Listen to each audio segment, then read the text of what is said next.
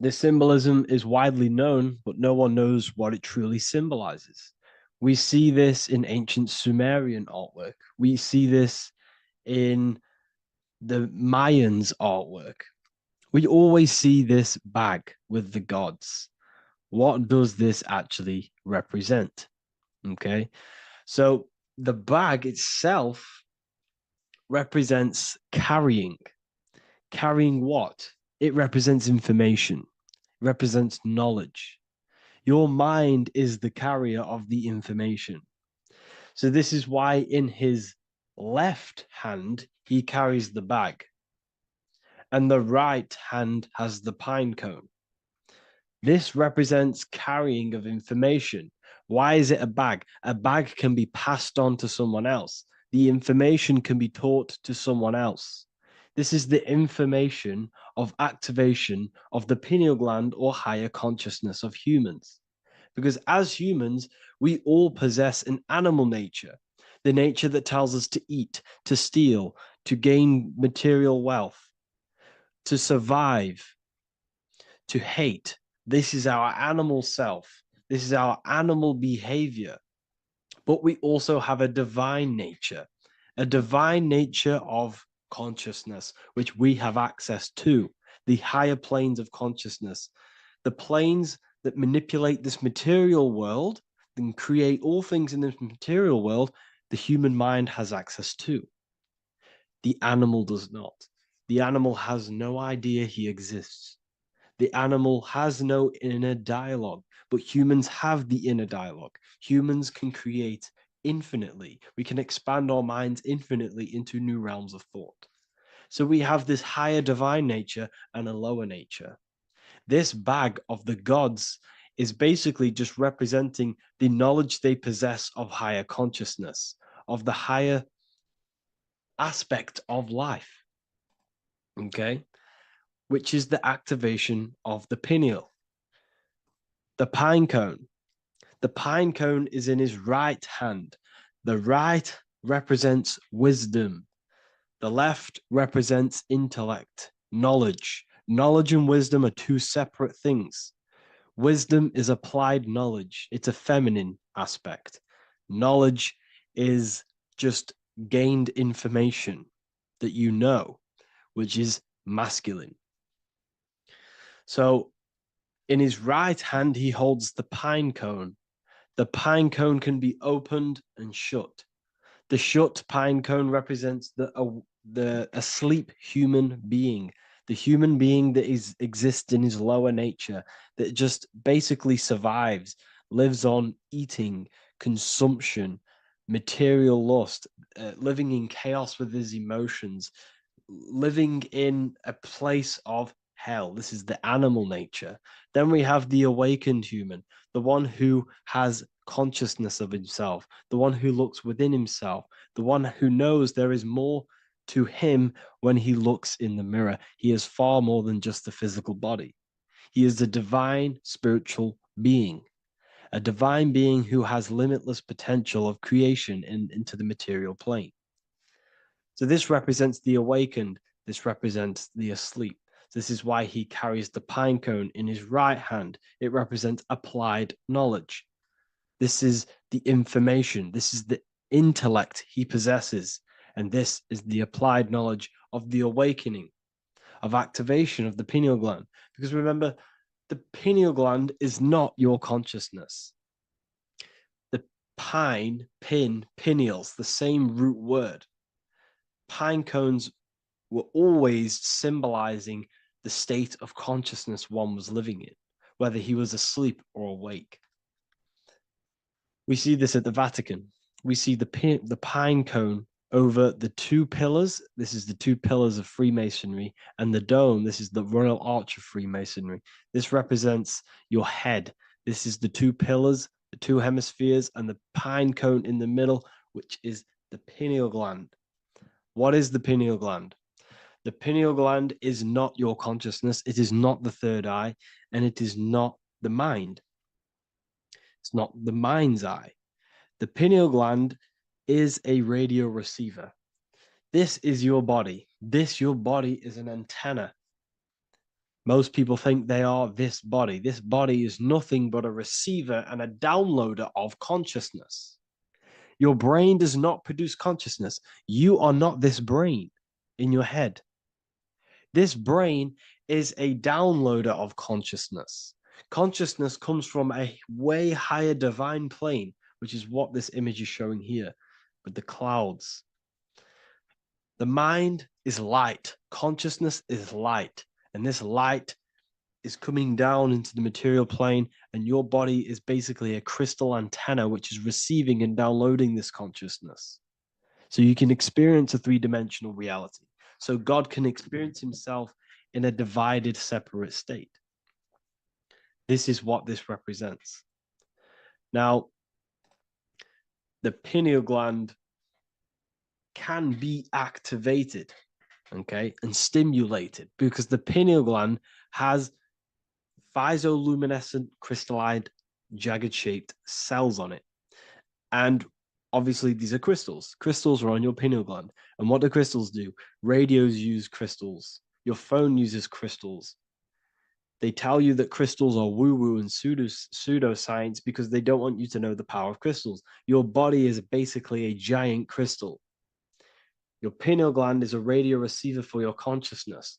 So if they can ruin your pineal gland and damage it, this will damage your connection to the divine, to your true self, to consciousness, to God, whatever you want to call it, the source. There is all one source consciousness, and we're all collectively connected to it. And this is our connection. This is our antenna. So what a radio does, a radio has an antenna, and the frequencies are all around us because all the radios are playing in your ear right now. But what the antenna of a radio does is tune into a specific frequency to pick up that frequency and play that frequency. It's the same with your consciousness. You're all a fraction of God's consciousness. So that is essentially what we are looking at here. We're seeing knowledge, intellect in the left hand, and applied knowledge, activation of waking up to higher consciousness, to the higher human form. Because we can reach beyond our physical form. We can turn our animal self into a divine being, into one of these so-called gods. These gods are nothing but human beings. The Anunnaki were not gods. They didn't come from the sky. These are normal, regular human beings who activated their higher consciousness. This is what we have here. This represents spirit. Birds represent spirit. So do we have any questions? I'll take some questions now. That was just a short lecture on what that symbol truly means. Okay, so if we have any questions, feel free to go ahead and ask some questions. Anything that you don't understand, anything that you want to know. Okay.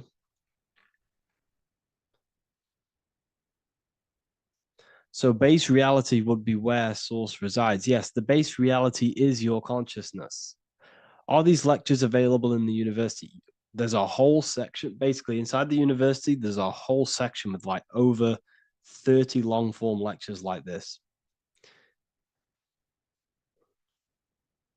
So the base reality is where the source resides. Yes, the base reality is your inner world, your consciousness. That is the only thing that exists. Your outer world is just an effect of your consciousness. Your consciousness, everything that has gone on within the mind and emotion is pushed outwards into your reality. You have thought and felt your way into your external circumstances. Your life is a direct correlation of every thought you thought in the past. Therefore, your inner world of consciousness is creating and molding your outer world.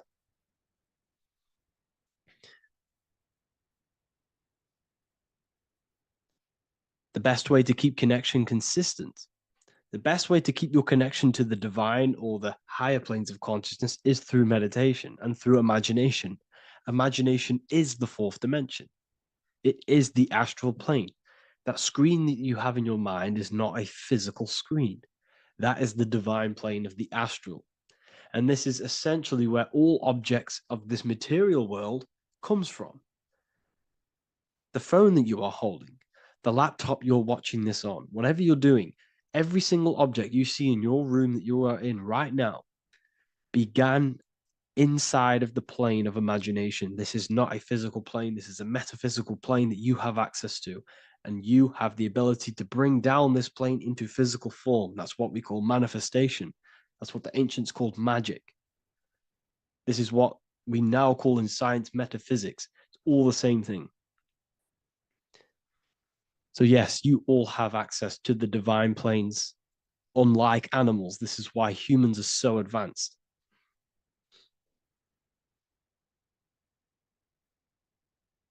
Okay.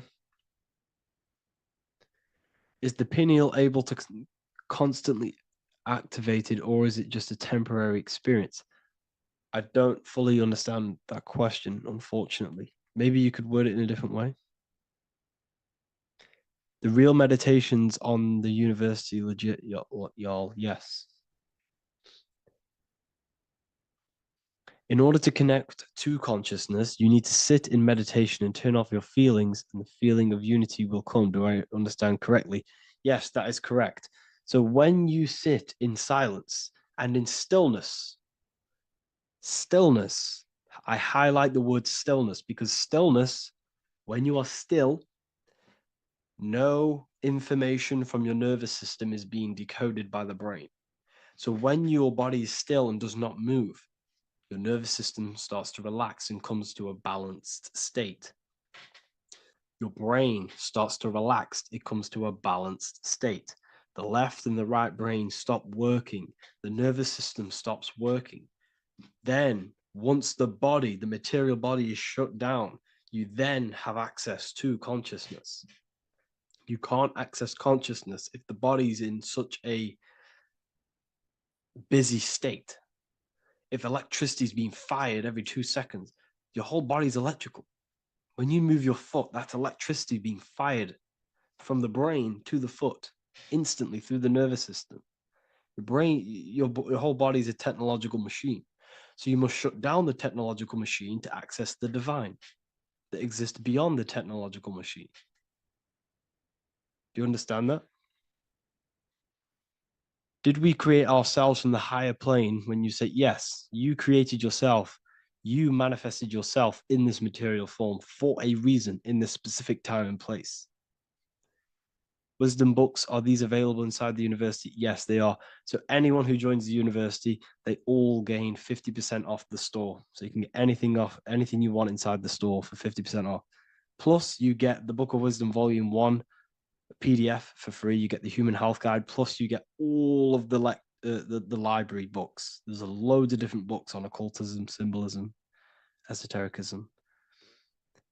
Do you need to place your attention somewhere specific during meditation? You can do. Okay, you can do. So if you struggle, when you first start to meditate and you struggle to turn off the thoughts, think of the back of the brain, the back of your head. Don't think of it, place your attention on it. Okay. So when you place your attention on the back of the brain, this now shuts off thought because the back of the brain doesn't have any activation to do with thought. The front brain does, the neocortex. That's all to do with activation of thinking. So place your attention on either the back of the brain or your breath. What's more important, creating yourself or finding yourself? It's balance of both. So in order for you to create fully, you must have awareness of self and awareness of thought and control over the mental dialogue, the inner voice inside of you. Okay. When you control that inner voice, that is when you gain power.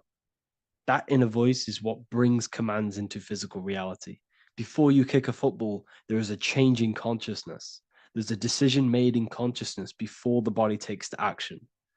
Therefore, every physical manifestation is a change of inner consciousness before it's a physical reality. You can have the reality you want through consciousness before physically having it. That's the secret to creating. But you must believe it like you know the sun is going to rise in the morning. That's how much you should know that you have that reality in consciousness through feeling and thought and imagination. And that's how you can truly create in your reality. Shrooms help with consciousness or ego. I can't really talk about that because I'm maybe uploading this to YouTube, unfortunately.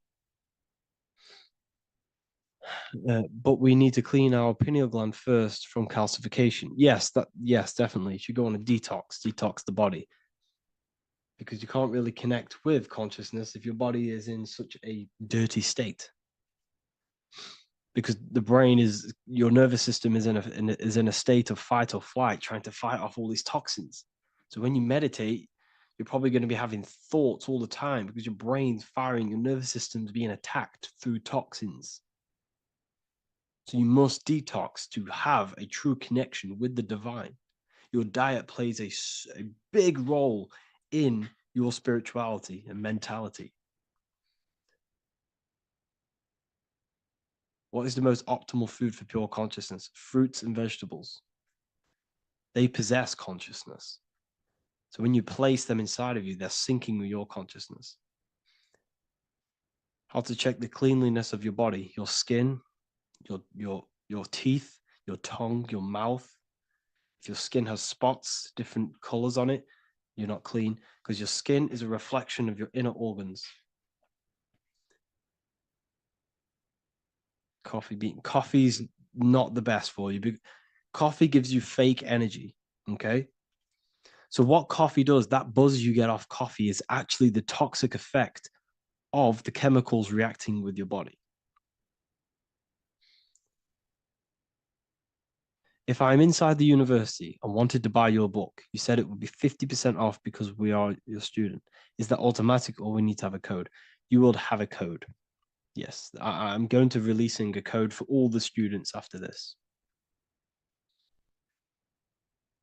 Caffeine equals neurotoxin. Yes, it fries your brain. It fries your nervous system. It fries your dopamine receptors.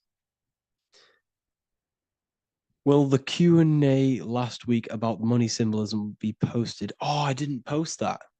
That's my bad. I totally forgot. I will post that after this. Thank you for reminding me. How to detox the body.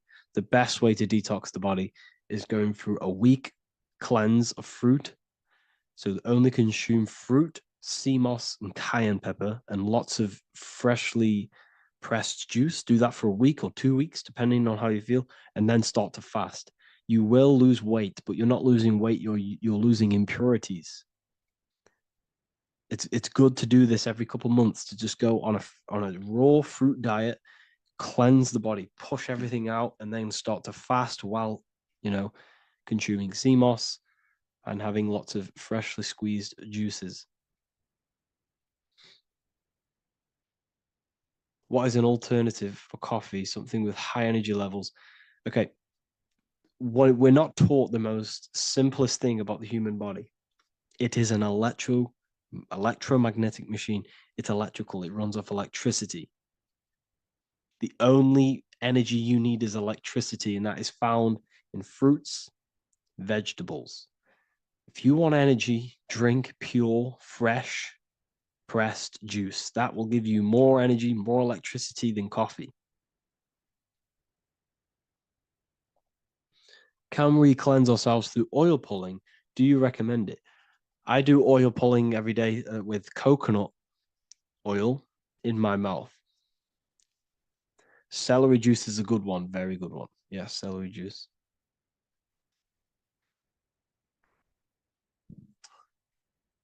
Any more questions?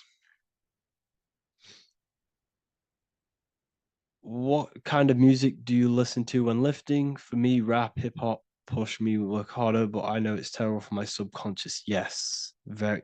At least you're aware of it. You should be definitely try and stay away from the hip hop music. Try and stay away from anything that's talking about anything negative because it's all programming your subconscious. And your belief system is your reality, people. Your belief system is your reality. Okay? So look after your subconscious. That's what's controlling your actions. 90% of your actions on a daily basis are controlled through your subconscious beliefs. Okay? I listen to a lot of Pastel Ghost. I listen to a lot of let me get my playlist up. It's all like background music for TikTok. Do you know what I mean? Like Pastel Ghost. That's mainly what I listen to. That sort of music. I don't know what it's kind of called. I don't know what that genre is called. Does anyone know what that genre is actually called? Because there's not much words in it. The reason I listen to it is because there's not much words in it. And, you know, it helps the subconscious. And I just love that music.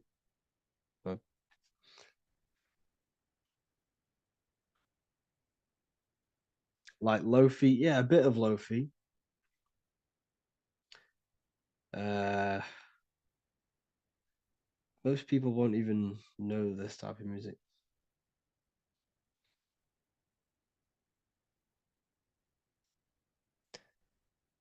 Can you tell us how you use cayenne pepper? So I mix it with freshly squeezed orange juice every morning. So the first thing I have, empty stomach, I have a teaspoon of cayenne pepper, mix it in and just down it every morning. And sometimes at night. The feeling you get in your stomach after putting cayenne pepper on an empty stomach is absolutely amazing. It tingles in your stomach. It kills parasites. It kills all horrible organisms.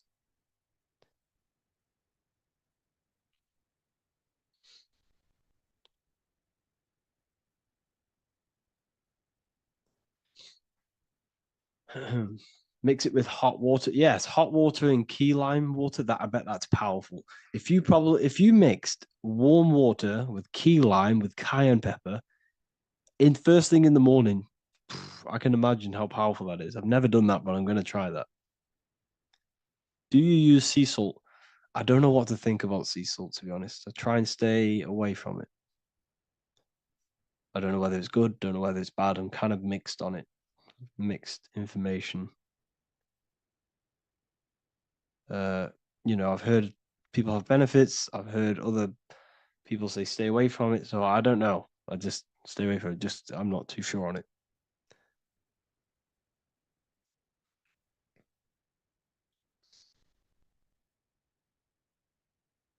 I drink fresh pressed celery juice every morning. Yeah, definitely. Uh, is there any chance we could like feel for move to like esoteric occult questions? The only reason I say that is because I might be posting this to YouTube, so it's like I don't want them. I don't want them thinking I'm giving health advice because I'm not. This is what I do. I'm not giving anyone medical advice. This is what I would do to myself because I can probably get in trouble for that. So the subconscious is the all-knowing. It is the all-seeing eye. The subconscious knows everything. Your conscious mind does not. Your subconscious knows every single cell in your body. Your subconscious is making your heart beat. It's talking to your heart. It's talking to every organ, every cell in your body is being connected and spoken to by your subconscious mind. It is the all-knowing. The subconscious has access to the astral plane, imagination, the fourth dimension. It has access to the mental plane, thoughts. It has access to the ethereal plane, energy, and has access to your physical body.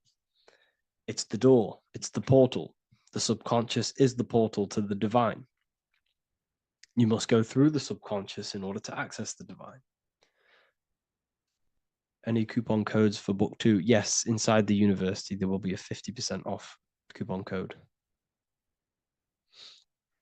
Speaking of ancient civilizations, why did they use symbols to give us true knowledge? This is a very, very good question.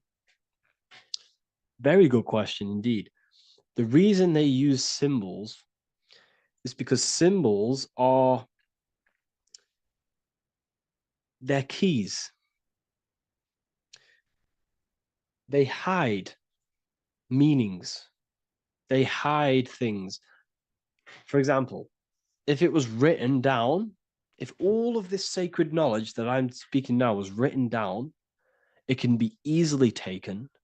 It can be easily misused. Someone can take it, read it, and steal it and misuse it and abuse the world and create horrible things. The reason they use symbols is because they're hidden. They hide the teachings. Only the ones who possess the key, that possess the knowledge, can read the symbol. So the symbols act as a guard towards this higher wisdom, this higher knowledge, which gives you power. All of the knowledge I teach you gives you power. And you can misuse it. You can misuse your imagination. You have no clue, unless you've put this into action, how powerful your inner consciousness is. You can become a Okay, listen. If you hate your job, it's not the job that you hate. Think about it. It's not the job that you hate. The hate is coming from your inner consciousness. It's the state of consciousness that you hate. So what does that tell you? You can change that inner consciousness to another reality, the feeling of another reality. You can become that consciousness within before you actually externally have it. And by becoming and knowing that reality, that's what produces effect on shaping your outer world. When you really, truly know that reality inside of you, of being free, of being wealthy, of having abundance, your outer world has no other choice but to rearrange itself to your new inner state of consciousness. That's what magic is. It's manipulating your inner state of consciousness. It's convincing yourself that you already have it, not believing it, knowing it. Okay? Knowing is different than believing. Believing is a lie. You should know thyself. Okay? So we can say that human overpopulation is intentional. There is no human overpopulation. We're all cramped in these cities. We're all cramped into one little place. We're not supposed to live like that. We're not supposed to live so cramped. This is why there's so many weirdos out in public. So many weird people doing weird things. This is when things start to go weird, and we shouldn't be living in this state, in this condensed state. We should be spread out. Okay. There is no overpopulation. It's just an illusion because we all lived in such. Have you ever been on a plane? Have you seen how much land there is? It's crazy. There's no overpopulation. And how many people do they say there's in the world? There's not that many people in the world that they say. I think it's like 8 billion. I think they say there's 8 billion people. There's not 8 billion people. There's probably more like 2 billion. And the reason I say that is because I have a friend who only has like 300K followers. That's a lot of followers. Okay. And he gets recognized everywhere he goes. And he's into all this stuff. And he says, listen, the population is definitely not 8 billion or whatever they say. I think it's like a couple billion. It's probably more like a billion. How to properly manifest intentions. Thought, emotion, and imagination are the key. You must know that you have that reality. Don't believe it. Become that reality within your consciousness. All day long, as much as possible. Feel it. Imagine it. Say it. And have zero doubt. How to have zero doubt. You can't, well, Okay, so the doubt, that little voice that will seep into your mind saying, you can't do that, you can't do this, that's your old voice of your subconscious program. Listen, the reason why most people fail in life is because they have trained their subconscious that they will fail. They have told and believed that they will fail. The reason I will succeed for the rest of my life is because I have trained my subconscious to say, I will win, I will succeed, I will solve any problem. That's my belief system. And if my belief system is that, then my external reality, my conscious mind will seek a way to fulfill that belief. It will seek to control and create that belief in my external world. It will seek to solve any problem. I've trained my subconscious mind to know that I already have the reality, to know that I'm abundant, to know that I have everything that I already need. Therefore, if any problem comes, I can sort it straight away. But most people have a different belief. It's not your fault. We've been kind of manipulated and told this, that they will fail, that they can't do anything, that it's too hard. And that basically casts a spell on the conscious mind, where your conscious mind is just like, no, I can't do that, because of this subconscious belief that you hold. So you must reprogram your subconscious that you can do it, that you will solve any problem, and that you are abundant. That's the reason why successful people succeed. It's because they have a complete different mind state, a complete different belief system in their subconscious.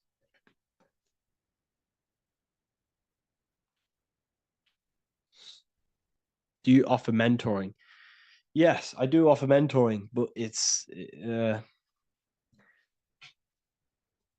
mainly for people who want to grow their online presence,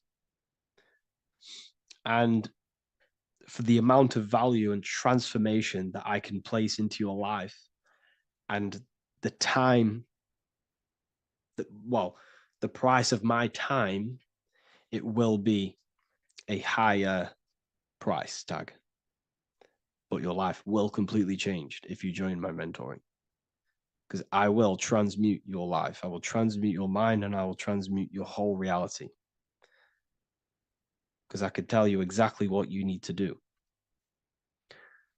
How to have super genius power pulling information from the source. Okay, so you can do this. I talked about this in Book of Wisdom, Volume 2, if you've read it. This is a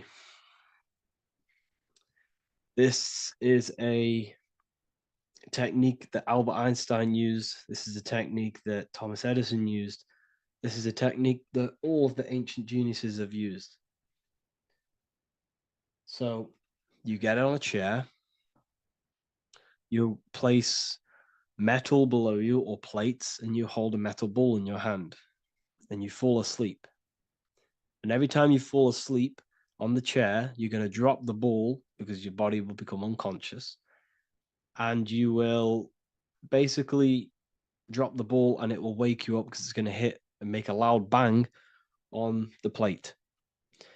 And every time you go to sleep, basically what this is actually doing is shifting your consciousness from conscious into the subconscious. So from physical into the astral. Your consciousness is shifting between these two planes. And as you do this, you can bring down great ideas from these higher planes. So when you fall asleep, have an intention. And when you fall asleep, you'll drop the ball. And when you wake back up, you'll have an idea, and you just got to write it down.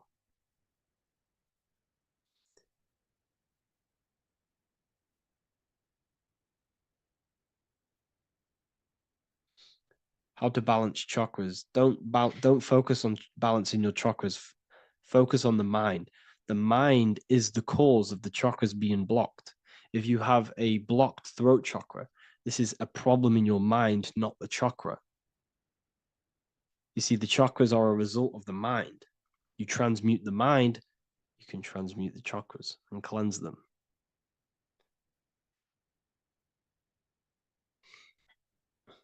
So was Jesus a real man that walked? Okay, so I'm going to tell you something. Like, some of the things that I say in my reels, they are to catch attention. So if I say the first thing on the reel, Jesus never existed, straight away, you see that, it's going to trigger you. It's going to trigger Christians. It's going to trigger people. So yes, I do say things to catch attention. The reason I do that is because I have to in order to catch attention. Maybe there was a Jesus who walked. So in the past, I have said Jesus never existed. Yes, this is to catch attention, to boost the reels, views, and comments and stuff like that. Maybe there was a man who was called Jesus and walked the earth. But listen, he was not the Son of God. You are all the Son of God. Jesus represents an archetype.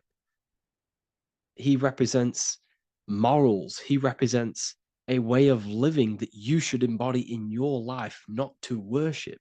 We shouldn't be worshiping this man. We should be embodying his qualities into our lives so we can become Christ consciousness, so we can live in harmony with our mind, emotions, body, and spirit. Okay? He was not the Son of God. You are all the Son of God. We are all God experiencing himself in a three-dimensional divided form. God is oneness, and he created a divided world so he can experience himself. Why do you quote from the Freemasons oft times? I don't recall me looking at Freemason quotes and quote them. I just simply, when I post a quote, I literally just, whatever comes to my head, I just whack it into Telegram or Twitter. Are dreams tied to your subconscious, and how do you understand them?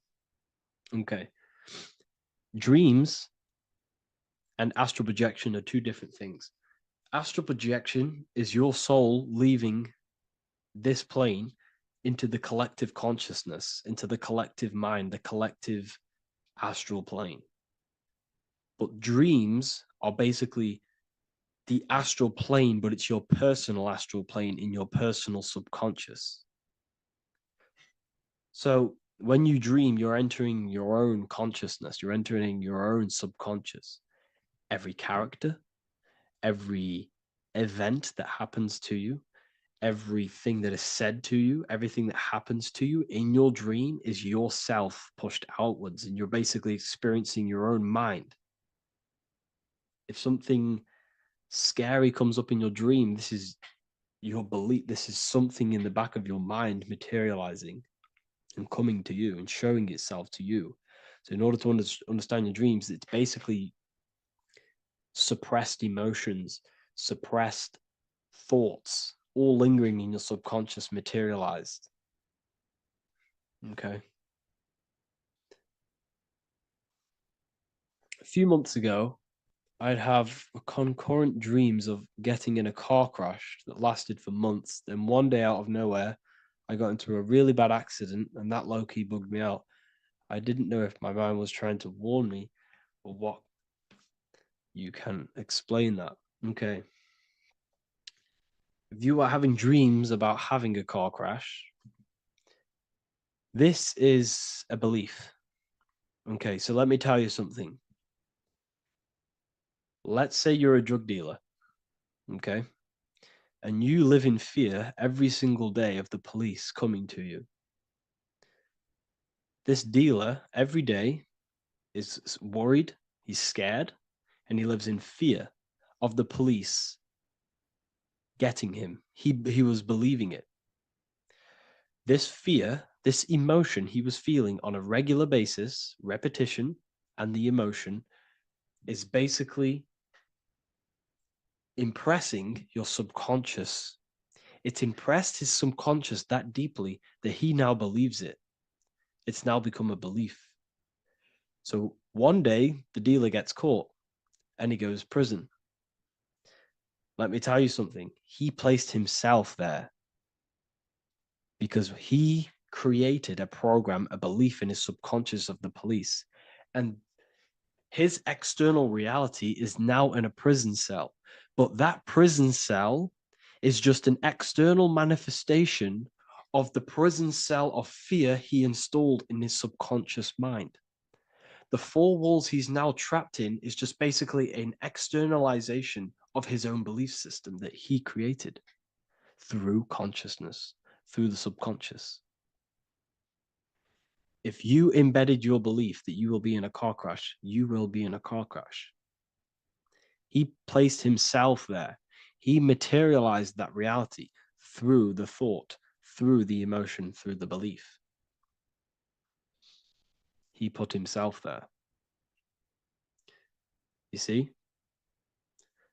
So if you were having dreams, this was maybe, it could have been anything. You could have watched a program when you were a child about a car crash, and that maybe scared you. Or you saw a car crash when you were very young, and that scared you, and that impressed your subconscious. Then you had a dream about it. Then you started to believe it. And then one day, bang, it happens. That's the power of the subconscious mind. It holds control over you. It holds control over every aspect of your reality, of your being. So I hope you all enjoyed this live. I'll see you all inside Ethereal University. I'll be posting another lecture this week. And yeah, let me hold on.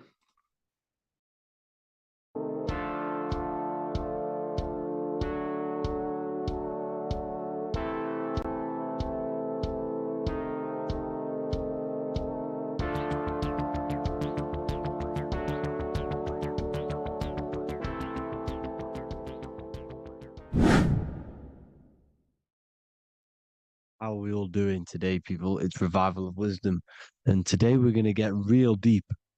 This video is going to get real deep. A lot of people are not going to be ready for this sort of knowledge. Okay, you really have to do is to really deprogram the mind, because everything we've been taught is a complete lie, is to keep us trapped. Okay, this is really advanced knowledge. Now, let's get straight into this. All of the ancients depicted other worlds, and they called this place Midgard. Midgard is the mid garden, the middle garden. This is why the Masonic symbolism on the floor is always a black and white checkered board, symbolizing the polarity here, the good and bad, because we're in the middle garden, the heart. Earth rearranged spells heart, because we're in the heart of this system, or whatever it is, a super quantum computer, whatever you want to call it, simulation. Now, in the Quran, it talks about the 7 layers of heaven. All of these ancient artworks are depicting these different layers of reality. Okay, and look at the Egyptians here with the boat outside of the firmament. Boats travel on water, and this is exactly what the Masons are doing. So they're still using the same symbols. Why? Because it's the same knowledge, just hidden. The Egyptians have the same knowledge as the Freemasons. It's just hidden. Now, this cosmology that they're showing here, which is probably made maybe 100 years ago, this painting or artwork, is the exact same as the one we see here with the arch, the boat.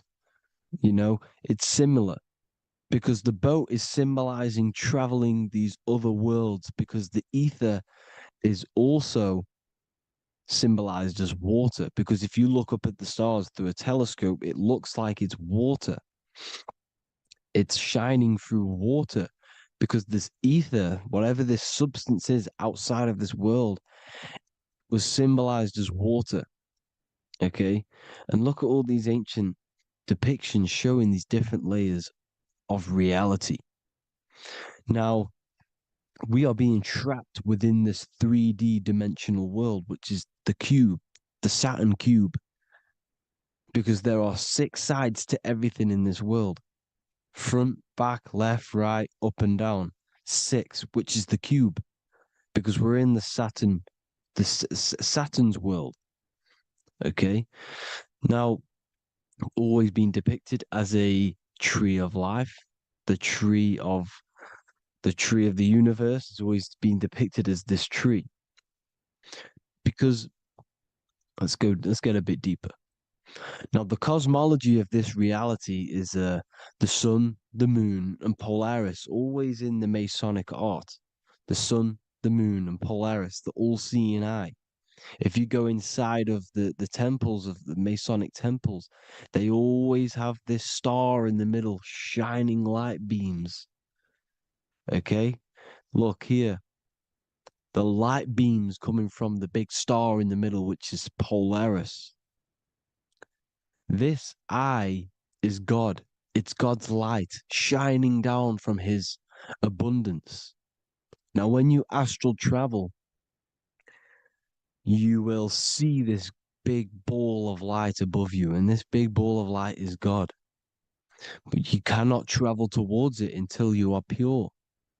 It doesn't work like that. You have to become formless. You have to become pure before you can become one with the light. In all these Masonic artworks, it's all depicting the star in the center. This star is Polaris, because Polaris is the way out of this place. And this is why you see the stairway to heaven all the way up to the light beam, the light source. What does it say in the Bible? God is light, because everything is made out of one substance, and that substance is light. And it symbolizes the eye because God is an eye. All things that are alive have an eye. And we all say, I am. We all see these realities through eyes. God is an eye. He's the all-seeing eye. He sees all things at all times. And he is projecting this light. And this light comes down to create all the different levels of the worlds. And this is what the two pillars symbolize the number 11. 11, the number 1, is just a vertical line. It's the one. It's a 1 point. 11 symbolizes the mirror nature of reality. Everything's mirrored. As above, so below. Now, the 11 also symbolizes openings, doorways. And as you can see here, an opening to the all-seeing eye. And you see here again, an opening to the stairway all the way up to the light. This light is the light of God in the astral worlds, beyond this world. Now, Polaris has also been symbolized as the UFO. They put the truth in plain sight. So, you know, in the films, how the UFOs suck people up. That's what Polaris is doing if you ascend beyond this world. If you do not ascend beyond this world, you will be reincarnated in this world. The whole thing is to outgrow this consciousness to the plane above. And I'm not just making this up. I'm going to be bringing in scriptures after this. But you can see with the Christmas tree, we always put a high, big star at the center, at the top, which is the star of Polaris, which is exactly what the Masons are doing here. The star at the top. And it's on top of our Christmas trees. And all of these symbolize the other stars, because Polaris is the most high star. And all the other stars are wrapped around the firmament lower than Polaris. And that's exactly what the Christmas tree is. And it's a triangle. It's a triangle, just like light beams travel from one point in the triangle, just like the all-seeing eye. It's a triangle. The light is coming from one point and sending its rays downward. You see, it's kind of like you see here with the water. And the lower you go, the darker it gets, the more evil it becomes. And this is what the ancients would call hell. Now, this all-seeing eye is Polaris. And below Polaris is Mount Meru, the North Pole, the magnetic North Pole. The Tower of Babel which is in the Bible. The etymology of the word Babel, Ba meaning spirit, which gives the ability to move the soul through the world, which is that's the ancient Egyptian description of the word Ba, meaning of the word Ba. You have the Ka, the Ba, the Ak, but the Ba is the one that gives the ability for the soul to move through the worlds. Your soul can't speak into a world without incarnating into it. Now, the Tower of Babel symbolizes Mount Meru because it's the word Ba is the spirit which gives the ability for the soul to move through the worlds. The Tower of Babel is the magnetic North Pole, Mount Meru, which gives the ability to move through these different worlds. And you can see the ancient Tibetans always showing this depiction of these different worlds coming from the center. Because we have to ascend our consciousness. It's not about how good you are to reach heaven. It's about how you expand your consciousness, you expand your mind. So they teach now that you have to be good in order to reach to heaven. It's about expanding the mind, expanding your consciousness to these different planes, these different realms. So that's what it's about. And Jesus was known as the fisher of man. Now, Jesus is a massive part of this. He was known as the fisher of man because he was fishing. He could have been fishing. He could have been one of these deities that had come down from these different higher realities and pull people up. So they would so they called Jesus the fisher of man. And he says unto them, follow me, and I will make you fishers of men. So these deities that we see in the past, like Buddha, Krishna, Hermes, Thoth, Jesus, could all be these entities who were coming down to pick up the minds that were worthy enough to see the higher planes of reality. And this is why they called him the fisher of man. Now, when Jesus walks on water, there is a parable with Paul. And he says, but Jesus immediately said unto them, take courage, it is I, don't be afraid. He's talking about astral travel here. He's talking about leaving the body. Because when you leave the body in astral travel to see these alternative realities, you can't be afraid because fear is a bondage, which is what the Emerald Tablets talks about. Lord, if it's you, Peter replied, tell me to come to you on the water. The water. Come, he said. And Peter got down from the boat, walked on the water, and came towards Jesus. But when he saw the wind, he was afraid and began to sink. When you become afraid in astral travel, you sink back into your body. Lord, save me. So this is talking about Jesus pulling people up into different realities. And you can see the fish is the symbol of Jesus, is another symbol of Jesus, a fish.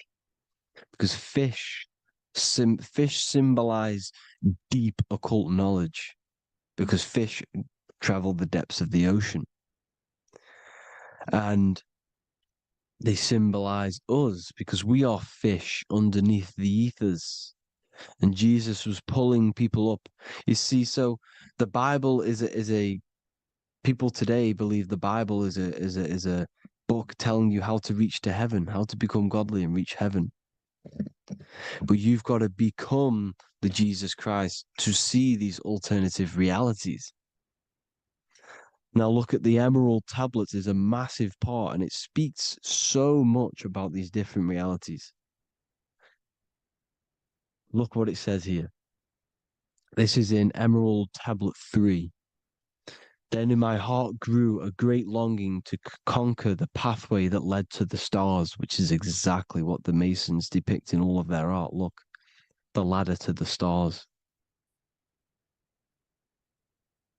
And then he goes on to say, years after years, I sought after wisdom, seeking new knowledge, following the way, until at last my soul, in great travail, broke from its bondage and bounded away, broke from the bondage of the body. Free was I from the bondage of earth men. Free from the body, I flashed through the night. The stars. The stars are a massive part in the astral world. Each star is a different reality. And the true astrology is the star that you came from. You came through a star to reach this, to reach here. There is a reason why you are here. There's a reason why you have the personality traits, because your soul came from a specific star. This is why we call them stargates, because they are gates in and out of this reality. And Polaris is the way out to the higher worlds. Now look, far into space, my soul traveled freely into the infinite circles of light. Beyond knowledge were some planets and great gigantic beyond dreams of men.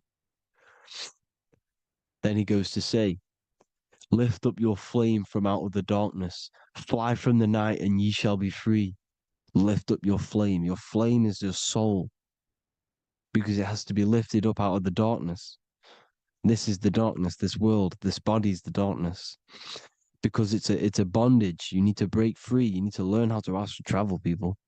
You have to learn this. If you want to get out of this world, you have to learn how to astral travel and see the other realities. Traveled I through space-time, knowing my soul at last was set free, knowing that now I must pursue wisdom until at last I pass to a plane hidden from knowledge, known not to wisdom, extension beyond all that we know.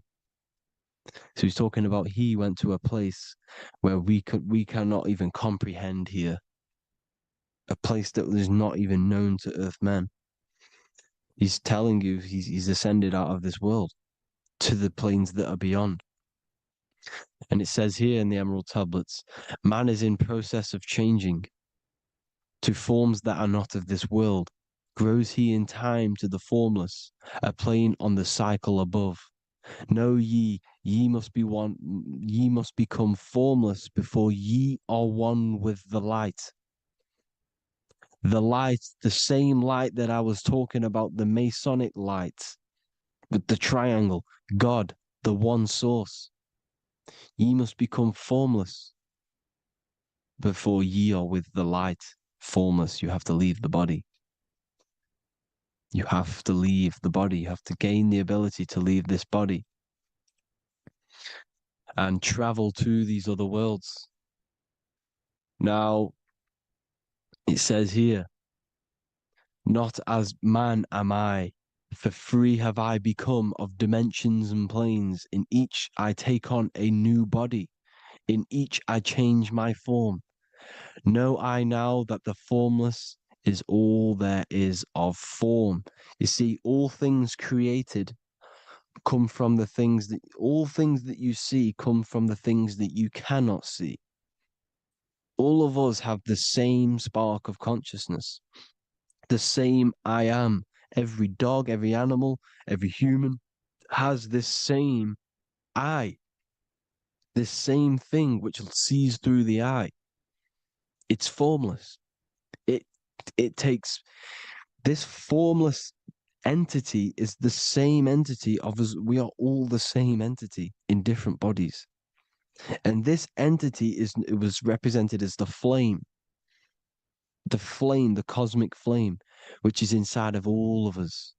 And this is why the Masons depicted your spine as a candle or the Holy Grail.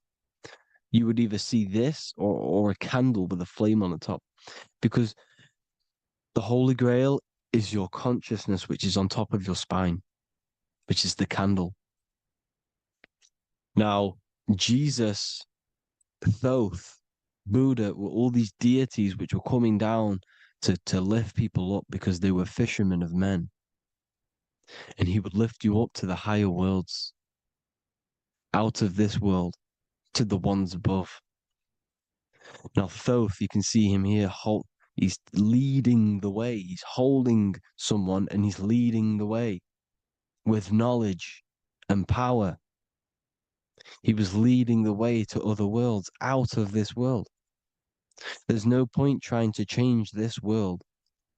This world will stay the same.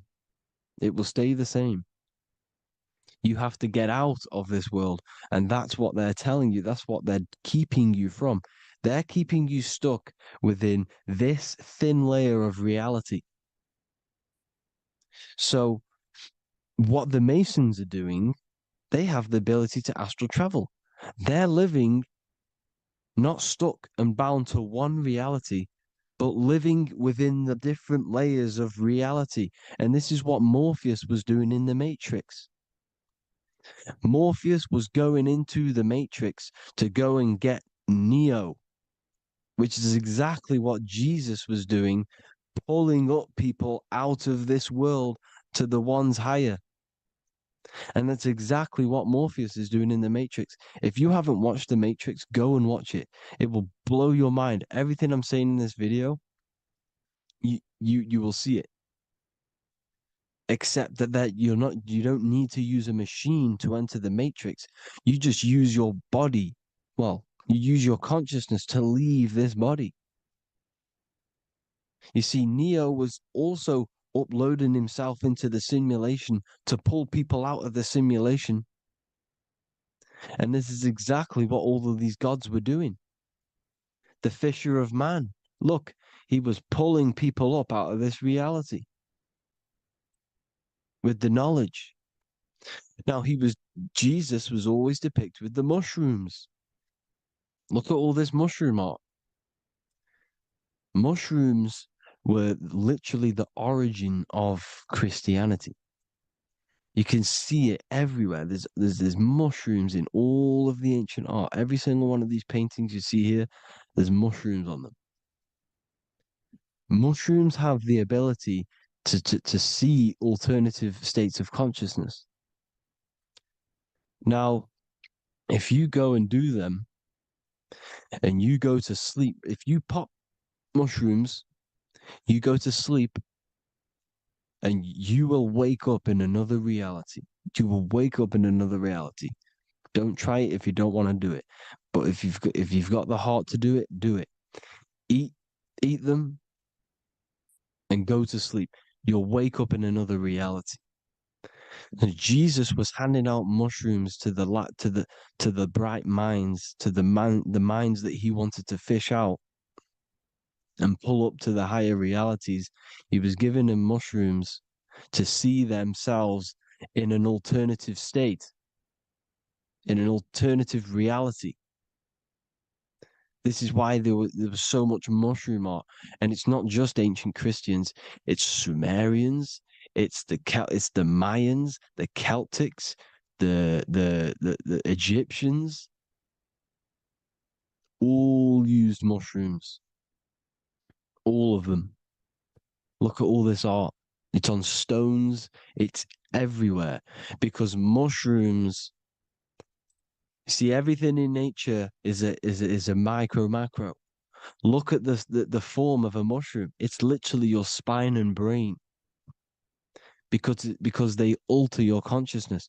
Your body is just a radio receiver. Everything that you're experiencing is a program being ran by the central nervous system, and your consciousness is experiencing this program, these electrical impulses of the nervous system, because it's all feeding back to one point, which is the pineal gland. And this is the candle with the light on it. Type in Masonic candle and you'll see it. It's your spine with your spark of consciousness on top of the spine.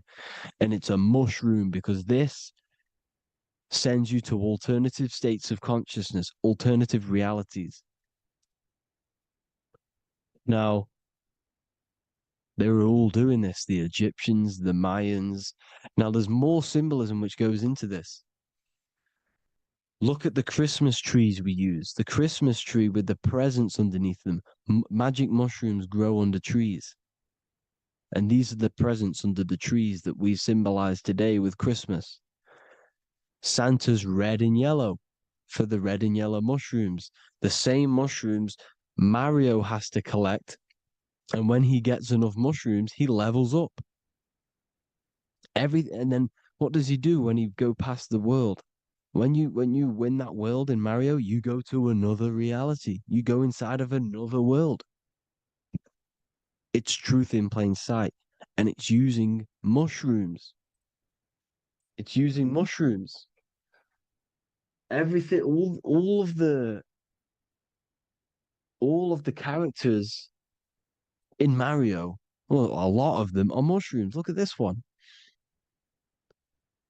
The presents, black, yellow, and red and white. Red and white mushrooms.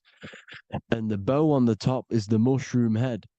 That's a bit of a reach, but you know, the symbolism never lies, is what you need to understand.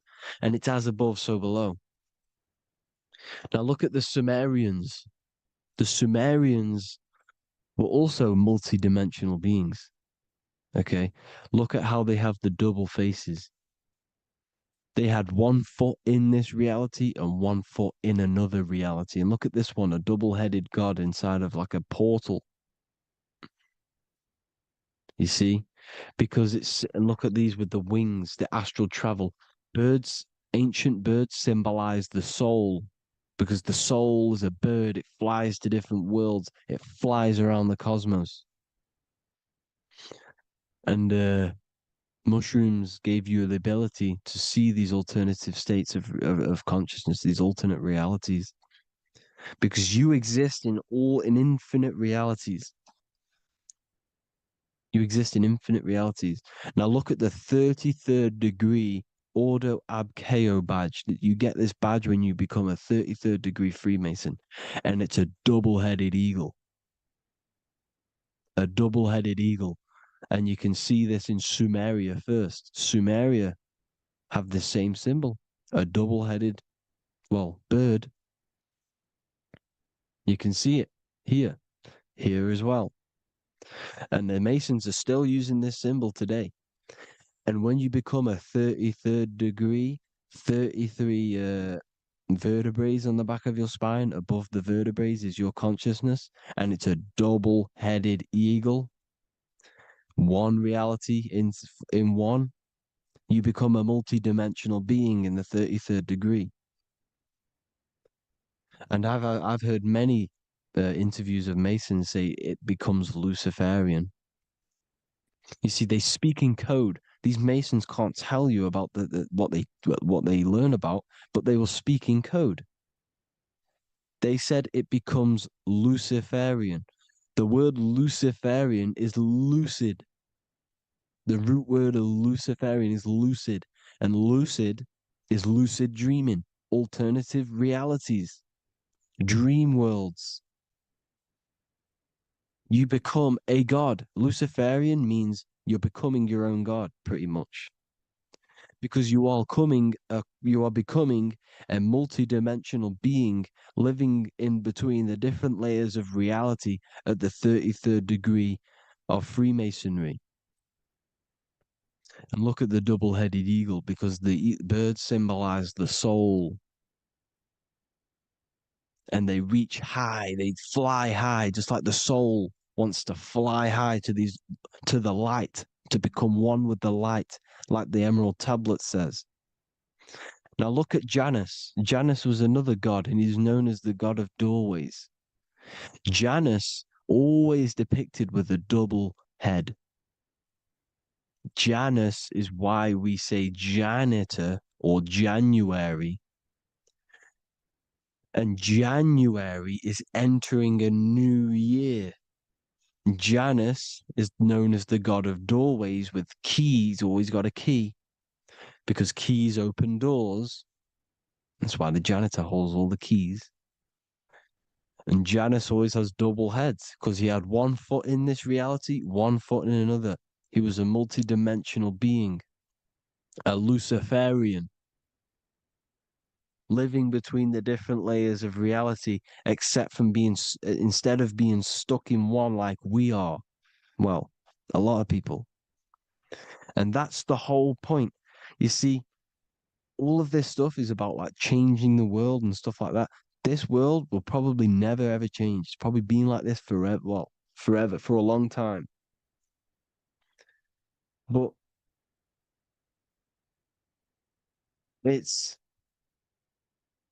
about moving out of this reality to the higher states. And the Masons always depict the ladder to the luminaries, the stars, with a key, the same key of Janus. The Vatican is a key, and it's in charge of all the religions. Why is it a key? Because they're holding back the key. They're keeping you stuck within this reality, keeping you stuck as identifying yourself with the body, identifying yourself with this world.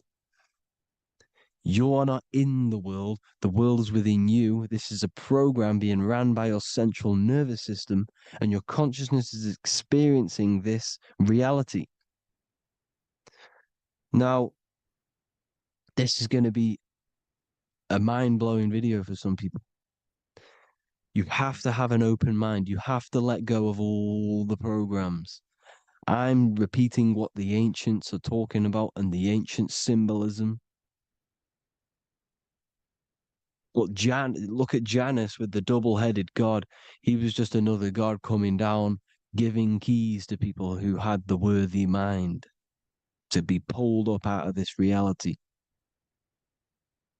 to be pulled up to heaven, just like Jesus was teaching how to reach heaven. But really, it's an encoded scripture. But anyways, hope you all gained some insight on this video. Have an amazing day. Please like, share, comment. All the links are in the bio for the PDF, for the Manifestation Mastery course, and all the other amazing stuff. And if you want to support the channel, I'd greatly appreciate if you became a Patreon member. Hope you all have an amazing day, people. God bless.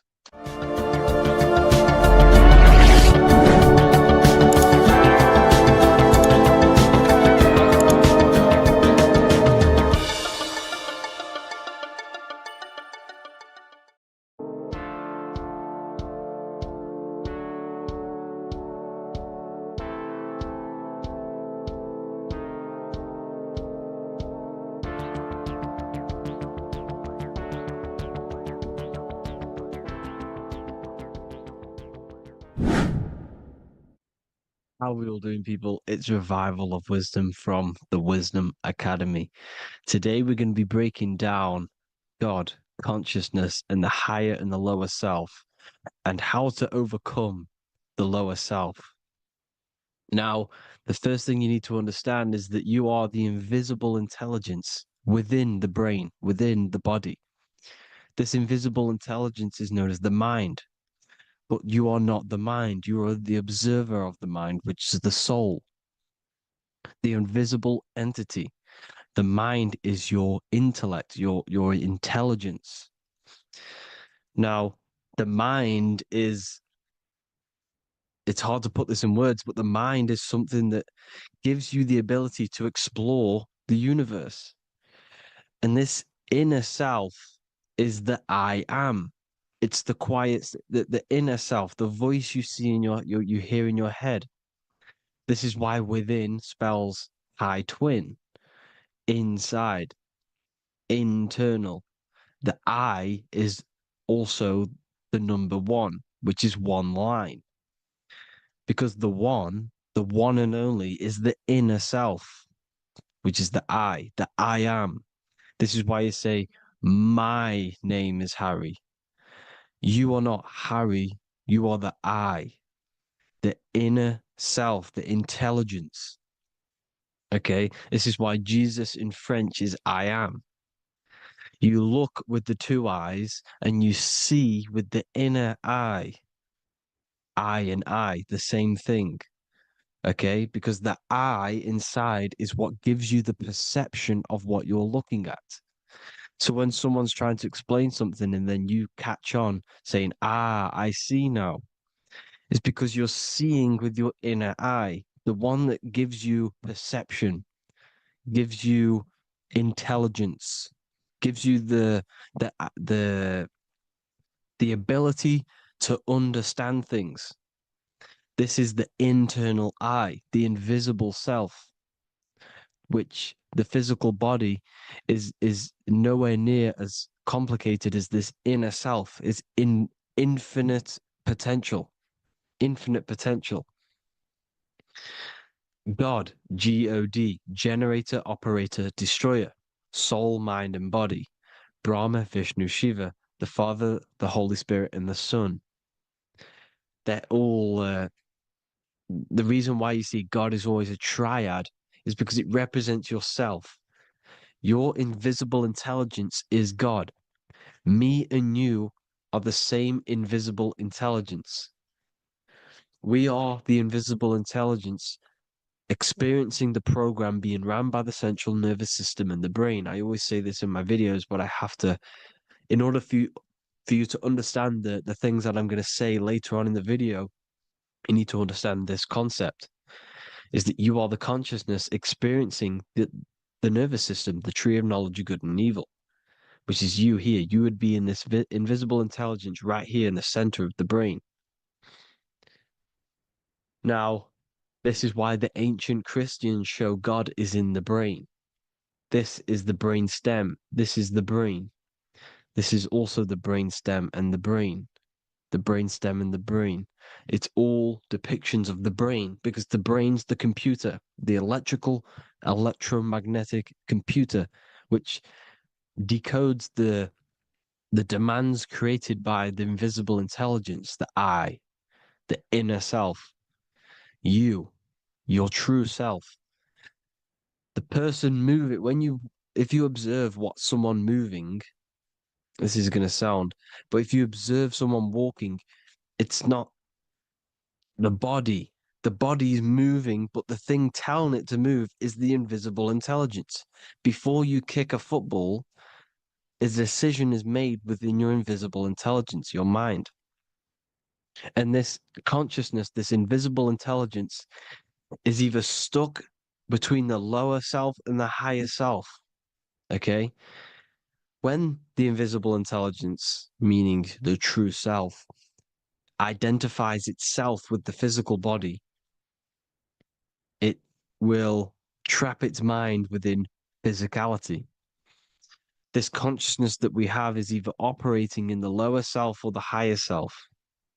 It's either feeding the material body or it's feeding the spirit. Okay?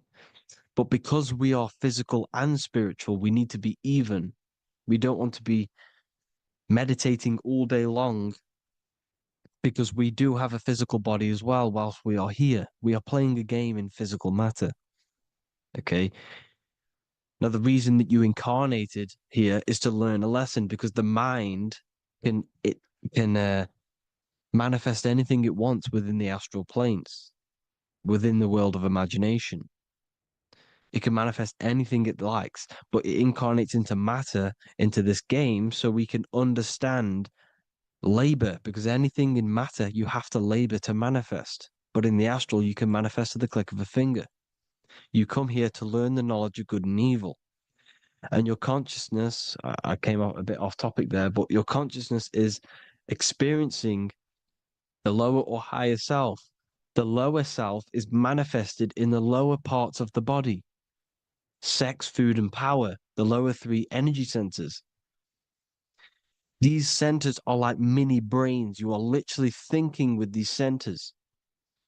And when your mind is stuck within these lower centers, you'll think, have you ever heard the term of thinking with your penis or thinking with your, you know what, as a man? Even females maybe, but mainly this is a boy saying, you're thinking with your penis. This is a truth. It's truth in plain sight. You think with these energy centers. When you're living off the lower three centers, all you care about is sex, food, and power.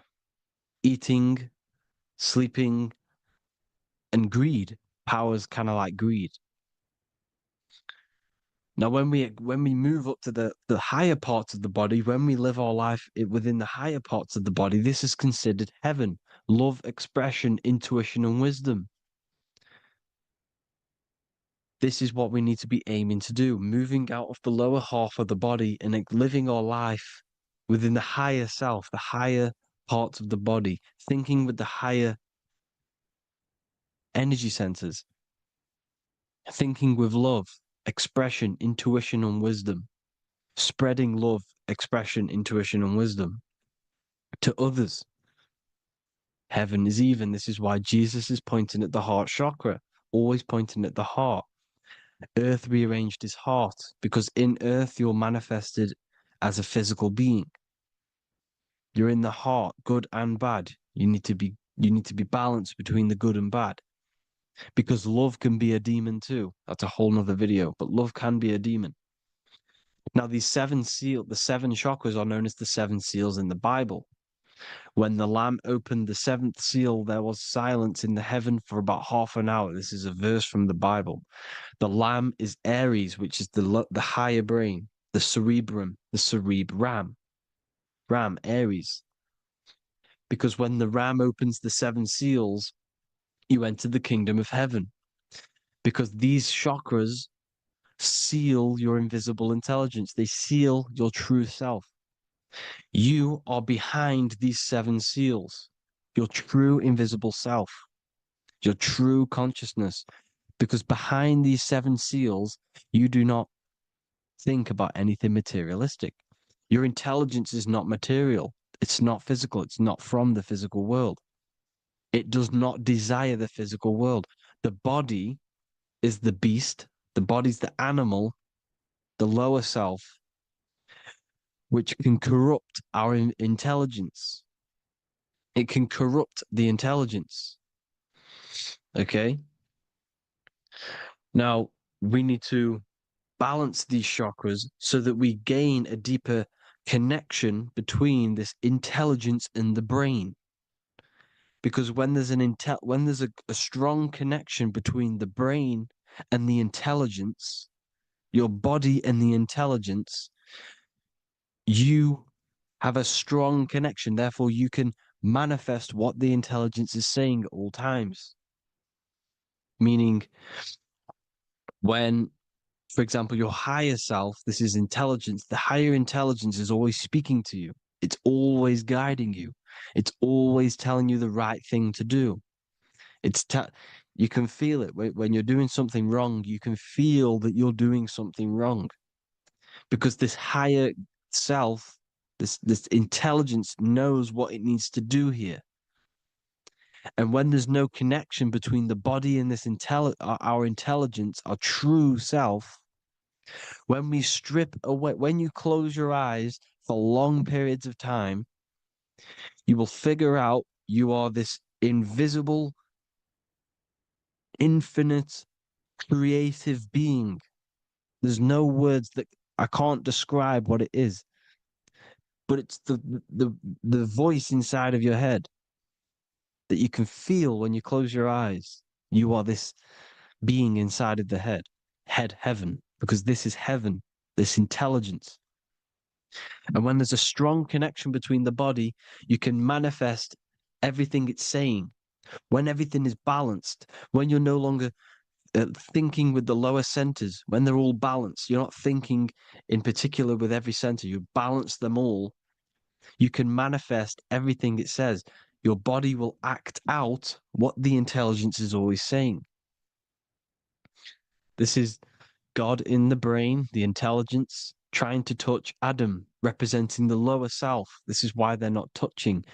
Notice how Adam is resting, but the intelligence is always reaching out, stretching, symbolizing metaphorically saying it's guiding. I'm always reaching out. The intelligence, your intelligence is always guiding you. It's always reaching out to you.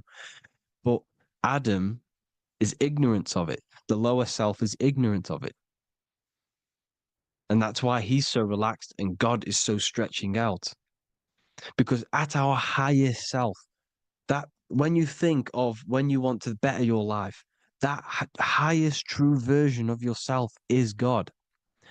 When you're manifesting this, your highest self, this is God. Your truest form, your most perfect form, that is God. Your highest version of yourself, that is God. Emotions. Emotions are not what you've been taught. Emotions are not something that should be reactive, okay? You should not let the emotion be you, except that you should experience them instead of letting them become you. You need to understand there's a separation in our consciousness. You have the soul, which is the person who is observing your thoughts. When you think a thought, who's the one observing that thought? The soul, you, the I am, the I, the inner self, the one and only. And inside of every single body, inside of me, inside of you watching this video, there is this same intelligence that is inside of me, inside of you. And it's the exact same intelligence, experiencing a different body. And this is what we mean by the universe is mental. We all are all sharing the same ball of consciousness in a different body. The animals, the fish, the cells, all expressing this one consciousness.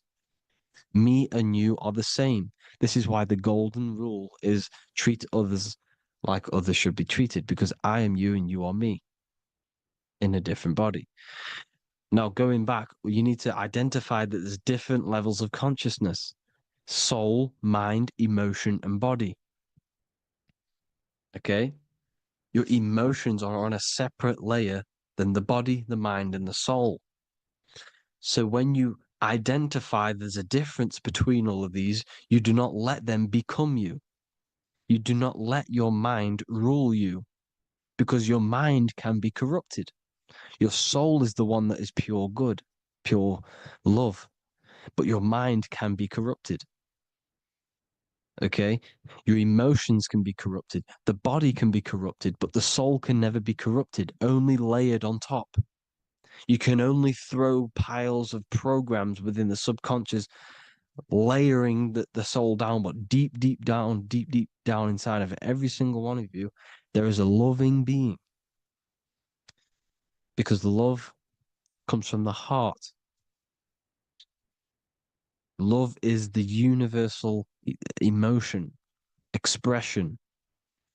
Now, your thoughts can become bondage, your emotions can become bondage.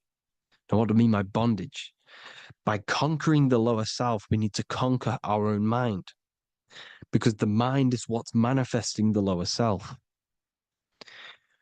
When you're thinking with the lower half of the body, when you're becoming your emotions, you need to experience the emotion, not become the emotion. Do not let the emotion become you. Do not let your thoughts become you, because your thoughts are tools that you can manifest. Your thoughts are the idea. Your emotion is the energy that you can use to manifest that thought. Your emotion is energy in motion, emotion. You use emotion to manifest, to feel as if you already have the thought. Therefore, you become that vibration. Therefore, your emotions are actually a creational force that is given to you to manifest things, because you're a human, a manifester. You're here to manifest things. You're a creator. You are a god. Your inner self, your intelligence, your I am, the one and only inside of you, the inner self, the quiet one, the one that's deep, deep down, the invisible intelligence, is it's creating things all the time. All the time. Speak no evil, see no evil, hear no evil. This is the astronauts, they're Freemasons, but they understand this because thinking, seeing, and hearing can corrupt your mind. And when you have a corrupted mind, you'll have a corrupted subconscious. The subconscious will manifest into the body because 90% of your behavior comes from the subconscious mind. So you got to speak, see, and hear no evil. But sin, what is a sin? To overcome our lower self, to overcome our lower self, the 7 deadly sins are not something that goes against an external God. A sin is something that goes against your inner guide, your inner conscience, the inner self that's always speaking to you. It's always telling you the right thing to do. A sin is something that goes against this inner guide. And this is why you can feel something where you can feel you're doing something wrong. Because the inner guide is speaking constantly. And when you commit these 7 deadly sins, which are 7 internal states which keep your invisible intelligence bound to your physical body. Because evil, right? Evil love bondage. This is why they stay in this realm and they control this realm, because they love the bondage of the body. They like matter. They want to stay in matter for eternal life. They don't want to ascend back into the heavenly realms where you do not have a physical body. You can explore the universe within the astral planes. They stay bounded to the body, bounded to the 3D construct of the physical world. They have greed, lust, envy, gluttony, wrath, sloth, pride. They want all of this. And if you want that, that's okay. But deep, deep down, you don't want that because your soul is always telling you the right thing to do. Your soul knows what to do to get out of here. It needs to detach from the external world. Detach from all of these 7 internal states which bound you to your lower self, your lower centers. That's what a sin is. You know, you have a left and right brain. The left brain is always analytic. The right brain is metaphorical. So the right brain is producing a holistic view of reality. Now, what do I mean? And not view, perception.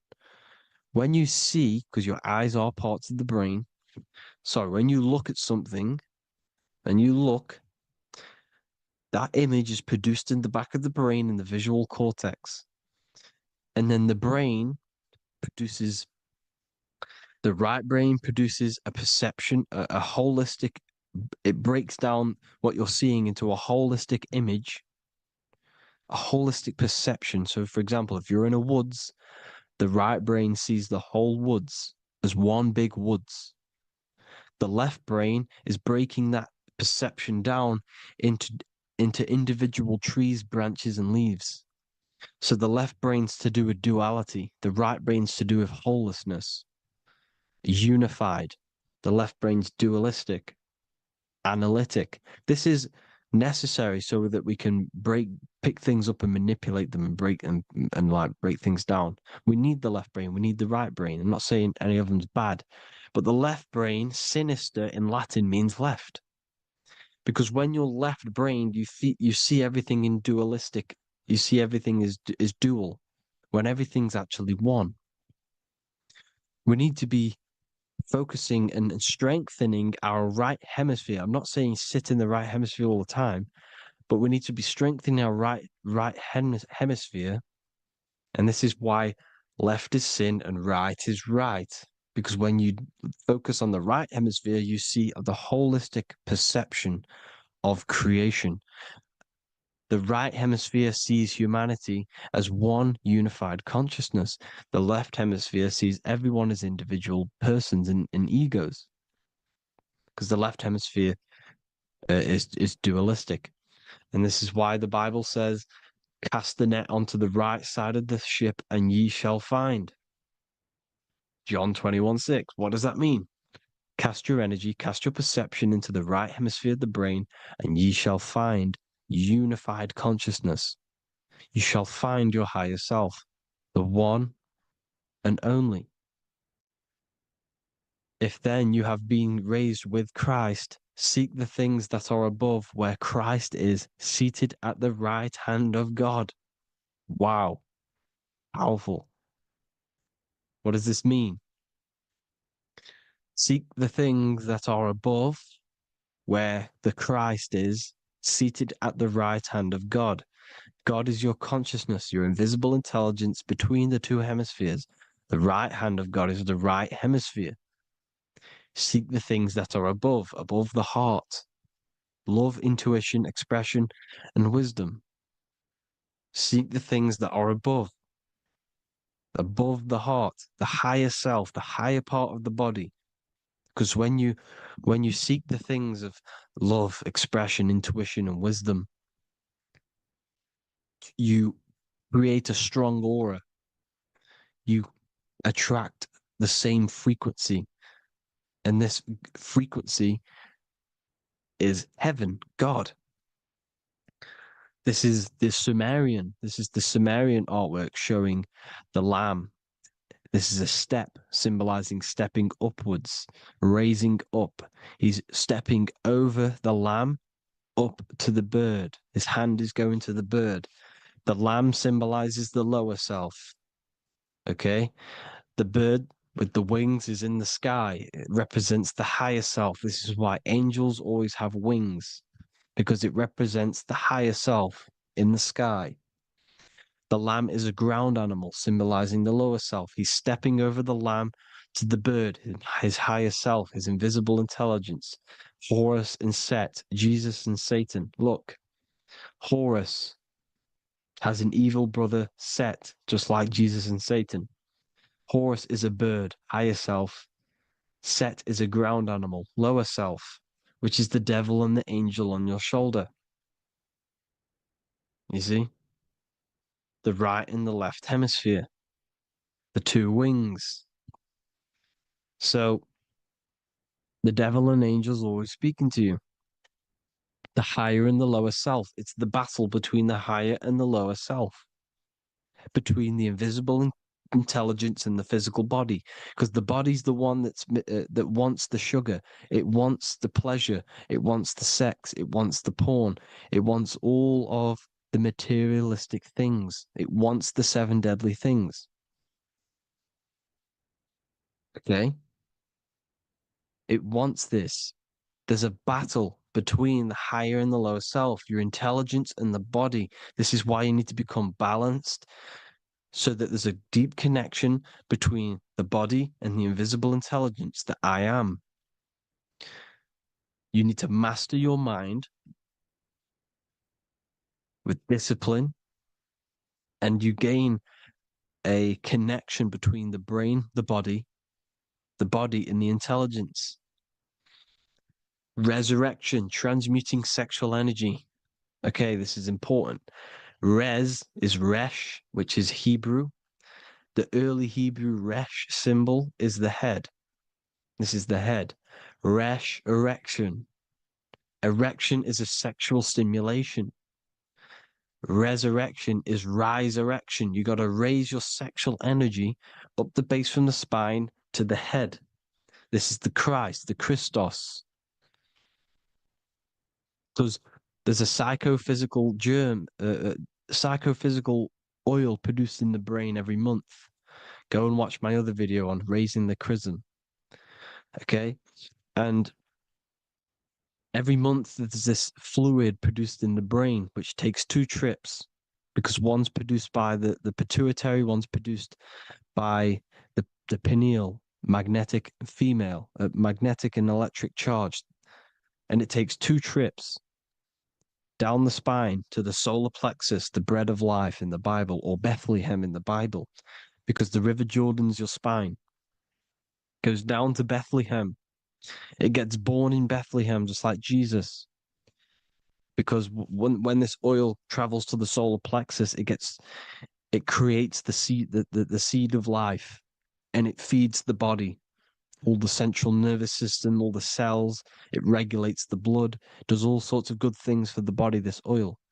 Now, when you save your sexual energy and you raise your resurrection, you awake the Christ, you raise it from the solar plexus or the sacrum bone up to the brain, you activate 100% of the brain, and this is the true resurrection of Christ. Instead of wasting the energy and giving away your sexual fluids, because behind the fluids is the energy. So when you release that fluid, the energy is out there. You've released the energy. Your sexual energy is the most potent emotional force a human could possibly feel. Same with any animal or anything. The sexual urge, the sexual emotion is the most powerful, potent emotion that you can feel. It takes over the whole body. When you feel sexually aroused, it takes over everything because it's so potent. And when you fight the serpent, when you fight the sexual energy, which is shown here in the Egyptians, the cat cutting off the head of the serpent, or Hercules fighting the serpent, or in the Greek mythology fighting the seven-headed dragon, the seven chakras. The serpent is your sexual energy because it symbolizes your kundalini. When you fight it and you transmute this energy, instead of releasing it, instead of acting sexually on it, you can transmute the energy, transfer it from the solar plexus up to the brain.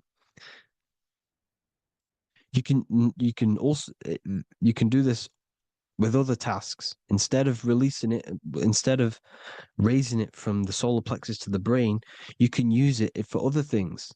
So, for example, you want to think critically. You can use it for critical thinking. You can use it for going to do exercise. You can transmute sexual energy into anything, but you can do this. You can raise the sexual energy, and you can use this energy to push the cerebrospinal fluid from the solar plexus up through the spine, up the 33 vertebrae to the brain, and it'll activate 100% of the brain. And this is the resurrection of Christ. Jesus was never dead. Jesus was never rose from the dead. It symbolizes the Christ, Jesus Christ. Christ is Christos, which means oil in Greek. The resurrection of the Christ, the Christos, the oil. When it activates 100% of the brain when it's raised, and it can regulate all the systems, it can regulate all the blood, it can regenerate the body. And this is the true Antichrist. They don't want us doing this process. The Antichrist is not against Jesus, it's against the fluid in our body that makes us live hundreds and hundreds of years and makes us live as gods. This is the true resurrection. And when you fight the serpent, you fight your sexual urges, your sexual emotion, the most strong emotion that you could ever feel. You can do this process. And this is the true secret of transmuting sexual energy. Because when you transmute the sexual energy, you can become a god. And this is why Hercules is fighting the serpent. Notice how the serpent is low. He's reaching down to it. It represents the lower self. Because the lower self wants the lust. It desires sex. The body desires sex. There's a fight between the higher and the lower self. But when there's balance, there's even. Heaven is even. When there's evenness between these, this is the kingdom of heaven. This is when heaven is on earth. So at our highest levels of ourselves, the highest level of our intelligence, this is God. God is something that we manifest. We need to achieve Christ consciousness by battling the body. There is no battle outside of the physical body. It's an internal battle. Jesus and Satan have been externalized. Nothing exists outside of you, because I explained in the beginning how you are the consciousness experiencing the central nervous system. Therefore, There is nothing outside of you. It's all internal. Jesus and Satan have been externalized. Why? Because it's business. The church is a business. It's all a business. They've created these figures to be historical when they're not historical. The Bible's not historical. It's all externalized. It's called exoteric, when the truth is esoteric, internal teachings. So, anyways, people, balance the chakras, balance the two hemispheres of the brain, balance the conscious and the subconscious. Balance is perfect, the yin and yang. You are spiritual and physical. You live in day and night. You need to be balanced. Oneness. Seek oneness. And this is the true kingdom of heaven. And when we all realize that we are all the same intelligence, the same consciousness expressed in different bodies, when we all realize this, we all realize we're all one. Doesn't matter what race you are. It doesn't matter what race you are, where you're from, your nationality, because none of you are actually from here. None of you are from the physical world. You're manipulating the physical world through the physical body. You are the I am. We all have a soul. Every single one of you has a soul. We all have souls. The reason why they say some people don't have souls is because they're trying to suppress your mind. They don't want you to know that you have a mind. That sounds crazy, I know. But a lot of people haven't realized that they have an infinite intelligence called a mind. And behind that mind, if you can observe your thoughts, the person who is observing the thoughts, you have a soul. Everyone has a soul. Don't listen to all these people saying some people don't have a soul, some people do. We all have a soul. Every single one of us. So anyway, you need to break the lower nature of yourself. At our highest levels, we are gods. Our intelligence, our universal intelligence, the I am, the intelligence that's inside of the brain, is God. Our minds are being corrupted within believing that you are the body, and by the result of this is a society like today, because everyone thinks they're the body, and everyone's living in the lower nature of self, where everyone only cares about themselves. But when we realize we're all one big consciousness ball, we're all the same consciousness expressed in different bodies, there will be peace. So thank you all, people. If you do want to learn more, if you do want to read my book, it's called The Book of Wisdom. I'll put it in the description. It's an amazing book, people. It's going to give you the best understanding possible about creation, yourself, and the world. It's amazing. The Bible, everything. I have just launched a new cymatic library. A friend of mine has just added this to the website. He creates beats, and he creates the purest beats. So they are actually the frequency that it tells you. Most of the stuff on YouTube and Spotify and Apple Music it says it's a certain frequency, but we know these major platforms are all playing with the frequencies of the app. So if you want a real binaural beats, solfeggio scale frequencies to meditate on or listen to throughout the day, join the Occult Library. You can get a 2-day free trial. I'll put the link in the description. Thank you all, people. Hope you all enjoyed this video. God bless you all.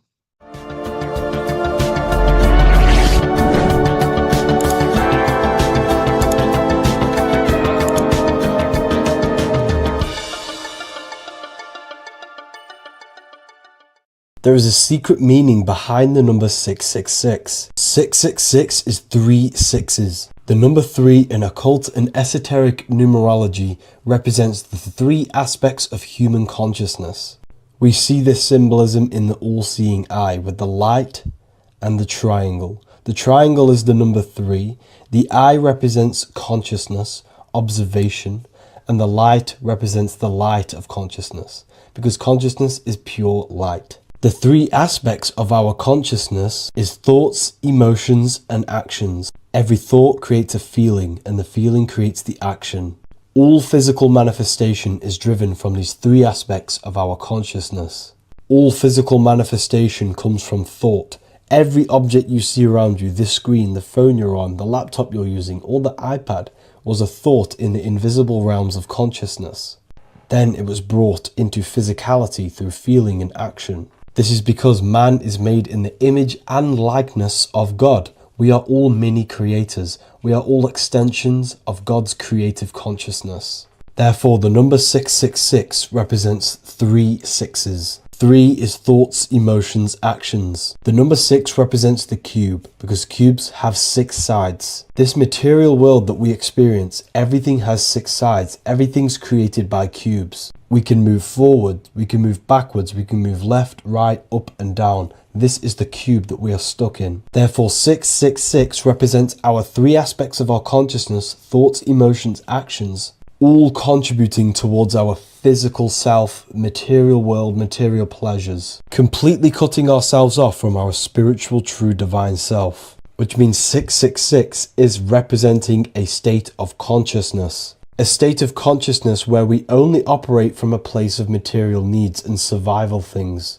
As humans, we possess a physical material body in the physical material external world, but we also possess an invisible inner world, which is what we call spirit. When we disconnect ourselves from our inner world, we become lost in this materialistic way of thinking and acting, which can lead to no life purpose, a feeling of emptiness and voidness in our hearts. Humans possess the ability to transcend our animal instinctual natures and turn to the divine mind, to the spiritual inner world. It is our inner world that is projecting our outer world. The outer world is just an effect of our inner state of consciousness. It's important as we go through this human life to not lose ourselves and look for our validations outside of ourselves. The external world is simply just a mirror, mirroring with mathematical precision what happens inside our consciousness. When we change our inner world, we produce effect in the outer world. To get back on track about this number, this represents when we are lost in our material self and we are completely cut off from our true divine self. The devil is always having goat horns, which represents a ground animal. This is the lower animal self of man. He's always red. The frequency of red is the lowest vibrational color, and it also represents the root chakra. This is all to do with survival mode and our physical needs and physical self. Red represents chaotic and intense emotions like hatred and anger. This is why the devil is always red, because it represents anger and an uncontrolled state of emotion and consciousness. You see, we've been taught in the church and all through religion indoctrinations that the devil is an external deity which influences humans. And in fact, this is nothing but a metaphorical story. The devil is a character which represents an aspect of the human mind, the lower aspect of the human mind, a facet of our own consciousness and psyche. The voice that we have in our head that tells us to do these negative things is not an external deity pushing us to do something bad. This is an aspect of our own mind. Jesus and Satan are just two characters which represent the two voices that we have in our own consciousness. In fact, the word devil was never present in the early Gospels. Instead, what was mentioned was a spirit of evil. A term spirit of evil was not meant to denote a specific deity or being, but rather any force of negativity, whether it manifests as a destructive thought, emotion, or action. The spirit of evil represents the darker sides of our mind, the part that leads us astray and brings forth negativity in our lives. The reason why they want you to believe in a devil is because they don't want you taking responsibility for your creations. They don't want you to realize that the external world is truly a mirror of your inner state of consciousness. Instead, when something bad happens in your life, you blame it on some external devil or Satan who tempted you. Everything is your creation in your life. When you realize this, you take full control and you begin to reshape your external world by changing your inner state of consciousness.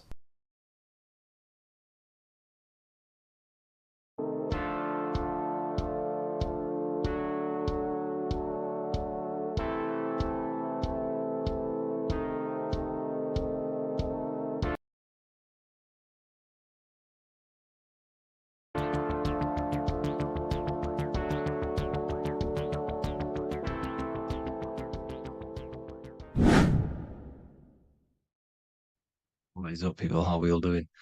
Today, we're talking about the flat earth cosmology. So let's jump straight into this. Please drop a follow and leave a like to help the algorithm. So we live in a torus field. Everything's made out of torus fields. And every torus field has motion. It's what it is. It's the motion of energy. And every torus field has a center, which is the black hole. It's a womb of creation. It's counter space.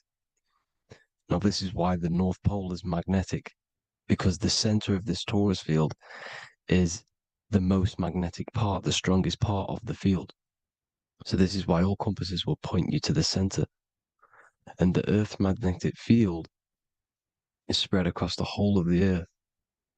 And it's spinning, as you can see here, it's like a tornado at the center. And this tornado is the force which is spinning the sun and the moon around us.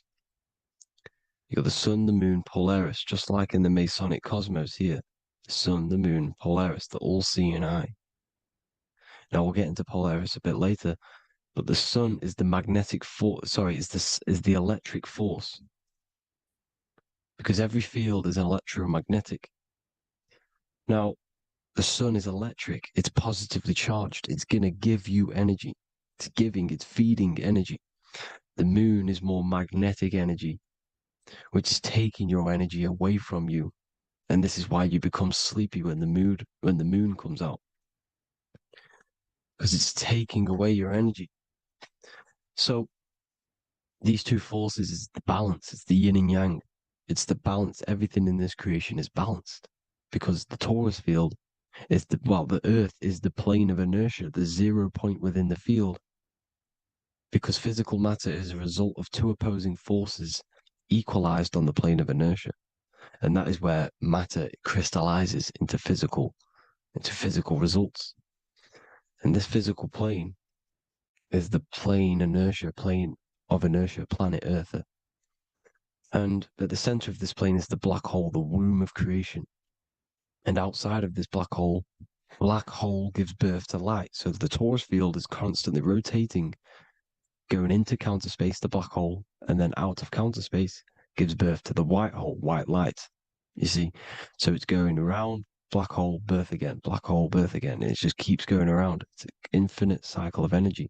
And this is where the infinity sign comes from. This is the motion, this is the force which is creating everything to spin inside of this circle. Okay? And it's making the stars spin. It's making the sun and moon spin around us, around this center point. Now here you see Horus and Set. Horus and Set putting their feet inside of this dome. This is the royal arch, the arch of the dome above us, which is like you see in the Masonic cosmos, the royal arch of Freemasonry. This is the dome above us, the firmament that the Bible talks about. You see, they're putting their feet in because Set symbolizes the moon and Horus is the sun. Horizon, Horus. Horus is rising, the sun. So they're both putting their feet around this center magnetic pole, which is the pole, North Pole. And above the North Pole, you have Polaris, the pole of electromagnetic energy. You see? And this is how we get the sun and the seasons. Because the sun, for us, when it becomes summer, it's on the Tropic of Cancer. Then it spirals outwards, going out and out and out, then goes to the Tropic of Capricorn. That's winter for us. Then it comes back in and creates summer again. So it's constantly spiraling around this center magnetic North Pole. You see? So this roof above our heads is the firmament. And this is what they've taken off of us. They haven't physically taken it, but mentally they have taken this away from you. It's a female energy. And this is what the Egyptians called Nut, the sky god Nut. And this is the womb. We are inside God's creation, God's womb. And the woman's womb, when she has a baby, is a microcosm of this, because everything inside of this creation is macro. It's a reflection of the bigger things, as above, so below. So the dome above our heads is the dome we are in when we are a baby. And you can see the sacred geometry of it is the exact same. It's the dome. And when we are inside of the womb, the woman, the sacred maker, which is the M, the Masonic M, this is the G male symbol. The Masonic M is maker, mason, matter, male. She delivers the male, you see. She delivers the male because it's the maker, the female, the magnetic. The woman is magnetic in nature, the male is electric in nature. So when we are in this womb, the female, we are being fed by the center umbilical cord, by the center of the mother's stomach. We're connected to the center of the woman's stomach, just like we are when we are in the earth. The center is where the aurora borealis is being emitted from, the electromagnetic aurora borealis, the northern lights. This is our spiritual umbilical cord, connecting us to counter space, connecting us to the realms beyond this world. Because at the center of every torus field is counter space. And at the center of the earth is our spiritual umbilical cord, and this is the earth's belly button, as you see. As above, so below. We had a physical umbilical cord, we have a spiritual umbilical cord, and this gets cut when we die, when we're cut away from the physical reality.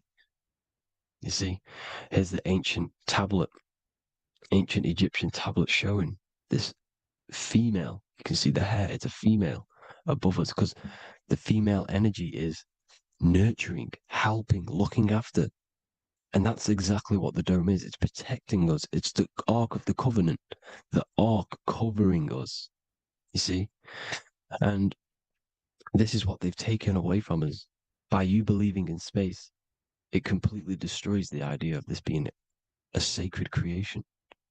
They've taken the roof off your head, whether if you believe in space, you believe that there's chaos, there's planets, there's asteroids about that could kill us at any moment. But this isn't true. They've made you fear your own creation that you're inside of. They've made you fear what's above you. You see, and it's to hide the power of astrology, the power of the lights in the firmament, which are constantly flowing through the ether. These powers which are above us are sending rays down to the earth, which are influencing our psychology and how we behave. And this is what astrology is. It affects human consciousness. It interacts with our consciousness. And there's a different energy every day because the planets are in different houses, different alignments. And this is, we'll go into this a bit deeper later on. So the world tree, this magnetic north pole, the pole of electromagnetic energy, was symbolized as a tree, the great tree at the center of the earth. You see? And this tree is symbolized everywhere. You can see here how the center person, this Egyptian person, is holding up the sky.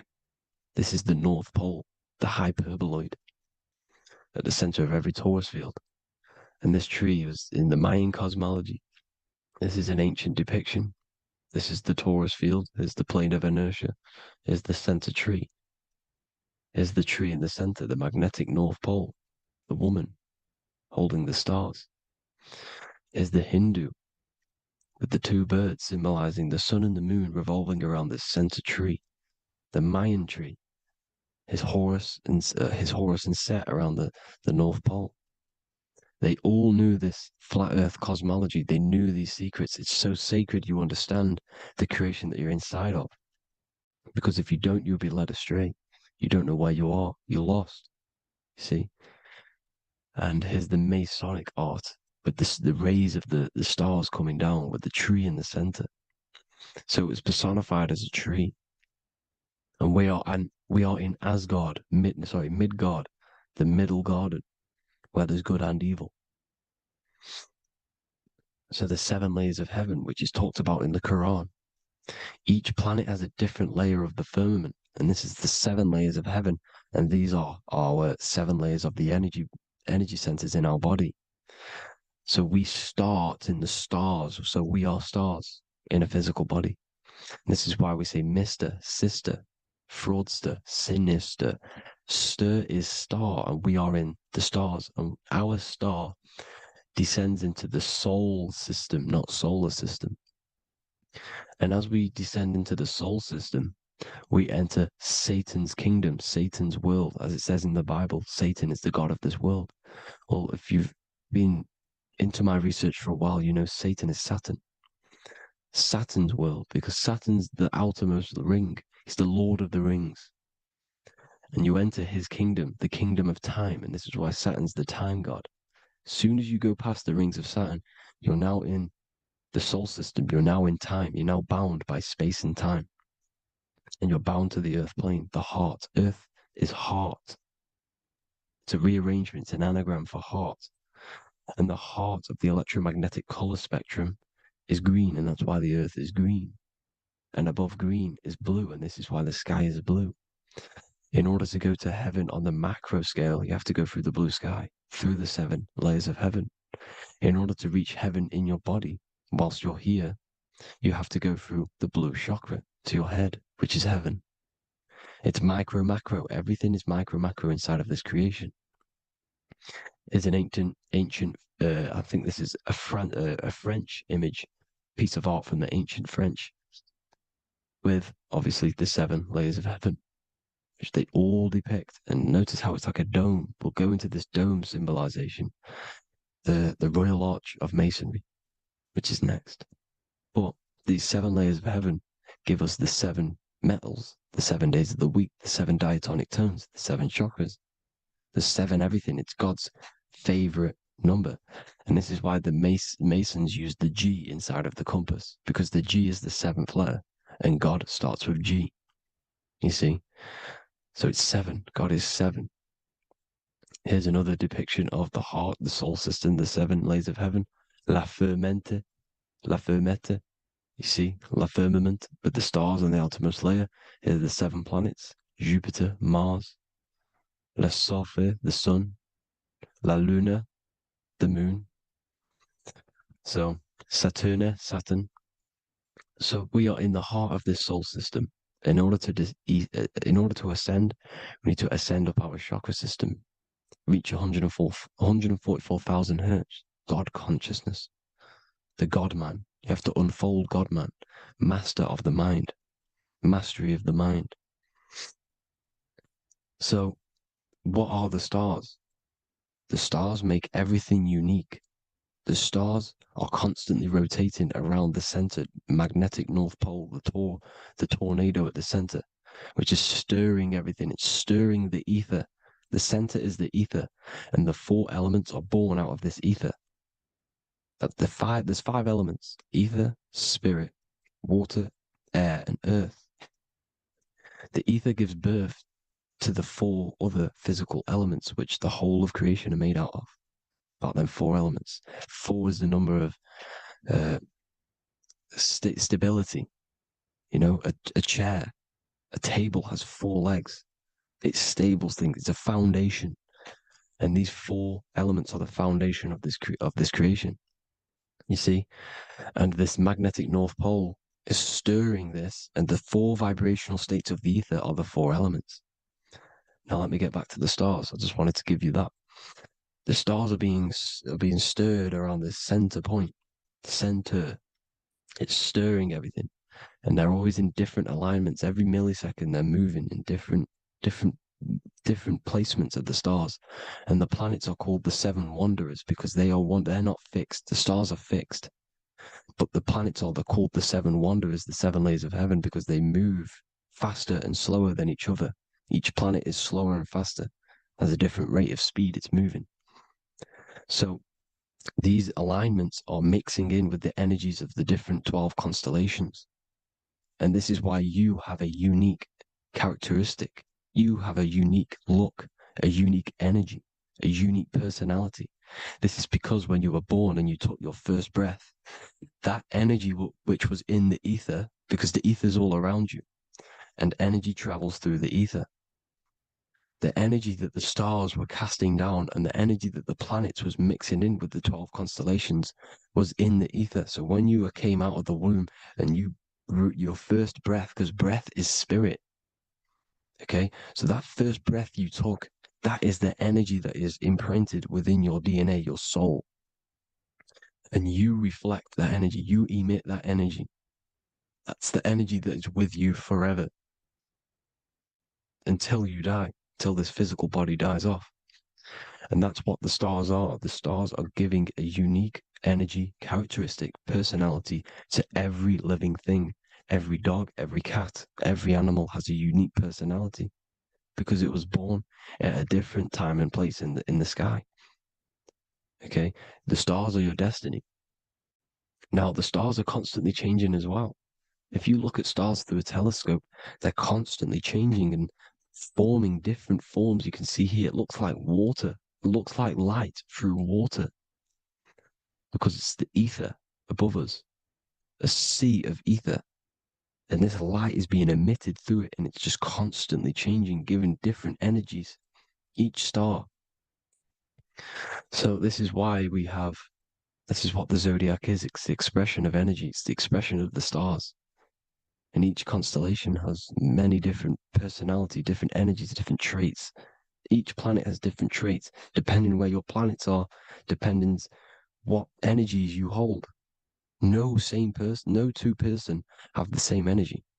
There's no one. It could be similar, but no one's the exact same. It's because of the stars. The stars are never in the exact same split place. The planets are always in different houses.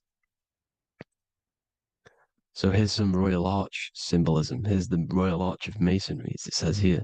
The sun and the moon, the constellations. Here's Cancer, the 7 planets, the 7 stars.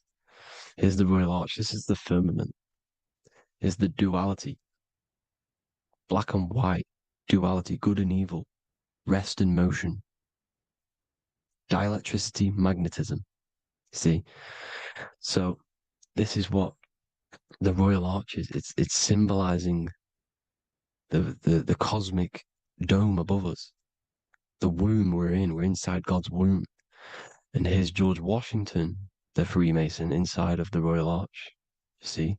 With the G, the Masonic G, God, 7. Here you see another depiction of George Washington with the stars in the dome above his head, his Polaris, the sky vault, Polaris. We'll get into that later. Go inside of all of your ancient churches, you will see the dome. Go to the Vatican, you'll see the dome. All of your ancient churches have this dome because it's the dome above your head. The ancients knew this. This was known. We did not live in space. It was known back then. They all knew. This is Crown Court, which is one of the most important courts in the UK. You can see it's clearly so much Masonic symbolism. You've got the 4 pillars of Masonry. The Royal Arch is like an arrow pointing upwards to Polaris. His Disney World is under a dome. In his Polaris, the sky vault. You see? And also 666 in the symbol. There's more 7 layers of heaven. Here's an ancient depiction. The firmament. Here's the astral plane outside of the firmament. The Royal Arch. You see? It's everywhere. Here's Polaris, the 8-pointed star. Polaris is in between the sun and the moon. It's at the center of the Taurus field. And Polaris corresponds with the pineal gland as well because it's the all-seeing eye. See? So is Polaris, the 8-pointed star, which is at the very top. It's the very center. It's on top of the North Pole. And it's an 8-pointed star that's always symbolized as an 8-pointed star. Here you see the Vatican. The Vatican is a giant key with an 8-pointed star. See, it's a key. Here's the dome. Here's the Space Delta, the USA Space Delta logos. Here you see the Egyptian god looking from the center of the North Pole, looking upward to an 8-pointed star, Polaris. An arrow pointing up to Polaris. Here's another, the bear holding a key with an arrow up to Polaris, 7. Holds the key to Polaris. Here's an eagle holding a key above the North Pole to Polaris. Polaris, and here's another one. There's another bird, like a dragon, holding a key to Polaris. Because Polaris is definitely something to do with leaving this creation. Okay, maybe, I can't say for sure, but maybe it's to do with ascension, and this is why the Vatican hold the key to the 8-pointed star. And this is why the space, well, we all know space is a lie, but they're showing Polaris. and it's sacred symbology. Maybe it's to do with something leaving this creation, going to another. It's some North Pole symbolism. As above, so below. You see the four seasons of the Big Dipper constellation going around Polaris. This is Polaris, this is the Big Dipper constellation, and this is the swastika. This image gives us the swastika, because all the symbols we use are created in nature. They're created somehow in nature. This is how we get them. As above, so below. This is the map of the North Pole with the 4 rivers, looking like the Big Dipper constellation. It's the Masonic, here's the ancient cosmology with the 4, you see the 4 islands, Mayan cosmology, 4 islands. This is the alchemical symbol for Earth, 4 sections. The windows, because the center of the North Pole is a window to another dimension. The 4 lucky 4-leaf clover, which is supposed to be lucky. It's truth in plain sight. And here's Hitler looking at 2 flat Earth maps. So this swastika has been used for thousands of years, thousands and thousands of years. And it's symbolic for the most sacred land on this plane, the North Pole. Shambhala. Do some research on Shambhala, people. It's a it's a Hindu mythology about the sacred lands at the center of the earth. And it's known to be full of enlightened beings. And it's all symbolized at the center. You can see their paintings of Shambhala. It's all at the center, the North Pole. And it's known to be the most godly place ever, because it takes you to a portal to the higher places. And maybe this is something to do with Polaris, connecting you to this sacred land at the very center. But anyways, people, thank you all for tapping in. Hope you all learned something. Have an amazing day. Please follow, subscribe, like, all the links in the description for the courses, the PDF. Please have an amazing day. God bless.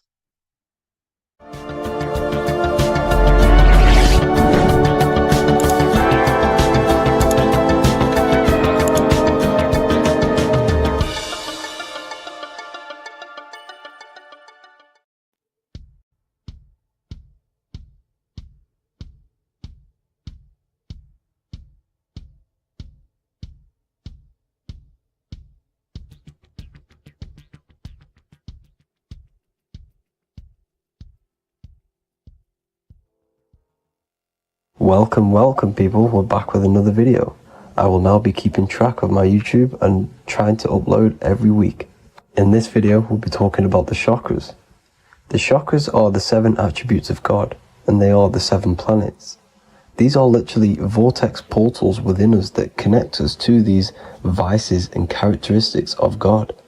Each one of these energy centers are a spinning wheel of energy which controls the cells and organs in that particular area of the body. For example, it's literally a mini brain for that area of the body. Each chakra has a vice which you need to turn to a virtue in order to climb up through the system. They work like a stairway system. You have to go through each chakra in order to unlock the one above. This process is turning matter into spirit as you descended from spirit to matter. Saturn is Satan, that's why it's the lowest chakra, and that's why the devil is red, because red is the lowest vibrational color. When you are in these lower states of consciousness, you are in your animal nature. This is your physical side of your nature, and you are mainly being driven by your animal instincts, or your ego. Moving back to your higher self or your spirit self is not an easy process, it takes a while. However, with discipline, consistency, and motivation, you can achieve this, and this is what the ancients called Christ consciousness. Once you have achieved this, it is basically a state of mastery of the mind. You no longer lust for the lower animal nature things. Now, let's start with the root chakra. This is located at the base of your spine, and you can feel this chakra by tensing your anus.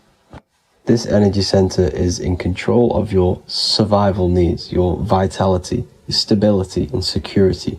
Now, if this chakra is unbalanced, you will feel insecure, fear, anxiety, unstable, low self-esteem, anemia, over or underweight, and constipation. In order to balance this chakra, you need to feel grounded, embodied, stable, calm, centered, a sense of safety and trust in yourself and the world around you. The next chakra is the sacral chakra, which is located around the belly button area.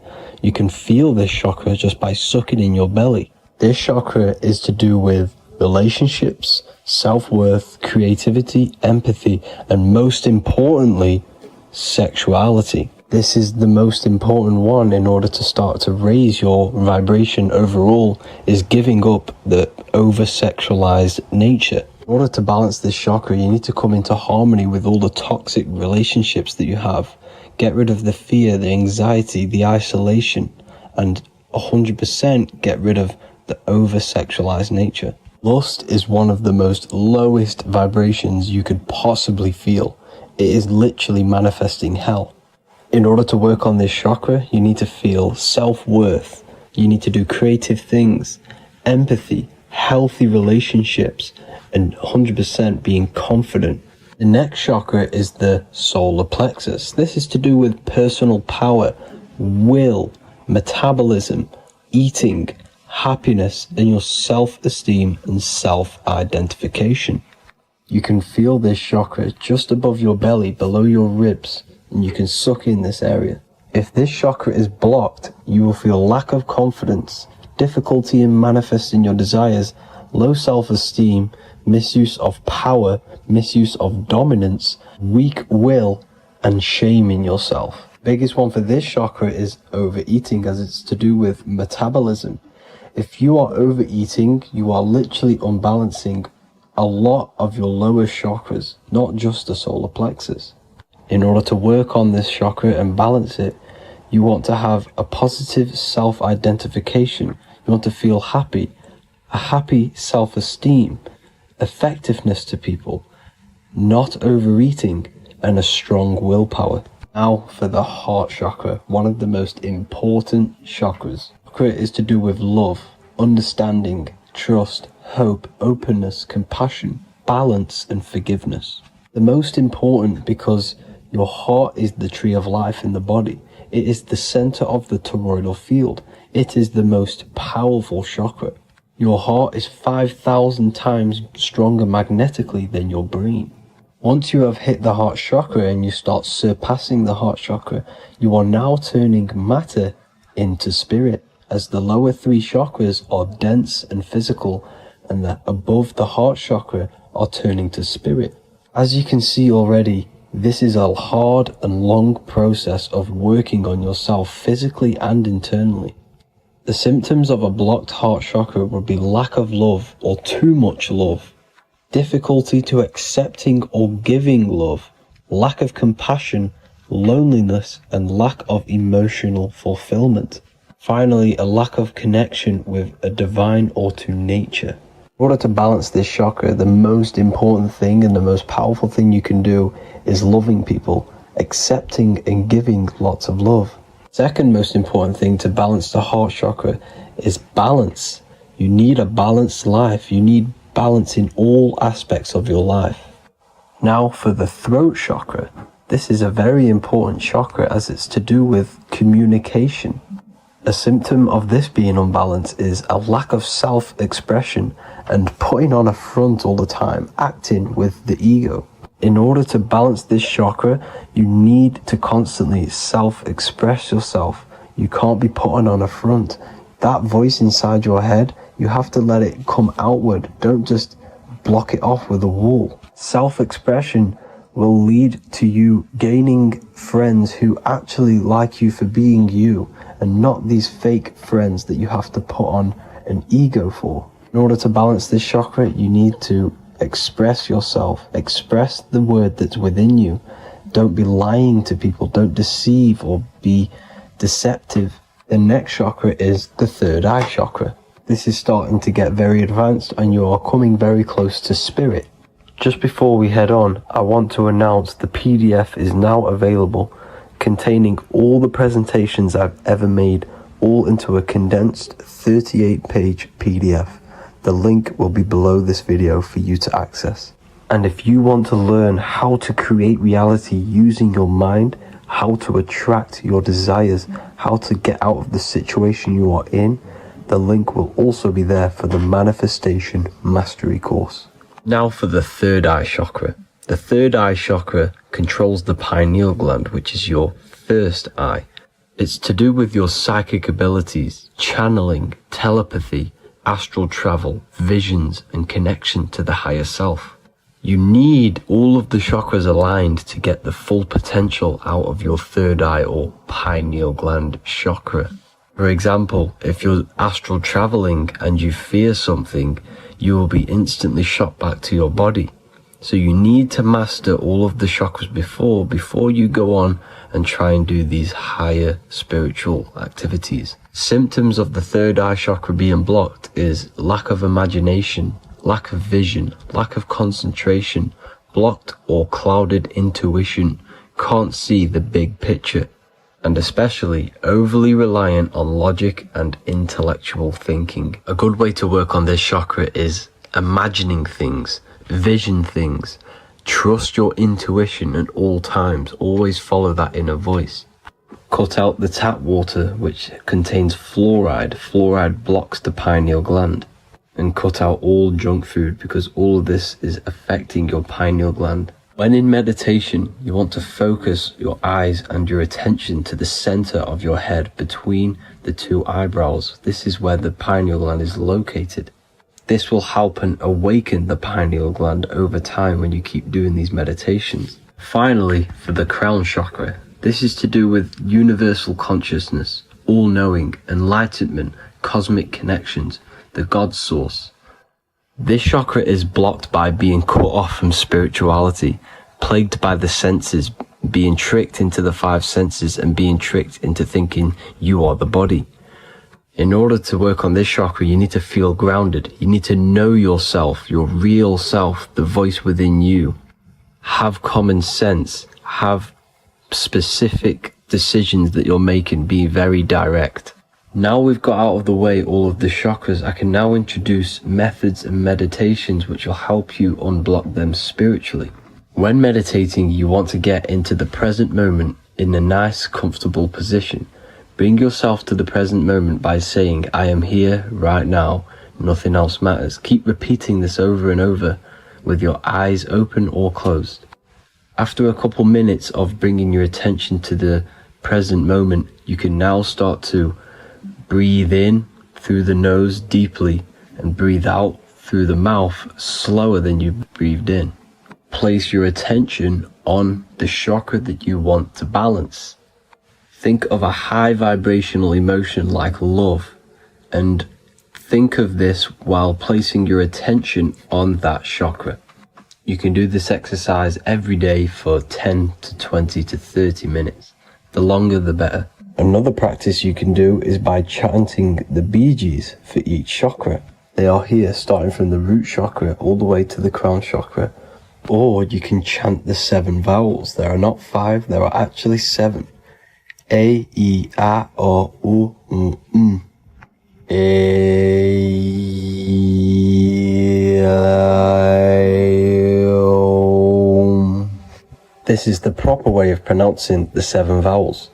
These are so powerful because these are the only things that exist. It is literally the sound of God. By pronouncing them right, you can actually create a lot of power within you and align your chakras. That's it for this video, people. I'd appreciate a comment and a like to help the algorithm. I appreciate you all. Love and light.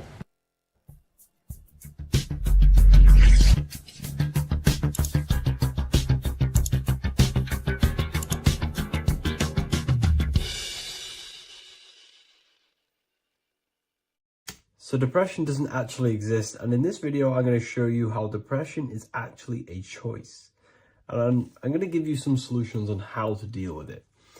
And this is probably going to change your life forever just by doing this alone.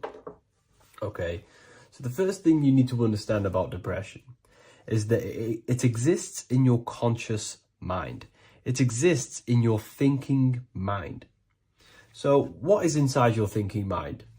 You have your body, your name, your reputation, your trauma, your memories, your family, your worries, your interests, your bills, your passion, dislikes, goals, right?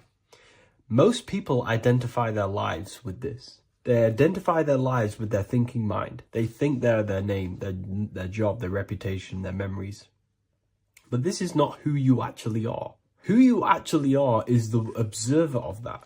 What happens if you stop thinking? What is left?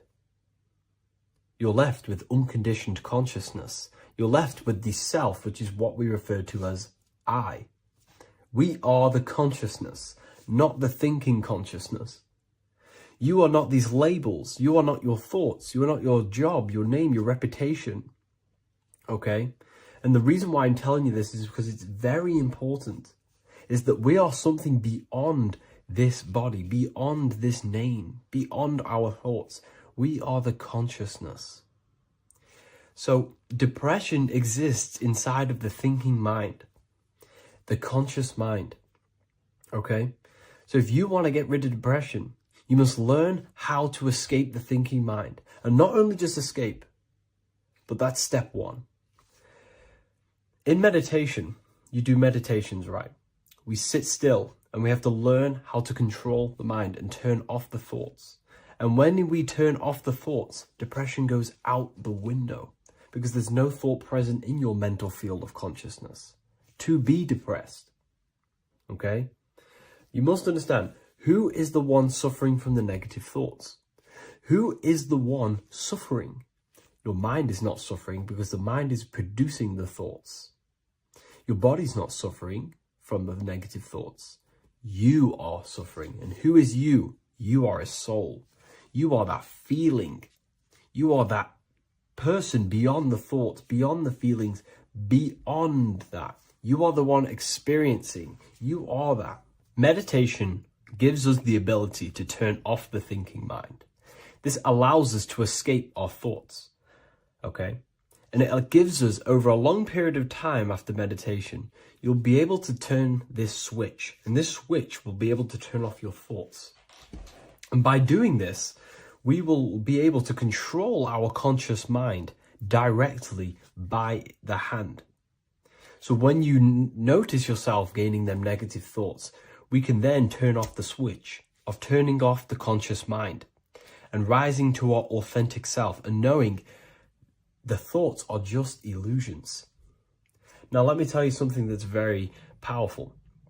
Most of your thoughts are coming from beliefs. Most of your feelings are coming from beliefs. So if you have a feeling of lack, this is coming from a belief that you don't have much. If you are feeling alone, this is coming from a belief that you are alone. So what we must do is restructure ourselves. We must restructure the subconscious mind, and we do this in many different ways. We can do this with meditation. We can do this with visualization, visualizing our desired reality as if we are living it. We can do this with affirmation. Now, a lot of people think, oh, I'm trying to speak something into existence with affirmation. No, you're not using vibration to try and change reality with what a lot of these new age people will teach you. Vibration, your words will not have much an impact on reality. That's the truth. But what they do have an impact on is reprogramming and recrafting and refining your mind. If you repeat, I am wealthy all day long, your subconscious mind, that word will be lingering inside your subconscious, and you will start to mold that into your conscious. You'll start to be consciously thinking about this. Most of your thoughts are coming from your subconscious. So if you want to get rid of depression, you got to figure out the trigger. What are you depressed about? What are you feeling? What are the beliefs that are making you feeling and thinking this way? And that's what you must restructure. You must restructure your subconscious mind through visualization, meditation, and affirmation. You do these all the time. You do these every single day, and you will slowly, if not surely, restructure your subconscious mind. While by doing the practice of meditation, you'll gain the off switch as well. Sometimes depression comes from not living in your authentic self. You're not doing the things that your soul is telling you to do. We all know what we should be doing at all times. I don't care what you have on. We all know we should be doing something. We all know that we have these, there's a higher aspect of our mind that tells us, oh, we need to be doing this, but I'm actually sat here on my phone. Oh, I shouldn't be eating this, but I'm doing it anyway. There's always that higher voice. And that is the voice that has to be connected to. And when there is not, when that voice, when your body's not acting out the voice of the soul, then the soul becomes sadder, sadder, and suffers more and more and more. There has to be a connection between the soul, the mind, and the body. They have to work in unity. Okay? So I hope this video helps with depression, with whatever you're going through mentally.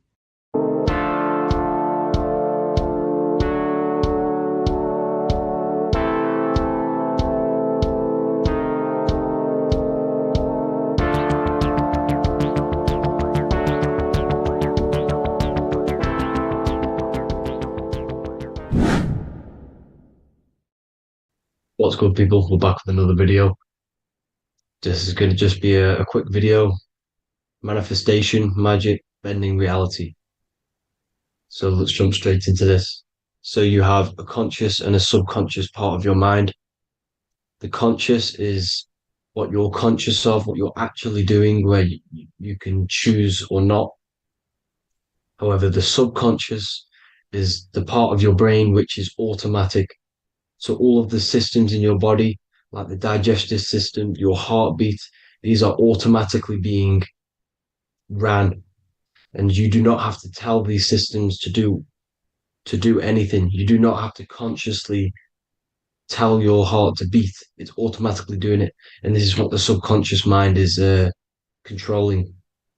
It's like the dark aspect of your brain or your mind. It is the way bigger aspect of your mind. Okay, it controls all the systems in your body.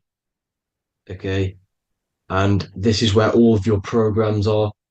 So when you're in it from your childhood, what you've learned in school, all of these things are being kept in your subconscious, maybe traumas and stuff like that. So the subconscious is the female aspect, and the conscious is the male aspect, because the male is all about action and doing, and the female is more about creation, creativity, intuition. So you have a right and a left hemisphere of your brain, and these are obviously male and female. The right side of your brain is your female. It's to do with creativity, imagination, intuition, insight. Okay. And this is one of the most important sides of the brain. This side of the brain is the most attacked by the elites, whatever you want to call them. This side is one of the most important, because obviously your intuition is a massive part of reality. And if you don't have intuition, then you lose track of the things around you. You can't consciously feel if things are wrong or right. They don't want you to have intuition or creativity or imagination. They want you in the left side of your brain, which is just reasoning, logic, and basic things. So they just want you to tell you what you want, tell you what to learn, and then that's it. They don't want you thinking for yourself, which is the right side of the brain. So whatever the conscious side of your mind impresses the subconscious side of your mind. So if you do affirmations, for example, if you consciously do affirmations every day, you're reprogramming your subconscious mind. You're impressing a vibration and a word into your subconscious mind, and therefore it will reprogram it. So the male and female aspect are symbolized by the Star of David as well.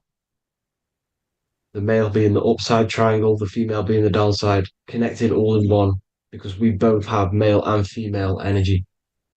So every thoughts are electric, which is the male aspect. Emotions are magnetic, which is the female. Each thought creates a wave of vibration in all directions. So think of it like a water drop in a pool, but it going out in every single direction. It's not just flat. And these thoughts have a certain frequency, has a certain vibration. That vibration has a certain frequency. And this affects your aura. Every thought, every emotion, directly impacts your aura and the strength of your aura. So if you're angry all the time, your aura in the astral plane will look red. However, if you're happy, it'll be more like blue and green. So it's very important.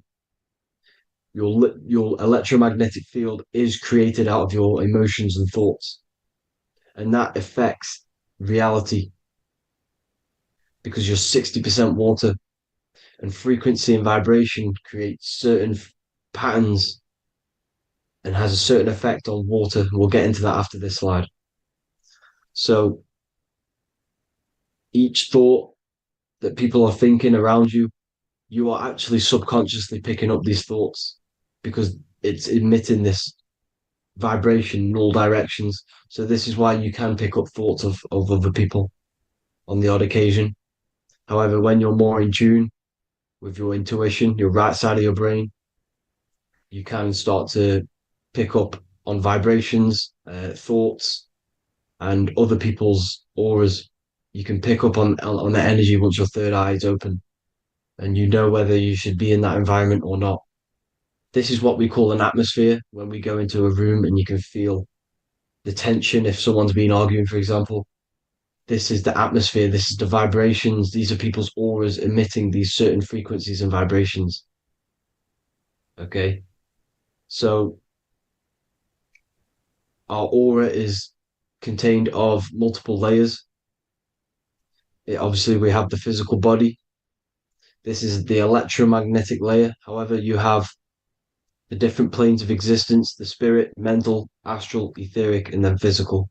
The physical is the lowest plane of existence. And the physical plane is a product of all of the planes above. So the mental impresses on the astral impresses into the etheric, and then the etheric creates the physical object. So the mind is the root cause of reality. The mind is the cause of everything. Your consciousness is pure cause. There's no effect. Everything you see in this reality is the effect. Everything that you experience is the effect because the root cause was the mind. The decisions you made you experience that certain experience. And that decision was created on the mental plane. And this is just pure thoughts. And thoughts are things. If it exists in your mind, it is a thing. It's a certain frequency. So if you have a certain level of thoughts, if you're thinking positive, for example, you're going to have a strong aura, you're going to have a higher vibration. And that attracts like. Like attracts like when it comes to thoughts and vibrations and electromagnetism. So if you're thinking positive all the time, speaking positive, doing positive, you're then creating a higher vibration, and that's going to attract people on that similar frequency to you.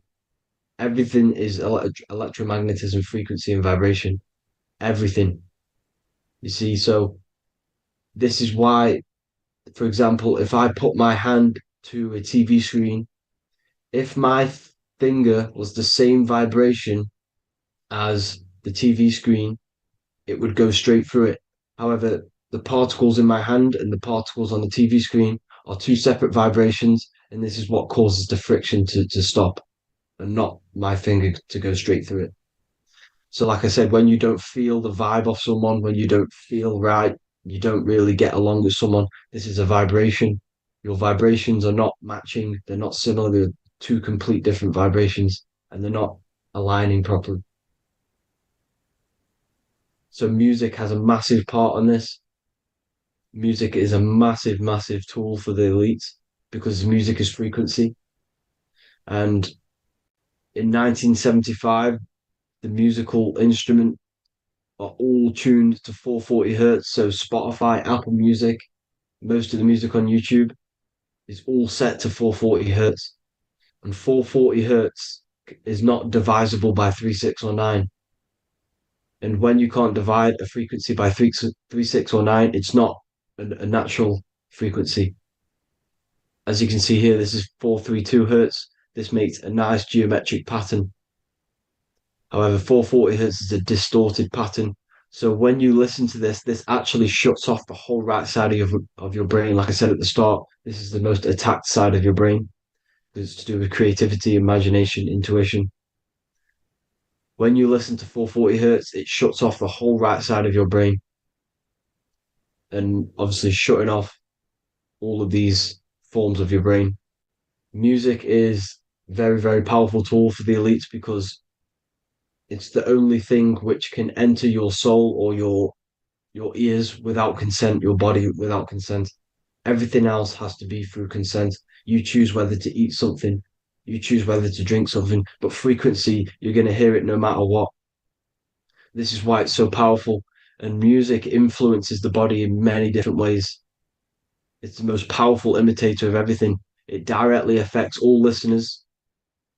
It directly affects intentions, gestures, movements, and actions. It stimulates your mind, and certain songs, certain catchy songs, can reprogram your subconscious mind, invoking certain emotions. This is why when you listen to slow beat songs, it makes you feel more sad. When you listen to upbeat songs, you feel more energetic. This is because these frequencies have a profound influence on reality and on how you feel. Because, like I said, you are 60% water. And as you can see here, each frequency creates a different geometric pattern. And inside of you is 60% water. So, like I said, 440 hertz is going to make a distorted pattern in your water. And this is going to have a profound effect on your emotions and your reality. So, like I said, health is not just the body. It's you are made of body, mind, and spirit. You need to look after what you put in your body. You need to look after your spirit and look after your mind. It's very important to keep all these in balance because once one of these are unbalanced, it affects the other two. So if you're eating wrong, it's going to affect your spirit and mind. If you're thinking wrong, it's going to affect your body and spirit. These are all interlocked. Uh, you have to look after them all. So it's very important you understand music. Stop listening to low vibrational music. To be honest, you want to listen to music without any sort of speaking inside of it.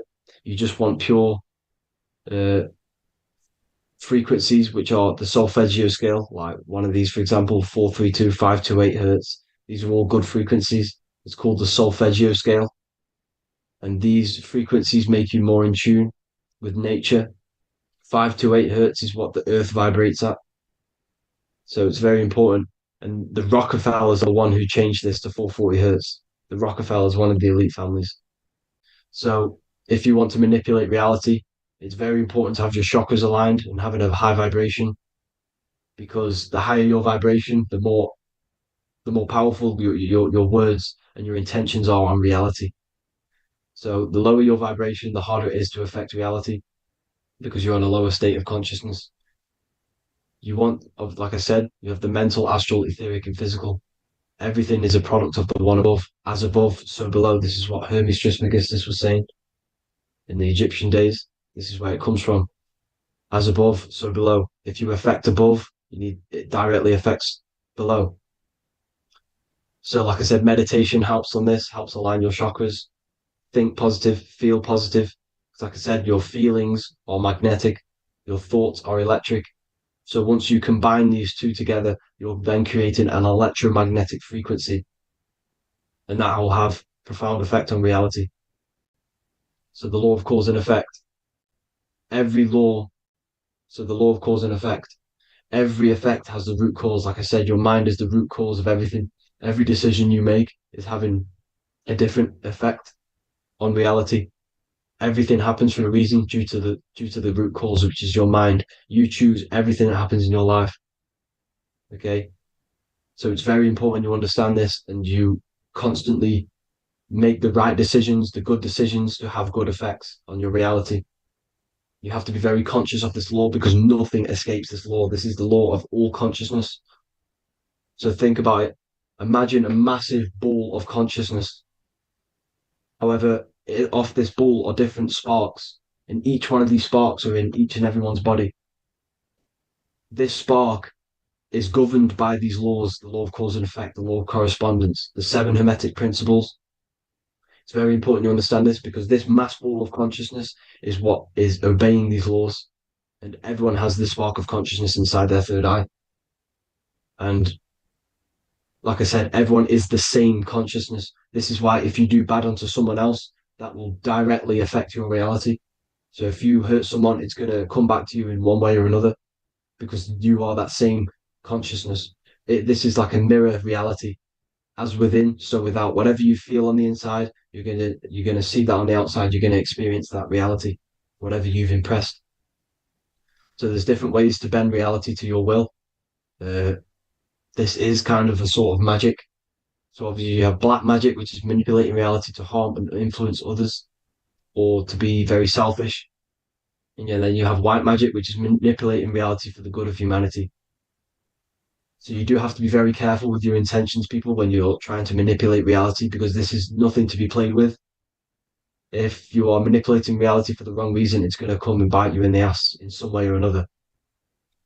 Because everything is balanced. Everything balances out in this reality. Nothing escapes the laws. Not one thing escapes the laws. So if you're stealing from yourself, because it's just going to come back in one way or another. Inside of everyone's heart, you know whether you're doing good or wrong. You can feel it when you do something wrong. You can feel it when you do something good. The heart is the center of the torus field. It's balance. And this is why you say follow your heart, because it's the center of the torus field.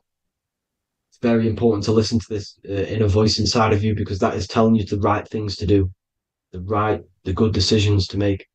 And when you keep following that voice, that good voice inside of you, it takes you to your life path. Very important to follow that voice. However, don't let the ego get in the way of it. Don't care what your friends are going to say. It's very important to understand this. So you have different ways of manipulating reality. You have sigil magic. This is where you create your own sigil or symbol. You create your own sigil and symbol, and then you charge it. You behind that symbol, you have an intention. So, for example, if you want to manifest wealth, you create a sigil which represents what you want. You create that sigil, you draw it out, you charge it, because wherever your attention goes, energy flows. So whatever your attention is, you're sending energy that way. So what you do with your eyes and your hands, you place attention on the sigil. Imagine that it's glowing. Imagine that you're sending energy to the sigil, and then you burn the piece of paper once you've done this. And then after this, you meditate on that symbol. You constantly think about that symbol, because that symbol is the frequency, is the thing that you want to manifest. So that's one way. Or you can just meditate on your reality. So imagine yourself having already what you have. This is what they call a mindset. You must set your mind to the frequency what you want to manifest. Okay. So if you want to manifest wealth, for example, imagine yourself being wealthy. What would it feel like? What would you be doing? Imagine a scene in your mind. Constantly do this, and you're putting out that frequency. Like I said, you must think, because the thoughts are electric, and then you must feel, which is magnetic. Together, this creates an electromagnetic frequency, and this is how you attract things to you. You will attract the certain people to come in your life to bend reality to your will. Okay. Or you've got mirror magic. Stare yourself in the mirror, because a mirror reflects light. It also reflects energy. So you've got to be very careful with what you say to a mirror. You've got to be very, very, very careful, because whatever you send into that mirror is directly sent straight back to you. So if you're thinking negative, you're sending negative energy back straight to you, and that's going to have an effect on your reality. Affirmations are very important, because your words are frequency, your words are vibrations, and each word you say has a certain frequency. If it's positively charged, it's going to affect you positively. If it's negatively charged, because like I say, your brain and your mind is like the director of energy. That's what your brain is. and it directs energy into certain things. You can either positively charge it or negatively charge it. And this brain is creating your reality constantly. It's manifesting your reality constantly in the present moment. So this is what the government knows. The government know your mind is the root cause of reality. This is why they call themselves a government. Government. The New World Order is not being manifested by them. They are controlling the information. They are controlling your perception of this reality. And they know the mind is the root cause of reality. Therefore, if they control your perception of reality and your information, what you believe, you're going to manifest that information, that perception. So we, the people as a collective consciousness, are the ones manifesting this New World Order. You see, so this isn't black magic. They're actually tricking us into manifesting their own their plans, this New World Order. You see, this is how smart these people are. They know how to get around the laws of reality. They know how to bend reality to their will without facing the consequences. They're getting humanity to do it. You see, there is a collective consciousness. As like I said, we all have that same spark of consciousness, right? So as a collective consciousness, we are on a very low vibration at the moment. However, we are waking up rapidly. There are more and more people waking up at the moment, and light always chases away the shadow. Light is a lot more powerful than darkness, you see. So one person waking up has a massive effect than one person being asleep. It has a profound effect. Because like I say, the light always chases away the darkness. It's more powerful. The light is always more powerful. High vibrations are more powerful than lower. So that's it for this, people. I hope you all enjoyed. This is a short, quick video. God bless you all.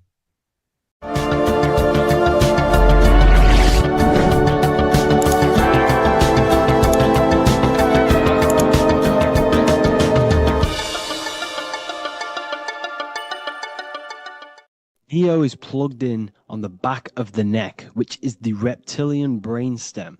The reptilian brain is all to do with survival mode, survival state. It's always scanning the environment for safety, whether that's physically, emotionally, or mentally. It does not think. It is instant. For example, do I smack the guy or run off?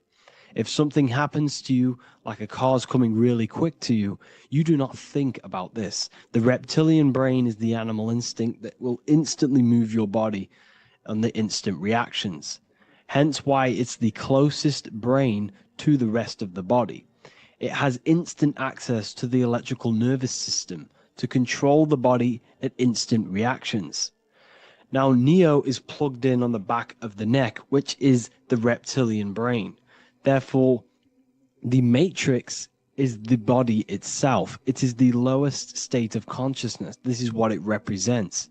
The word matrix means womb. It translates to womb because your body is a womb. Your body is a vessel for universal consciousness, for God consciousness.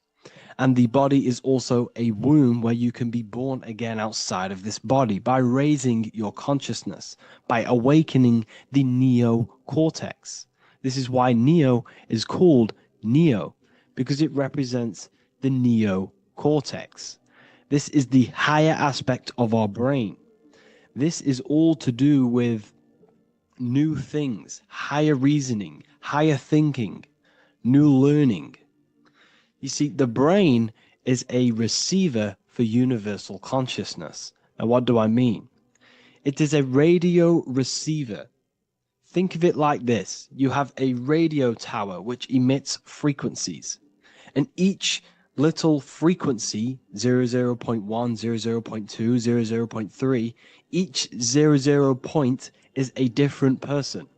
We are all the same universal consciousness, encapsulated inside of a different vessel. This is why our body is the temple of God inside of the Bible. Your body is a sacred temple of the divine essence of the universe. However, consciousness is controlling this physical body.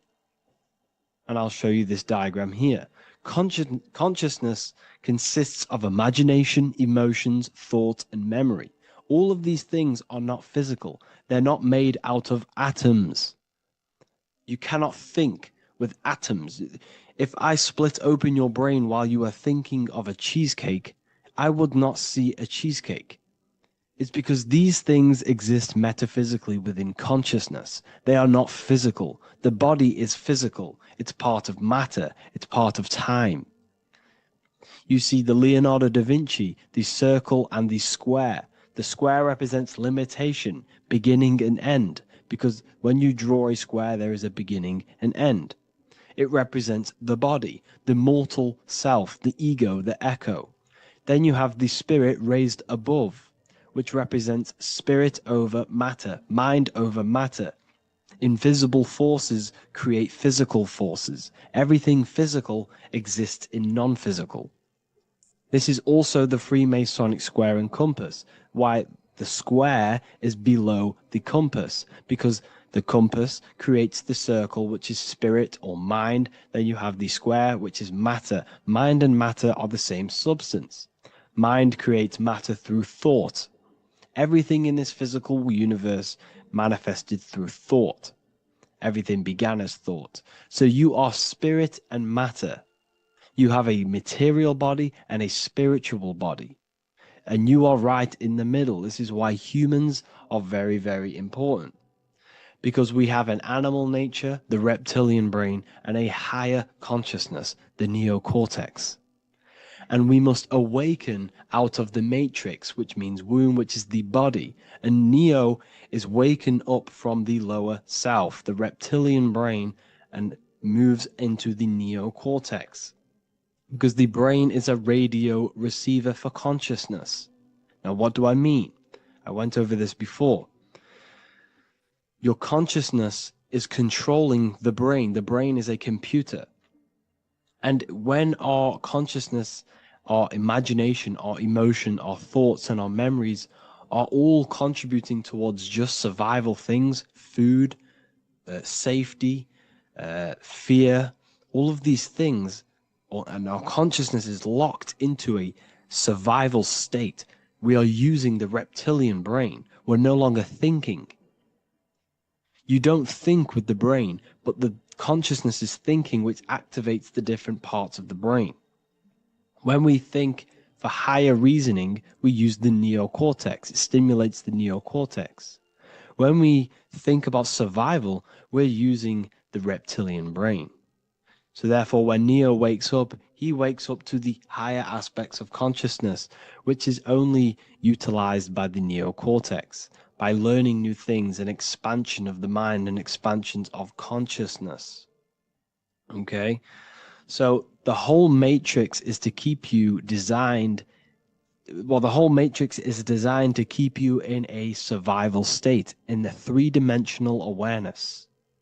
They want you constantly scanning for safety, scanning for food, scanning for emotional safety in relationships and other people. You see, they do not want you to think. They want you stuck in that reptile, that animal state, that beastly state that most people are in. Most people, all they do is eat, listen to music, consume, have sex, lust, desire. This is all the reptilian brain. So when we say the world's being ran by reptilians, it's symbolic. There is no physical reptilian humanoid beings controlling, manipulating human consciousness. We are all the same consciousness. However, there is a corrupted state of consciousness running this world. And this consciousness worships the physical plane. And they control the physical plane. So by doing that, they keep you stuck in a reptilian way of thinking, the animal state, to keep you stuck in the lowest state of consciousness. Now, this is the god Osiris, which represents the reptilian brain. None of the Egyptian gods ever existed. They are all symbolic for the brain and anatomy of the human body. Osiris represents the reptilian brain, as you can see this anatomy compare to the brain stem and Osiris statue found in Egypt. And we also see an ancient artwork of Osiris with green skin and two reptile crocodile alligators next to him, which also symbolizes the reptilian survival state of human consciousness and the activation of the reptilian brain. This is what it symbolizes. Now, this is what the Matrix is all talking about. It's talking about the awakening, the expansion of consciousness. The word divine is dive in because you connect with the divine by diving inward. There is no man in the sky going to save you. You must connect with the self. Know thyself. Truth comes from within. All of these things I'm telling you comes from within you. I'm just pointing it out. All of this is self-realization. A lot of people say, well, what are my sources? My sources is knowing thyself, observing thyself, using the neocortex of critically thinking, sitting down and thinking about yourself and having deep realization of yourself. You can realize that your thoughts are not of this physical world. It's quite simple. The brain does not think. The brain does not imagine. The brain does not hold memory. All of these things exist in consciousness, the one consciousness, but we are all fractal, infinite parts of.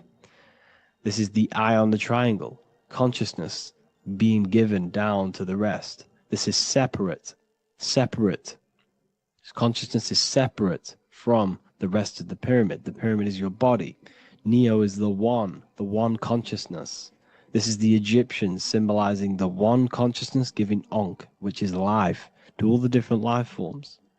However, you can see that the central sphere is giving a big Ankh to the humans, because humans, like I said, possess the advanced consciousness, an advanced brain that allows us to turn above our reptilian animal self. For example, we can go against our reptilian lower animal nature and turn to our godly nature. Animals cannot do that. They are stuck in instinct. They are stuck in a reptilian animal way of thinking and operating. Everything they create is to survive. We can turn against our lower nature and create for amazing things like buildings, architecture, technology. We can use our creative consciousness for anything we wish, not just survival needs. And it's the same with your spiritual journey. You can raise your consciousness beyond this animal state that they try to keep you in through fear, consumption, food, and the reptilian brain. We must awaken, start to think critically, and awaken to our divinity, because the mind, the consciousness within you has infinite potential to expand. There are infinite fields of knowledge that you can explore. The mind can never be filled. It can never ever be full of knowledge. It always expands, and that's why you are alive. That's why you are part of this universe. That's why the science always says the universe is always expanding, because the universe exists in your mind, and the mind is always expanding into new fields of thought, new fields of knowledge and information. And that is your whole sole purpose, of expansion of mind and expansion of consciousness, and the exploration of the mind of God. We are living in the mind of God. You are a thought in the mind of God. You must awaken out of this body.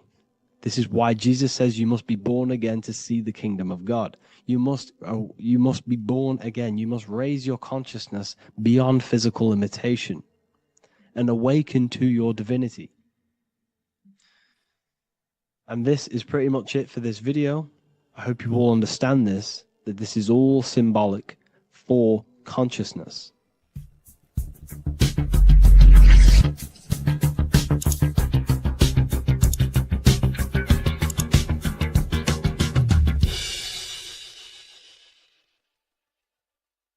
Welcome to Revival of Wisdom.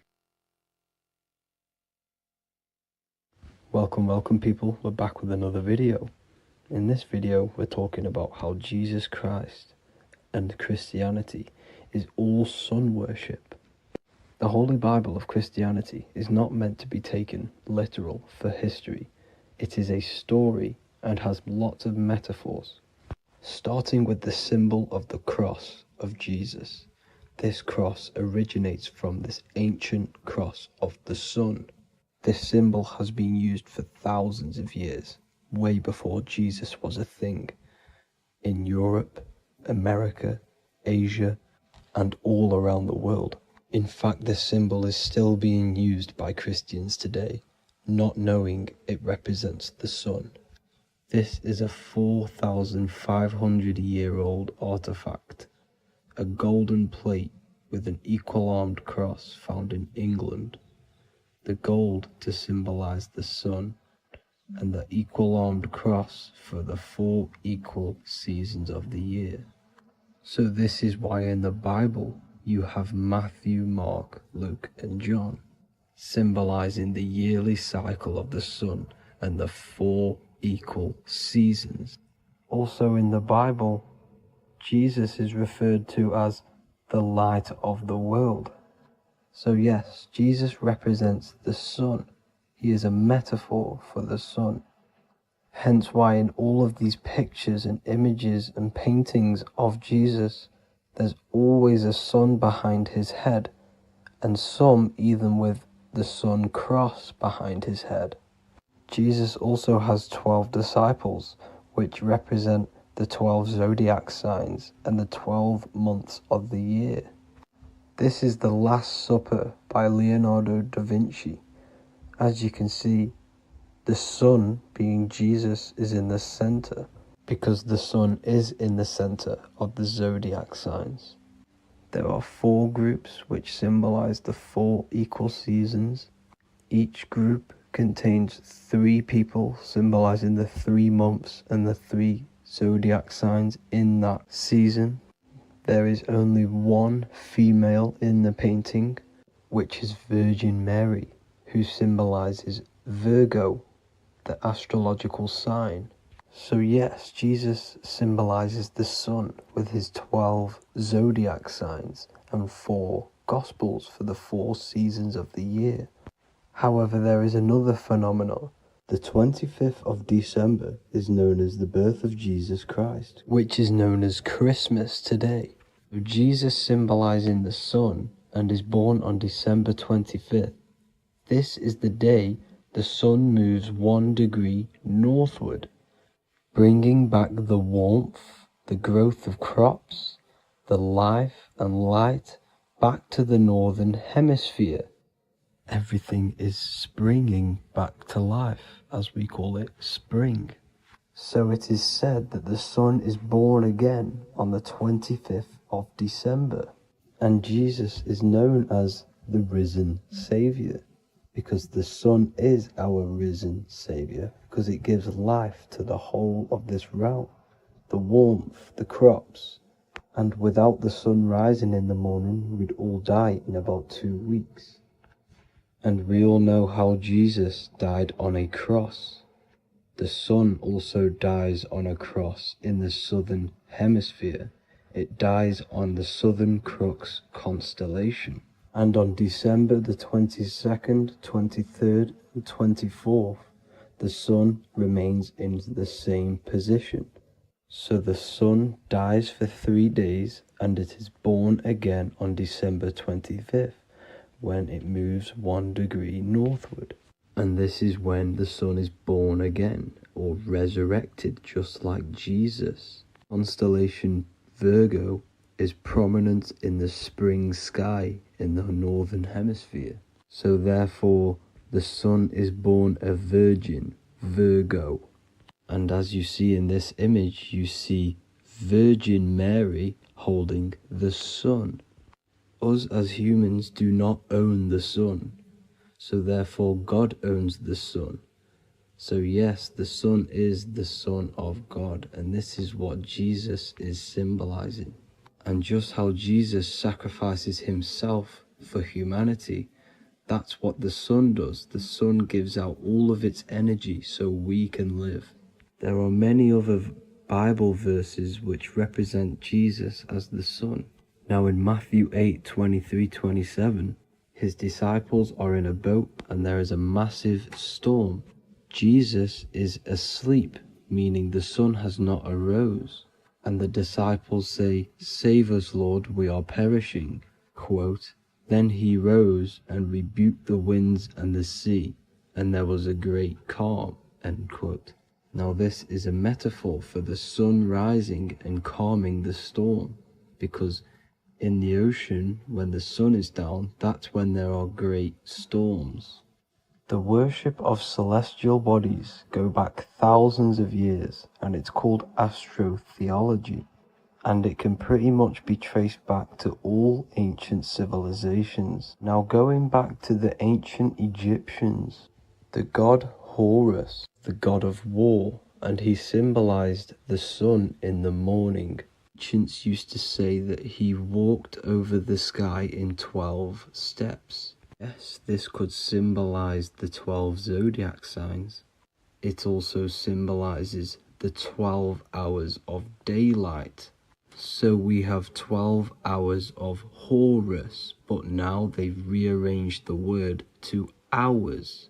Horus and hours. And when the sun rises, Horus rises, we say horizon, which is Horus is rising.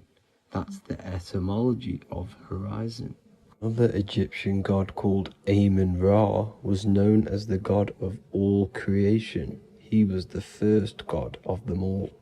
Amun was also a sun god.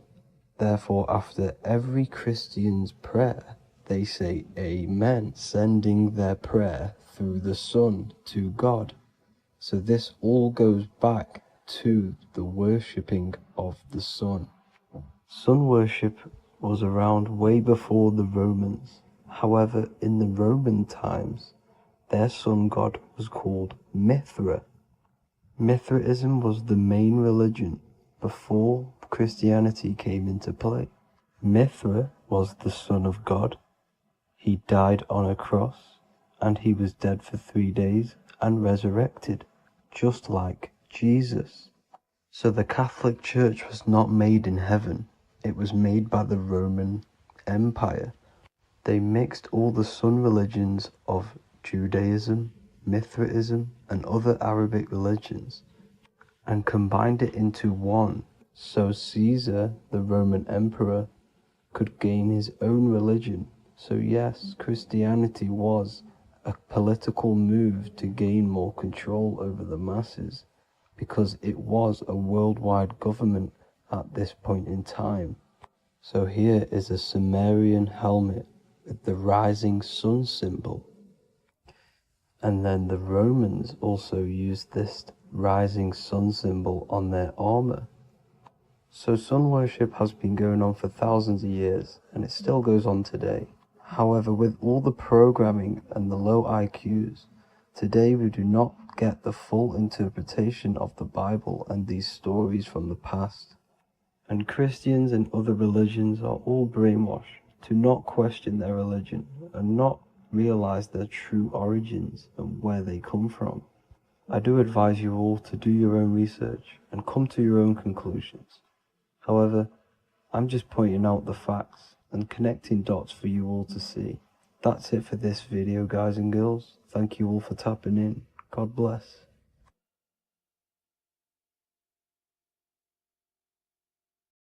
In this video, we're going to be talking about the evolution of consciousness. You are born human, however, you possess consciousness, which is the awareness behind your being, the awareness behind your thoughts, the experiencer behind your 5 senses, the experiencer, the observer behind your thought, emotions, and senses. You are an eye, an invisible consciousness looking through a lens, which is your body. Your body produces this physical world that you experience. Your brain produces this world. Your brain and body is a technological computer. However, you are an infinite, ever-expanding consciousness behind this physical body. And there is an evolution of consciousness, a cosmic journey of expansion. And this is why we see so much pyramid symbolism in the occult and esoteric world, and especially within Freemasonry. Because the pyramid represents climbing, an evolution, a raising state of consciousness, a journey. Steps symbolize a journey upwards. This is the raising and the evolution of consciousness, our inner world, the transmutation of our inner selves, of our souls and consciousness and our minds. So when we see this pyramid, we're seeing a evolution, a way up to source consciousness. And the eye in the pyramid represents your source consciousness. It represents illumination. It represents divine guidance through this evolution of consciousness. This is why we see the ladder. Consciousness is ever expanding on an infinite journey of evolution. Each individual is a part of this cosmic process, contributing towards the ongoing expansion of both mind and awareness. As we evolve, we collectively explore deeper levels of existence, expanding the boundaries of thought and consciousness. The mind has the ability to expand infinitely into new realms of thought, into new dimensions of mind. The mind cannot be filled up. It is not a physical substance. The body can be filled up because it is a physical thing, but you cannot fill the mind. Therefore, the mind is constantly expanding, ever expanding into new fields of thought. So what we see in Freemasonry, the ladder, is again a journey, an elevation of consciousness.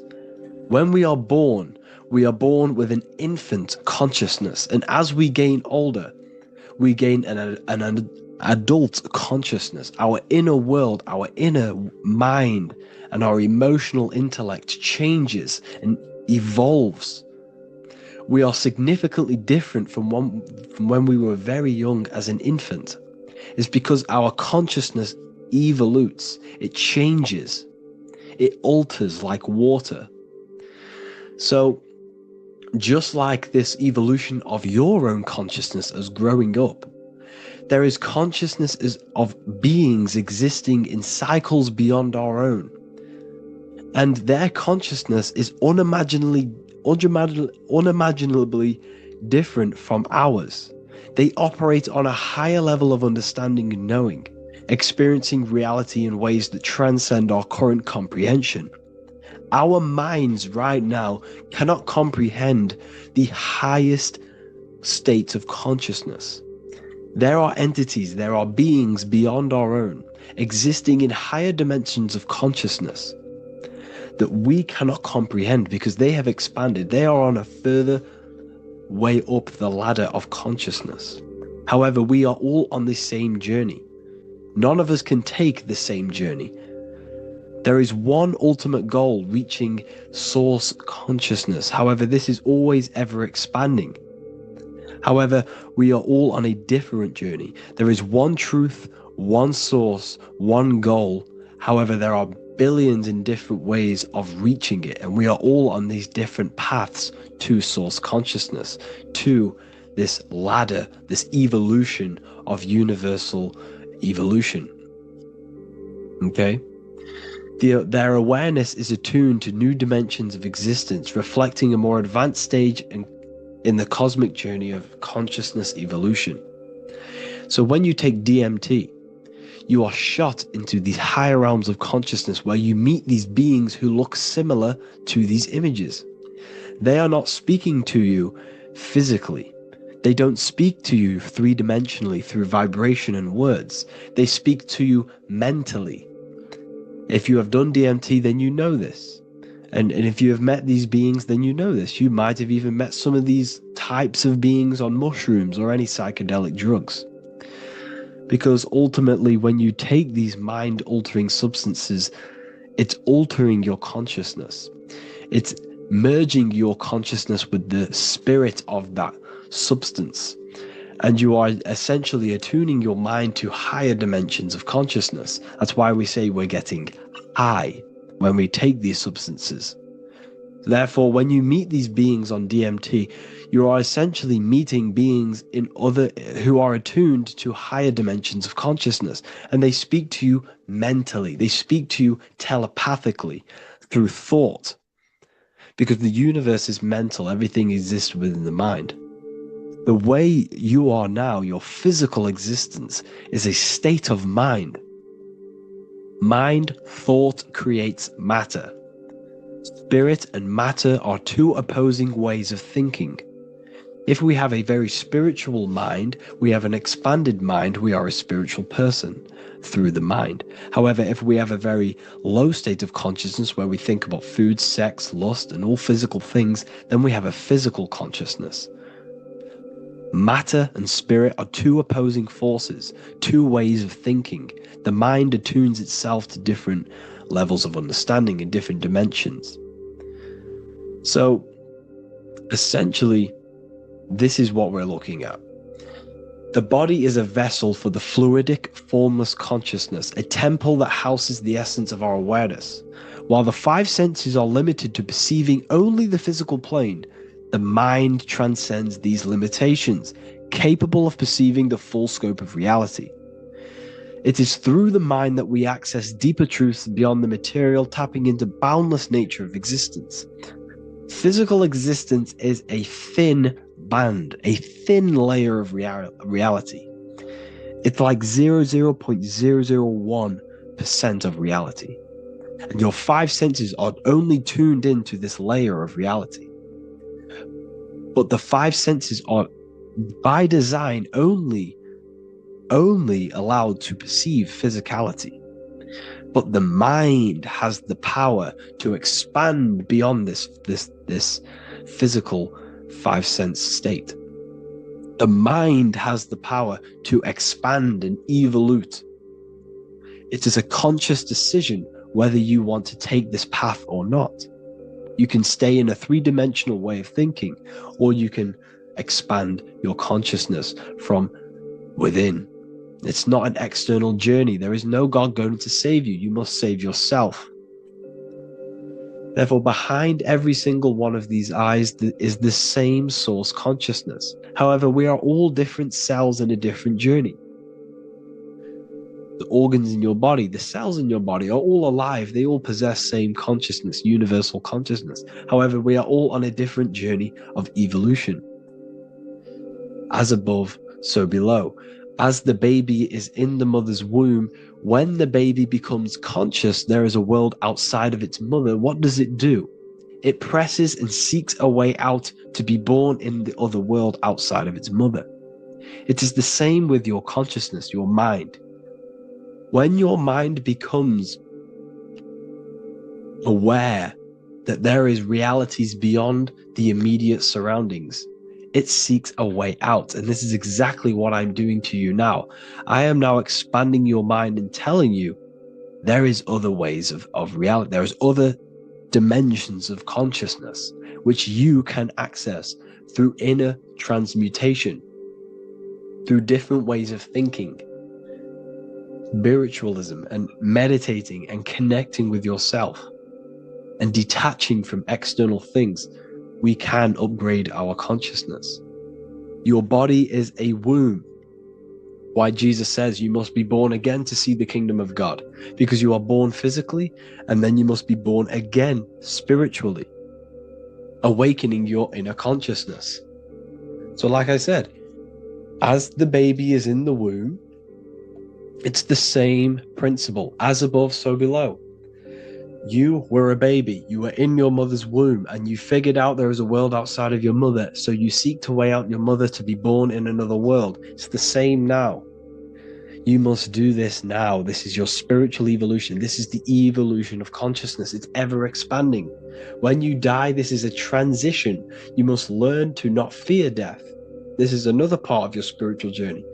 You must master death. Therefore, like I said before, the mind has limitless capacity to expand into new realms of thought, continuously exploring uncharted ideas and concepts without boundaries. The mind can ever expand. It can never be filled. It can never ever know everything. There is infinite fields of knowledge, infinite fields of thought. Your current state is just one stage on an infinite pathway. You won't remain human forever. The human experience is a crucial phase where we learn to balance polarities, master the fundamental laws of the cosmos. It is a period of growth and transformation, preparing us for the next stages in our cosmic evolution. The goal is to strive for perfection, yet the true perfection is unattainable. It's like a tunnel, and there is a light at the end of the tunnel.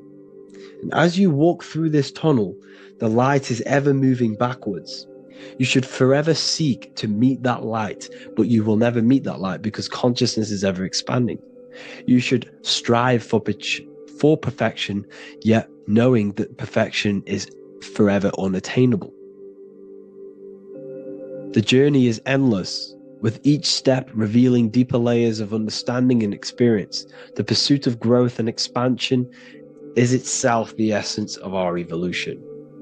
You can find all of this knowledge in the amazing book that I have read for years. I have read this book, The Emerald Tablets of Thoth, the Atlantean, by M. Dorial, translated by M. Dorial. I'm telling you now, this book, now that I've told you this, you have some context on the book. The whole book is about evolution of consciousness.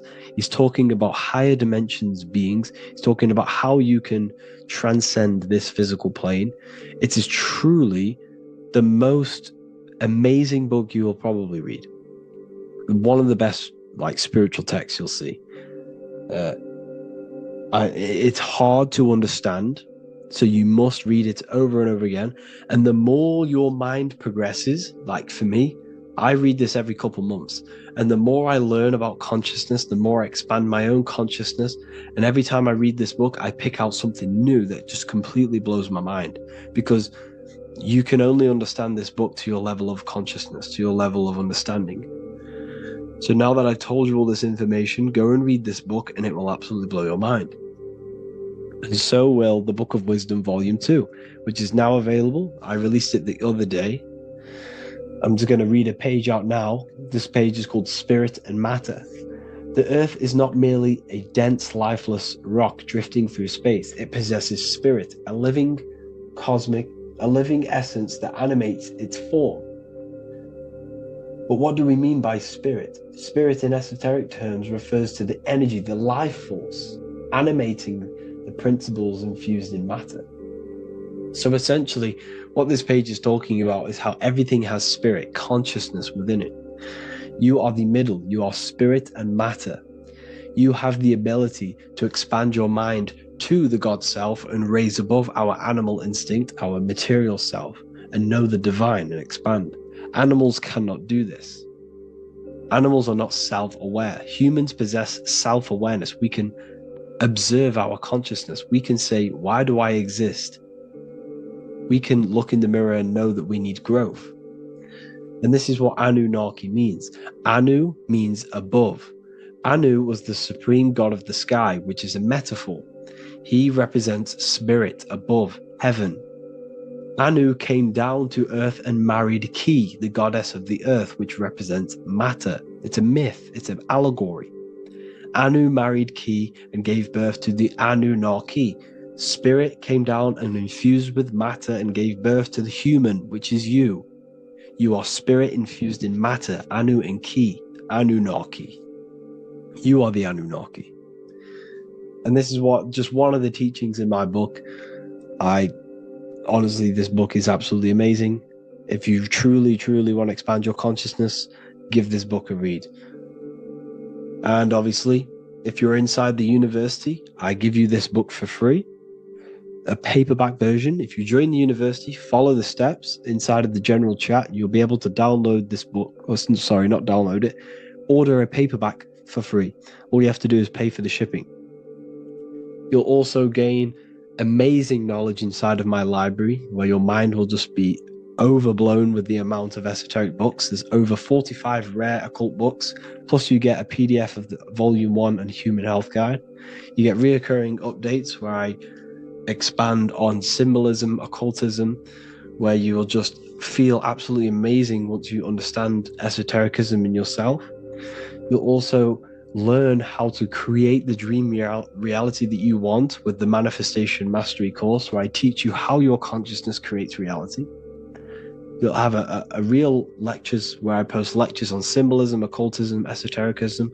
There's a conscious community and live calls and Q&A where you can ask me questions and I'll answer your questions. I just want to say thank you to everyone who has joined the university. Thank you for even liking and watching this video. Any support I just appreciate every single one of you.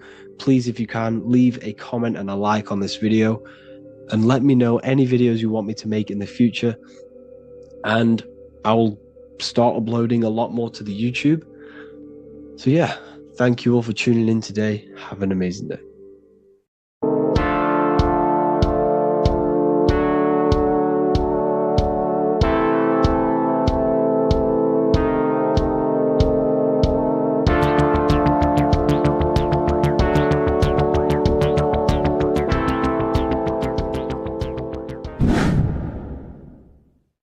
What is good, people? We're back with another video, and today we're talking about the chakras.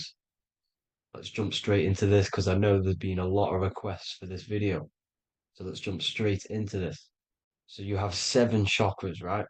7 chakras, and these chakras are feeding off your electromagnetic field, known as your aura. This is both positive and a negative pole, male and female, right? This electromagnetic field is made out of electric and magnetism, and together they come as electromagnetic. Now, your chakras, the word chakra just means wheel, spinning wheel, because that's what they are. They're spinning wheels of energy. They do not exist on this physical plane. They exist on the etheric plane. Okay? Now, these energy centers are known to regulate your emotions, and each energy center controls the organs and cells in that particular area of the body. So, for example, your sacral chakra will control the cells and organs of your sexual reproduction area. Okay? The navel chakra or solar plexus will control the digestion in your body. Same with the heart, same with the throat, right? So they are like mini brains for each center of your body. They run along up the spine, but notice the crown chakra exists outside the body. It's just above the head. Now, this process of the chakras is obviously the 7 colors of the rainbow, starting from red, which is the lowest vibrational color, all the way to violet, which is the highest vibrational color.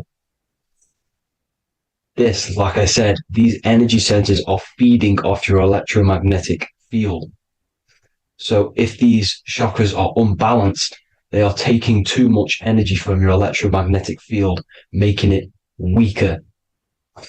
Now, this is the North Pole. As you all know, the Earth is flat, and we live inside of a giant torus field. And the North Pole is the Earth's heart chakra. And this is why the aurora borealis, or the northern lights, whatever you want to call them, that's why they are green, and they are being emitted from this center point of the Earth, because it's symbolizing the heart chakra, which is green, right? Now, you do work your way up to these. However, this is a torus field. You are a torus field. You have different layers of this torus field, right? And you need to balance all of these chakras, but you can't move up these chakras until you open the one below it. So it's like a stairway. You can't go to your solar plexus without going through your sacral. You see? So you have to work up these. However, you have to work up these and then live from the heart, because the heart is the center of the torus field. It's the balance between male and female poles, positive and negative poles. So you have to balance all of these chakras and then bring them all into one, which is the heart chakra. Now, they exist on the etheric plane. They exist on the etheric plane, and the etheric plane is a layer of the material plane. It's the one higher than the material plane. And then after the etheric plane, it melts into the astral plane. So they exist just between the physical and the astral aspect. Now, this is the yin and yang matter, which is the lowest root chakra, physical matter, and then to spirit, because high vibrational matter turns into spirit, low vibrational spirit turns into matter. So they're interchangeable. This is the yin and yang. Now, when you see ancient paintings with the halos, you see this is like a toroidal field coming out the top of his head, you see, with a halo. This was symbolizing in the old days, in the ancient days, that they've aligned their chakra, they've reached Christ consciousness, which is God consciousness, right? Now, this electromagnetic field is the apple that we bit out of in the Bible, because you see that apple is a torus field. So they were metaphorically or personifying the torus field. That's what the Bible is. It's a massive personification. It's all metaphors. You have to read it properly. It's got a greater meaning behind it. Now, when we bit from the apple, we ate from the tree of knowledge, which is good and evil. Our lower mind took over, so we materialized to feed our physical bodies. We materialized through Saturn. That's what Saturn does. Now, if you don't understand that, go and watch the video previous to this one called Occult Secrets of Saturn. And that will show you how Saturn is the materializer. Now, this is one of the secrets behind the Masonic compass, electric and magnetic, male and female, duality, positive and negative. Now, like I said, they teach you about the torus field, about a magnet in school, but they don't teach you about your electromagnetic field. Everything alive has a torus field. It is the building block of this creation. Absolutely everything has a torus field. There's not one thing without it. And as you can see here at the center of the apple, that's where the seed is. That's where the life is. The reproduction of that organism. As you see, this is where the most electromagnetic energy is stored, in the center, because this is where the two duality, this is where the field meets at the very center. This is why the seed is at the very center. Now, your spine is a elongation of the brain. The brain is heaven, and the bottom of the spine is hell. So this is Saturn, which is the root chakra. The 7 planets are associated with each chakra. Moon equals mind. Okay. Now, Saturn is physical matter, as I've just explained. This is the lowest vibrational color. And they want you trapped down here, which is your hell state, your animal nature, your physical nature. They want you to identify as the physical body. They don't want you to reach these higher states of consciousness. Okay? Now, in the brain, you have 12 convolutions. Now, this is what they were symbolizing in the Bible with the 12 disciples. And obviously in the Bible, it says the upper room where Jesus met with his disciples. This is heaven, the brain, the higher states of consciousness. Now, this is your North Pole. This is Jacob's ladder. Okay. This is why you have 33 levels of Freemasonry, because it's symbolizing the 33 vertebrae, which are these little things here on the back of your spine. Because once the kundalini energy from the bottom of your spine rises to the top, this is when you get enlightenment and opens your third eye. Spiritual enlightenment. As you can see here, this is Jacob's ladder. This is the kundalini symbol, right? And they're even showing you this in the medical symbol. They're putting it in your face. The serpents are wrapped around the spine. Now, the serpents symbolize how the energy moves around the spine because it's a torus field, you see? At the center of the torus field, it wraps around the center pole. It wraps around it, and this is how the energy moves up. So they're symbolizing it with the serpents. Okay? Now, every religion has a sacred river. For the Egyptians, it's the River Nile. For Christianity, it's the Jordan River, right? This river is the canal, the energy canal at the center of your spine, all the way leading to heaven, to the Holy Land. This is the chamber which the energy rises up, right? Now, they used to say the gods descended from heaven to man. This is just heaven. This is the mind state. And they said the gods were connected by a rainbow bridge. That's the chakra system, the rainbow bridge. Okay, now the ancients called this place Midgard, Earth, where both evil and good live, right? Midgard. But you can go to heaven, which is a pure mind state, because once you're in heaven, nothing negative can ever bother you. That's completeness, pure Christ consciousness. Now, this is why Jesus dies at 33. He didn't actually die, but it's symbolizing the death of the physical body. Not the death of the physical body, but his consciousness rising above the physical body to, as I said here, matter to spirit. Matter died off and he came spirit consciousness. This is symbolized by the 33 vertebrae, which is obviously the 33 levels of Freemasonry. And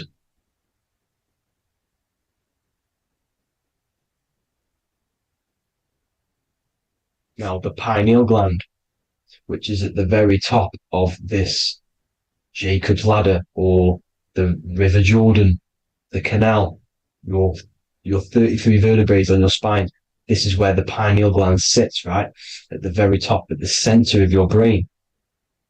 Now, there's multiple ways this was symbolized. The Eye of Ra, which is used by the Egyptians. Now, this pineal gland is the seat of consciousness. This is where your consciousness is stored, right? And the ancient Sumerians used the pine cone, hence why it's got the word pineal gland, the seat of the soul consciousness. It produces DMT, dimethyltryptamine, which is known as the spirit molecule. And the pineal gland is wrapped in microcrystals, and we all know crystals transfer frequency and energy. Now, radios use crystals. A radio is a frequency transmitter, turning a frequency into a frequency that we can hear with our ears, right? Because all the radios are actually playing right now in your ears. However, our ears can't pick it up, so the radio transmits it into a frequency that we can hear using crystals. So this is the power of crystals, and this is what our third eye is wrapped in, crystals. Now, this third eye is not actually your third eye, it's your first eye. When you're being materialized in your mother's womb, this is the first gland that is produced, and everything's built around it, because it is the consciousness. It is your consciousness.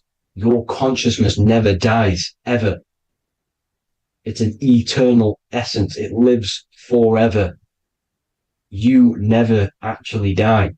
Only the mortal body dies. Now that's what we call life. Life is abided by time, and time is change. And change is what we call life, because everything's constantly moving and transforming into different things, right? Now let's not get off track. The pine cone is obviously, this is in the Vatican here. The pine cone is symbolized as the pineal gland, pine. And this is the opened pine cone. The opened pine cone means, or symbolizes, the awakened man, the awakened third eye. But the ones here, which the Sumerian gods are holding, these are shut pine cones, symbolizing the unawakened man. But let's not get confused, people. These gods were not gods. They are human beings just like you. They reached Christ consciousness. They are nothing more special than you. They just had the ability to reach Christ consciousness. And obviously their knowledge was far more intelligent than ours, far more advanced than ours.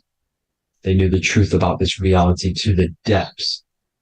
Now, the ancient Hindus had a goddess called Kundalini, which is said that she descended by the means of a ladder or a cord from heaven, which is symbolizing the spinal cord. Now, this is what hickory, hickory dock, the mouse went up the clock and came back down. This is all these stories like Santa as well. Santa comes up and then down the chimney.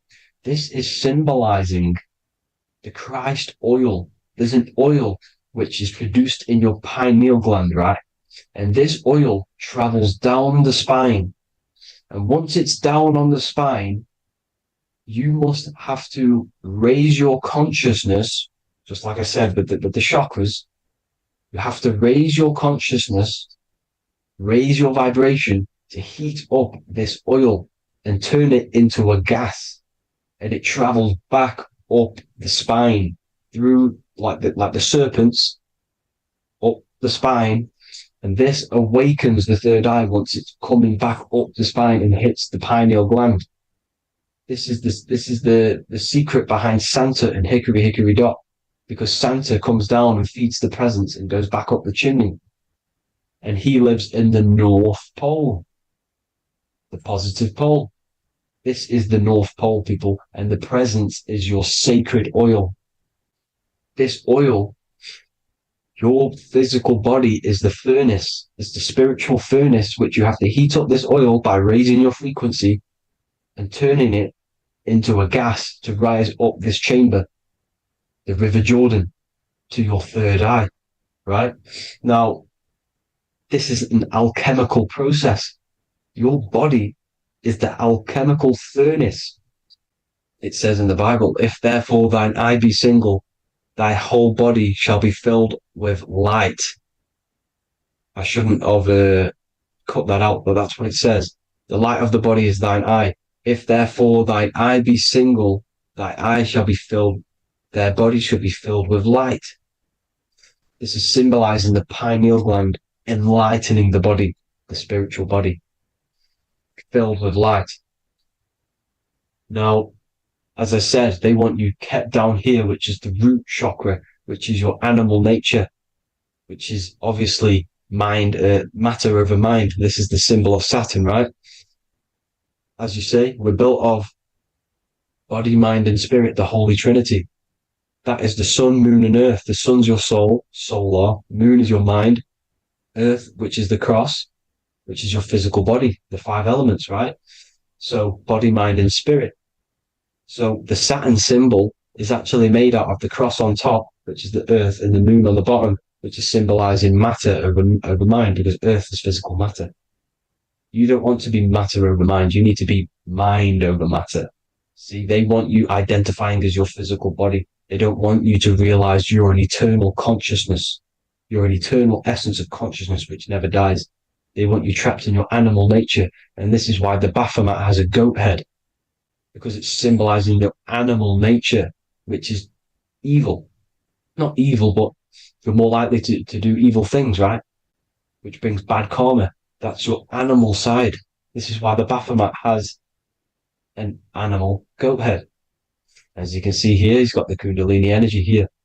So when you see the inverted cross, the cross is your body, as you can see here. The inverted cross means your chakras downwards, down here. Your head's down here. Your mind is down here. But your mind needs to be up here, which is the upwards cross, which is Christ consciousness. And as we all know, 7 colors of the rainbow, 7 planets, 7 chakras. Red light is low frequency and long range. This is why Saturn is the slowest moving celestial body. And it's the lowest chakra, because it's low frequency, long range.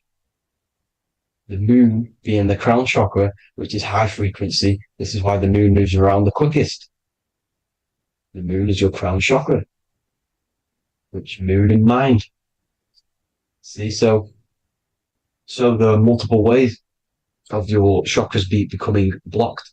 Now, Each chakra has a specific intelligence. It has a specific thing that it's doing for the body, right? Now, this can be overused. It can be abused. For example, masturbation.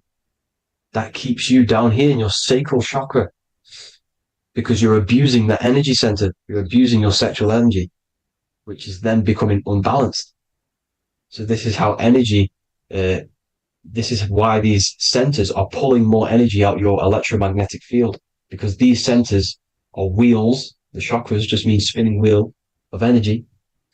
So when you're abusing these certain centers, you're pulling energy out of your electromagnetic field, which is making your field weaker, which is making your frequency lower, which makes you prone to diseases, prone to lower negative energy, right?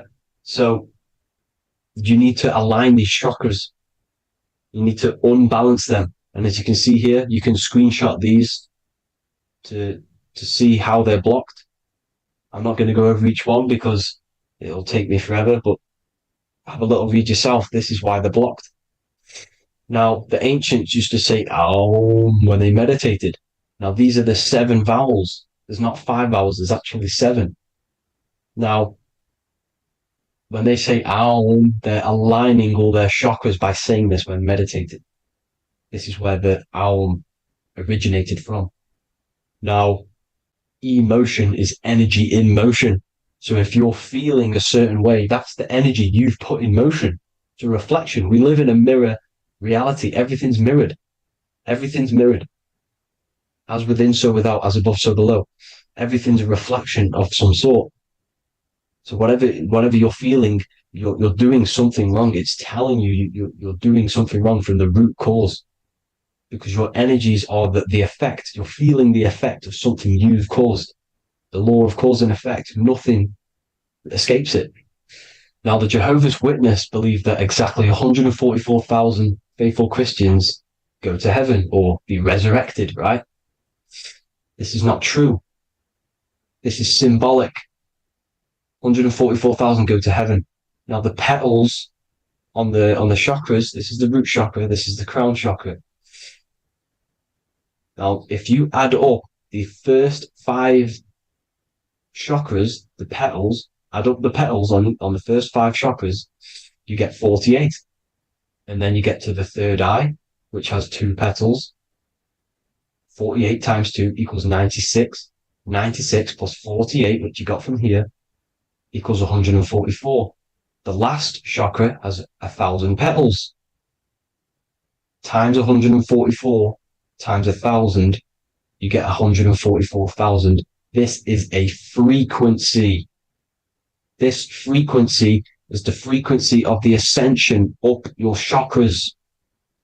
This frequency is a high frequency, which turns that oil into gas, which rises up the spine, activating your third eye. Right? So this is all the religions are all symbolic for this sacred secret of Christ consciousness. As it says in the Bible, the kingdom of God is within. It's not out there, people. You must look within yourself. You are God. You are a spark of his consciousness, infinite consciousness, right? So 144,000 is a frequency, and you must achieve this. Like I said, these people in the past, they're not gods, people. These were just humans. Nothing special. They just reach Christ consciousness. Now, they keep you in these lower vibrational states with the food, right? And as you can see here, all of these fast food restaurants are mainly are red and yellow, which are these lower states, these lower 2 chakras, lower vibrational colors, because they want you trapped down here in matter. And these foods are so low vibrational, they will keep you down here, because your gut produces, I think it's like 80% of melatonin. Melatonin is your feel-good hormone.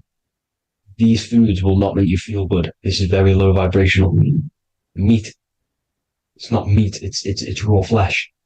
These animals are stripped from their family, put on a conveyor belt, watch their friends be tortured, and then get slaughtered in a slaughterhouse.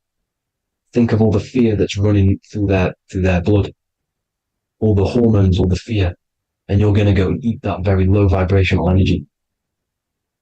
As you can see here, this is the light photons within fruit. You can see the light, the life force in this fruit.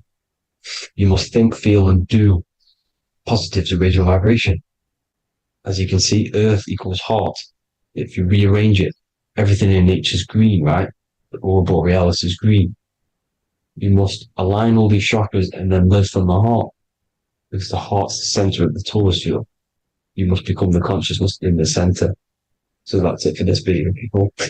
Thank you all. God bless.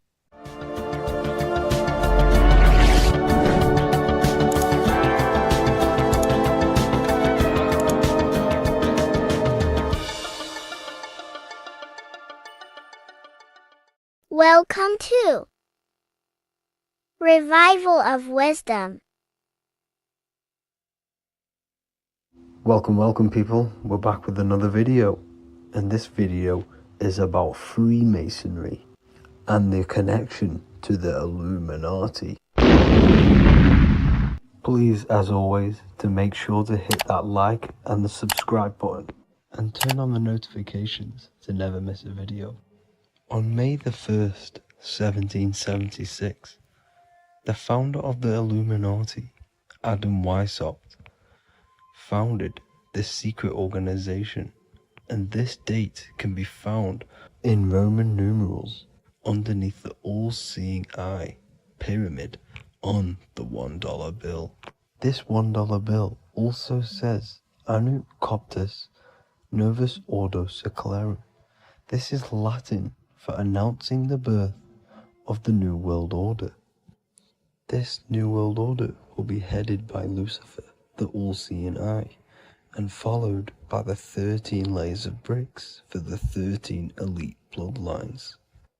So your Orsini's, Rockefellers, Rothschilds, Soroses, and the other 9 elite families. So when Adam Weishaupt created the Illuminati, he made it consisting of high-level degree Masons, French and Latin philosophers, and many more powerful people to all become one society. So this is why you see Masons using the same symbol of the all-seeing eye inside the pyramid. But not all Freemasons are part of this Illuminati secret society. As the 33rd degree Freemason Manly P. Hall said in his book The Secret Teachings of All Ages, Freemasonry is a fraternity within a fraternity, an outer organization concealing an inner brotherhood of the elect.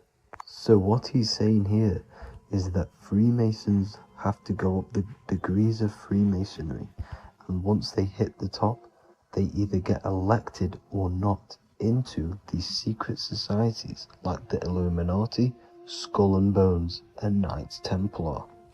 So when you see celebrities doing this one-eye symbolism, either covering one eye, doing the triangle, or doing 666 over one eye, this is showing and reflecting the symbolism of Freemasonry. They have taken the oath to never speak on anything they learn about Freemasonry. Duncan's Ritual of Freemasonry book states the oath they have to take, quote, I ... of my own free will and accord, that I will hail, ever conceal, or never reveal any of the secrets, arts, points of Master Mason's degree to any person whomsoever. All this most solemnly, sincerely promise and swear. Now, this is what happens when they break the oath, stated in this book, quote, myself severed in two, my bowels taken from thence, and burnt to ashes. So this states that Freemasonry comes first, before any law of the land. It has the right to kill you if you break your oath. This is the hand gesture they have to do every time they enter the ritual room inside the Masonic lodge. This is the cutthroat symbol, showing you and reminding you of the oath and what will happen if you break it. Now in this book, Richardson's Monitor of Freemasonry, it states, if you break your oath, binding myself under no less penalty than to have my throat cut across, my tongue torn out by the roots, and my body buried in the rough sands of the sea. If they do not decide to kill you, this book states this by pointing him out to the world as an unworthy vagabond, by opposing his interest, by dearranging his business. In other words, they have the power to frame you and destroy your reputation to the world, and destroy your business if you break this oath. So yes, they do kill to keep this truth hidden, because this truth of this reality is what keeps them in power. They have the ability to manipulate people, because people do not know what manipulates them. This is why they call themselves the government. They govern the ment, which is the mentality, because the mind is the root cause of reality. They control what you perceive to control what you manifest. By knowing the truth, you are set free, and you no longer need no controller above you.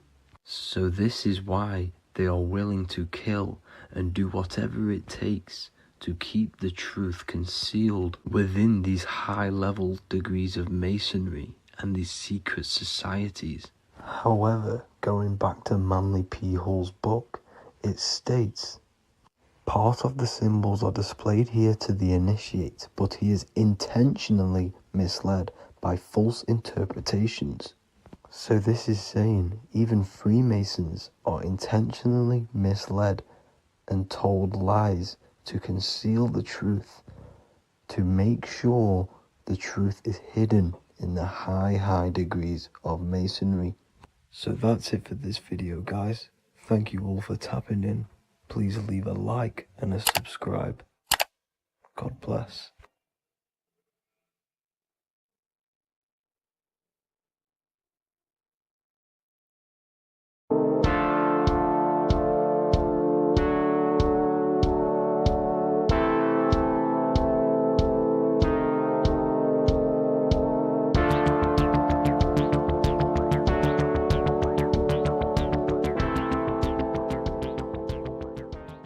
Welcome back everyone to another video. Today we're going to cover everything that you need to know about the mind, starting with the two aspects of the mind, the conscious and the subconscious. The male aspect of your mind is the conscious. This is the 10% of your mind.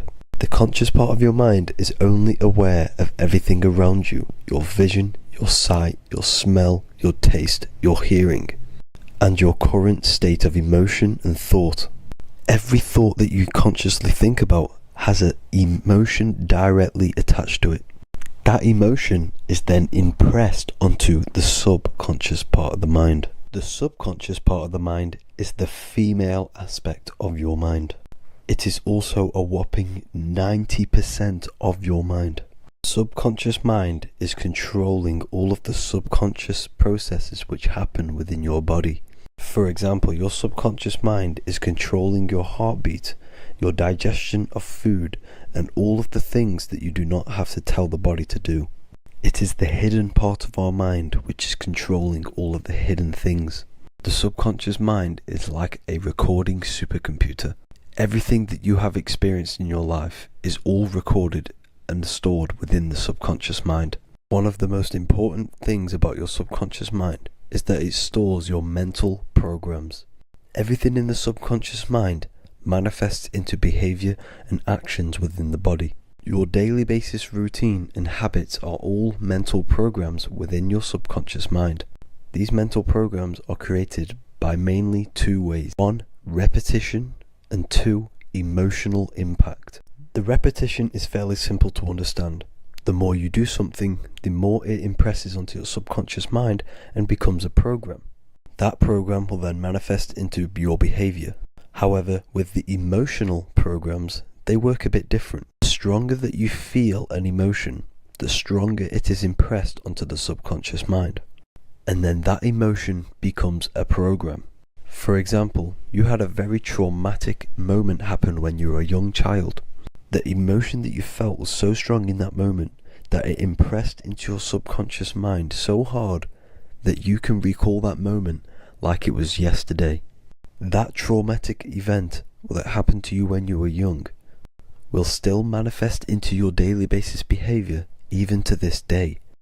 However, it manifests subconsciously. For example, if you were in a car crash, you will be wary to enter cars with certain people, all because of that traumatic emotion that you felt and impressed onto your subconscious mind. Another example of the subconscious manifesting into our behavior is posting on Instagram. Most of the time, the reason why you post is because your subconscious mind is seeking gratification. So before you actually do something, question yourself and find out the root cause of why you are doing this. Another thing that you need to understand about the subconscious mind is that it takes everything you say in here literally. So for example, if you go and say, "You are an idiot" to someone, your subconscious mind will only pick up the word idiot. It only knows yourself. It doesn't know anyone else. You are casting a spell on yourself just by saying that to someone else. This is why the golden rule is to treat others like you'd like to be treated. Now, you can rewrite these programs which are already in your subconscious mind. However, it does take consistency. You have to change these programs which have been running for years. And by changing these programs, you change your behavior, because these programs manifest into your behavior. The best way to do this, personally, is to listen to affirmations first thing when you wake up in the morning, and do this for 10 minutes every single morning. Then at night time, you want to think and feel that you are becoming the reality that you desire. The more that you feel this reality, the more it will become a program and impress your subconscious mind. For example, you're trying to gain financial freedom. If you trick your subconscious mind into creating a program saying that you are financially free, this will manifest into your behavior. You will start doing more work. You will start looking for ways to make money. Your mind will be set on the frequency of money and financial freedom. Therefore, you will receive thoughts based around this program. If you take enough action, your life will dramatically change because of this program that you created in the mind. This is why we call it a mindset, because your mind is a frequency tuner which sets its frequency onto different thoughts, because thoughts are frequency. If you fill your mind with a specific frequency, you will gain thoughts and ideas based around that frequency. To create a stable mind, you need to master your emotions. You need to change your mindset. Everything that you experience is neutral. Based upon the mindset that you see it, you either give it a positive or negative charge. By understanding this deeply, you will then control your emotions. I hope you gained some wisdom and enjoyed this video. Please, if you can, leave a comment and a like, and subscribe to the channel if you like this content. Love and light to you all.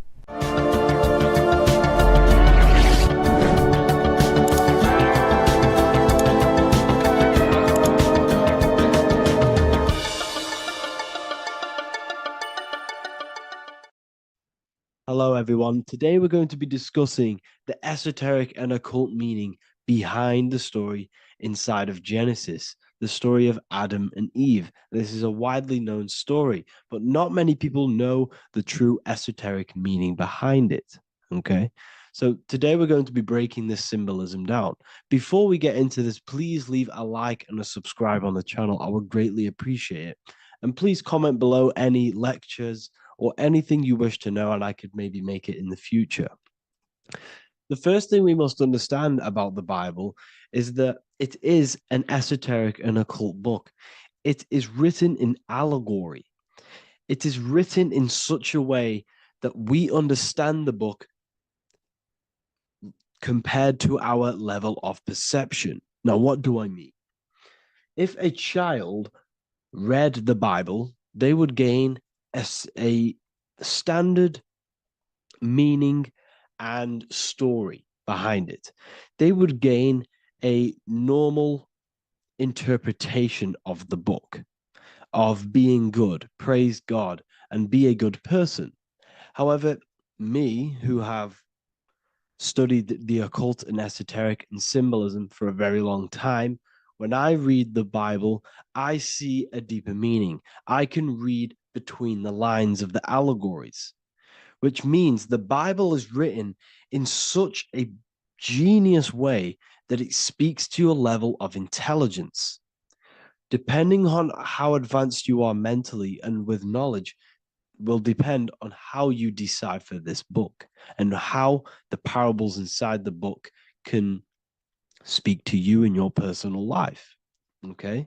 So the Bible is the greatest psychological book ever written in history. This is why it's known as the greatest story ever told. It's a story.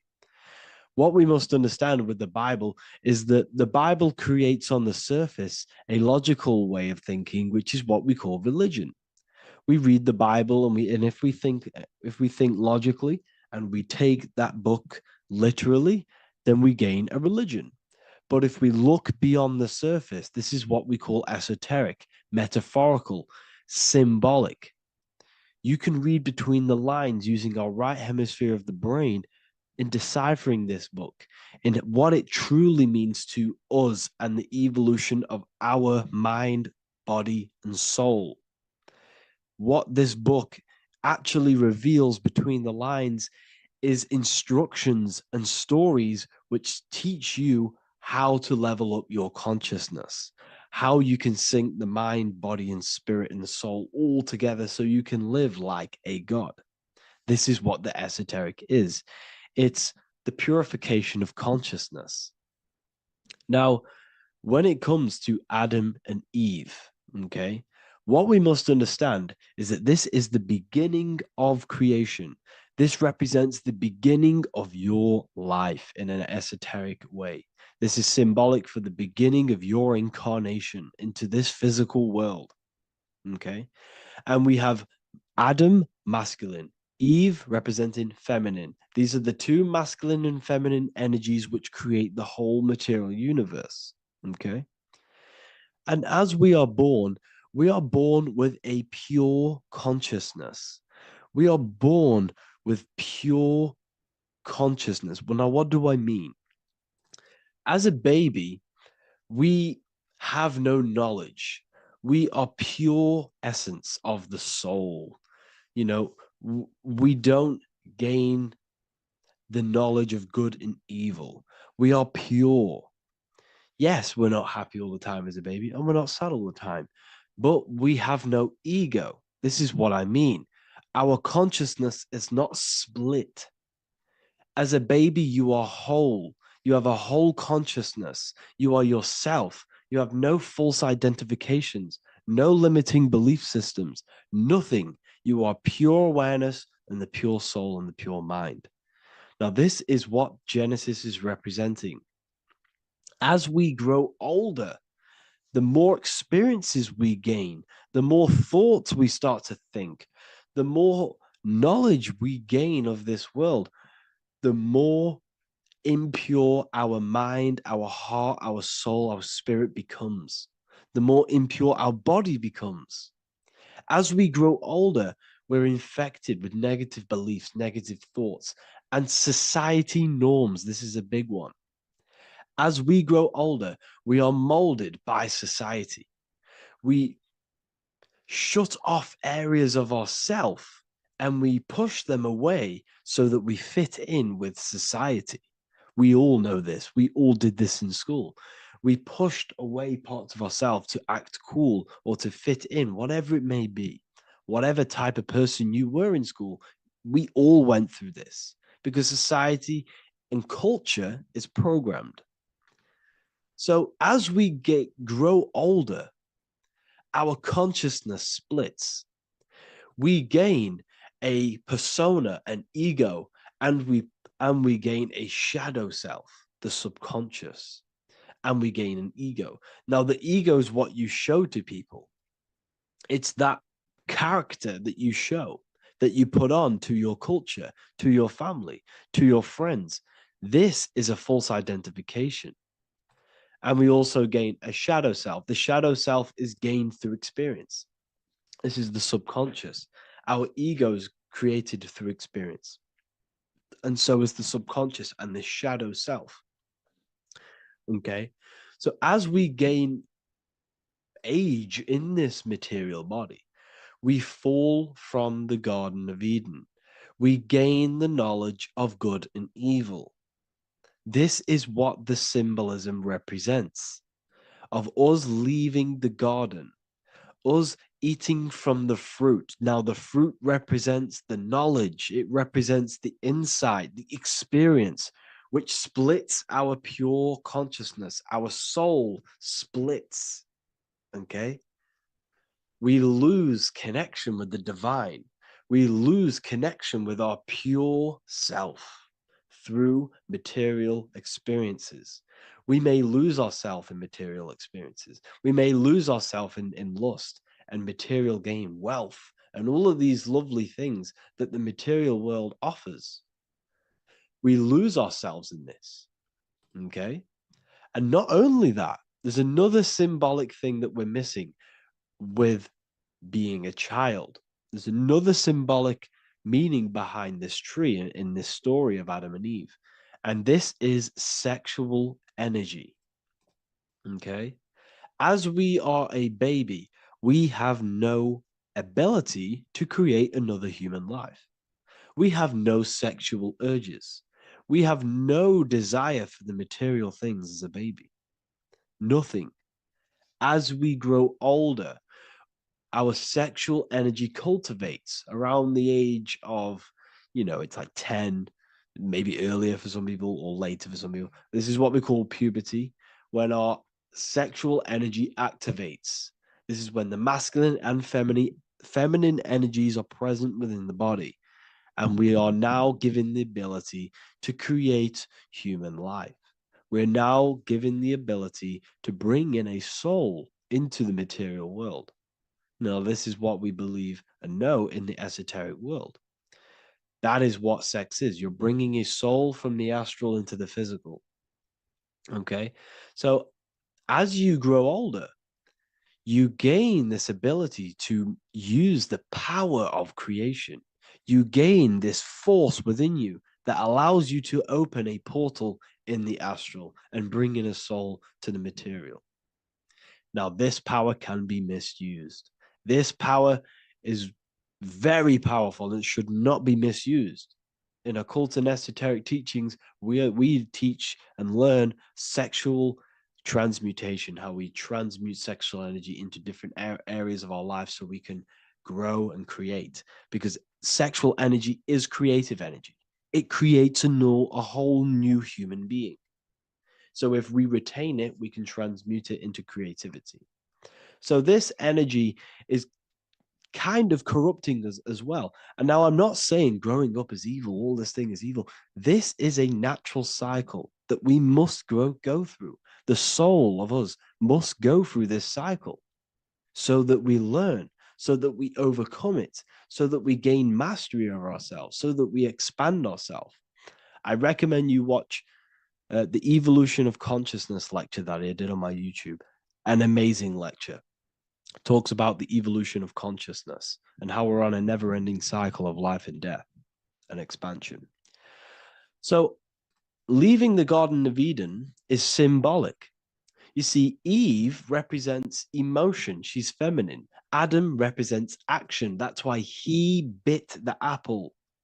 You see, Eve takes the apple and tempts Adam because she's the emotion. She's the sexual desire. And Adam eats it. He releases. He misuses the power of his creation. He misuses his consciousness because of material illusions and material desires. This is natural. Okay. As we grow older in this life, our soul has to experience sin. We have to experience negativity. We have to experience evil. Okay. And we have to misuse this power within us to learn about it so we can overcome it and gain control over it. Now, this is why the Bible says in Genesis 3:6, for God doth know that in the day ye eat thereof, then your eyes shall be opened. Ye shall be as gods, knowing good and evil. This is very, very, very symbolic. We come into this world to experience a dualistic way of reality. We come into this world to challenge ourselves so the soul can grow, because the soul comes from pure love from God. But we come into this world so the soul may know what it's like to be evil. You see, we are like a seed. Our soul's like a seed.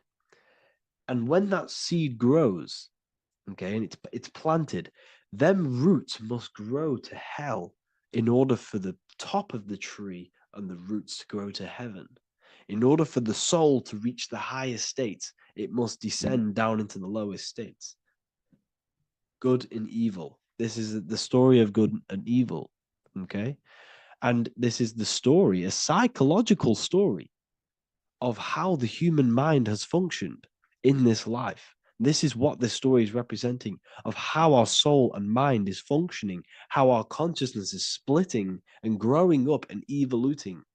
Okay. Like I said, snakes represent sexual energy.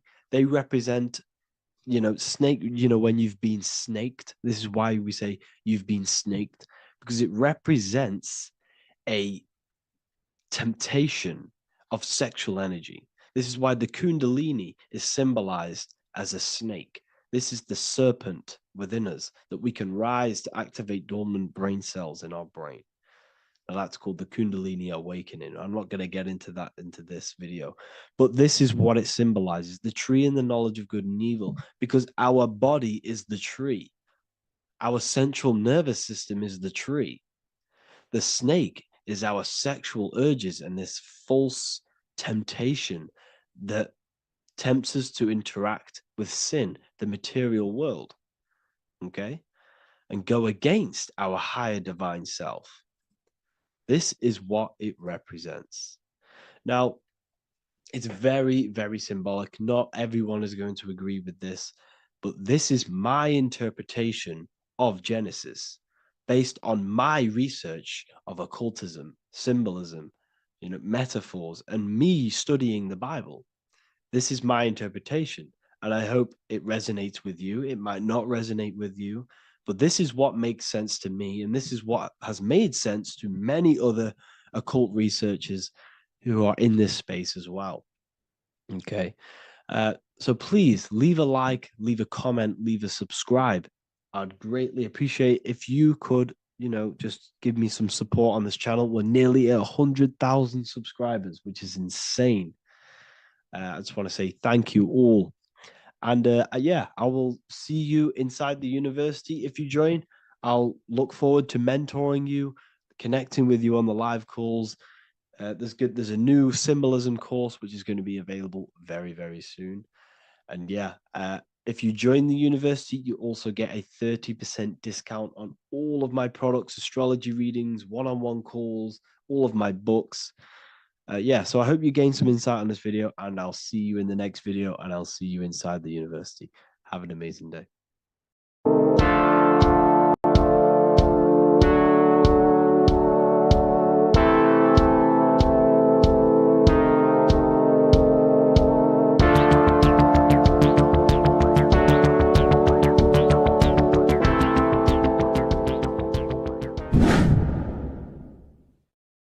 What is good, people? It's Revival of Wisdom. I hope you're all doing well.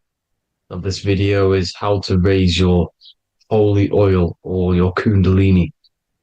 Let's get straight into this. So this is a monthly cycle.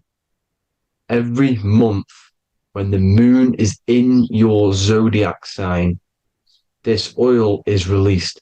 Now, the moon is in control of monthly cycles. For women, it's the menstrual cycle, and as well, this holy oil cycle. The moon changes sign every 2 and 2.5 days. and passes through the zodiac signs in 27 days. So the moon tells the day, the sun tells the time, the stars tell the month. This reality is a massive clock, if you like to say. It's a cycle. Okay. The moon controls the night, emotions, water, fluids, and the mind. Okay. So this oil is produced in the claustrum. It's produced in the claustrum, which is here, right? This is where you get Santa Claus from. Now, the claustrum is at the center of the brain, and it is next to the pineal gland and the pituitary gland.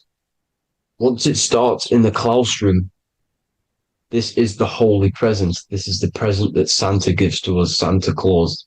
And it goes to the pituitary gland and the pineal gland. And what's connected to the pituitary gland and the pineal gland is the Ida and the Pingala. The Pingala is the pineal gland's nerve, which is the honey, which is the positive charge, electric. And the pituitary is the Ida nerve, which is the magnetic charge. This is the milk, the land flowing with milk and honey. This is the brain, the heaven, heaven, okay? And it travels down the spine using these two nerves, these electromagnetic charge. And this is what the ancients symbolized with the two serpents wrapped around the spinal cord, the Ida and the Pingala. And this travels down to the sacrum or the solar plexus. Okay. So once it's here, okay, the spine is an elongation of the brain. So the spine is pretty much the brain. It's an extension of it. And it's kind of a microcosm of how we descended from heaven to physical reality, to physical matter, which is our consciousness has done. Our consciousness has descended from heaven into physical matter. And this is a microcosm of it. Okay. So once we're in the sacrum bone, this holy oil, like I've just explained, this holy oil starts in the Santa Claustrum, goes down the chimney to the sacrum. This is the sacrum, the solar plexus, and drops the present off at the sacrum. Now, once we're at the sacrum, we need to raise our vibration to take this oil back up the spine. Okay. And the River Jordan symbolizes this in the Bible. King Herod wants to kill Jesus in Nazareth, which is here, this is the River Jordan, is Nazareth. He goes to be born in Bethlehem and then goes back up to Nazareth to Joseph and Mary. Joseph and Mary, the pineal gland and the pituitary gland. The Bible is huge symbolism. It's all metaphors for this sacred process which goes on inside of your body. You are the Temple of Solomon. You are the Holy Land. The Holy Land is your brain. Once this oil is at the sacrum, you need to raise your vibration in order to take it back up. Once this oil has gone back up to the pineal gland, it activates the crystals which are wrapped around your pineal gland. Your pineal gland is this tiny little beam here. This is the claustrum. This is the pineal gland. And it's wrapped in crystals. And when this oil travels back up the spine by raising your vibration, back to the upper room where Jesus met the 12 disciples, or the 12 cranial nerves in the brain, and it activates and it turns on this pineal gland. And once it's turned on, it illuminates all the cells and the nerves in your brain and turns them all on and activates the higher God man, the God consciousness, Christ consciousness. And it regenerates the whole body. This is the secret to regeneration. It regenerates all the cells in the body. And this is how the ancients lived for thousands and thousands of years, as talked about in ancient texts. They lived for hundreds and thousands of years. because they knew this secret. And this fluid, this brain fluid, the secretion, or the Christos in Greek, which means gold, because this is the alchemical process from turning lead to gold. Your body is the alchemical furnace.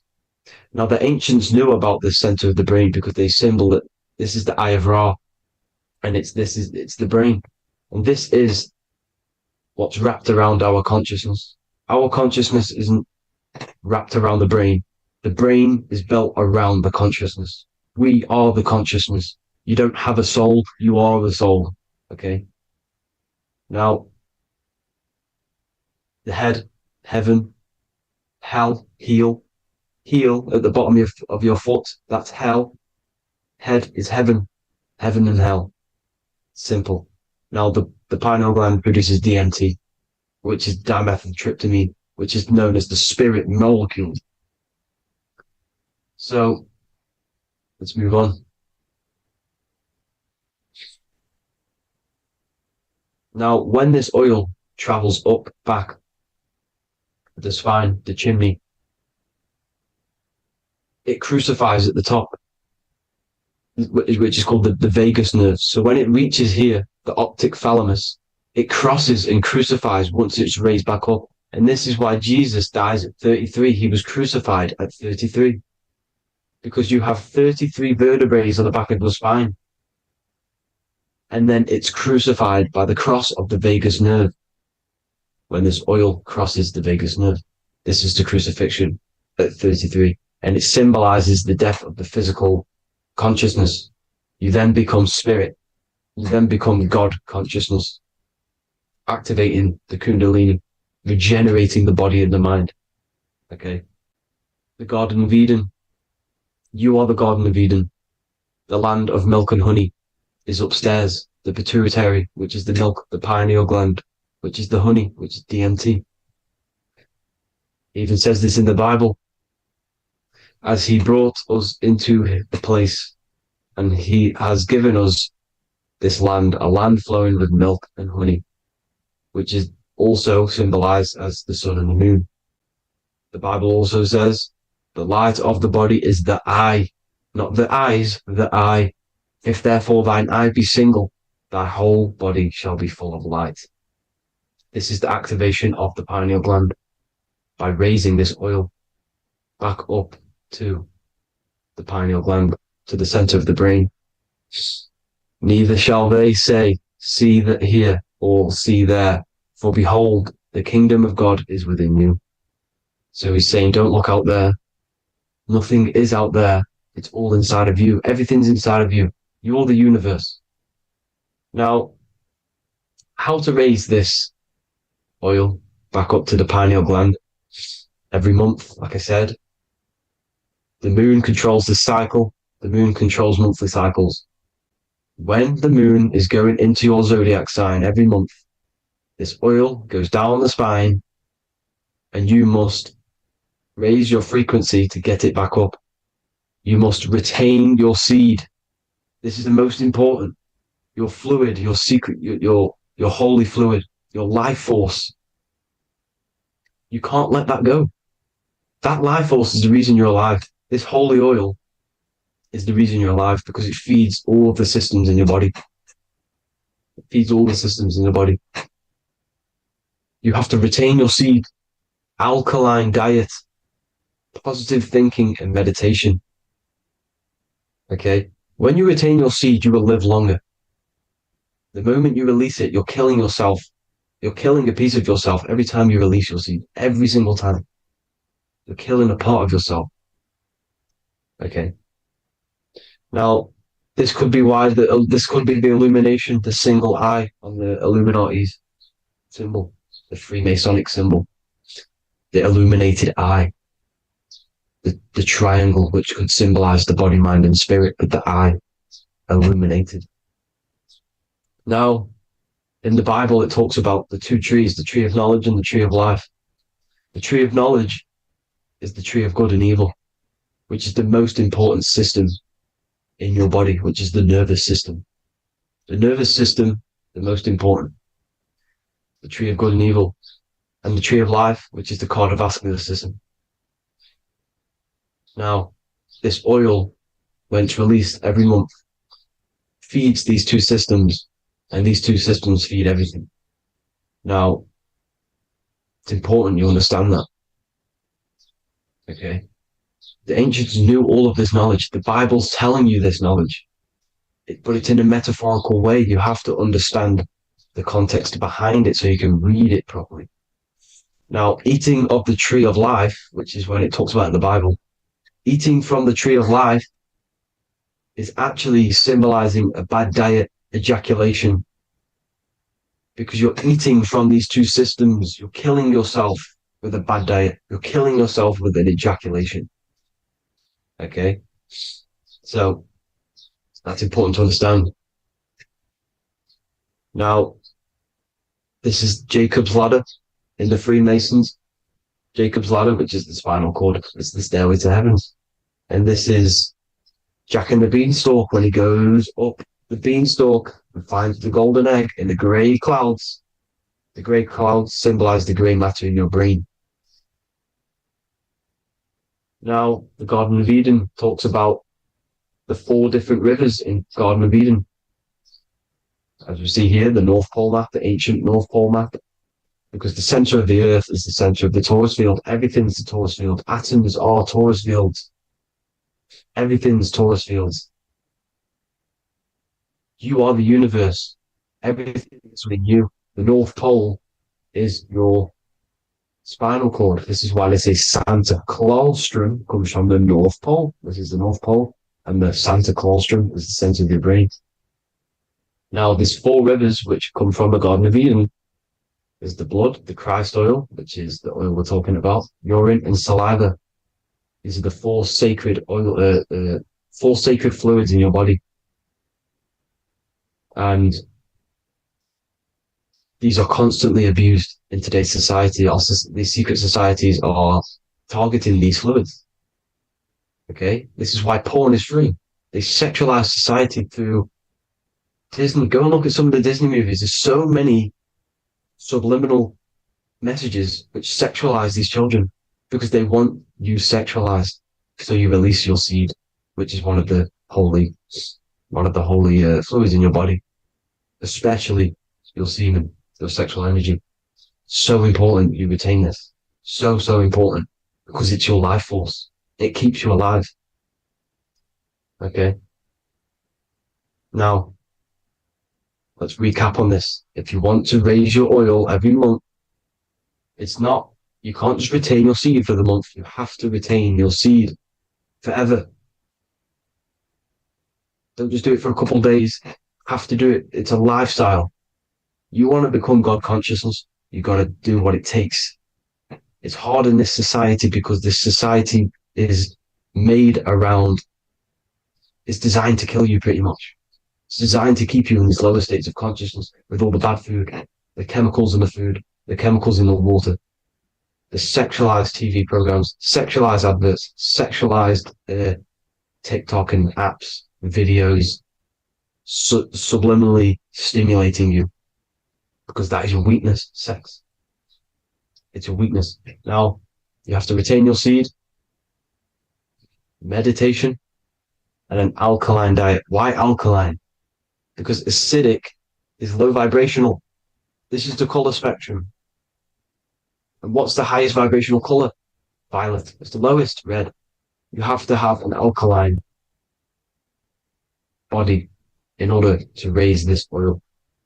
When you drink, when you have a bad diet, when you drink alcohol, when you smoke, this destroys the oil.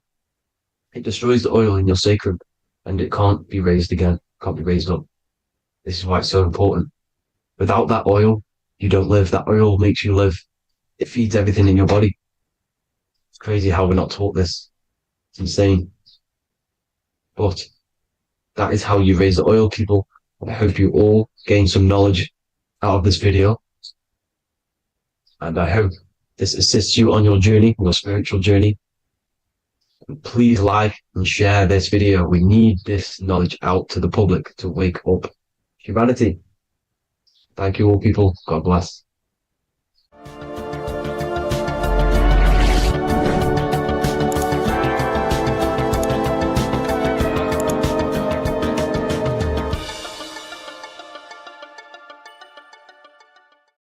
mentalism, conscious and subconscious mind.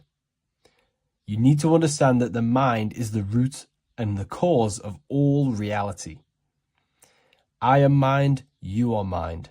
Every single living creature in this physical plane expresses and manifests mind. We are all the invisible substance of mind. We are all the source, which is God. We are all consciousness, which is mind. Before we manifest something physically, we manifest it within the realm of thought, which is the mind. Thought then manifests into astral imagination.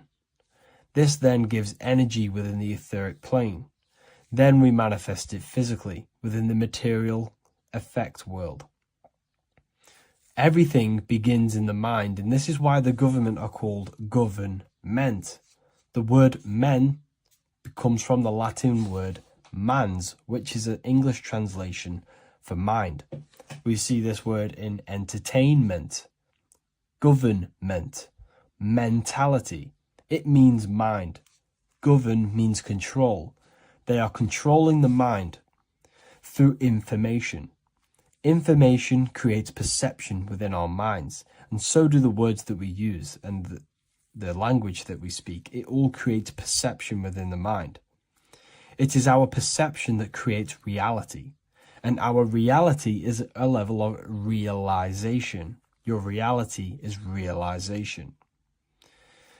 Everything begins in the mind. This is why they are controlling your mind through many different things. Okay? So essentially, they understand how the mind works. So this is why they manifest all things through mentally and not physically. Okay? You have a conscious and a subconscious mind. The conscious mind is what you are consciously aware of. It is the 10% of your mind. It is the mind that keeps you alert.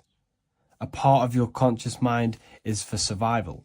A part of it is your visual field. A part of it is your just five senses. It is basically what you are consciously aware of right now. Your subconscious mind is the 90% of your mind.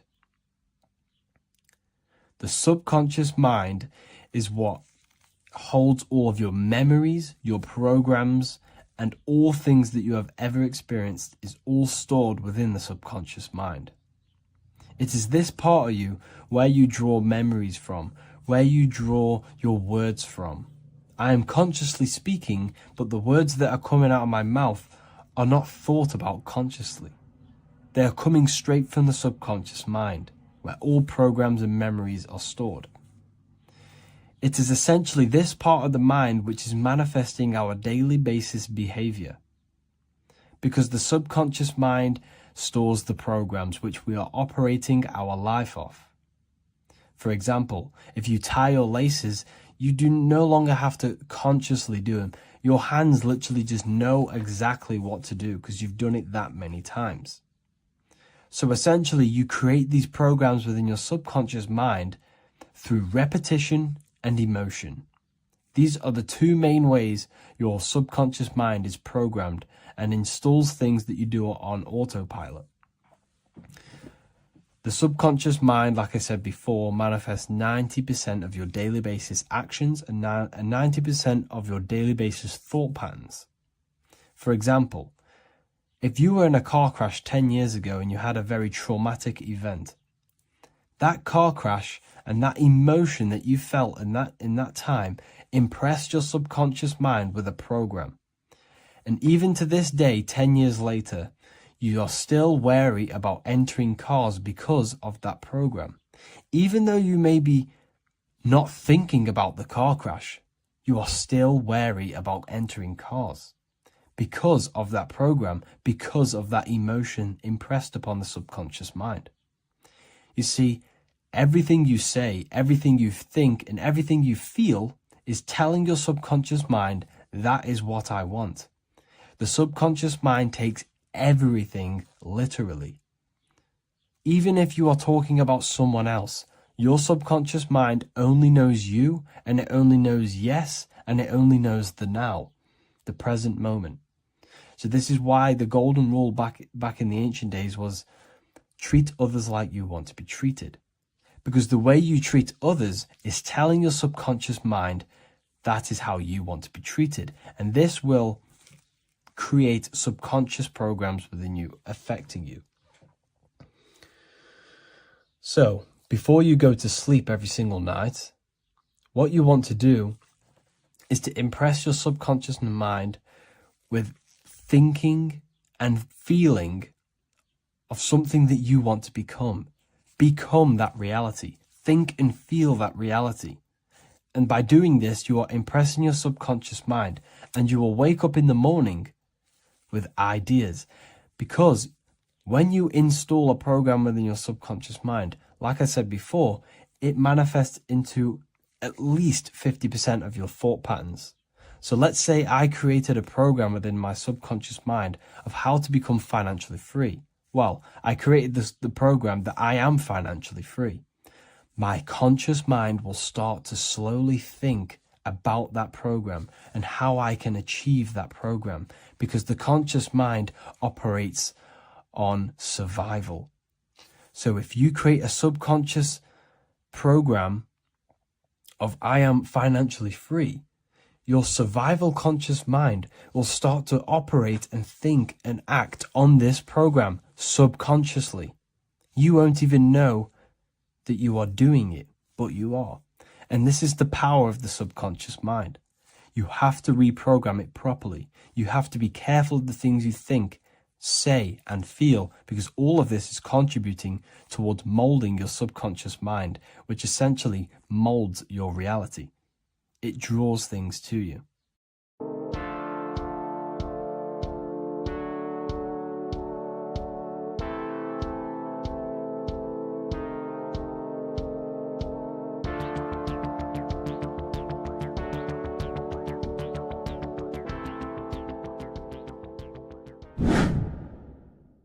The earth has become a realm in order to trap souls within, so that they can harness our electricity, our energy. Even the Bible is talking about how this realm is controlled by the wicked one in John 5:19. We know that we are the children of God and that the whole world is under the control of the evil one. Ephesians 6:12. For our struggle is not against flesh and blood, but against the rulers, against the authorities, against the powers of this dark world, and against the spiritual forces of evil in the heavenly realms. So the Bible is telling us that this is not the only world. There are other worlds, there are other realms that we can go to, considered as heaven. Heaven being a higher realm where there is no evil, no darkness. This is a midpoint realm where there is good and evil. Now, we're going to explain how the soul trap is how it's working, and how your soul is being harnessed for its energy, and how you are tricked to come back to this realm after death. What you need to understand is first is that you are the invisible intelligence behind the physical body. You are the mind and soul. The soul is the true you, the good you. It is pure love, pure bliss, eternal, never dies. The mind can be corrupted though. The mind is the intelligence of the soul. It is invisible. It has no true form. The intelligence inhabits the brain. The brain is the computer to control the electrical machine called the nervous system, which is choice, program, and action. You are the invisible intelligence behind the body, and this will prove it even more. You do not even see into the external world. You are seeing an image produced by the brain, because the light is being sucked through the retinas of the eyes. The image is produced in the visual cortex at the back of the brain.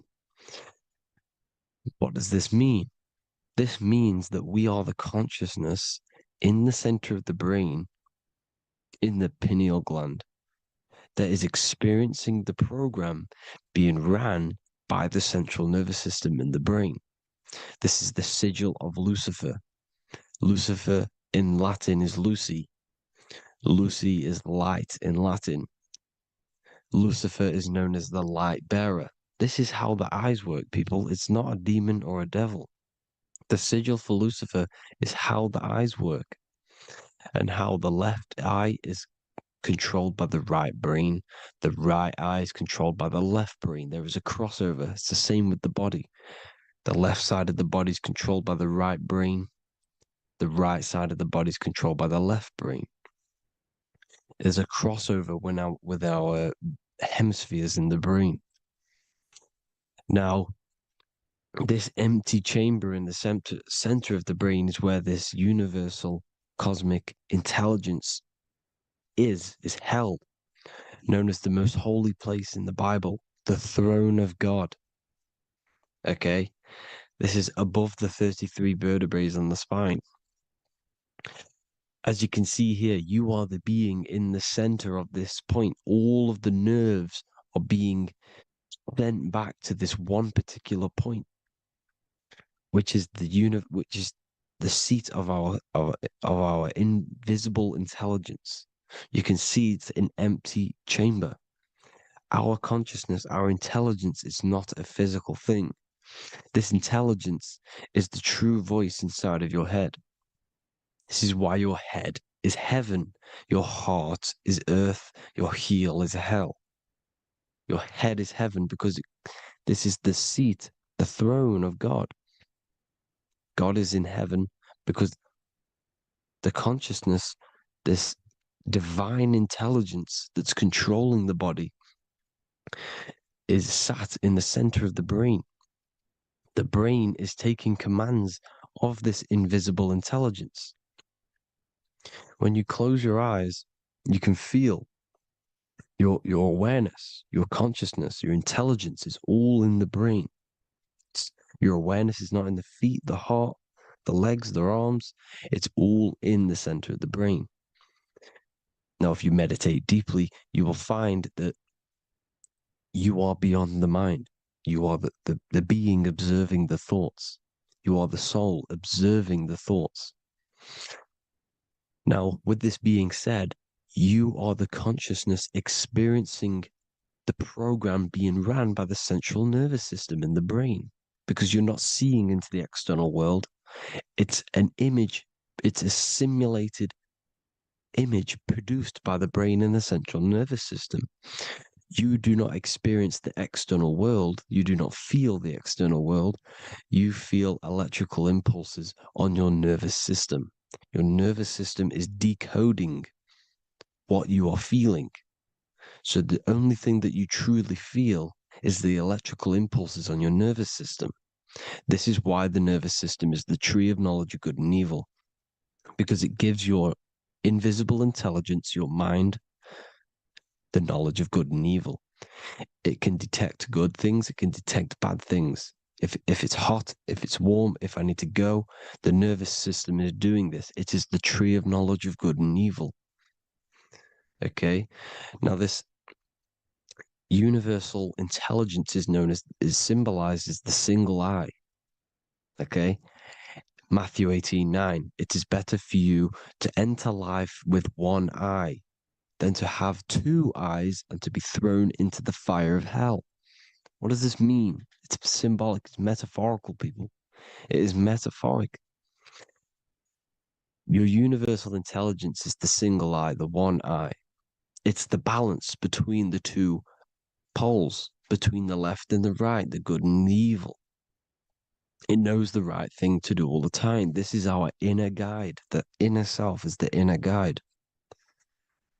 And when you are operating your life off duality, using your two eyes, you'll be thrown into the fire of hell, lower states of consciousness. Because you're split. You need to live in oneness, even, balance. Matthew 6:22, the light of the body is the eye. The light of the whole body is the eye. You are a light being. Human. Hue means an attribute of a color. Man is the word manifested. We all lie to manifest it into physical form. Depending on your vibration is depending on what color that you are vibrating on, which is a hue, a human. If therefore thine eye be single, thy whole body should be full of light. Again, it's talking about the single eye, oneness, completeness. When you balance the hemispheres of the brain, we'll go over that later. But anyways, the body is the earth. This is what we need to understand, people. The body is running the simulation, the program that our consciousness is experiencing. So when we leave the body during death and astral projection, we leave the earth. This is how it works. The body is the vehicle for the earth, for this realm. Everything exists within our mind. You have the soul, mind, and body. The soul is the observer, the watcher, the true being. This is why she has many different heads, because the soul inhabits different bodies. This is the serpent, which means knowledge, which is the mind, wisdom. And this is the body, soul, mind, and body, Brahma, Vishnu, Shiva. The mind is the bridge between the soul and the body. So what do I mean? When you astral project, you are using your mind to project your awareness, your observing consciousness outside of the physical body. The mind is the projector, projecting consciousness. By using your mind, you can project your consciousness outside of the body, which is known as the astral realms, which is known as walking on water. Jesus was never walking on physical water, people. It's metaphorical. Believing the physical body. The water is the ether, which is the veil between the physical and the astral realm. It's a fluid substance. It's on either side. It's physical and astral. The ether is the fifth element that they hide from us. Why? Because they're trapping you in the physical. They are hiding all of these realms. Etheric, astral, and mental. People think their mind is their brain. It's two separate dimensions. These are completely different dimensions. The mind is way more intelligent. The mind is formless. There is no form to the mind. You can think anything you want. You can manifest anything you want within your mind. It is not a physical object. The physical realm is being controlled by the mind. Everything's being controlled by the mind. Everything exists within the mind. This is why the Egyptian says the universe is mental. So when we project our consciousness outside of the physical, we go to the astral. The ether is the water that Jesus is walking on. This is the veil between the physical and the astral world. The word together has ether within it because it joins the two worlds together, together, the astral and the physical. The word either is ether because the ether is on either side, physical and astral, physical and spiritual, physical and non-physical. In the astral realm, the mind can manifest anything we want. We incarnate to restrict our minds. This is why Saturn, if you go and watch my video on Saturn, how Saturn is this simulation, okay?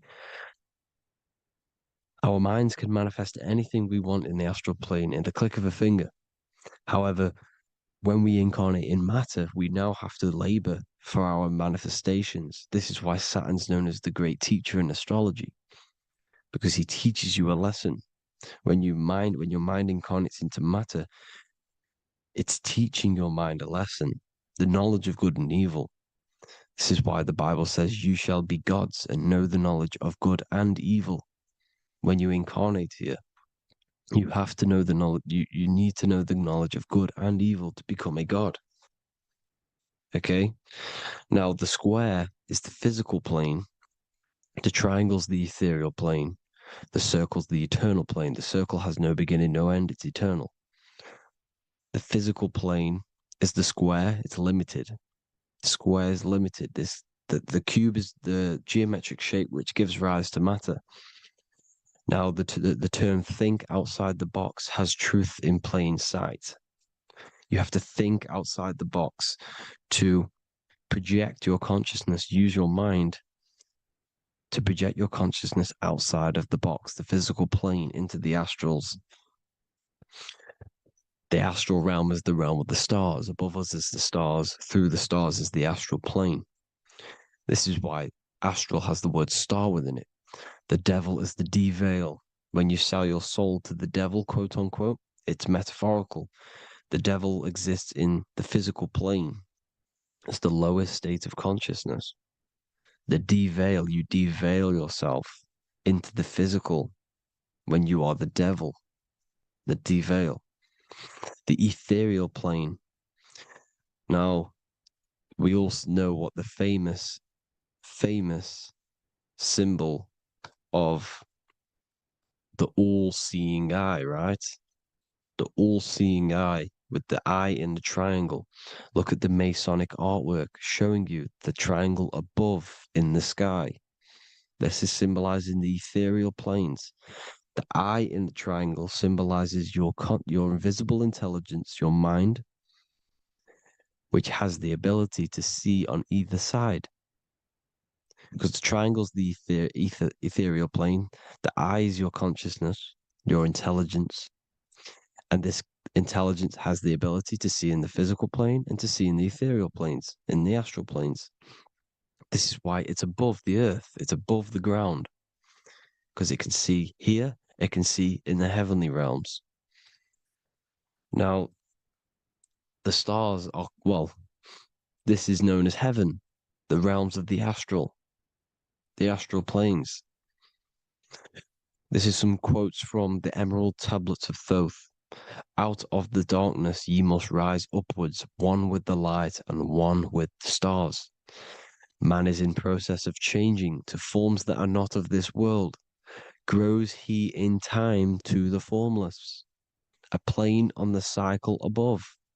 So there's other worlds. The Bible's telling you there's other worlds, there's other realms. Know ye must become formless before ye are one with the light, the astral light above, which shining through the stars. Not of the earth are ye, earthy, but a child of the infinite cosmic light. You are the invisible intelligence controlling the physical body. The body's not you. It's the vehicle that your soul lands in when your mind projects your consciousness into that realm. Free from the body, I flashed through the night. Unlocked at last for me was the star space. Wow, that's powerful. The star space, the astral planes. This is what it's talking about. We are all a star. We descended from the astrals, which is the star. We are all a star. Look at the ancient paintings of Jesus' birth. It's the star beaming his consciousness down into the physical plane. Here's another one. Here's some Freemasonic artwork showing you, again, the ether, that invisible intelligence, the eye, manifesting itself inside of here, in the physical realm, where the people are. You see? It's the same here. This is Jesus. Here's the bird symbolizes the Holy Spirit, your invisible intelligence, descending into the waters, the ether, the ethereal, everything. The ether's the base of all physical matter.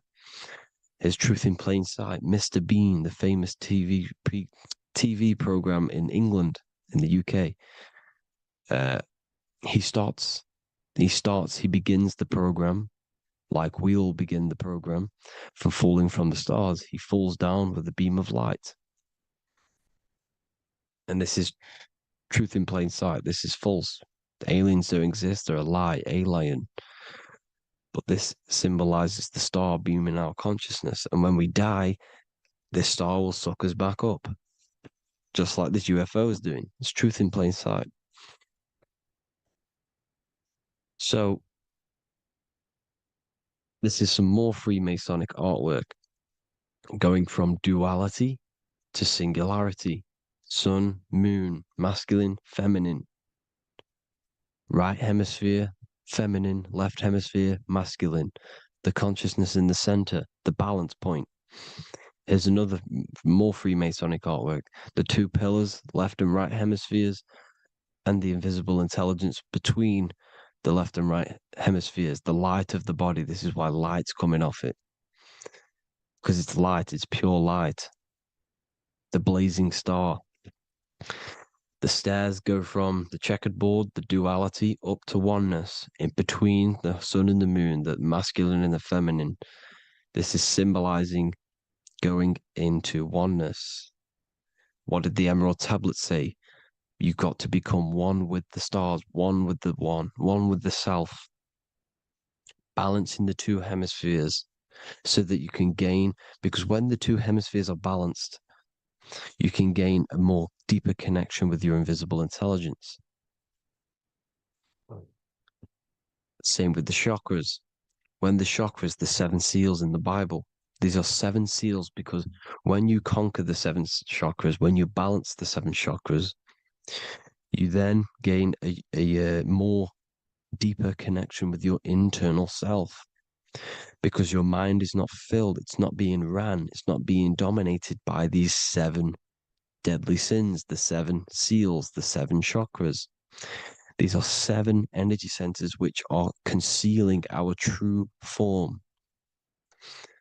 Balance makes us have a stronger connection with our true cosmic intelligence. Heaven is even. This is why Jesus is pointing at the heart. The even point is the heart. You got to balance the chakras and live from the heart because the heart is the earth. You're in good and evil. The body manifests the lower and the higher self. The higher self is in the higher parts of the body.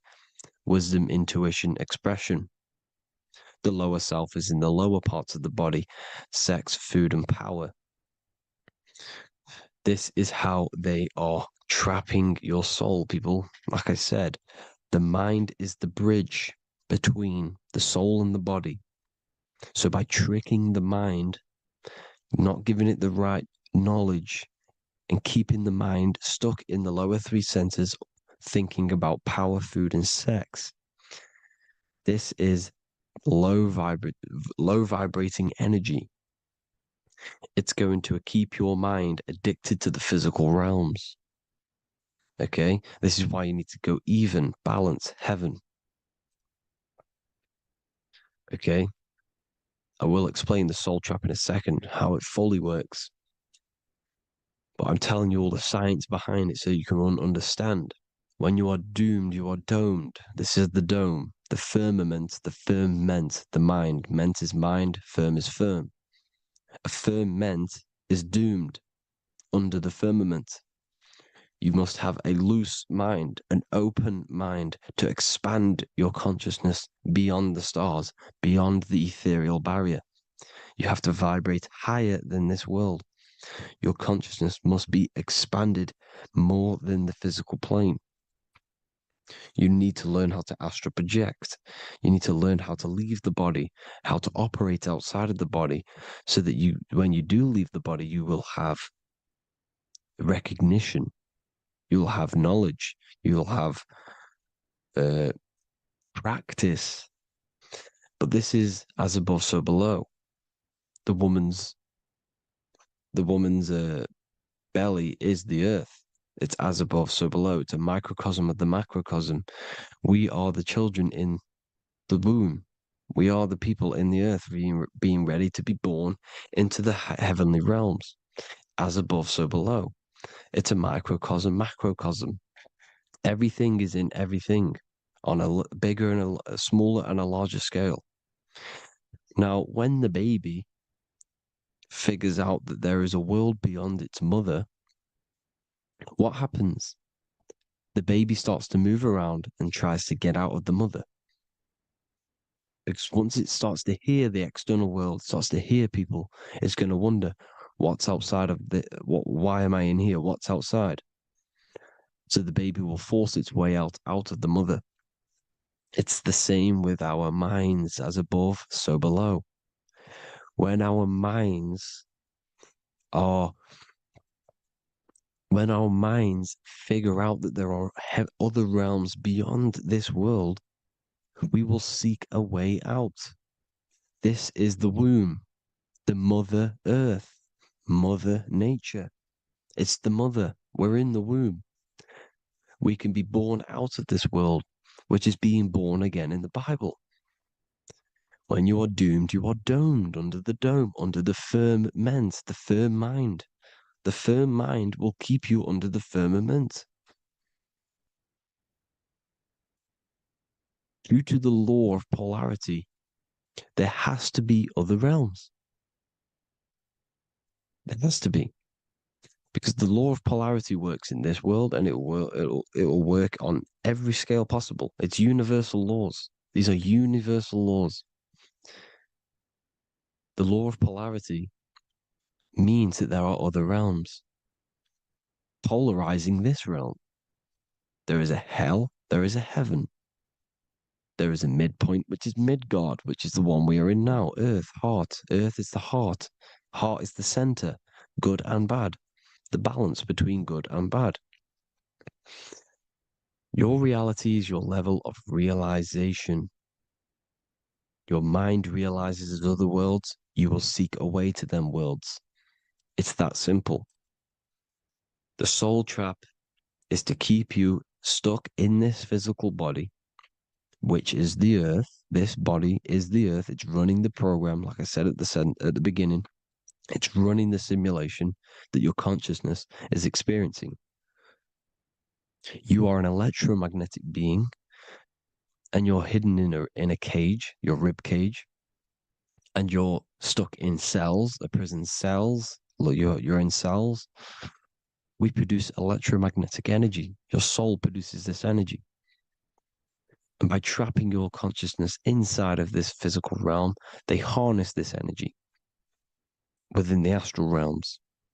They're using you to manifest demons, because your mind creates demons through emotions and mental thought energy, which is a whole nother video. I can make a video on that.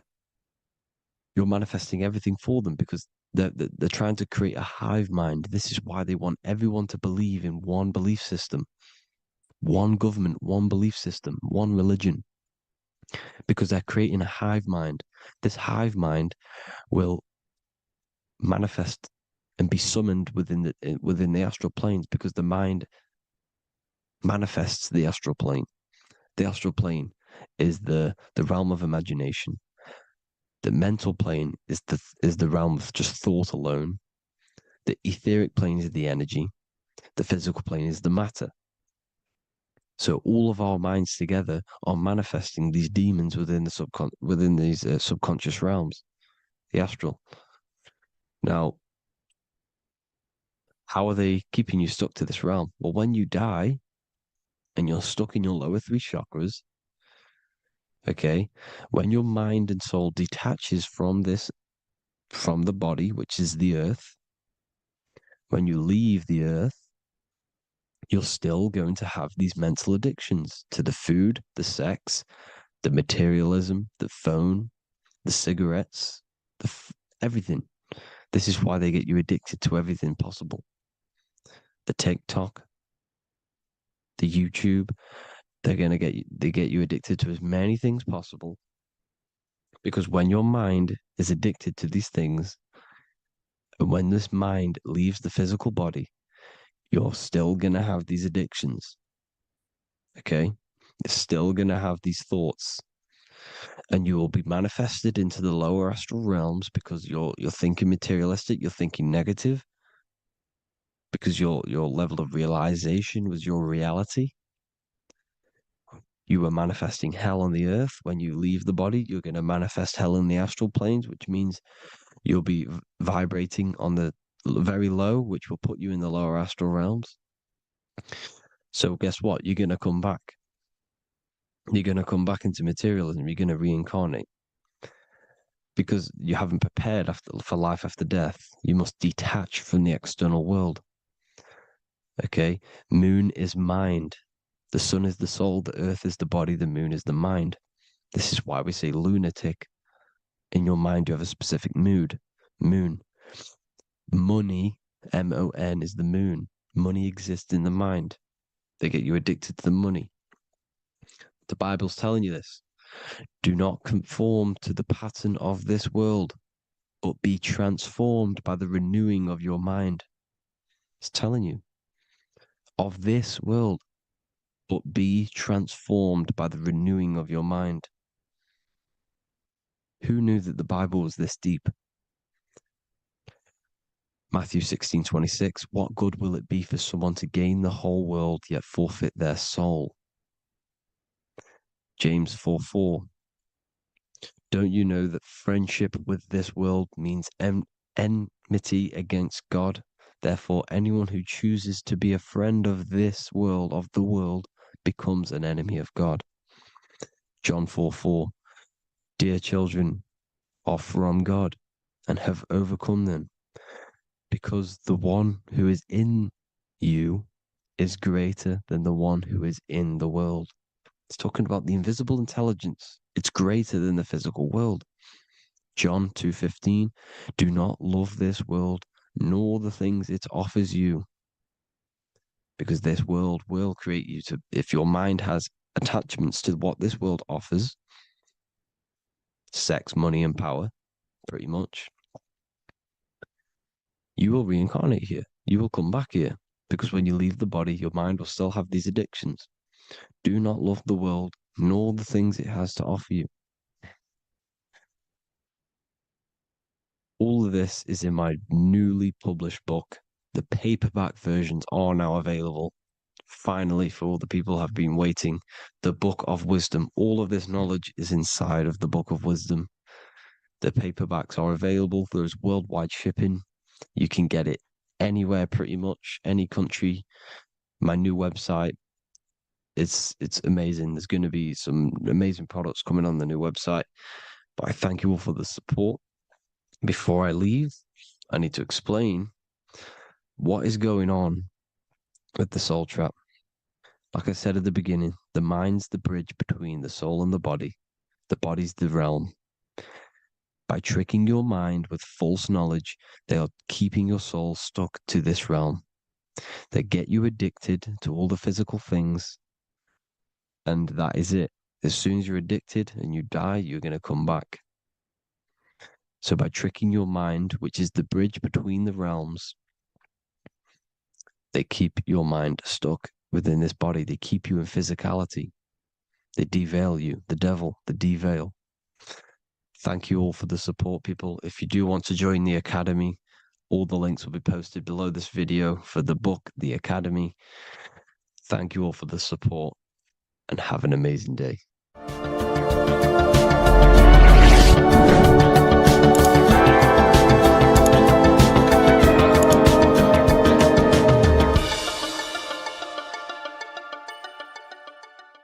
Welcome to Revival of Wisdom. Today we're going to be breaking down Saturn worship and how the occult are linked in with Saturn. Okay, so first of all, let's start with the celebrities. All these celebrities are doing 666. Okay, covering the one eye, which also symbolizes the all-seeing eye, which is another occult symbol. But we're focusing on the 666, the 6 with the 3 fingers. Also, we have CERN with the 666 within their logo. Also Disney, okay, as you can see here, 666 within their logo. Pepsi, Coca-Cola, and even Cadbury's. Monster Energy with the 666 in Hebrew numerals. Unleash the beast. So what is 666 to do with Saturn? Because on Saturn, there is on their north pole of Saturn, there is a 6-sided hexagon, okay? So Saturday is named after Saturn Day, the 6th planet. It is also the 6th day of the week, and has a 6-sided polygon on its north pole, 666. Not only that, when you create a star out of the hexagon, you will create a 6-pointed star, okay, with 6 triangles within the star. and a six-sided hexagon, which all adds up to 666. Okay, so this is why all these symbols contain 666. So why do they worship 666? Saturn. Because Saturn is the god of time and death, okay, and order and lessons. Okay, Saturn is a very cold and dry being. That is the sixth planet from the sun. Okay, Saturn represents the winter, which symbolizes death. Okay, because all nature dies within winter because the sun's not there. So it represents darkness and death. It rules the zodiac sign of Capricorn. Okay, so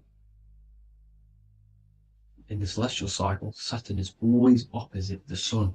So it's the opposite of the sun. So they're worshipping this energy which is death-like. Okay, this god which is death and does not bring life.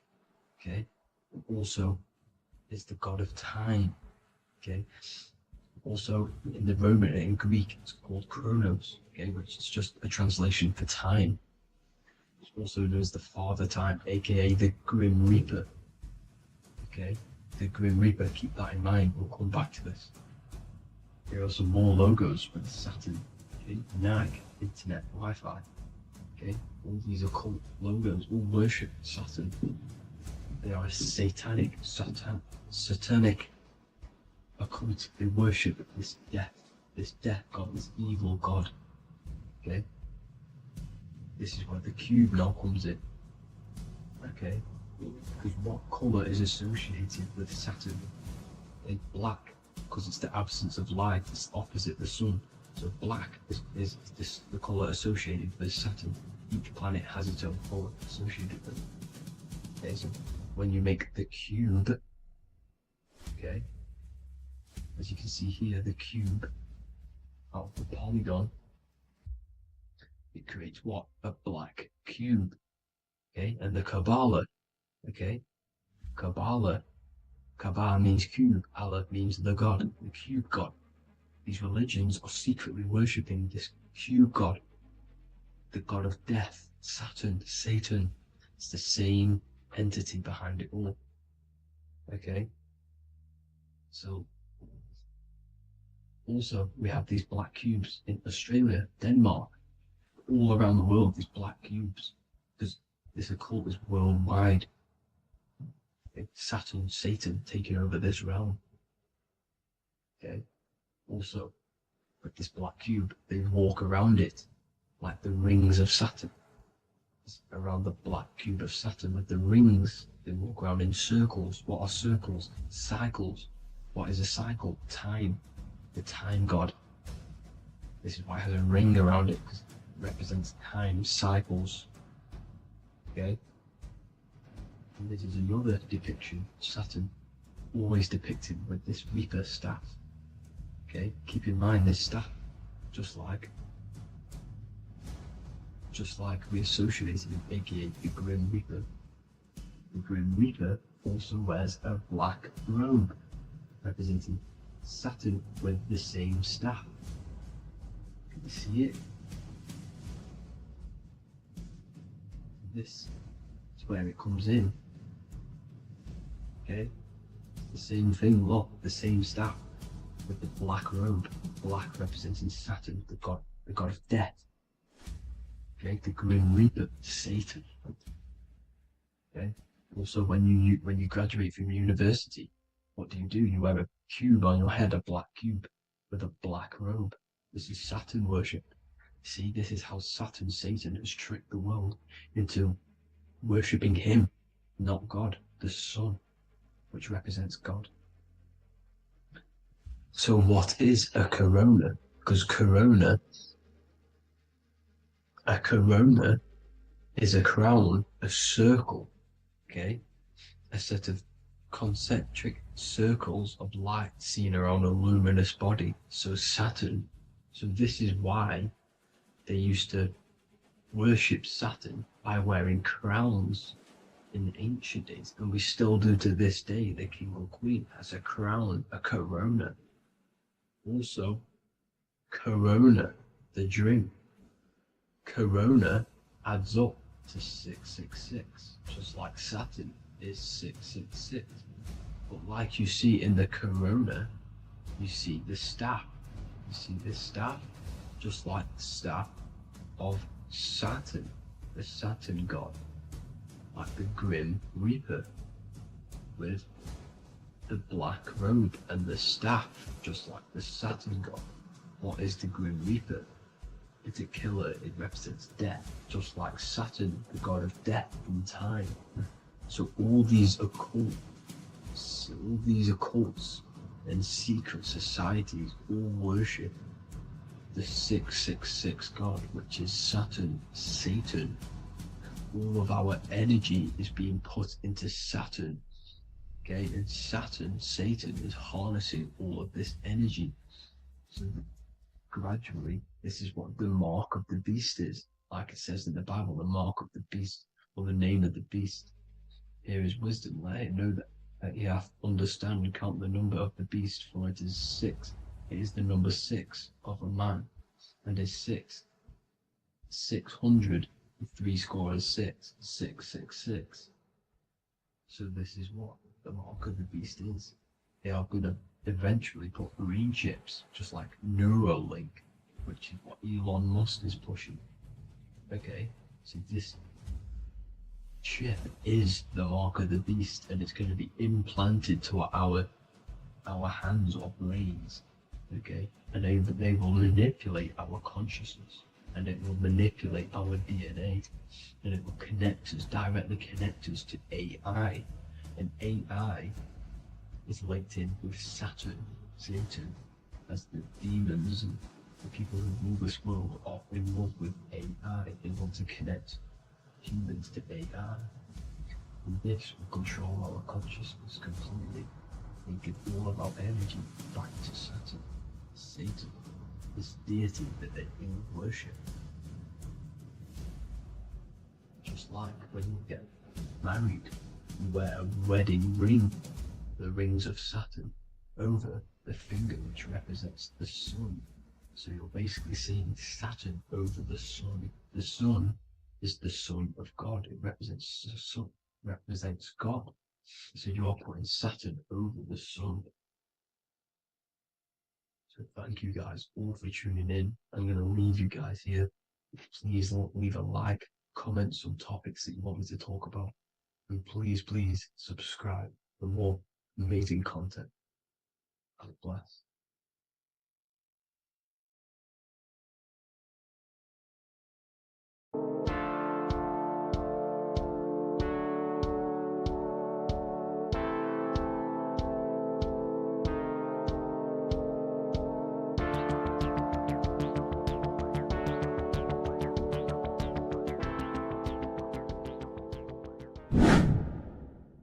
Welcome back, people, to another occult lecture by Revival of Wisdom. Today, we're going to be talking about magic and how it's being used on us for the New World Order. Magic has the word mag within it, which is magnetism. Magnetism is the force. Magic is influencing forces, natural or supernatural forces, and using it for a certain agenda to gain something out of it. Now, magic is not what everyone's being thought. It's not some sort of fantasy thing. It's actually very common, and we all do it, whether you believe it or not. Magic is all to do with the mind. As I said, always say in my lectures, your mind is what creates matter. Your mind is what creates your external world. So it's all about manipulating and planting seeds within the mind, because your mind is a garden, and thoughts and words are seeds which are being planted in that garden. Your life, your physical life, the people you have in your life, your friends, your car you own, the job you have, is all a reflection of the thoughts that you've been thinking in the past. You are where you are in life because of the thoughts that you've been thinking. Therefore, your life is a direct reflection and manifestation of your mind, the Garden of Eden. Okay? The mind is what they are targeting. What you see, say, and hear has a direct effect on your mind. Me talking to you is influencing you. The words I'm saying is planting seeds within your mind. Now it's up to you to consciously act on these thoughts or these words, or to maintain these words. As above, so below. As within, so without. What's inside of me is outside of me. What comes into the storehouse comes out of the storehouse. You have the left, you have the right, you have the up and you have the down. As above, so below.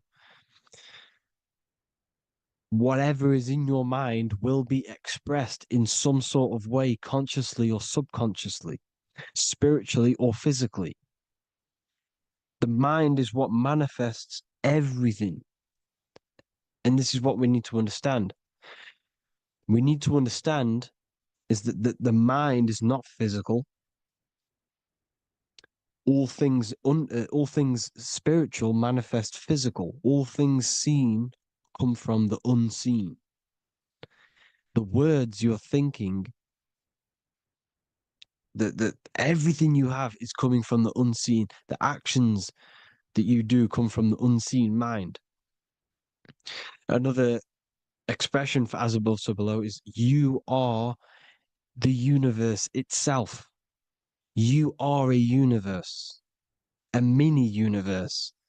But just because you are mini does not mean you are the whole thing.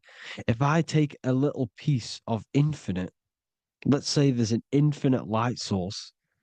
Let's say I take a little chunk of that infinite light source. That little chunk I took is still infinite because it's been taken from infinite. You are the universe. Your awareness, your mind is the universe. It's information. You are the universe experiencing itself. This is why we say we are all God. As above, so below. What is in me is outside of me. The sun, the physical manifestation of the sun, is your soul. The 12 constellations are manifested in the physical body. The 5 elements are manifested in the physical body. They're manifested in the 5 fingers you have. As above, so below. This is manifested, well, this is a symbolized in Freemasonry and secret societies as the 2 pillars. The mirroring reflection, the reflection of reality, the mirror, as above, so below. What happens in the mind, what happens in the astral, happens in the physical. This is Aleister Crowley. This is all symbolism. This is the 2 pillars with the all-seeing eye and the triangle at the top. Aleister Crowley was a master magician, very powerful dark magician, black magician. There's 2 types of magic. You have white and black, just like the checkered board, the Masonic checkerboard. You have white and black. You have good and evil. White magic is influencing natural forces to gain something that will help the collective consciousness, help the collective, help the earth, help other people. Black magic is something you manipulate something so you can get something personal out of it. Doesn't matter if it's good or bad. It's still considered as black magic because you're being selfish. Everything you do should be contributing towards the collective consciousness and helping others. And this is why the ancients lived in a system where everything was in unity. We understood that I am you and you are me. What I do to you happens to me because I am you and you are me. We are the same mind substance on the inside. We're all the same mind substance being expressed in different bodies. So what I do to your mind will have a ripple effect on my mind because all of our minds are connected within the mental plane. So this is why they know all this knowledge. to know all this knowledge. So yeah, this is the mirroring effect of reality, the two pillars, or symbolizes the number 11. The number 11. We'll go deeper into that. The technology we're using is magic. It's a form of magic. Television is tell a vision. They're telling a vision into your subconscious mind, into your memory. And when you turn on the television, you get a program because they're telling a vision to create a program within your subconscious mind. You see, the conscious mind is only 10% of your mind, which is to do with your, what you're aware of, your five senses. What are you consciously aware of? Well, I'm aware I'm here, I'm talking. I'm aware of what I'm wearing, the five senses, what I can hear, taste, smell, hear. What I'm wearing, I'm aware of what I think of. But the subconscious mind is the 90% of your mind. It's the hidden part of the mind, which is telling your heart to beat, telling your body to breathe. It's storing all of your emotions. It's storing everything you see, storing all the belief systems that you have. It has everything. It stores all of the habits you have, the values. It stores everyone's name that you know. All the words that I'm speaking right now is all coming out of the subconscious. Everything is subconscious. And it literally manipulates 90% of your daily basis behavior. Most people don't know this. What you did yesterday is what you will do today because of these beliefs and mental programs within the subconscious, stored within the subconscious. So the subconscious is what they're aiming at. They're trying to create programs within the subconscious because the subconscious manifests 90% of your thought patterns, 90% of your actions and words. They know all this stuff. So the subconscious mind is the most powerful part of the mind. Another way the subconscious manifests and influences your life is, let's say you were in a car crash years and years ago, 10 years ago. Let's say you're in this car crash, right? And you really hurt yourself. The emotion you felt in that time when you were injured in that car crash had a great impression on your subconscious mind. You see, the stronger you feel something emotionally, the stronger impact it has on the subconscious. You can remember and recall that moment and very vividly because of the impact it had on the subconscious. Another, for example, you become that terrified of cars that it manifests into your life today, that you are wary to go in certain cars. You don't want to go in cars at all, maybe, because of that moment that stored within the subconscious. And it will manifest into anxiety. It will manifest into not going into cars. It will manifest into depression, maybe. These things, these emotional, very emotional, traumatic events have a great impression on our subconscious and they control your life. This is why you need to meditate and let go deep within yourself and let go of these internal, deep emotions that you may have repressed and keep pressing down and ignoring. But you need to address it and let go of these subconscious impressions you have, which are controlling your life, like anxiety, depression. All of these things are stemming from things that are stored within your subconscious years and years ago, more than likely. Broadcasting. They're casting spells to a broad audience, to news, north, east, west, and south. They're casting spells. No, if you watch the news, everything's red. Breaking news in red writing or the red background, everything's red. Why? Because red's the root chakra, which is all to do with survival. They want to stimulate this root chakra because they want you down there in survival mode. They want you in survival mode because you're easier to control. They control out of fear. And not only they're casting these spells as if, because most of the things they cast in the news hasn't already happened. They're constantly bombarding you with, there might be a war breaking out, war this, war that, kill here, kill there, murders. It's impressing, it's casting spells on your subconscious mind.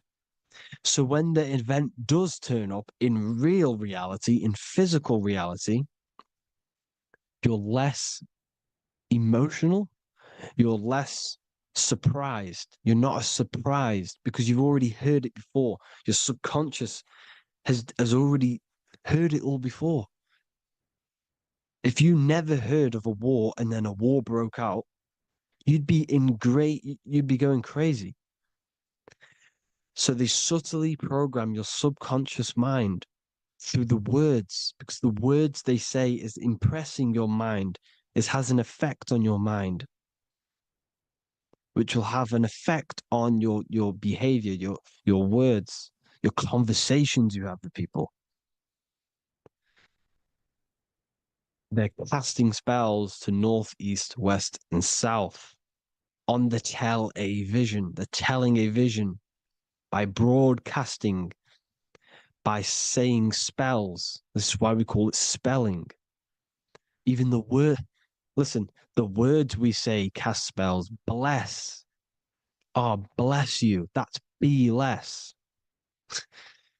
The subconscious mind only picks up literal things. You see, when I say bless you, your conscious mind picks that up as, oh, thank you, you're blessing me. But your subconscious picks up as be less. You see? Because the subconscious it has no filter. It's just, it is what it is. Everything is factual in the subconscious. Therefore, if I call you an idiot, your subconscious, my subconscious will think I'm talking to myself and calling myself an idiot, and it will take that as true. That is truth. Everything is truth within the subconscious. And the subconscious manifests your behavior. The devices this is the biggest one. Black scrying mirrors, device, the devil's vice, the device. Okay? Black scrying mirrors, black screen is scrying. Black scrying mirrors were used to communicate with spirits within the astral plane in the medieval times. They're still being used now by black obsidian mirrors. And look at your phone, it's a black mirror. And there's some sort of, I'm not saying this is facts, but personally, I believe these are portals for spirits and ethereal entities to come into your life, to come into your surroundings. So this is the next big thing: the TVs, your iPhone, your iPod, all black mirrors. And mirrors are very, very powerful. Even just a normal mirror. Mirrors have an effect. Whatever you say into a mirror, what you say is energy. And when you say something into a mirror, you're saying it into yourself. It's an infinite cycle of words, of energy, because it's being reflected infinite times. When you say something into a mirror, it has a massive effect. You're saying it directly into your eyes, into your mind. So what you say in a mirror should be said with precaution. Never say anything negative into a mirror, because mirrors are very, very powerful ways for you to reprogram your subconscious mind for the good. You can say very positive things into mirrors and it will reprogram your subconscious mind. Okay? Manifesting is all magic. It's all magic. Everything is magic. But consciously doing it is what they're doing. They hid this knowledge.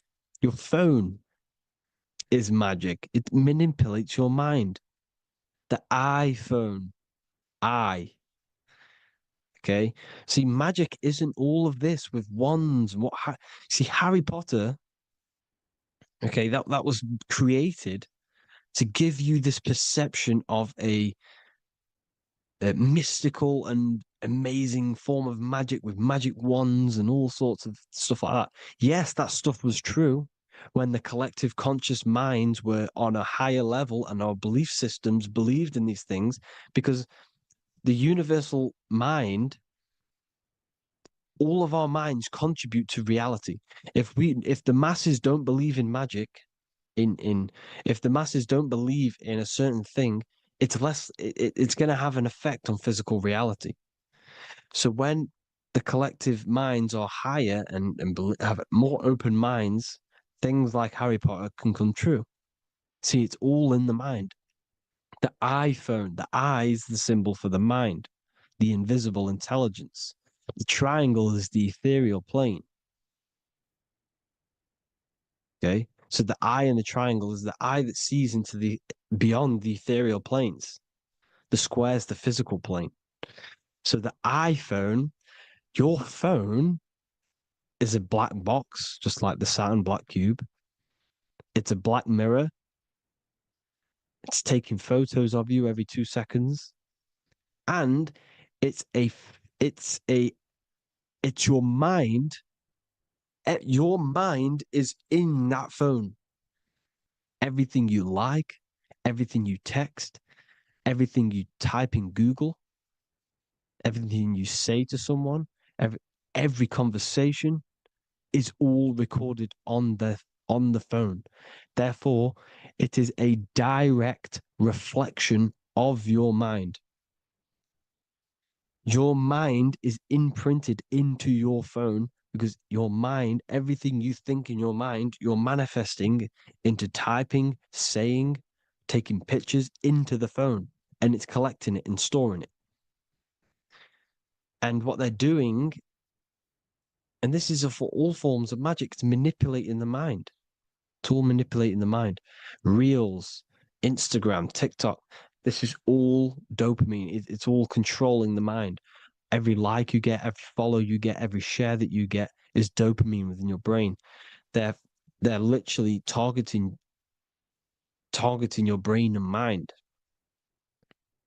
It's all manipulating, because what they're pushing through the phones, through the media, through the news, through the televisions is visions and programs. You are the one manifesting the New World Order. They're not manifesting the New World Order. They're giving you the information so you can manifest the New World Order. Everything they say is contributing to your mind. For example, digital money and all the information they put out for you to see is contributing to your enslavement. Your mind is manifesting the New World Order. They know this. They don't manifest it. There's billions of us. We could easily run over them physically. But on a mental level, these people have the knowledge and they hide it from us, and they let us manifest reality because we are the collective. They give us the information which manifests their agenda. It's all magic through the phones, the media, the television. So your phone is a manifestation of your mind. It's a record of your mind. Hollywood, holly tree, holy tree. They used to make wands out of holy trees, because it was the most holiest wood, the best for casting and transmitting energy. So they used holly trees to cast spells. That's what Hollywood is. And in Hollywood, they have the red tear, the blood drop next to the Hollywood sign, because it's all satanic. They're all black magicians. They use Hollywood to cast the spells through the music, through the films. You see, music is a form of magic. All of this is magic. Everything they do is a form of magic because they want an agenda behind it. But it's not black magic. They're letting us create our prison. This is what you have to see. Yes, they're evil, but they're not doing anything evil, or else they would face the karma. They let us manifest this agenda through giving in the information, by telling you what's going to happen in the movies. Everything that happens in a movie, it's all there on purpose to program your subconscious, to plant a seed within your garden, your subconscious, your mind. Because when the mind is already seen something, when it comes up and turns up in physical reality, you will be less shocked and you won't rebel. So they lure you slowly. They make you aware of these things over time. They make you gradually think it's okay. Like the technology, we never used to use these phones. How did we become so addicted and reliant on them? Well, because first they gave you a little flick phone. Well, no, sorry, they gave you a phone in your house. And then once you got used to that, they say, oh, here's the newest version of a little flick phone. You started texting your friends. Everyone was loving it in high school. They could now meet up without saying, let's meet on the weekend at this point at this time, like your parents probably did. Or maybe some of you watching this, you probably had to tell your friend to meet on the weekend at a certain time because you had no way of communicating. So everyone got these phones and got addicted to them. Then they slowly got addicted to the new iPod with the touch screen. Now they invented touch screen. Then everyone got addicted to touch screens. Then because all of this is producing dopamine in the brain, which creates you to become mentally addicted to things and physically addicted, chemically addicted. Because dopamine's a chemical. Your subconscious becomes a program within your subconscious, and your body becomes chemically addicted to these phones. And these phones are the enslavement of humanity, technology. Without this, we wouldn't be in this mess without technology. Because they're creating a hive mind. We're creating a hive mind. So back on track anyways, they program you. Look at the films, 9/11, 9/11, all produced by Hollywood. Here's the 11, like I said at the beginning, the two pillars which reflect reality. What happens in the mind happens in the physical. What happens in the astral happens in the physical. Okay, what happens in the physical happens in the mind. It's the two pillars, the mirrors. 9/11. 9 + 1 + 1 is 11. Flight 11 was hijacked. New York is the 11th state. New York adds up to 111. This is not a coincidence. It's all a form of magic.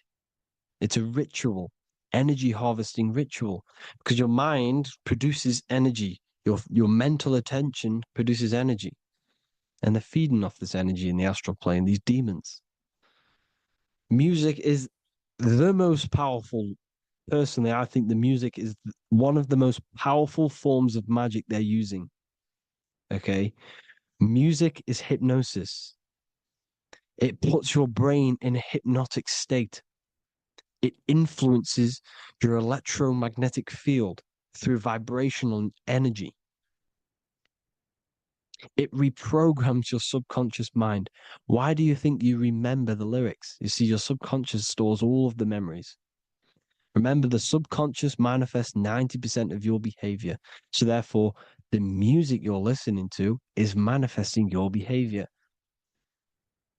You wondered why some people wonder why they have drug addictions and they can't get out of violence and they can't get out of all this negative mind space. It's because the music they're listening to is creating a negative mind space. The words you listen to have plant seeds within your mind.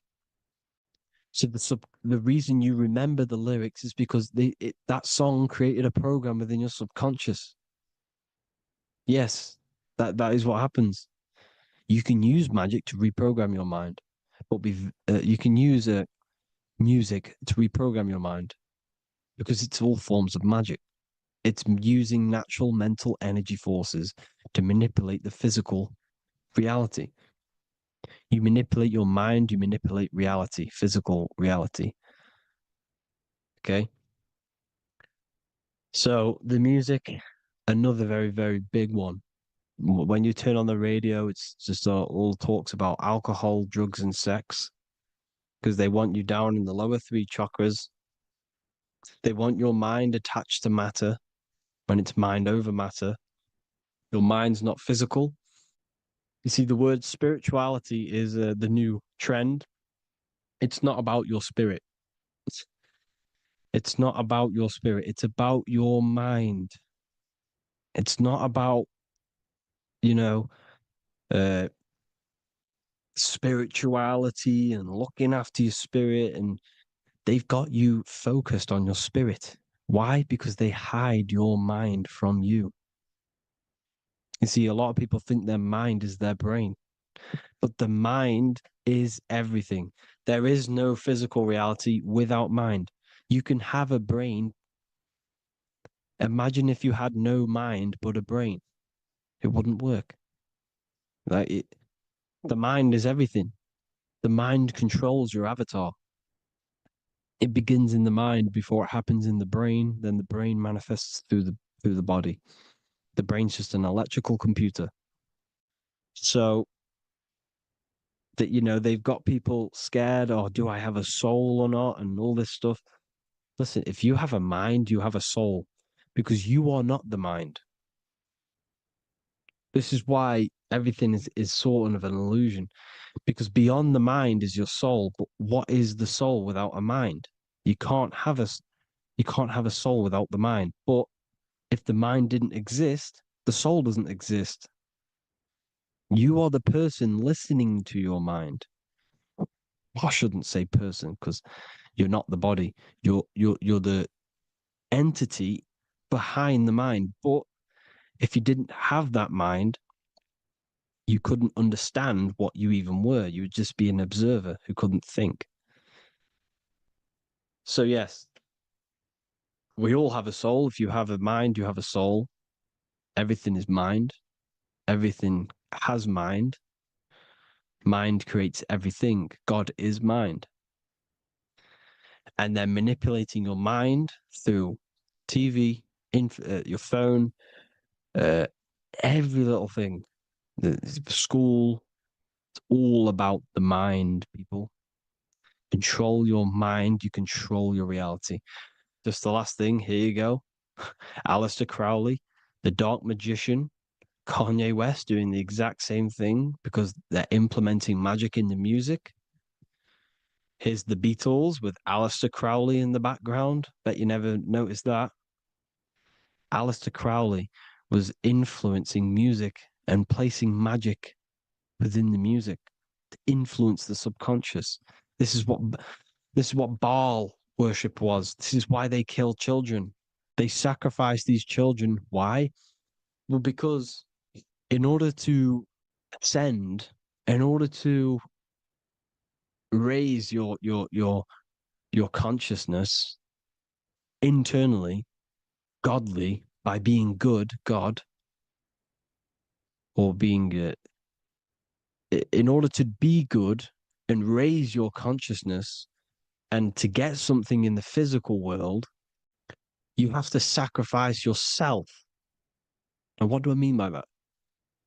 In order to raise your consciousness and ascend, you have to sacrifice the lower nature of yourself. You got to abstain from having sex to retain your sexual energy, to transmute it, or staying away from negative, some poisonous foods like meat. So, staying away from blood. We shouldn't be consuming other animals' blood. We should be keeping our blood pure. We are humans. We shouldn't consume chicken blood, chicken germs. We are the most divine creatures on this creation. We are the most intellectual creatures in this creation. Therefore, we should keep our temples pure. We are not animals. If you want to associate yourself with an animal and go out in the wild, go and find a wild boar and go and try rip its guts out with your bare teeth, because you can't do it. You're not a cat. You're not a carnivore. Okay.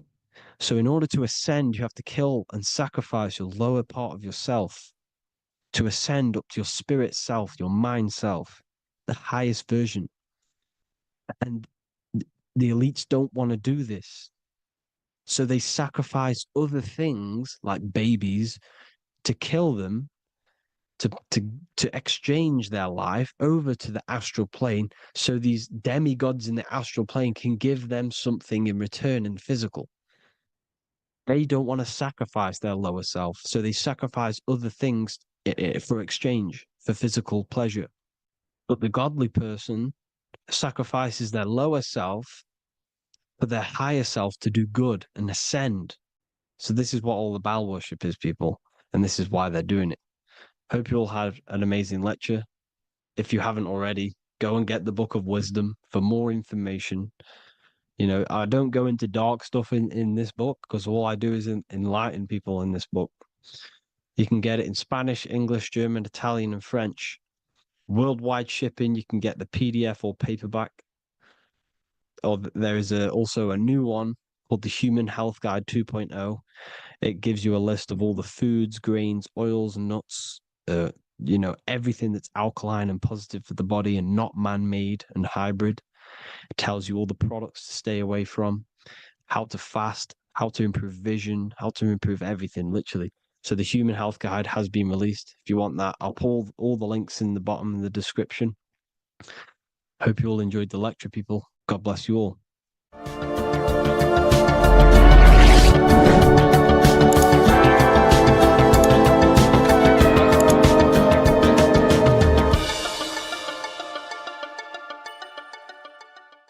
Welcome to Revival of Wisdom. Today, we're going to be talking about portals, portal symbolism, what portals are, okay, and how they show them to us, because they have to tell you the truth, guys. This is the thing with the universal law. They have to tell you the truth. And they tell you through symbols, they tell you through movies, and different things like that. But let's jump straight into this. So first, I want to talk about the Freemasonry symbols. Okay, so first we got, obviously this is some Freemasonry art, but notice how you've got the ladder with a key. Okay, so this is ladder symbolism with a key. So maybe this is talking about ascending. Okay, because look, because this is ascending into the heavens, because it's a ladder with humans going up it with a key. In order to ascend, you must have the key. Okay, so what else do we have with a key? Well, the Netflix show Lock and Key, which is all about portals and keys. Because what the keys do, they open doors, gateways. Okay. So what's interesting about this is that they've got this key here, which represents the kundalini energy rising up the spine. Okay, but we'll come back to this. But it's that same portal key symbolism. We've also got the Vatican. The Vatican is in the shape of a key. Okay, so you can see the start of it here and the end. So this is key symbolisms. Keys open doors. And notice how it's got the 8-pointed star. Okay, what is the 8-pointed star? Okay, we'll come back to this. This all ties in, guys. I'll break it all down for you. But then you've also got the god Janus.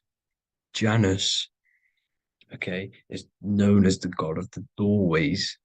He's an ancient god of Rome, and they worshipped him. However, he's not a god, he's more like a high level ranked demon. Because he is the god of the doorways. And notice how he's got two faces. Because doorways always have two sides. You're going into somewhere, there's always two sides of a door. And he's always depicted with two sides of a face and a key, because he holds the key to the doorways, to the portals, to other worlds and realms. Okay, as you can see, he's always got two faces and a key. Okay, so now we have the Sumerians, the Anunnaki, and they are always depicted with the two faces. Why do they have the two faces? Because they're symbolizing doorways, and the Anunnaki come to Earth through doorways and portals. So these are what these gods are symbolizing in their artwork. But they always have the 8-pointed star. Okay, what is the 8-pointed star? You see how they always have. Look, let me try to find another one. It's the 8-pointed star. This 8-pointed star is Polaris. Okay, Polaris, just like the Vatican has the 8-pointed star with a key. Polaris is the center star. Polaris is a fixed star. It doesn't move. Okay. So the Anunnaki's symbol is also the 8-pointed star. So this is symbolizing the portals and doorways that they come through in order to get to the earth.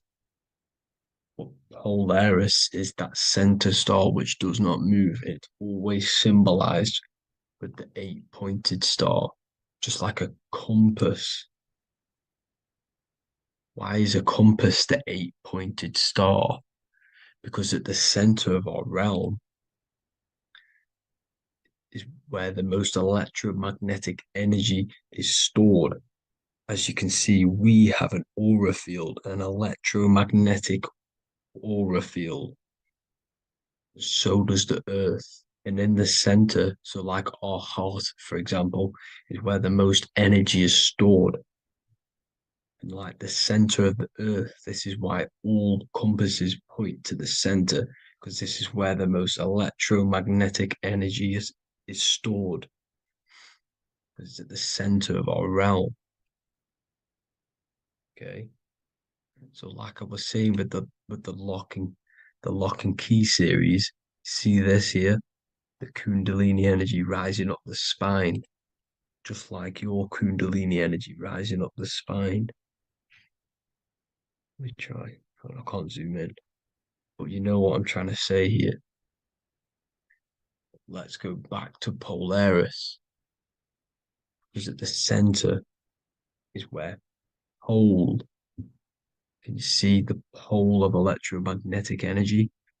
Polaris, the North Pole. It's symbolized. The truth is in the words. It's like a pole of electromagnetic energy. And this is where the aurora borealis comes from. Notice how it's got the word aura in it, because it's the Earth's aura, electromagnetic field. Just like you have an aura, also known as the northern lights, because it's coming out of this center hole in the center of our realm, where the black sun is. And this is where the electromagnetic energy is coming up from. And this is what the aurora borealis is, or the northern lights. It's just electromagnetic energy. And it's symbolized through our symbols, the original O. Okay, because it's like a pole through the middle. Polaris. So this Polaris is the sky vault. It's the portal into this realm. Because this is what the Anunnaki are always talking about. Always symbolize it with the 8-pointed star. And just like a compass is the 8-pointed star. pointed to the center, to Polaris. Okay. See here on the Sumerian tablets with the 8-pointed star again. And how we know it's talking about portals with this 8-pointed star is because CERN 666 are opening up portals to the underworld, letting in demonic entities into this realm. How do we know it's a portal? Because their Hydro Collider has 8 points, just like the 8-pointed star. So they are creating synthetic portals to the underworld to let these demonic entities into our realm. But what is the key? Because if we're talking about ascending through Polaris, notice how here on the masonry art, this luminary here, so this is the sun, that's the moon. This is Polaris because it's a luminary with what? 1, 2, 3, 4, 5, 6, 7, 8 beams coming off the luminary, just like the 8-pointed star. So you see the ladder with the key going up to Polaris. It's symbolizing ascending out of Earth. So what is this key that they're keeping from us? Because it's a human holding a key going up the ladder to Polaris. Well, chakras. We have 7 chakras. Okay, so this is what they are telling us in the lock and key symbolism. The kundalini energy rising up the spine. Okay, just like they have 33 vertebrae on the back of your spine. Okay, this represents the kundalini energy going up your 33 vertebrae, just like in masonry has 33rd degrees. Okay, so what is the key? Your chakras. Your chakras have to be unlocked. Okay, you have to unlock your chakras, and you can't unlock this one without going through this one. You have to go through them all. It's like a ladder, just like Jacob's ladder. You can't go from the bottom to the top. You have to unlock each one. Okay, just like you have 7 chakras, you have 7 layers of your aura.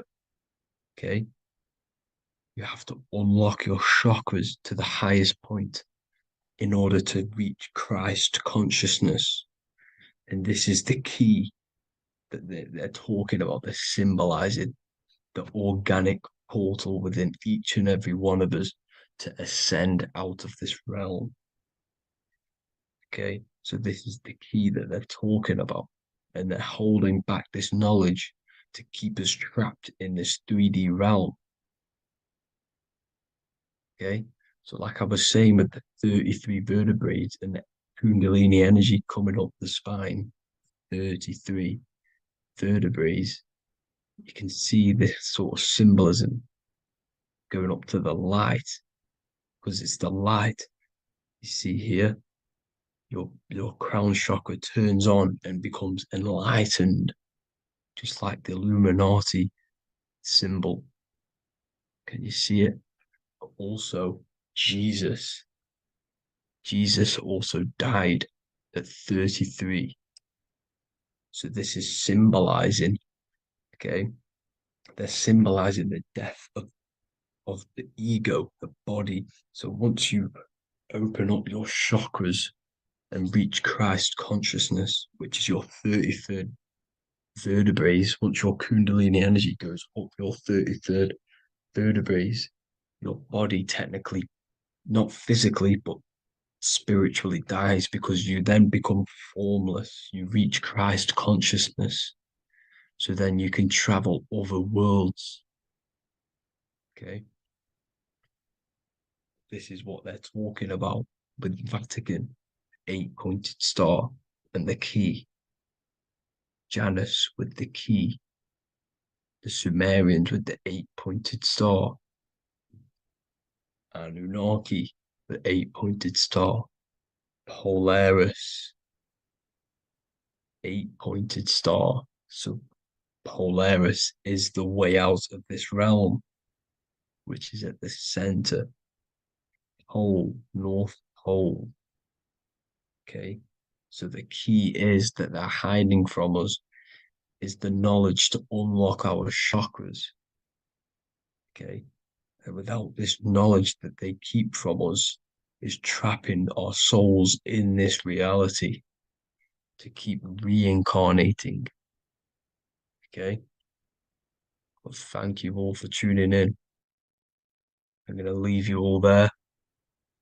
Make sure to leave a like and a comment in the comment section. Let me know some topics to talk about so I can break it down for you. God bless you all.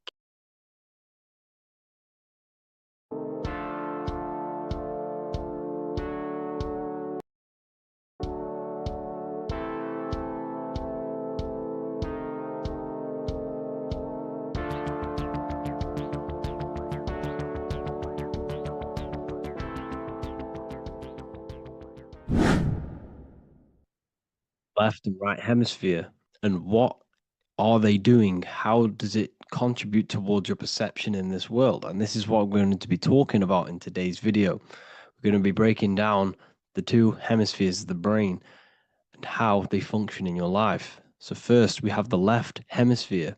This is the logical hemisphere. This is the analytical, divided, scientific, or verbal hemisphere. The right hemisphere is creative, wholeness, artistic, symbolic, and metaphorical.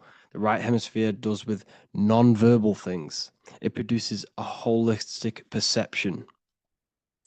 It is more to do with creativity. Because what you must understand is that we are not in the external world. The world is produced by our brain. We see with our brain. Our eyes are a part of the brain. What we touch is the brain's interpretation of electrical signals on the nervous system. What we smell is the brain's interpretation of smell through the nose.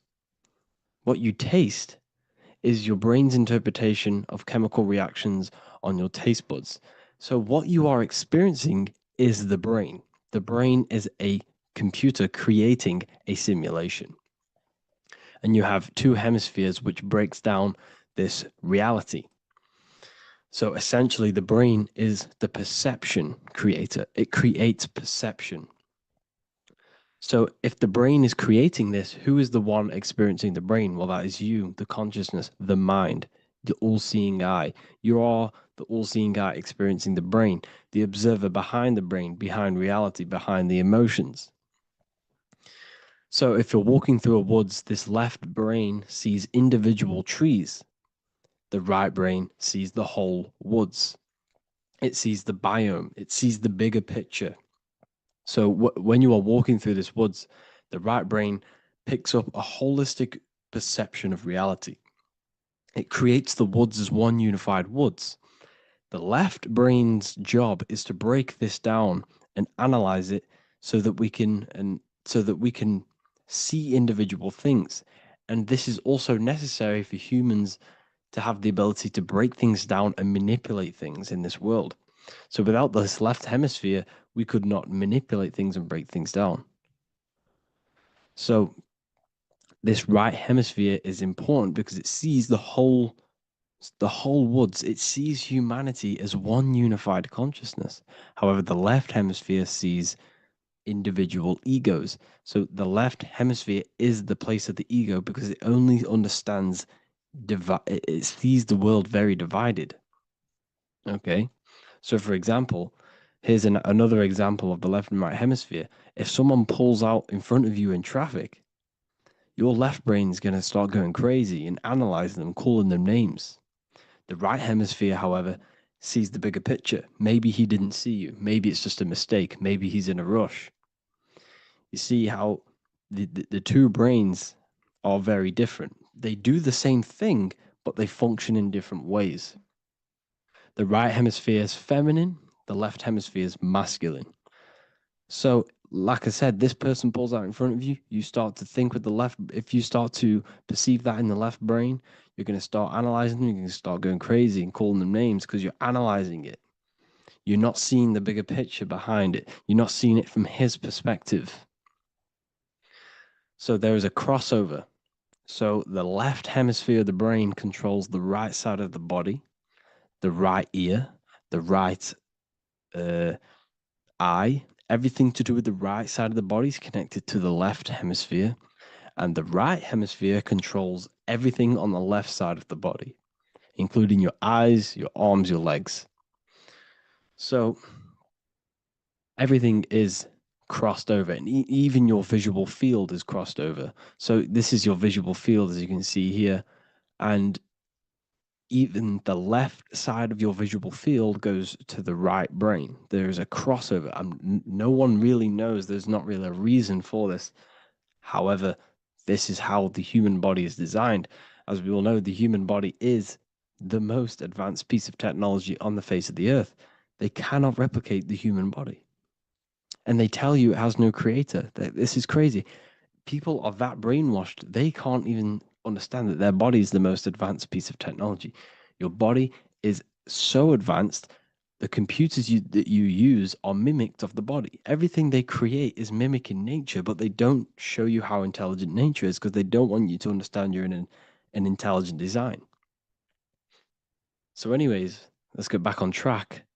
There is a crossover in the brain, and this is why they teach you to write with your right hand. And I was speaking to someone who's in a nunnery, or whatever you want to call it. They were a nun, or they knew someone who was a nun, and they forced these people, these nuns, to write with their right hand. You had to write with your right hand. This is why, I'd say at least 70% of the world, or 80%, is right-handed and right-legged, because they taught us this to activate the left hemisphere more because of this crossover that happens in the body. So when we are using this right side more, we are using that left hemisphere more. Why? Why are they doing this? Well, they also called it writing. Writing is a spell, to cast a spell on you, to use that right side of the body so that you use this left hemisphere, because they want you to see the world as a divided perception. They don't want you using the right hemisphere, using that left side of the body to activate the right hemisphere to see the bigger picture and see how everything is all one and everything is created. This left hemisphere domination keeps you from seeing the connections between everything, because that left hemisphere analyzes, it breaks things down. So when we are left hemisphere dominated by using the right side of the body, we are essentially seeing everything as divided. And this is why so many people will not understand my work, because my work connects dots and connects fields of knowledge, and makes you see the bigger picture. So people who are left hemisphere dominated will see my work and think this guy's crazy. But it's all about activating that right hemisphere. So they called it writing because every word you say is molding your mind in some sort of way. The things you see is molding your mind. Everything you take in through the five senses is molding your mind. And language is a massive spell, especially the English language. They called it writing so that you use that right side. It's a spell because your subconscious mind picks up everything you say. And 90% of your daily basis behavior and thought patterns is produced by these subconscious programs within the subconscious mind. Essentially, your conscious mind is only the 10% of you. The conscious mind is just what you're aware of, what you're wearing, how you're feeling, what you're thinking. That's your conscious mind. The subconscious mind is controlling every system in your body. It's telling your heart to beat without you being conscious of it. So essentially, this is what they're programming. They're programming this system in the back of the mind, which is controlling everything through the words. And this is what spells are, because it's all about creating perception in the subconscious. So they want you to use that right side more. I truly believe the ancients, they were balanced. They used the left and the right side of the body. They didn't have a stronger side because they understood this science of the body and how the body works. So this is actually called phonetics. It's not etymology. Etymology is the study of root words. Phonetics is the study of how words sound similar. The way words are spoken. So phonetics, phone, is why we call them a phone. Because you speak into a phone. So this is write and writing, to use that right side to activate the left hemisphere more. So your hands are a manifestation of your brain. The left hand is the right brain, the right hand is the left brain. And as a child, we were always taught that when you place your hands together like this is the size of your brain, which is true because your hands are a part of your brain. They're an extension of your brain. Everything, every part of your body other than your brain is an extension of the brain. Everything's working and feeding back information to the brain because you're experiencing the brain. So another trick that you can do, or another exercise, is looking in the mirror and closing one eye at a time. If you close your right eye, if you take your top off, for example, you'll analyze your body if you close your right eye because you're using that left hemisphere. Sorry, other way around. If you look at yourself through your right eye, you'll use that left hemisphere, which will analyze yourself. You'll see individual body parts. If you close the right eye and use the left eye, you'll see your body as a whole. You won't really analyze it. This is how you can analyze yourself using these two hemispheres. So this whole system is created to keep you thinking logically and to restrict you from creating and restrict you from understanding symbolism, allegories, metaphors, and teamwork. They want you stuck in a logical way of thinking and a logical way of seeing the world. This is why when you go to school, you are told exactly what to do. You're told to think this way and no other way. You're told to do orders, do this. It's a very left-brained system because if we all started to open up this right hemisphere, we'd all see, wow, everything is all one, everything's all connected. And this is what my work is doing. I'm showing you everything is one. The physical world is an illusion of duality, but everything comes from the one source, the one mind. The universe is a giant mind. I am mind, you express mind. We all possess mind. Behind the physical body is the same mind consciousness. And we are all expressions and fractals of this infinite consciousness called mind. And this is what they don't want us to figure out, is that we are all just one consciousness expressed. It's an infinite consciousness. It's even in the squirrel, it's in the dog. All of these different animals, they're just different bodies, but behind the bodies is the same consciousness, which is mind. That's what the pineal gland is. The pineal gland is not the mind, and it's not the third eye. The third eye is your mind. If you have a closed third eye, it just means you have a closed mind. If you have an open third eye, it just means your mind has expanded from beyond physical things through astral projection and mystical experiences. This is how you gain an open third eye. It's just an open mind. A mind that has astral travel, that has explored the realities within the mind. So everything they do is to keep us in a divided state. Divide and conquer, right? That's their motto. All to keep you thinking how everything is divided. Everything they've done is division. Postcodes, countries, everything is divided. Like football teams and all this stuff. It's also a natural process when you grow up, because as you grow up, your brain is constantly analyzing the world. So this is sort of a natural process of how you become more left hemisphere dominated, because your brain is always analyzing. And unless something awakens you, you can awaken that right hemisphere where you can start to see the bigger picture. Even the music, it's all tuned to 440 hertz, shuts down the right hemisphere of the brain. 440 hertz, Spotify, Apple Music, the radio, every time you turn on the radio, it's tuned to 440 hertz. This was specifically tuned. It never used to be tuned to this.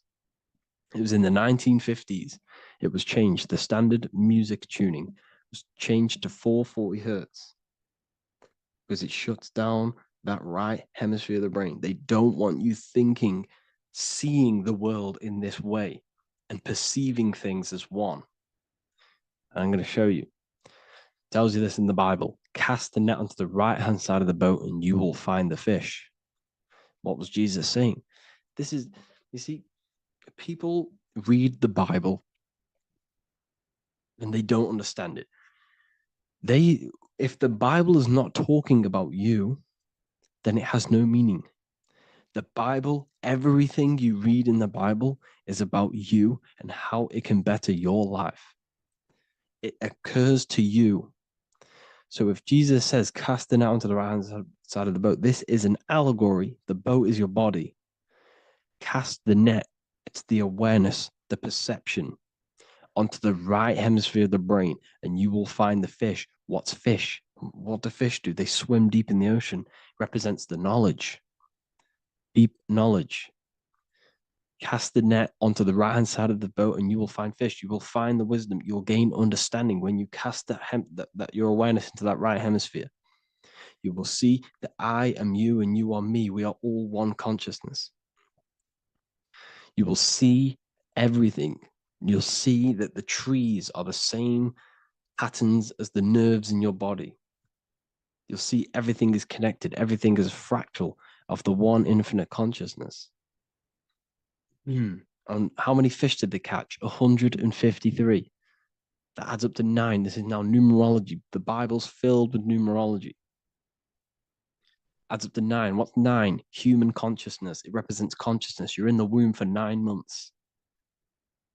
Feminine. It's all about consciousness. And then Revelation 14. And I looked, and behold, the Lamb standing on Mount Zion. That's the spines, the mountain. With him, 144,000. 144 adds up to 9. It represents consciousness on top of the spine. You see? And he had his name the name of his Father written on the forehead. What's the Father? The higher mind, the higher consciousness within you. Where is that? In the forehead, the pineal gland. The pineal gland is the radio receiver for the higher consciousness. Because every body part of the body has consciousness. Your heart has consciousness. Your gut has consciousness. You are thinking with these different consciousnesses. You think with the gut. You think with your penis. You are thinking with all these consciousness. And it's about raising your consciousness to the higher consciousness, which is the Father, the mind in the head. Don't think with the lower parts of the body, because that is your animal nature. Think with the higher parts of the body. It's all representing consciousness. How to activate the right hemisphere of the brain? Well, it's all to do with non-verbal things. So music will activate the right hemisphere. Make sure it's tuned to the right frequency, though. 432 hertz, 528 hertz. Any frequency that adds up to 3, 6, or 9 is good for you. Meditation, turning off the thoughts, and you raise yourself to the higher brain. Symbolism. Symbolism is all right hemisphere. Reading between lines, metaphors, determining the Bible, it's all right hemisphere. Seeing the bigger picture, it's reading between the lines. So tithing in the Bible. These people in the churches are giving 10% of their money to the church. It's nothing but a scam. What these people have done is they have externalized the Bible. They have taken the Bible and literalized it, so that they can make a business out of it. So what they're doing is 1/10 of the produce of what it says in the Bible, 1/10 of the produce of the land, whether grain or fruit, is the Lord's and is holy. So what's that saying? The 10th of it's basically saying give the 10% to the Lord, to God. What does that mean? Well, what's the land and the fruit? This represents physical things, the physical things that you have. The 10th of the physical things that you have, what's that? That's your ego. All the physical things that you have is all to do with your ego. That's the lower self. The ego, what is the ego? It's the mind's perception of the physical self. You had no ego when you were a child. Okay, when you were a child, you had no ego. As you grew older, you created the ego. But the ego is the full self. It's the echo. Ego, echo. It's the echo of the full self. So it's saying, give the ego over. Take away the animal self. In that left hemisphere, that's all to do with the left hemisphere. That left hemisphere sees the ego. It sees individuality. It's divided. So it's saying, give that 10%. Give that 10% of you over to the right hemisphere.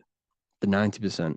The 90% of you is in that right hemisphere, the higher self. Now, I'm not saying the left hemisphere is bad. Okay, I'm not saying that at all. But it sees it sees things divided. It's like I said, the left, the hands are manifestations of the brain.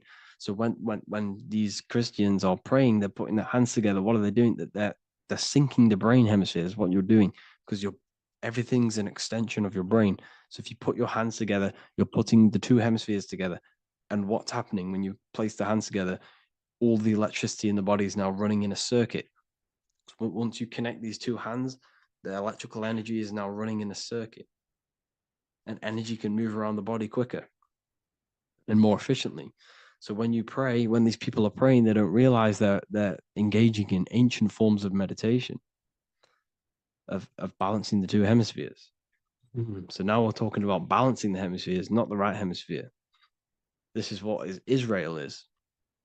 Look at the symbol for Israel, the up triangle and the downward triangle. What's that? The up triangle represents male. The downward triangle represents female. Okay? This is talking about the brains. Israel is Ra. Isis, which is female, the Egyptian god. Ra, El. El means God. Electricity. That's the force of the physical world.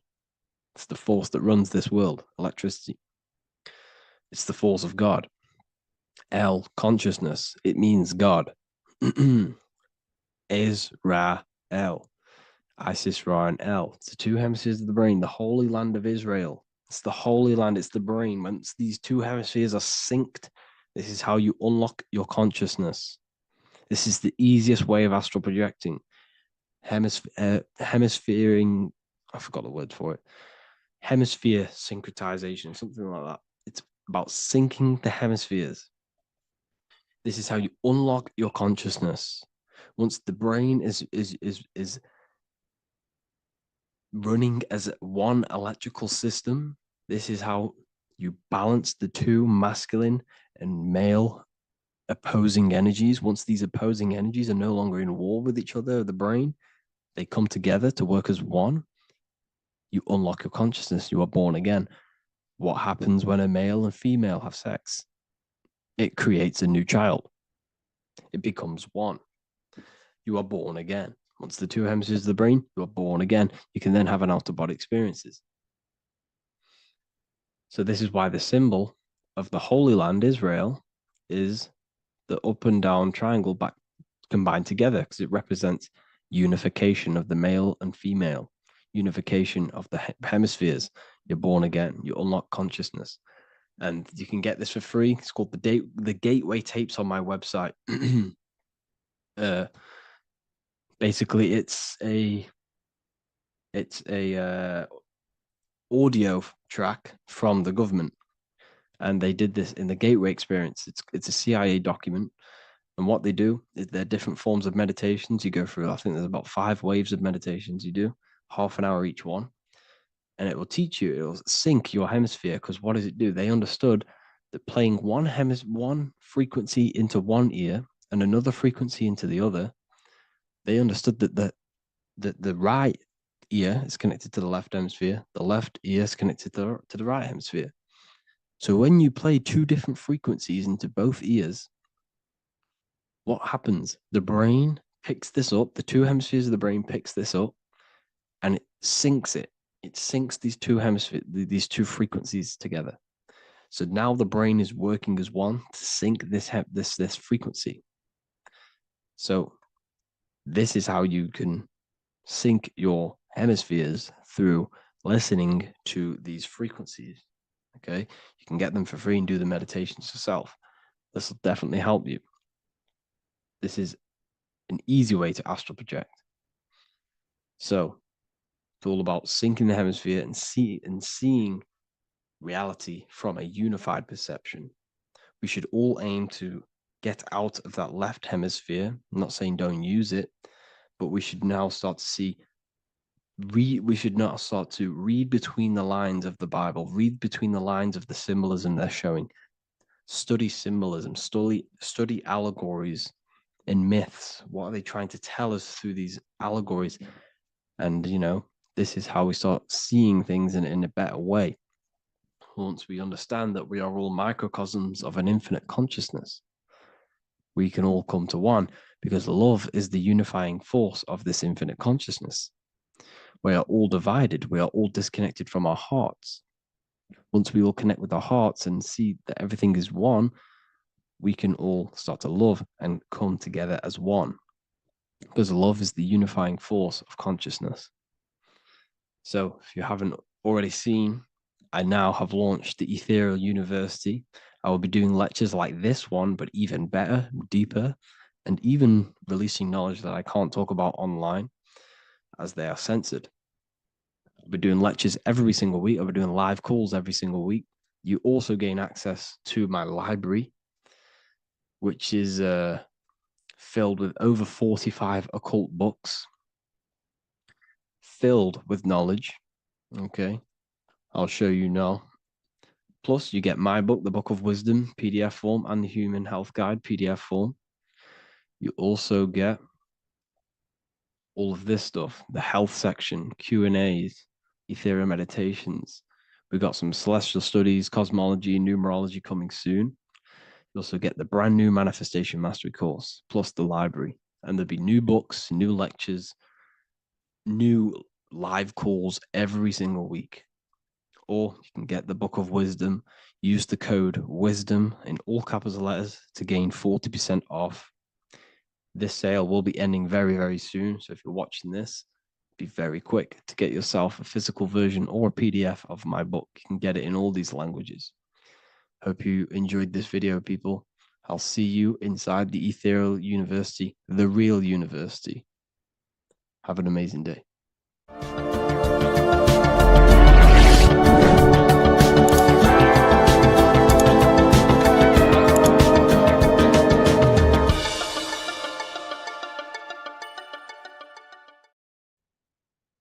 You don't just have a physical body. You have a physical, mental, spiritual, and emotional body. Each one of these aspects are a body of its own.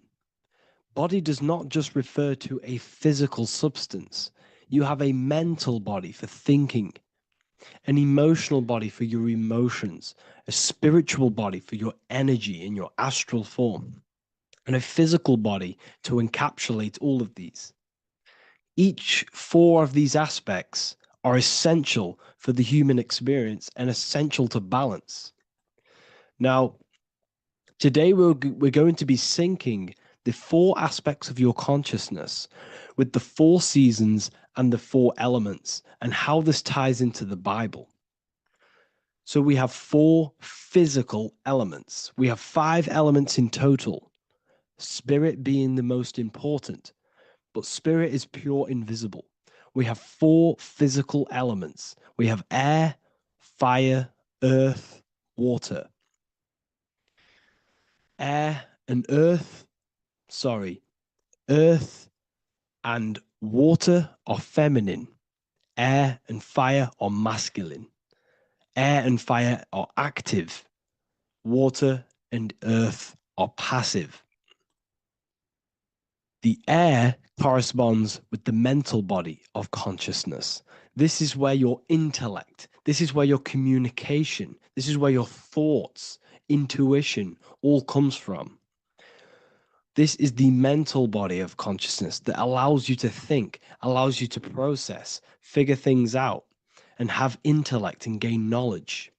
This is your intellectual aspect of your consciousness, located in the head region. We have a fire nature, a spiritual nature. This is our astral body. Our astral body is all to do with the subconscious realms, the higher realms of consciousness. This is the body that allows us to be free from the physical body. Our spirit is more of our energy. Water is our emotional body. This is what allows us to feel things, that allows us to gain intuitive feelings of conscience. So emotion allows us to understand what is right and what is wrong. When we feel something bad, we know that this is wrong. When we feel something good, we know that we are doing good. Emotions are a creational force that allows us to feel certain things to bring them into existence. Our emotional body is a creational force and should not be reactive, and they should be controlled. Most actions are stemmed from emotions. Actions bring thought into physical existence. Emotions are the driving power. They are what drives your actions. The thought, then the emotion, then the action. Earth is your physical body. This is your physical state that allows you to take mind and emotion into action, into fruition, into physical matter. This is what your physical body allows your consciousness, your soul, to interact with the physical world and bring things into physical existence. The physical body, the physical world, is an outcome and an effect of the thinking mind. All physical substance comes from the thinking mind. The pen, the phone you're holding, the microphone I'm speaking into, all began as a thought in the thinking mind, then it was brought into physical reality. Earth is the most dense. So it goes in this order: body, emotions, spirit, mind. The higher you go up, the more lucid and fluidic it becomes. The lower you go down, the more dense and dull it becomes. Air is the mind, fire is the spirit, water is the emotion, earth is the physical body. So this is why you are a microcosm. You have these four things within you. You contain of these four elements, which correspond to the four bodies of your consciousness, the four bodies of the soul. You are the soul. You are the spirit. So this is why in Theologians 4:17, it says, caught up together with them in the clouds to meet the Lord in the air. You don't meet God or the Lord in the physical air, in the clouds. This is clearly a parable. A human being cannot go up to the clouds and meet a mystical man in the clouds. This is obviously a parable, a metaphor. The air is your mind. You must raise your consciousness beyond the body, beyond the emotions, beyond the spirit, and enter in the mind during meditation, turning the mind inward to connect with the Lord. The Lord is the highest aspect of your consciousness, the one that exists beyond the physical body, beyond your emotions, beyond the thought. So you meet the Lord in the air, in the mind. The mind represents the air. This is why in America there's a saying called an airhead. You're an airhead. This means that you are stupid, or you don't think, or you have nothing in your mind. You have nothing in your head. When someone's very stupid, you call them an airhead, because air represents the mind. The air is elevated. The air is invisible. The mind is totally invisible to the human eyes. It is a metaphysical substance. In fact, it's not a substance at all. It's so fluidic. It's everywhere. The mind can be everywhere at all times. It can be anything. Nothing is impossible within the mind. Now, this is synced with the four seasons. The four seasons represent the four aspects of human consciousness, the four bodies of your consciousness, the four bodies of your soul. The sun is your soul, okay? And the sun travels around four seasons. Summer, when the sun is the most hottest point. Autumn, when the sun starts to move away from the hottest point. Things start to die. Then it goes to winter. This is when everything dies. This is when things enter in within itself. This is when darkness occurs. Then spring. This is the reignition of the sun. This is when the sun starts to bring back the warmth back to the summer. You have four seasons which correspond to the four bodies of consciousness. Fire is the spirit. This is when you are passionate. This is when you are taking action. This is when you are fiery. The sun is blazing. You're taking action. You're very passionate. You're very spirit. You're in the spirit. Autumn is water, emotion. This is when you start to become very reflecting. This is when you start to feel emotional, because in autumn there's lots of water. This represents the emotional body of consciousness. Winter is the mind. This is air. Winter, what happens in winter? Everything enters within itself. The leaves die, the trees die, everything dies and goes within. This is the mind. The mind is the darkness, remember. You close your eyes to enter within the mind. The winter represents meditation. In the winter, what do people do? They stay inside of their house. They research more. They read more books. They become more intellectual. They think more in the winter because we are so we're stuck inside. So we're more reflective. We're thinking more. We're more communicative. We're more intellectual. In the spring, this represents the earth, the body. This is when we start to come out of the mind and we awaken to the body, and things start to grow again. The plants start to grow. The earth is growing again and reborn again. This is the body. This is when you become more active in the spring. And then the summer, back to the summer, we then take action on these thoughts and these thoughts that we gained over the winter. Essentially, this is just a massive cycle. And this is a daily cycle also. The nighttime is the winter. The morning is the spring. The midday is the summer. And the evening time is the autumn. This is a microcosm. We have 4 bodies of consciousness. You are the sun, you are the soul, and the soul has 4 bodies: summer, autumn, winter, spring. Emotion, air, body, spirit.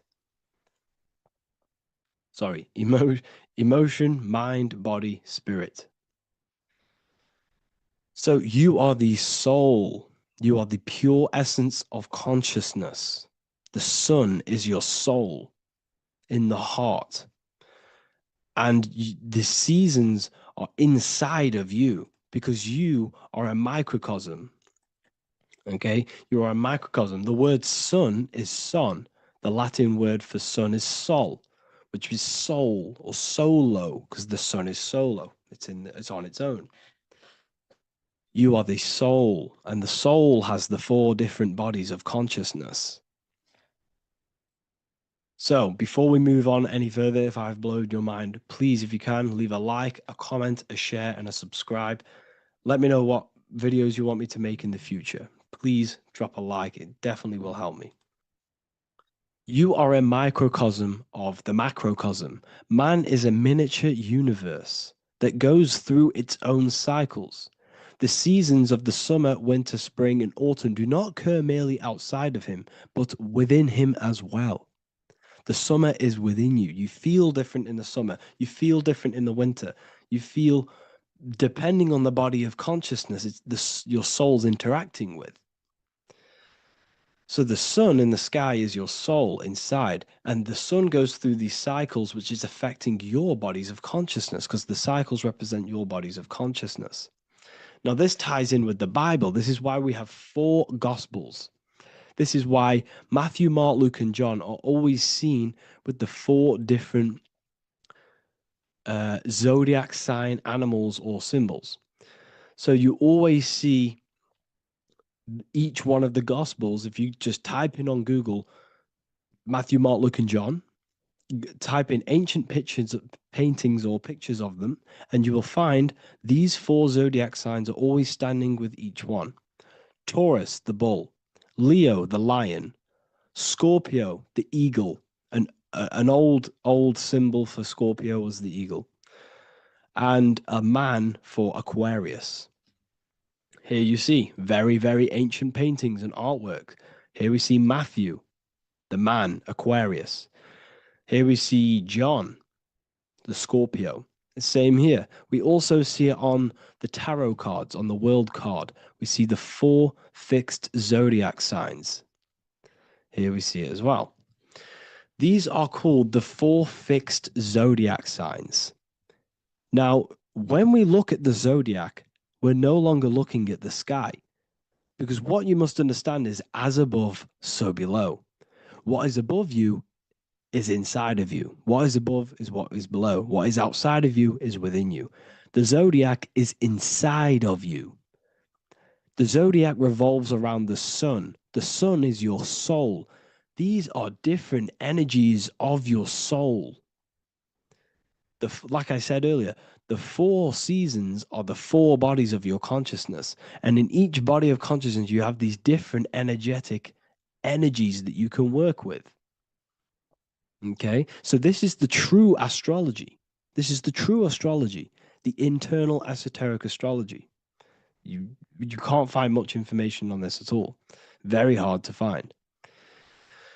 So what we're looking at are the 4 bodies of consciousness. Obviously, when you look in the middle of each, when we look in the middle of each season, spring, the middle of spring is Taurus. The middle of winter is Aquarius. The middle of autumn is Scorpio. The middle of summer is Leo. These 4 signs are known as the 4 fixed signs. Okay, Scorpio is fixed. It's the middle of autumn. Scorpio is a water sign, emotion. Aquarius is the air sign, the mind. Taurus is an earth sign, the body. Leo is a fire sign, the spirit. This is why we see Matthew, Mark, Luke, and John with the 4 fixed signs of the zodiac, which represent the 4 bodies of consciousness. Leo, the spirit, fire. Luke, Taurus, earth, body. Matthew, Aquarius, air, mind. John, Scorpio, water, emotion.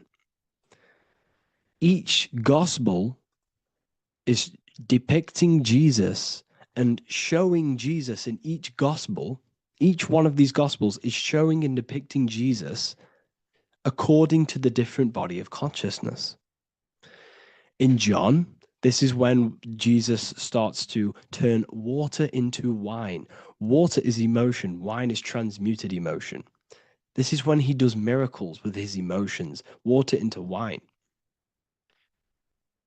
Aquarius, which is Matthew, air, the mind. Inside of the Gospel of Matthew, this depicts Jesus as an intellectual person, a person who's communicating and using his mind, his mental body a lot inside of the Gospel of Matthew. Go and read it, and you will see this. Luke, Taurus, earth, the body. Luke shows and depicts Jesus according to the body of consciousness, the physical body. He shows Jesus as a human, being a human being, helping people physically and helping people's physical needs, like giving away food and doing all sorts of good things for other people. Leo, Mark, inside of the Gospel of Mark, this shows Jesus as a spiritual teacher, a passionate person who is taking action. Each gospel is showing Jesus according to the different body of consciousness. And Jesus represents you, the sun. That's why it's called the Son of God, the light of the world. Jesus represents your soul, and your soul has these 4 gospels, the 4 bodies of consciousness, the 4 fixed signs, the 4 elements, and the 4 seasons. These things all correspond to your consciousness. So this is Leonardo da Vinci showing you the exact same thing. Jesus is the I am, the sun, the soul, in the middle, on his own. Luke, spring, earth, body. There are 3 people in each group. There are 4 groups, and there are 3 people in each group. 1, 2, 3. 1, 2, 3, 1, 2, 3, 1, 2, 3. Fall, winter, summer, spring. These are according to the 4 bodies of consciousness. Here we see Aries, which rules the head region. He's on the head of the table. Gemini, he's holding up the 2 hands because Gemini rules the 2 hands, the 2 arms. Gemini is the 2 twins, which is the 2 arms and 2 hands, and the 2 lungs. Here we see the beginning of summer, which is Cancer. You see the big knife here. Cancer, him here, this gray-haired guy, holding a knife for the crab. Cancer, they pinch. You have a knife, symbolizing the crab. Leo, the middle of summer, showing dominance. The sun is very dominant. He's got his elbow on the table, showing dominance. Virgo has no Adam's apple. Cancer here is pointing at this woman's neck, saying there's no Adam's apple. This is Virgo, the virgin, the only woman. Jesus, the sun. This is Libra, the balancing. He's holding his arms out, balanced, showing the balancing of the sun. Because when the sun enters Libra, the sun is balanced between winter and summer.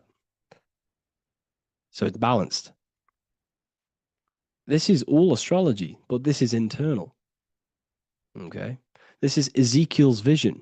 Ezekiel had a vision in the Bible, and he saw the face of a man, the face of a lion, the face of an ox, and the face of an eagle. The eagle is Scorpio, the ox is Taurus, the lion is Leo, and the man is Aquarius. He saw the throne of God, and he saw the different bodies of consciousness. This is all symbolic for the different bodies of your soul. So when we look at the zodiac, we are actually looking at a map and the energies of our soul and the energies of our bodies and the energies of our consciousness. This is what we are looking at. Each zodiac is an aspect of our consciousness and an energy that we can work with and that we must purify. Balance and purification is essential. Imagine playing a brand new video game. Let's say a brand new video game came out and you had to play it. What happens when you play that game? You don't know the controls. You cause chaos in that game. You can't really run properly. You can't do anything properly. You're getting destroyed by other people who are playing that game. It's the same with your physical body. When you are born, you must learn how to play the game. You must learn how to balance the mind, learn how to balance the spirit, the emotions, and the physical body. We must balance and purify each body of our consciousness. We must look after our physical body with our physical health by eating physical, electrical food like fruits and veg. We must look after our minds by being conscious of what enters our eyes, enters our ears, enters everything. Whatever enters our five senses is affecting our mind, our mental health, our environment, mental. We need to look after our thoughts, control our thoughts by purifying our thoughts, only positive thoughts. Then we must purify our emotions, feeling only gratitude and love and not feeling these negative, dull emotions. Then we must look after our spiritual body through meditation and looking after our spirit. But remember, when we look after our mind, it all begins in the mind. Each body of consciousness is interlocked with the other. If you have an unhealthy body, you have an unhealthy mind, spirit, and emotions. If you have an unhealthy mind, you have an unhealthy body, spirit, and emotions. If you have an unhealthy emotions, you have an unhealthy spirit, mind, and physical body. They're all interlocked. You must balance each one of them. Look after your physical body, look after your thoughts, look after your emotions, look after your spirit. But remember, the mind is the most powerful one. It's mind over matter. Once we look after the mind, because once we start to control our minds and control every thought we think, this will then turn into discipline in our physical body. Because once we learn how to discipline the mind, we learn how to discipline what we eat, we learn how to discipline what we feel, we learn how to discipline our spirit. This is all interlocked, but work on the mind first. Work on the mind first.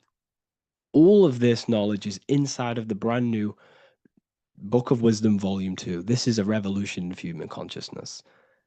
If you've read it, please leave a review down below. If you've read Volume 1, leave a review down below. This is the next revolution. I don't see this information anywhere. This is the next revolution of human consciousness. And of course, if you are serious about this and you truly want to gain enlightenment and join an amazing community where you can connect with me on live calls, lectures, the Manifestation Mastery course, you can gain access to my library with over 45 PDFs plus my books. And if you do join the university, you can order a Volume 2 free of charge. All you have to do is to pay for shipping. If you truly take your knowledge serious and you want to take advantage of life, join the university. This is where truth seekers belong. Just want to say thank you all. Please leave a comment. Please leave a like. It's going to help me a lot spread this knowledge to the world. And yeah, share this with a friend and subscribe. Thank you all. Matthew 21:1, Jesus went into the temple of God.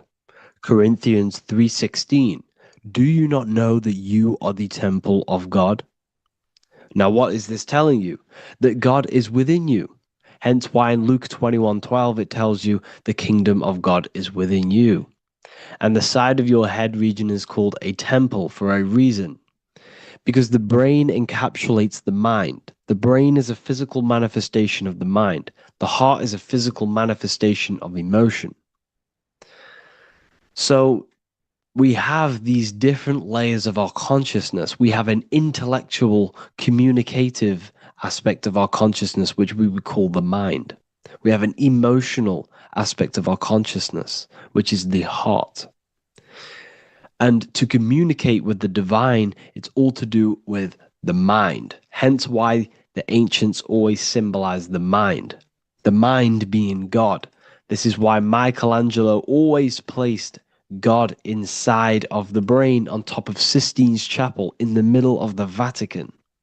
He understood that God is in the brain. God is within you, not outside of you.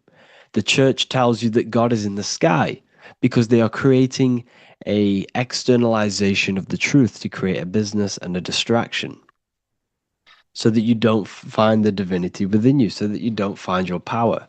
Now you have Adam, the physical man, the physical body, the ego, the lower self, and he is resting. He's not trying to reach to God, but God is reaching because the higher consciousness within you is always trying to communicate with you. It's always trying to wake you up to your divinity. But the lower mind, the lower self, Adam, the physical self, is always in ignorance of truth, always in ignorance, and stays in a materialistic way of thinking, which is the lower animal self. And this is what we call a sleep or an NPC. This is the lower mind of man. But all you have to do is to move your finger to touch God. You have to look within yourself, within the brain, meditate, and you can find God. This is why in the Bible we see many references to the human body and anatomy to truly connect with God. Kings 6:8, the door to the middle chamber was in the right side of the house, which is the right hemisphere of the brain. The middle chamber is the pineal gland, where the seat of your consciousness is, but the seat of your higher consciousness is, the mind. And they went up the winding stairs, which is your spinal column, into the middle chamber, and out of the middle chamber into the third. So they went up the winding stairs. This represents raising your consciousness up the winding stairs. Your spinal column acts as a stairway of consciousness. Depending on what sort of consciousness you are operating in, depends on what part of the spinal column you are using. Because the spinal column ascends and descends consciousness. What do I mean? If you are in a reproductive way of thinking and you're always thinking about sex, you're jerking off all the time and you're always eating, all of your brain's power and your mind's power is being descended into the lower aspects of the spinal column, which represents hell, the physical state of man, Adam, the ignorant state. We're basically living off low-level pleasures like an animal. And the stairway to heaven is your spinal column. They went up the winding stairs into the middle chamber, which is your mind, your pineal gland, and out of the middle into the third stage of consciousness, physical, etheric, astral. When you meditate and you start to raise your consciousness during meditation, you enter the astral plane when you turn off thought. But this is the middle chamber inside of the brain. Here we see another painting inside of Sistine's Chapel of God inside of the brain. This is the brainstem. This is the brain. This is the frontal lobe. This is the back lobe. This is the back lobe. This is the cerebellum. Here's the reptilian brainstem. Here's the claustrum. This is what we are seeing here. Anatomy. Here is another one in Sistine Chapel in the middle of the Vatican. This is depicting the brainstem. God's neck looks exactly like the brainstem.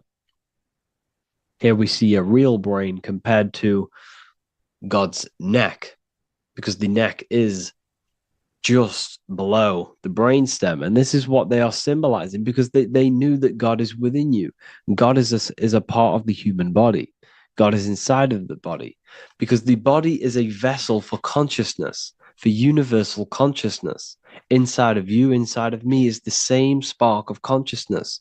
And this same consciousness is spread out into every living essence, because everything comes from the one source, the one God, the one consciousness.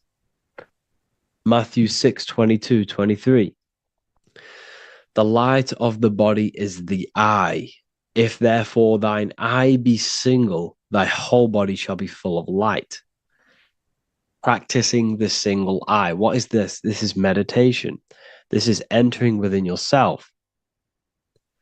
So the Bible's telling you to practice the single eye. But if thine eye be evil, thy whole body shall be full of darkness. What does this mean? If your consciousness is in an evil way of thinking, if your mind is filled with an evil, negative mind space, then your body shall be filled with darkness, with evil, with negativity. Because negative thoughts destruct the body. Positive thoughts heal and regenerate the body. So he tells you to be, the light of the body is the eye, your consciousness, the inner eye of consciousness, the eye that lets you see. And what do I mean? You look with your two physical eyes, but you see with the inner eye. What you see is perception. You look with the two eyes, and what you see is perception. You are seeing, you are understanding, and that's what consciousness, the mind, gives you. Consciousness, or the mind, is the force that allows you to be a human being, that allows you to understand things and interact with things and make decisions. It's an infinite intelligence. See, the mind is not the brain. This is a big confusion with people. Hence why the eye on top of the pyramid is separate from the bottom half of the pyramid, because the consciousness is separate from the body, the eye, the all-seeing eye. It represents the observer, the eye that sees into this body, into this world, into this. You are the perceiver. You are the invisible spirit within the body. Theologians 4:17. After that, we are still alive, and our left will be caught up together with them in the clouds to meet the Lord in the air. You don't meet the Lord in the physical air. Okay? This symbolism of the ancient Christian artwork is showing you this is symbolic. These things never happened. There's no man in the sky. Moses didn't go on a mountain to meet with God. The air represents the mind. This is why you say you're an airhead when someone's very stupid.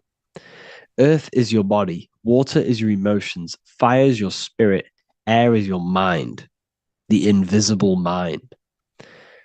So Anton Mengs, an ancient Christian art worker, is showing you anatomy of God in the clouds. But this is the anatomy of the human body, raising yourself to the mind and turning the mind inwards on itself during meditation. And that's how you meet the Lord in the air. You meet the Lord in an elevated state of consciousness. The air represents an elevated state of consciousness because the air is up. You have to raise your consciousness to meet the Lord in the air. This is why Moses went on a mountain to meet with God. The mountain represents elevation of consciousness, raising the mind up the spinal column, taking all of the mind's attention away from the reproduction and the physical aspects of self and raising it to the brain and turning off the brain and going inward into the air. It's talking about raising consciousness. It's allegorical. It's a spiritual, metaphorical text. The side of your head's called a temple because inside that where that temple is, right in the middle of where you call the temple, is the inner chamber, the open room, the holies of holies in the Bible, or the land flowing with milk and honey, or Mount Zion. There's so many different names for the brain, or the upper room where Jesus meets his 12 disciples, the 12 cranial nerves in your brain. This is the temple of God. Your body is a temple of consciousness. It encapsulates the consciousness. It encapsulates the mind and soul. John 10:30, Jesus states, I and the Father are one. Psalms 46:10, be still and know that I am God. He's talking about the I am within you, not within Jesus. Everyone refers to ourselves as I. I am God. When you say I, you're referring to the highest aspect of yourself. The aspect that is above all thought, above all emotion, and above all things. When you say I, you're referring to your pure awareness, your pure consciousness, the highest aspect of yourself. And anything after I is egotistical. I is God.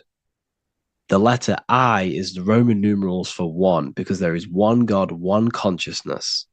The letter I is one line, just like the number one. Matthew 6:3-4, take no thought. Therefore, take no thought. Take no thought. He says this 5 times because you must turn off the 5 senses and take no thought to connect with God. Be still. This is telling you to meditate and know that I am God. The I am within you. I and the Father are one. I and God are one.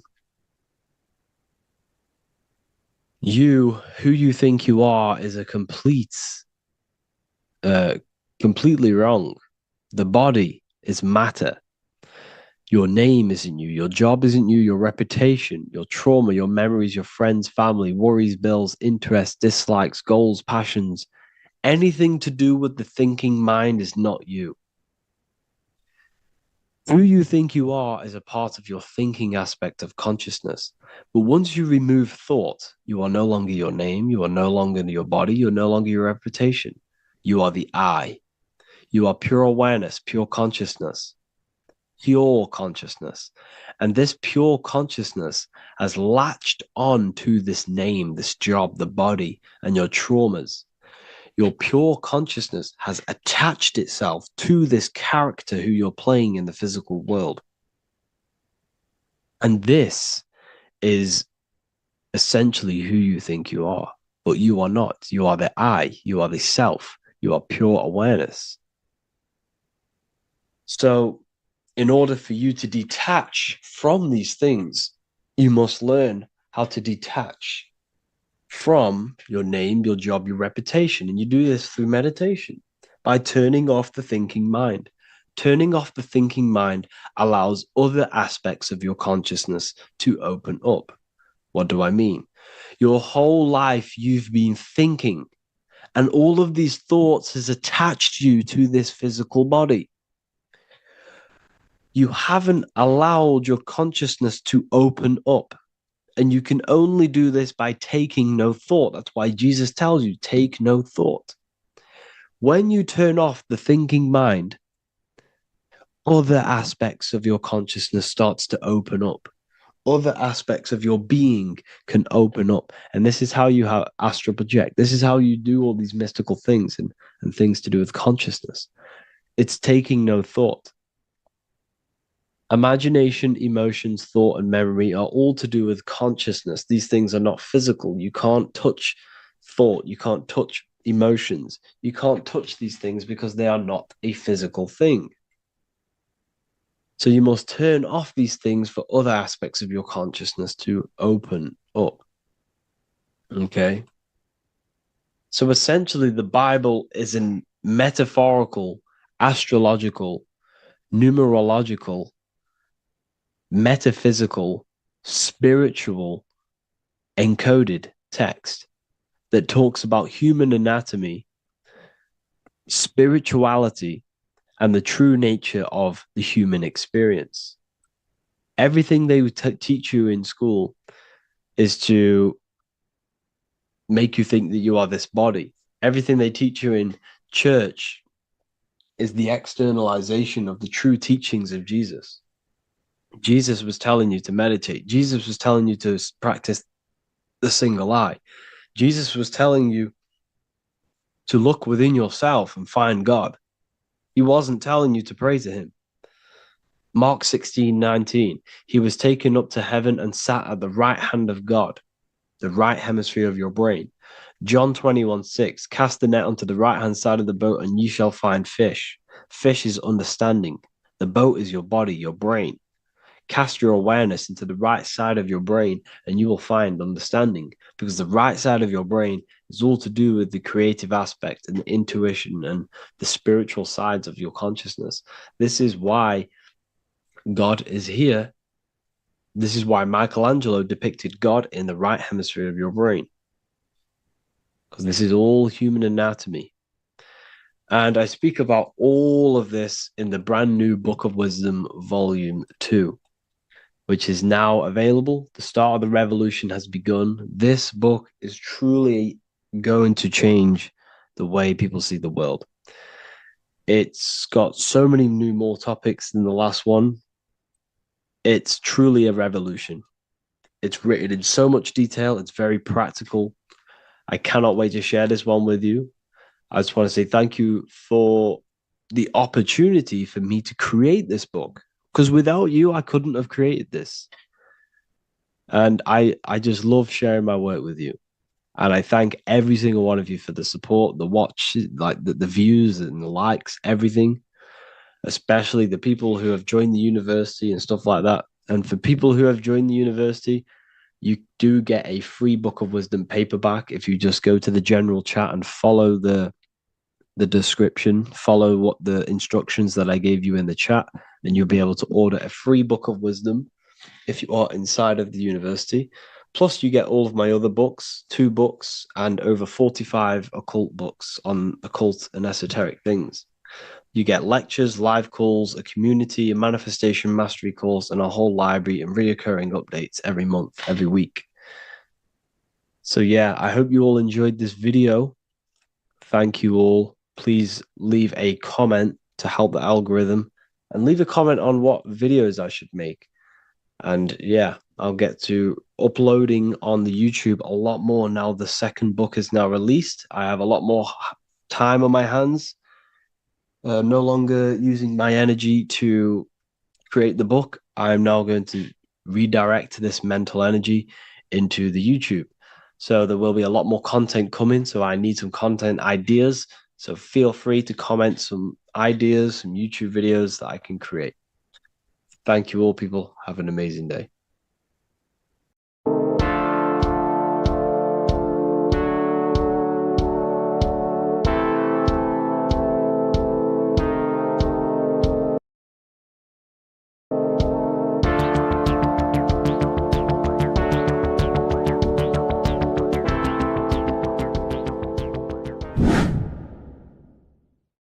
What is good, people? We're back with another video, and this is going to be talking about the connection between the micro and the macro.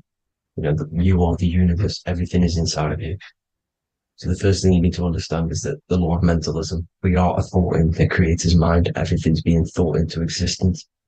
We have a spark of this mind, this same mind of the creator, and everything is a state of mind. Particles or atoms, whatever you want to call them, are a mental thing. They're a product of the mind. Everything's thought into existence.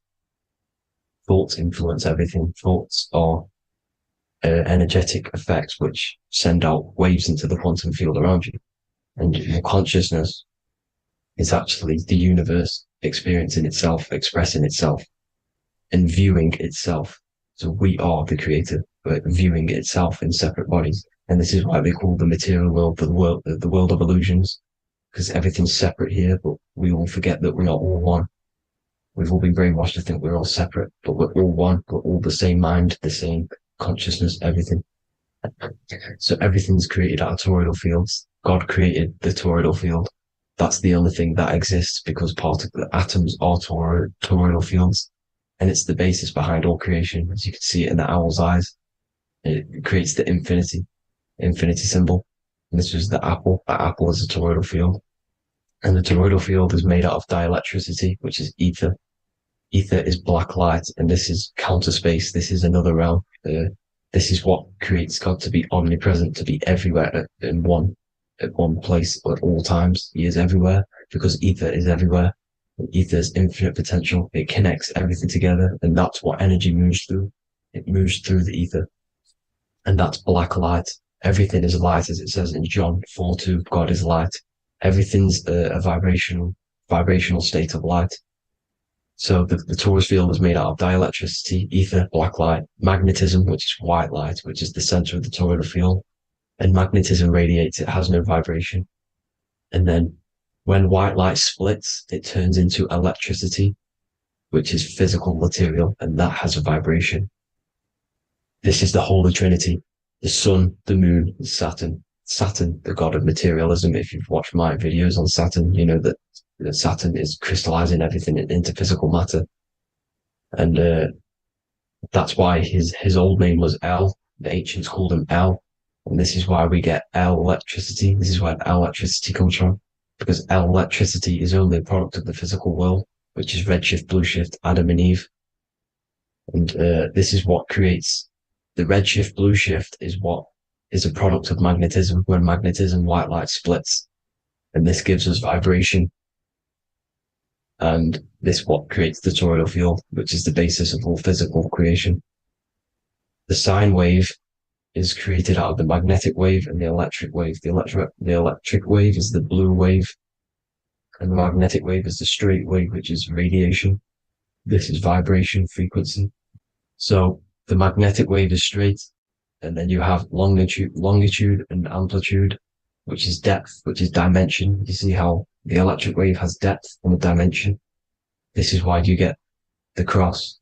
This is the cross of Earth. This is the symbol of Earth, of bondage, of physical matter, because it consists of magnetic wave and depth, which is electric wave. I mean, this is where you get the sun cross or the earth cross, whatever you want to call it. It's the cross of physical matter, and the ancients knew this. This is why they used that symbol. Redshift, blueshift, which is the toroidal field, is the basis of all creation, physical creation. And this is why you have the police siren is red and blue. The Matrix movie, red pill, blue pill. You have red blood and blue blood in your body. The Democrat and Republic, the two parties, red and blue. Like your taps on your taps, you have a red and blue tap. One's generative and one's destruction. Fire, destruction, water, generative. So this is the basis of all things. And electric wave has dimension, like I've already said, depth, material, and it's measured in hertz.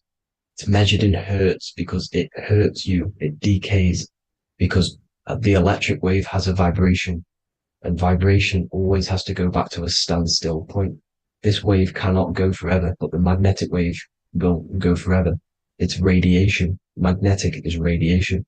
It radiates forever. It pulses, but the electric wave will at some point come back to a standstill point. And that's why it hurts, it decays. That's why our physical body decays, because we contain of electricity. This body is an electric body, and it will return back to stillness like a guitar string. If you vibrate a guitar string, you pull it, it will vibrate, make a sound, and then go back to a standstill point. It's the exact same with every single toroidal field within the body. It will decay, and this is why our bodies decay, and everything in creation decays. So we're born into sin. The sin of Eve. The sin of Eve is us biting into the tree of knowledge of good and evil, which is the systems in the body. And the sin of Eve is biting into the sine wave. We bit into the sine wave. The sun moves in a sine wave. Our DNA is a sine wave. Time is a sine wave. Everything in this creation is a sine wave. This is why the dollar bill is a sine wave. Magnetism and electric waves in one. And this is the sun doing its sine wave, which creates, when you go bowling, it kind of creates that pin that you hit over. That's the pin of the sun. The zodiac sign is a sine wave because the zodiac sign is an expression of the toroidal field, because magnetism unfolds into 12ness. And that's why you have 12 zodiac signs, 12 systems in your body, 12 cranial nerves in your head, in your brain. So if you can imagine this, see where my pointer is, always starts with Aries. Aries is the head. It's the first thing that's created in the womb. And this is Aries, the ram. And this is why it's called a cerebrum in your brain, which is the first thing that creates when you're in the womb. And what's the element of Aries is fire. Fire is the first element. Fire, first, because it's the first thing on the wheel, the first expression of energy. As you can see here, my pointer, this is the center of the toroidal field. It would go Aries, Virgo, Capricorn, Pisces, Scorpio, Cancer. Then we go back to Libra. Libra would be center. But you see how the toroidal field is the expression of the 12 energies. That's what the constellations are, the energy expressions of the toroidal field. So it would go outward, starting from Aries here, all the way back to Pisces, which is beyond the bottom half. But Libra would be the center. That's why Libra is the equinox. It's the equinox. Libra is when it goes from summer over to autumn. It's the equal. It starts to transition into the winter side. Equinox, equal, which is Libra. And that's why Libra has the two scales. It's symbolized with the two scales. That's because of, the sun moving over. It's being judged. It's equal now, but then it's going to tip over into the winter. That's why Libra is here, the center of the sine wave. And like I said before, magnetic energy unfolds into 12ness. Magnesium is number 12 on the periodic table. It's the sacred number. And this is why the scientists are trying to, NASA is trying to bring in another constellation to destroy the holy science of astrology. So Aries rules the head, which is Mars. Taurus rules the neck, the lower head. Gemini, the two twins, which is your lungs, your two twins, your arms, two twins. Cancer, the breasts, the chest area. Leo, the heart, which is the sun, which is fire, the center of the toroidal field. Virgo, the belly, which is the intestines. Libra, the kidneys, the two scales, the kidneys, balancing out everything. Scorpio, the sex organs. Sagittarius, hips and thighs. Capricorn, I've missed that out, which is the kneecaps. Capricorn, kneecap. Aries, which is the ram, which is the cerebrum in your brain. And then Aquarius, the calves and the ankles. And the Pisces, the two fish, the 2 feet. So everything corresponds, as you can see here. This is an ancient way of depicting it, of the folded human. And this is everything. Each constellation rules that part of the body, gives energy to that part of the body, makes you do certain things. So magnetic energy unfolds into 12ness, electricity unfolds into 7s. That's why when you get electric, the light spectrum that we see, it consists of 7 colors. Why we have 7 planets. The 7 planets give us our 7 metals and the 7 solfeggio scale frequencies. So the rotor, this is the rotor. And rotor is an anagram for Torah, the Torah, which is I think it's the Hebrew Bible. Don't quote me on that, but it's one of the holy books, which is the Torah, the Taurus. Everything goes back to the Taurus field because it's the basis of all creation. So the chief cornerstone, it says in the Bible that the builders rejected the chief cornerstone. The chief cornerstone, you are the builder. You decided to incarnate into the physical world, into the electric world, the world of Saturn. When you are created in the womb, it takes you 9 months for you to be created. So, for example, if you went into the womb here, it'd take you 9 months. So let's say you're born in Scorpio. So you'd go back 9 months, 1, 2, 3, 4, 5, 6, 7, 8, 9. You consist of all of these 9 energies because it takes 9 months or however long you took to be born. Some people are born earlier. You'd have to find out how many months you were in the womb for. But you consist of these 9 energies, and each constellation has a cell salt associated with it. And these cell salts are vital for your health, and your cells and the optimal health of your body. So the chief cornerstone that you rejected is these 3 cell salts, these 3 constellations. So you're mineral deficient in these 3 constellations. For example, fluoride, magnesium, phosphate, and potassium sulfate. So that's the chief cornerstone. And a cornerstone, people always get it rejected with the cornerstone. The cornerstone is not, it doesn't say the cornerstone in the Bible. It says the chief cornerstone. The cornerstone is a cornerstone of a building, but a chief cornerstone is the top of the pyramid. This is where we get the pyramid of the wheel. So you're mineral deficient in whatever 3 zodiac signs you're not. You were not in the womb for. This is the chief cornerstone you rejected. So the human body is the micro. It is the universe in a physical form. It consists of everything in the universe. Just like your consciousness is the universe watching itself, experiencing itself. Your body is the whole universe. 12 systems in the body, 12 zodiac signs, 7 chakras are the 7 planets. The Holy Trinity of you is your Temple of Solomon, the soul and the mind, the sun and the moon. You know, everything is in you. You consist of everything, all the energies, everything. Heaven and hell. Heaven and hell is a mind state. It's a state of the mind. Head, H-E-A, which is heaven, and the heel, the bottom of your foot, is hell. And the bottom of your foot is the soul. So they're basically saying, well, it's wordplay. They're saying that your soul is in hell because, you know, with the elites being in control. So they call the bottom of your foot the soul, trying to say that you're in hell. The Christ is in you. And this Christ is Greek for what? Christos. And Christos is Greek for the oil. And this oil is produced in the cerebrum, the Aries, the ram, the cerebrum. It goes down the pineal. Well, the pineal and the pituitary are underneath the cerebrum. Goes down the pingala and the ida. The pingala being the positive charge connected to the pineal gland, pin, and the ida connected to the pituitary. And this is the 2 serpents going down the spinal column. And this is why Jesus goes from Nazareth to Bethlehem, and then Joseph and Mary are waiting for Jesus in Nazareth. Joseph and Mary are the pineal and the pituitary gland waiting for Jesus to come back up the River Jordan, your spinal column. So this is the oil. This is the story of Santa as well. Santa comes from the North Pole. Why? Because the North Pole of the Earth is the center of the toroidal field, and the North Pole of you is your spinal column, which is the North Pole of the toroidal field. The North Pole, he comes from the North Pole. This is the North Pole. This is the South Pole of the toroidal field. Comes from the North Pole, which is your mind. And he goes down the chimney and then back up the chimney. This is the chimney. And he drops off the present, which is the Christos, the oil. And this is why Jesus is crucified at 33, because he crosses over the vagus nerve at the top of your spine. When this oil comes back up the 33 vertebrae, these are your vertebrae here. When it goes up to the 33 vertebrae, it gets crucified at 33 because it crosses the vagus nerve, and he's crucified on a cross at 33.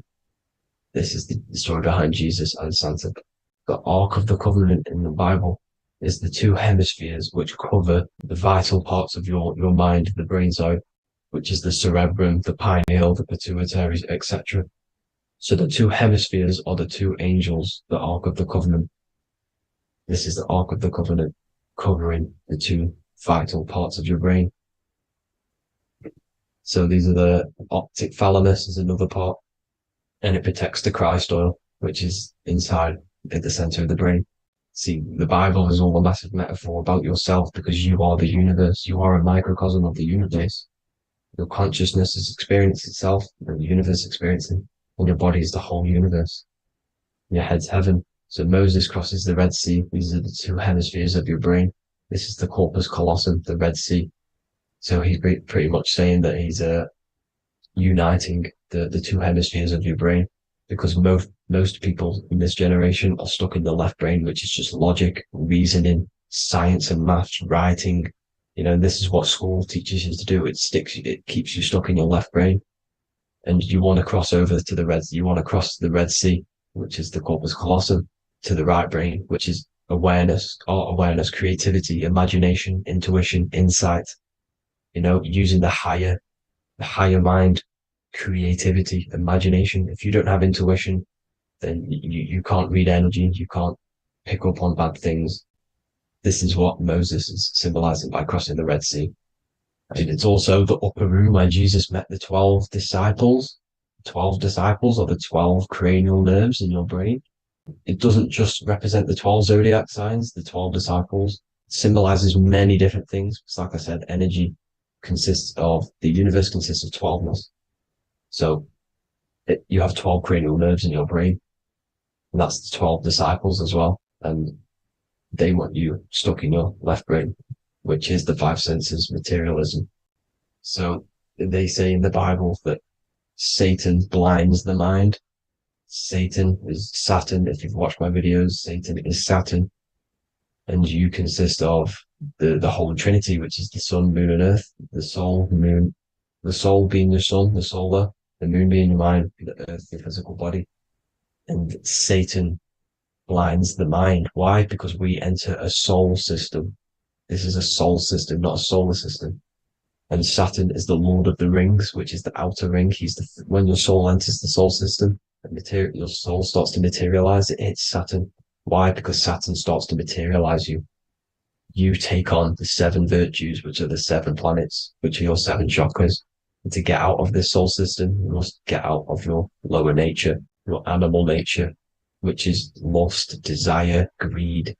You know, the number of the beast, 666, which is Saturn, Satan. So you enter the soul system, you take on the 7 energies, which you turn into physical matter. And this is your descension from heaven to all who say hell. And then you must raise back up from matter to spirit. They say Satan blinds the mind. Why? Because your mind gets materialized. Your soul and mind get materialized.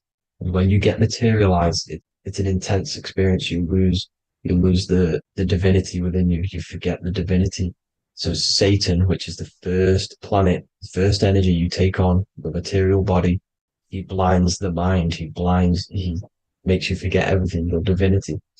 Then you must ascend up Jacob's ladder, the 33 vertebrae, to heaven.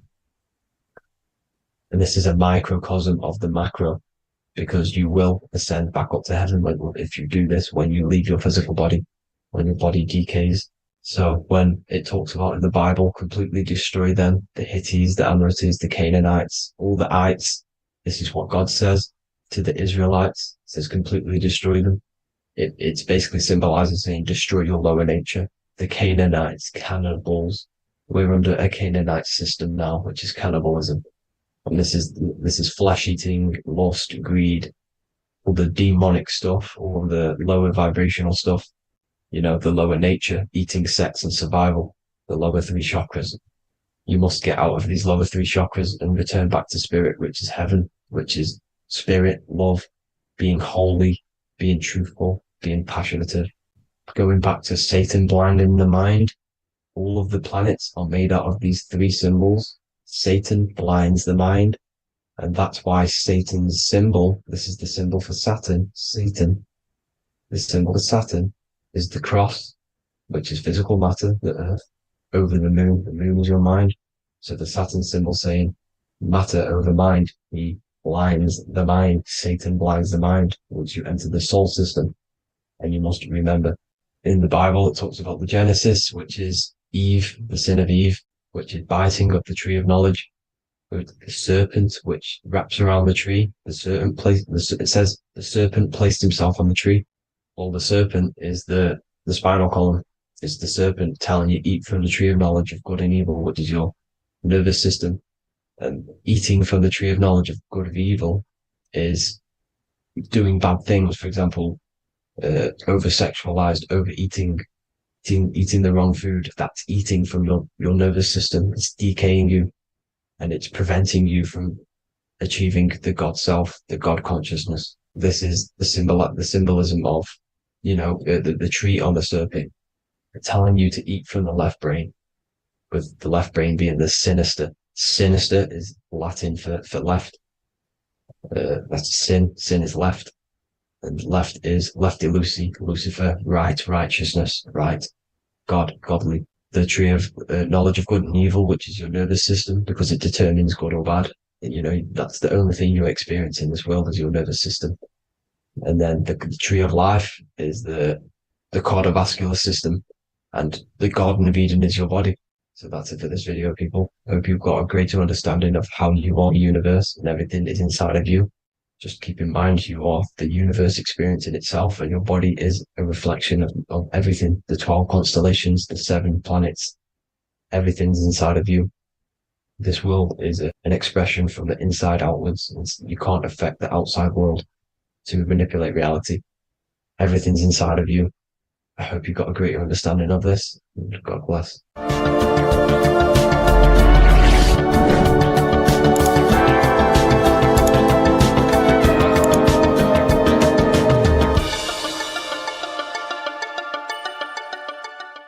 Welcome to Revival of Wisdom. Welcome people, we're back with another video. Please make sure to hit that like button, subscribe, and turn on notifications to never miss a video. The Earth is a giant torus field consisting of a positive and a negative pole. The Sun being the cathode with a positive charge and the Moon being the anode with a negative charge. This is why the Sun rules over the day, giving you lots of energy, and the Moon taking your energy from you, making you go to sleep. Now, the plane that we live on is called the plane of inertia, and at the center of this plane of inertia is the North Pole. This is where the two electromagnetical energies meet. Now, this is where the most electromagnetic energy is stored. This is why all compasses will point north, because it's the most magnetic place in this reality. So the Sun and the Moon is spinning around this center point, which is stirring the ether of this reality and making everything move in circles, meaning this is a cycle. Everything's recycling itself. It's an organic simulation. The ancients also knew about this sacred land at the center of this reality, known as the North Pole. As you can see on this map from the 1500s of the North Pole, you can see 4 islands around this center black rock. Ancient civilizations like the Mayans, the Buddhists, and ancient Chinese also depict these 4 islands. The endless symbology of these sacred lands at the center has been going on for thousands of years. These sort of secrets are now kept by the elites, but as always they have to show the truth in plain sight, and this is what they are doing with the Windows symbol and also the Wizard of Oz. Now in the Wizard of Oz, as you can see, there's something called Munchkin Land. Munchkins are these unusually short people. Then on the ancient 1500s map it says Pygmy, and then the Pygmy people in mythology are also these unusually short people. Just like Santa and his elves, they come from the North Pole, and elves are these unusually short people. These stories that we are told about Santa and Munchkins are putting truth in plain sight about this sacred land. This sacred land at the center of the earth is where the aurora borealis comes from and is being emitted from this black hole in the center, also known as the black sun. The aurora borealis is the earth's aura, hence why it has the word aura inside of it. It is the life-giving essence to all life within this realm. As this dualistic reality we live in consists of both physical and spiritual, the black sun is like our sun for the spirit. It's our spiritual umbilical cord, connecting us to the spirit realm.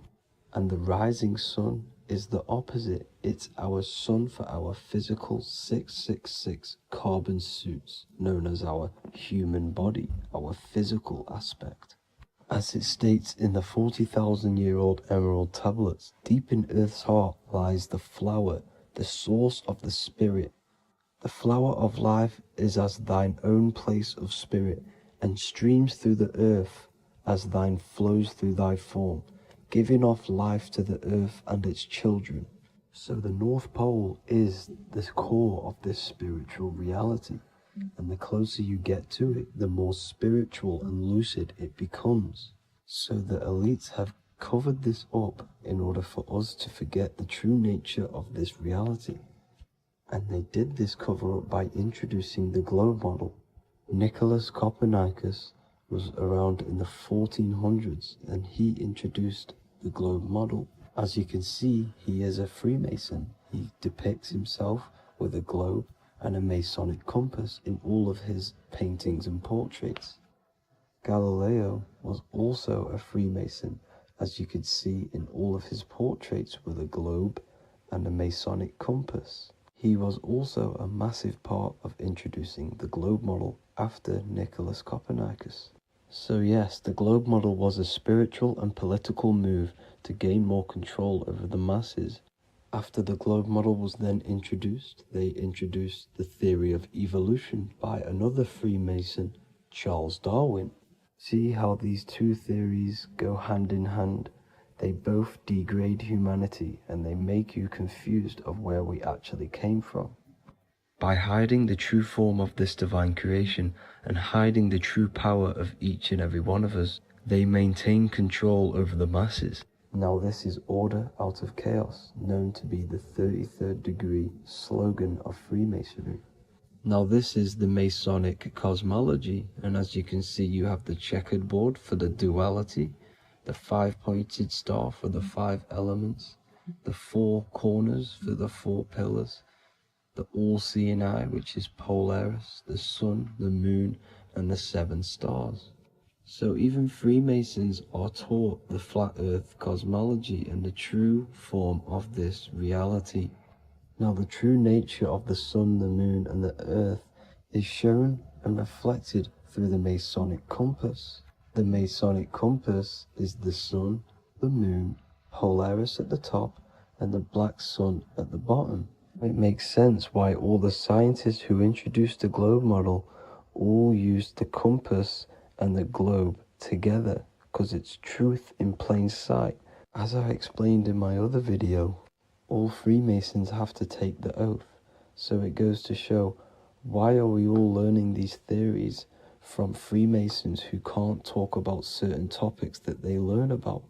Why should we believe their theories when they're holding back the real truth about this reality? Now going on to NASA. NASA means to deceive in Hebrew, and they are also funded by the government. They are not a private company. The old owner of NASA, Werner von Braun, on his grave has the Bible verse Psalms 91. The heavens declare the glory of God, and the firmament showeth his handiwork. Now why would the owner of NASA put this on his grave? Seems a bit suspicious to me, alongside with the NASA astronauts are all Freemasons. And not to mention the countless mistakes they've made on their live videos in space stations, the moon landing, and the CGI footage of the Earth, which is obviously photoshopped. Just by tricking the masses that they live on a spinning ball, the elites gain the perception of the masses. Not only does it hide the divine creation we're inside of, it hides the divine spark within you. It hides the creator, the source. And by believing in space and we live on a spinning ball, it makes people come to the interpretation of that we are a coincidence and we do not have any purpose. And of course this is false. When you come to realization that we are all a divine creation and we can create our own divine life in this reality, life becomes more sacred and you start to enjoy little things. The elites want you to believe everything exists only in the 5 senses. They want you constantly looking outside of yourself because they know that will keep you on lower states of consciousness. Now this brings me to our next point. By tricking the masses into the heliocentric model, the elites started to advertise aliens in the movies, in cartoons and magazines in the late 1940s. Now this is subconsciously programming us about aliens and extraterrestrial threats, which then they can use to their advantage. And this is something called Project Bluebeam. They are more than likely going to fake an alien invasion to push this 2040 agenda, which is for one government and one ruling currency. That's it for this video, guys and girls. Hope you all enjoyed. Please make sure to leave a like and a comment. God bless you all. Hello, everyone, and welcome to another lecture inside Ethereal University. In this lecture, you will learn about the death process and how to prepare for it, and why that preparation is so important. So let's get straight into this. You must understand, as a spiritual creature that you are, you have a visible nature and an invisible nature. You never truly die. You are an eternal soul experiencing a temporary physical world. The inner world of thought and emotion is eternal, while the outer world of matter is mortal. Everything that is seen is mortal, everything that is unseen by the eyes is immortal. When you die, your external physical world will be stripped away, leaving only your pure consciousness in its raw form, drifting within the astral plane. So here you see your physical external body and your internal world. And your internal world is your state of consciousness. It's your state of consciousness. Your thought and emotion is one overall state. Okay? So you must understand these planes. You have the physical body, the etheric double, an astral body, a mental body, and the Buddhic body. When you die, you leave the physical plane. Then you will more than likely leave the etheric plane, because the ether acts as like a portal. Everything comes out of the ether and returns back to the ether. I can break that down in another video in electromagnetism. But electromagnetism is ether, energy coming in and out of the ether. You will, every single day you die, every single day. There's a cycle of life and death occurring all the time. Every single day, you go to sleep, you go back, your consciousness slips back through the ether. And then when you wake up, your consciousness comes back through the ether into the physical plane. Death is just a bigger macrocosm of the microcosm cycle of life and death. So you will return back to the astral, which is the realm of imagination, infinite possibilities. And this is where thought forms start to manifest. Okay, so depending on how advanced you actually are mentally and emotionally, will depend how long you stay in the astral.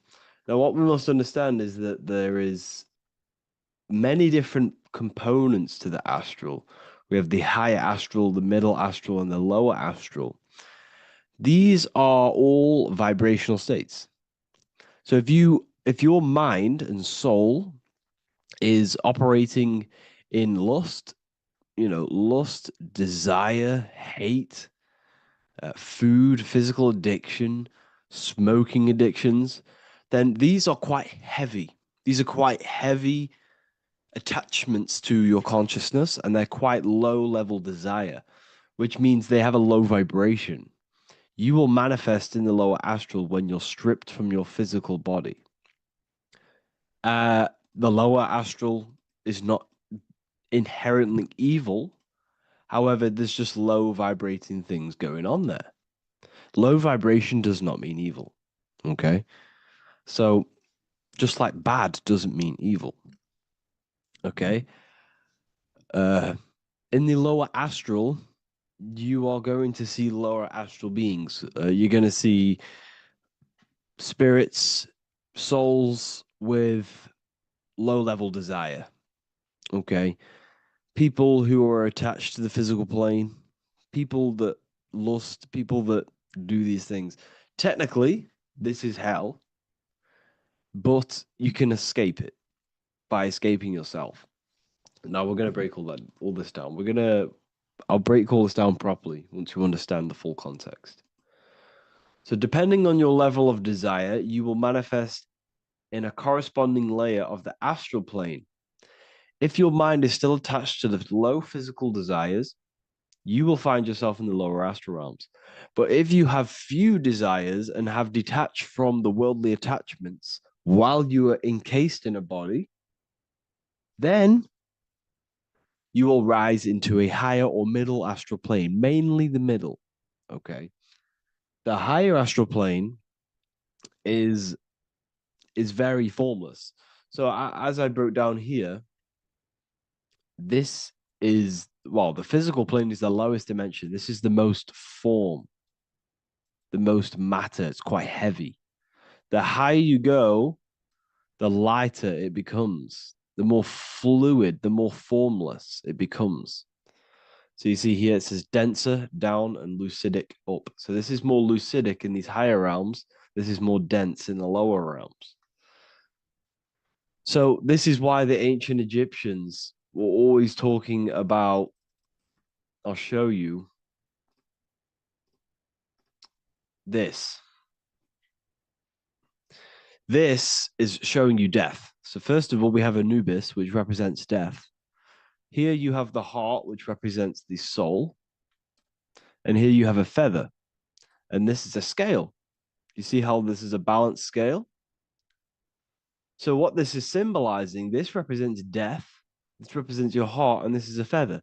So when you die, your heart must be as light as a feather, which means your emotions, your soul, should have no attachments to the world. It should be light. It should be detached. This is why the word light and light are the same. Light is in heavy and light is in very bright. Because when you're less attached to the things, your soul shines. You're authentic. You're light. You're very bright soul. And you have no attachments. Your light is in not heavy. So you must detach from the worldly desires. We have to detach from the smoking, the food. This is why we should fast. Smoking, this is why we should detox. We should also meditate. We should also be able to sit with ourselves for long periods of times. Okay? I'm going to break all this down properly. But that's why the Egyptians show you the symbolism here. Okay? So you're stripped of your material body. So that state of consciousness you're in right now, your inside world, if you shut your eyes, that state you're in, that is what you're going to experience when you die. Okay? And you're going to be manifested into the astral. In the physical plane, you can mask or hide almost anything. But in the spiritual realm, you cannot. The astral body, your thoughts and emotions directly shape your spiritual body, your astral body, revealing your true inner state. So your desires that you can hide in the physical plane, your emotions, your thoughts, you can't hide any of that in the spiritual plane, in the astral plane. That will directly shape who you are, your color of your astral body, and your astral body as a whole. So here we have Kim Kardashian. If you could see this lady's astral body, you would run so far that you would be horrified for the rest of your life. If you could see their spirit, their astral form, it would be horrific because their mind is so attached to, physical things, so attached to desire, money, fame, worship, power. These people do not want to die. These billionaires and millionaires will never want to die. They will do whatever they can to stay alive because they understand what when they die, they have to face themselves. They have to face their inner world.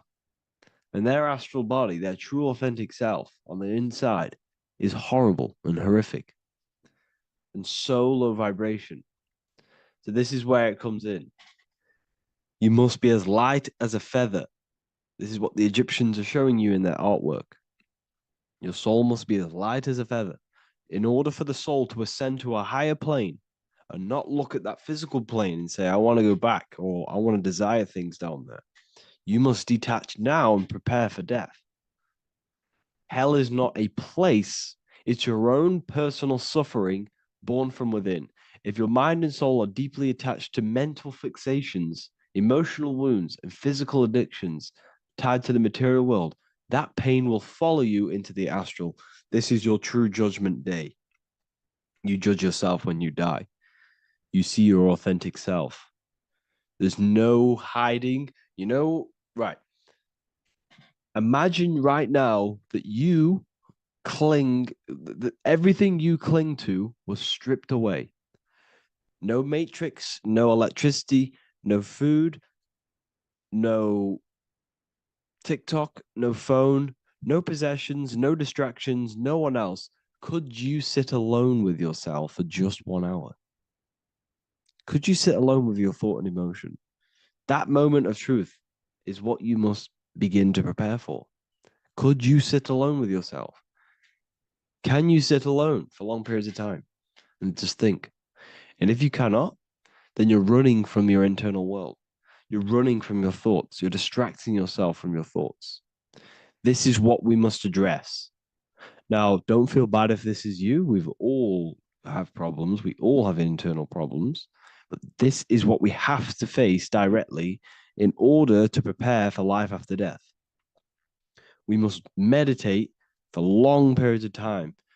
Not even meditation. We should be able to sit with ourselves with no distractions and just think. This is what the people of the past used to do when we had no technology. People would sit and think for hours. This is what we need. Because if you cannot sit with yourself, imagine sitting with yourself with no physical body. That's the level that's going to happen. And we need to prepare for that. The soul and mind must become as light, as weightless, as radiant as a feather to ascend to a higher plane and move beyond the physical life. To rise, they must release heaviness, attachments, burdens, fears, and desires. The lighter and brighter your inner being becomes, the more freely it can rise into a higher state of existence. Ascension is not about going somewhere, it's about becoming something pure, clear, and luminous.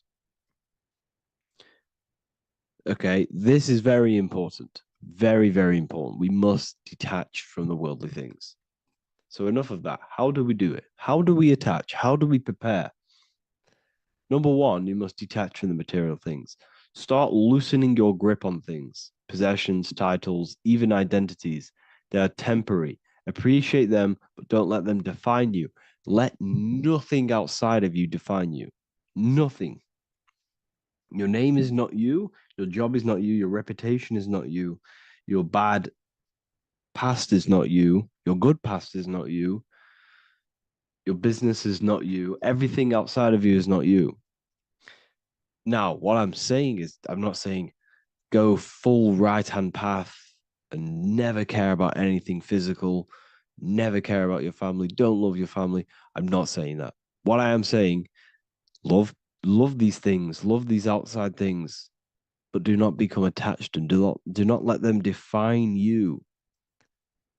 You must be okay with losing anything that is outside of you. You must be okay with that, because you must understand the physical plane is, it's promised that everything is temporary. Everything is temporary in this plane. So don't ever think it's going to be there forever, because it's not. And you must remind yourself, not remind yourself, but I think about this sometimes when I start becoming a bit attached to work and stressed. I just remind myself that I'm going to, this is temporary. I'm going to leave this world one day and I'm not going to care. So you must have the balance. Okay. The balance is key. You can go down that right-hand path and just fully cut off from the world like a monk and shave off your hair, disconnect from the physical world. You can do that. That's not wrong. There's different paths in life. You have the left-hand path, purely physical. You have the middle path, which is balance between the physical and spiritual. Then you have the right-hand path, which is monk mode, where you fully disconnect from the world. They shave their hair off to disconnect from the physicality. They meditate for long periods of time. This is what they're doing. They're preparing for death. Monks prepare for death. They understand this. They understand that you don't die. Your inner world is the true world. The inner world is the only world that exists. Everything outside of you is an extension of you. Number two, cleanse the mind. Watch your thoughts. Are they rooted in fear, anger, regret, or craving? Meditation, mindfulness, and inner reflection help purify the mind. The cleaner your thoughts, the lighter your spirit. So your astral body is formed by your thoughts. It's formed by your emotions. If you sit around thinking about eating all day, you're going to have a very heavy astral body. It's going to manifest in the lower planes. But if your mind is thinking about good things with good intentions, love, knowledge, expansion, you're going to manifest even the middle or the higher. And there are ways to even ascend out of your astral body. Yes, you can ascend out of your astral body and out of the mental body, but that's all very advanced, and I'm not going to teach that yet. I'll make another video on that, but you can ascend from them bodies. The astral plane is not the end. You can keep ascending as a soul until you're left with just the pure essence of the soul. But we're going to, anyways, cleanse the mind, reprogram the limiting belief systems, let go of mental attachments. And the way you do this is by getting a piece of paper and writing down every single attachment that you have. And you're going to realize, dude, there's more than you think. Okay. We have to detach from these. We have to. 4, practice presence. Can you sit in silence with yourself? The more at ease you are with your own inner being, the less you'll feel death. The afterlife is just an extension of your inner world. It's so important. This is so, so important. Can you sit with yourself? If you cannot sit with yourself, you have some inner work to do. You have some thoughts to address, some beliefs to address, and some feelings to address. Okay, so practice sitting in the present, meditation, or just literally sit there and try and be okay with yourself. And if you can't be okay with yourself, then there's something you need to address, whether it's a belief system, whether it's an emotional trauma, or something. This is what we must reshape, refine, and let go of. Live truthfully, speak and act from your soul, not from fear or ego. The more authentic you are, the more aligned you become with your true self, which carries beyond this life. The ego is your mind's perception of itself while being incarnated in this world. It's been shaped by your experiences, your thoughts, your beliefs, and your emotions. So your ego is basically this false thought form that you've created. It's a false layer of yourself that sits on top of your true authentic self. It's basically your physical character. When you were young, you had no ego. You were pure. You had a pure consciousness.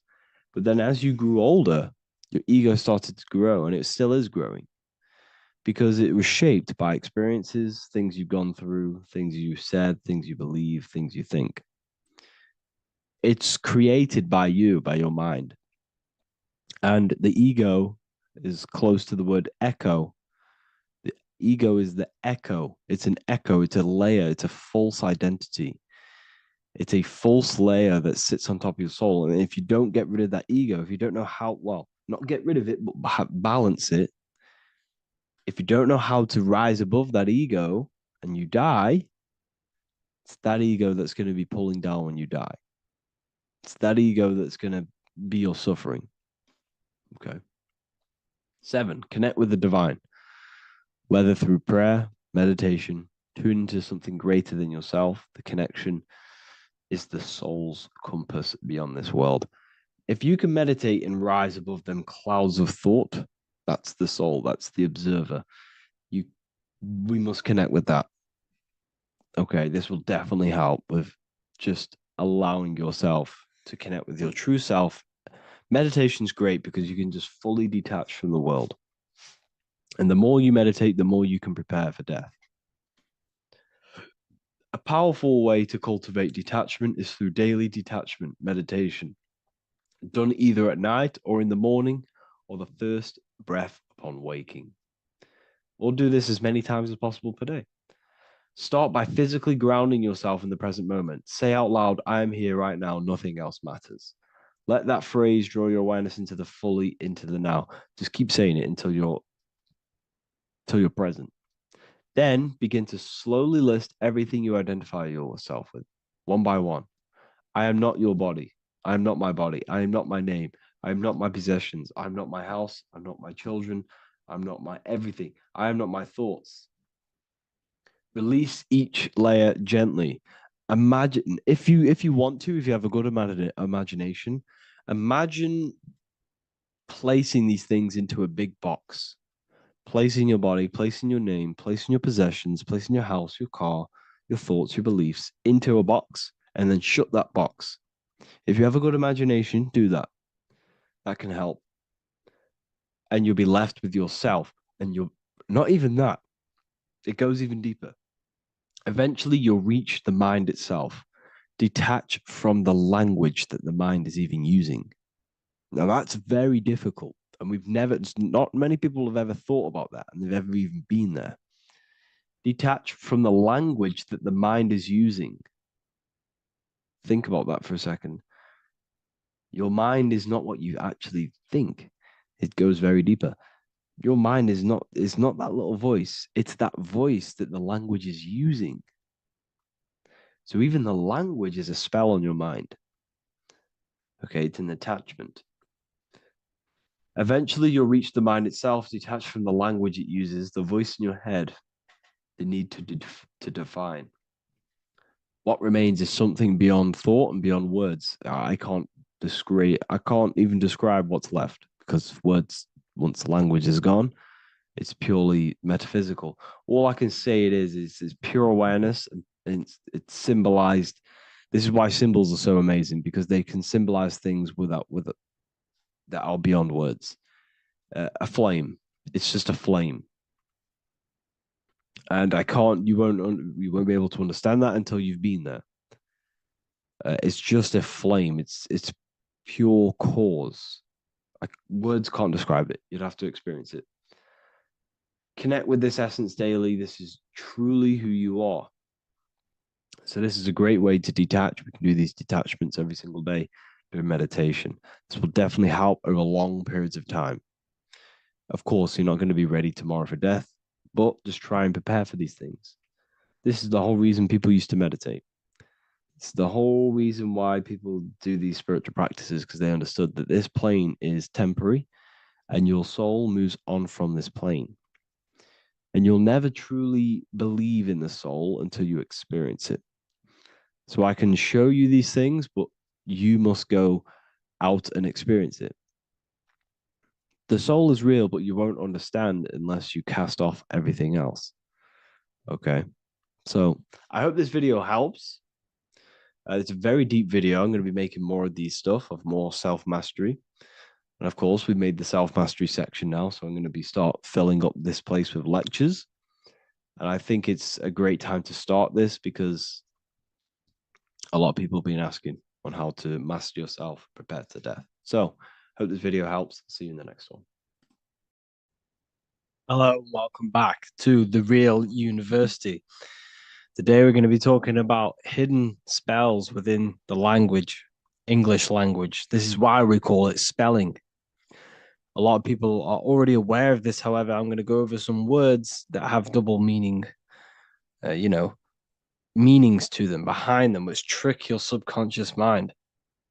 So the word grammar comes from the word grimoire, which is also known as the book of spells, or a magic book, on how to create magical objects like wands, amulets, how to perform magic spells, charms, and summoning and invoking supernatural entities such as spirits, which are on the other side of this physical reality.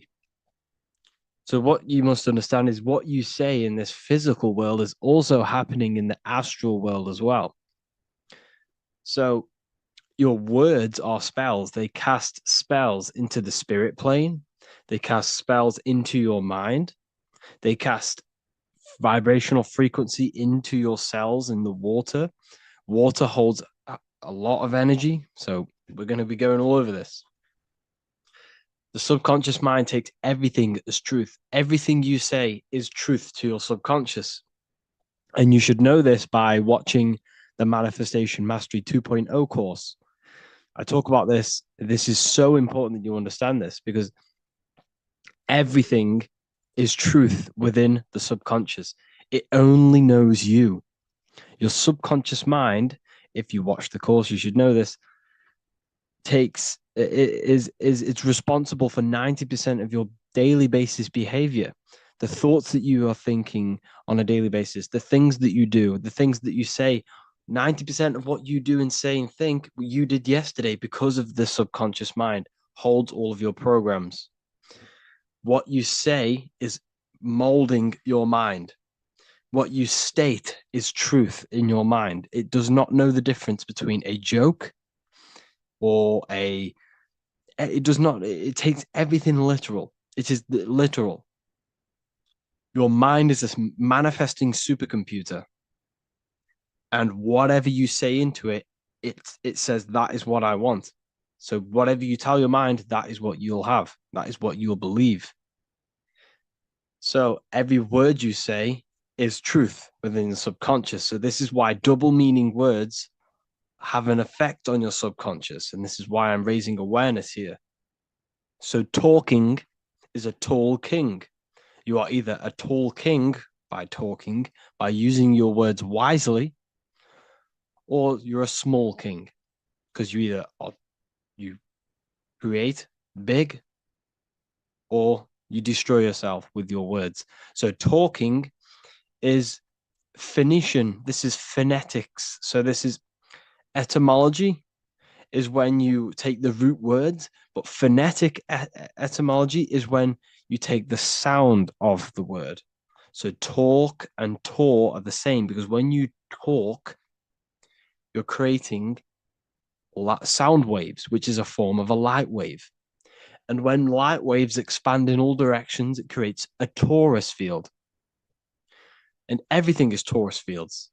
So if you affect one torus field, it affects every torus field in creation, as above, so below. So what you say is affecting the torus fields around you in your body. You are made out of these torus fields. This is why talking is torusing. You're creating light waves, sound waves, and you are permeating creation. And this is why the Bible tells you the tongue has the power of life and death, and those who love it will eat its fruit. So the tongue is what creates these sound waves that we are producing when we talk or speak. Okay?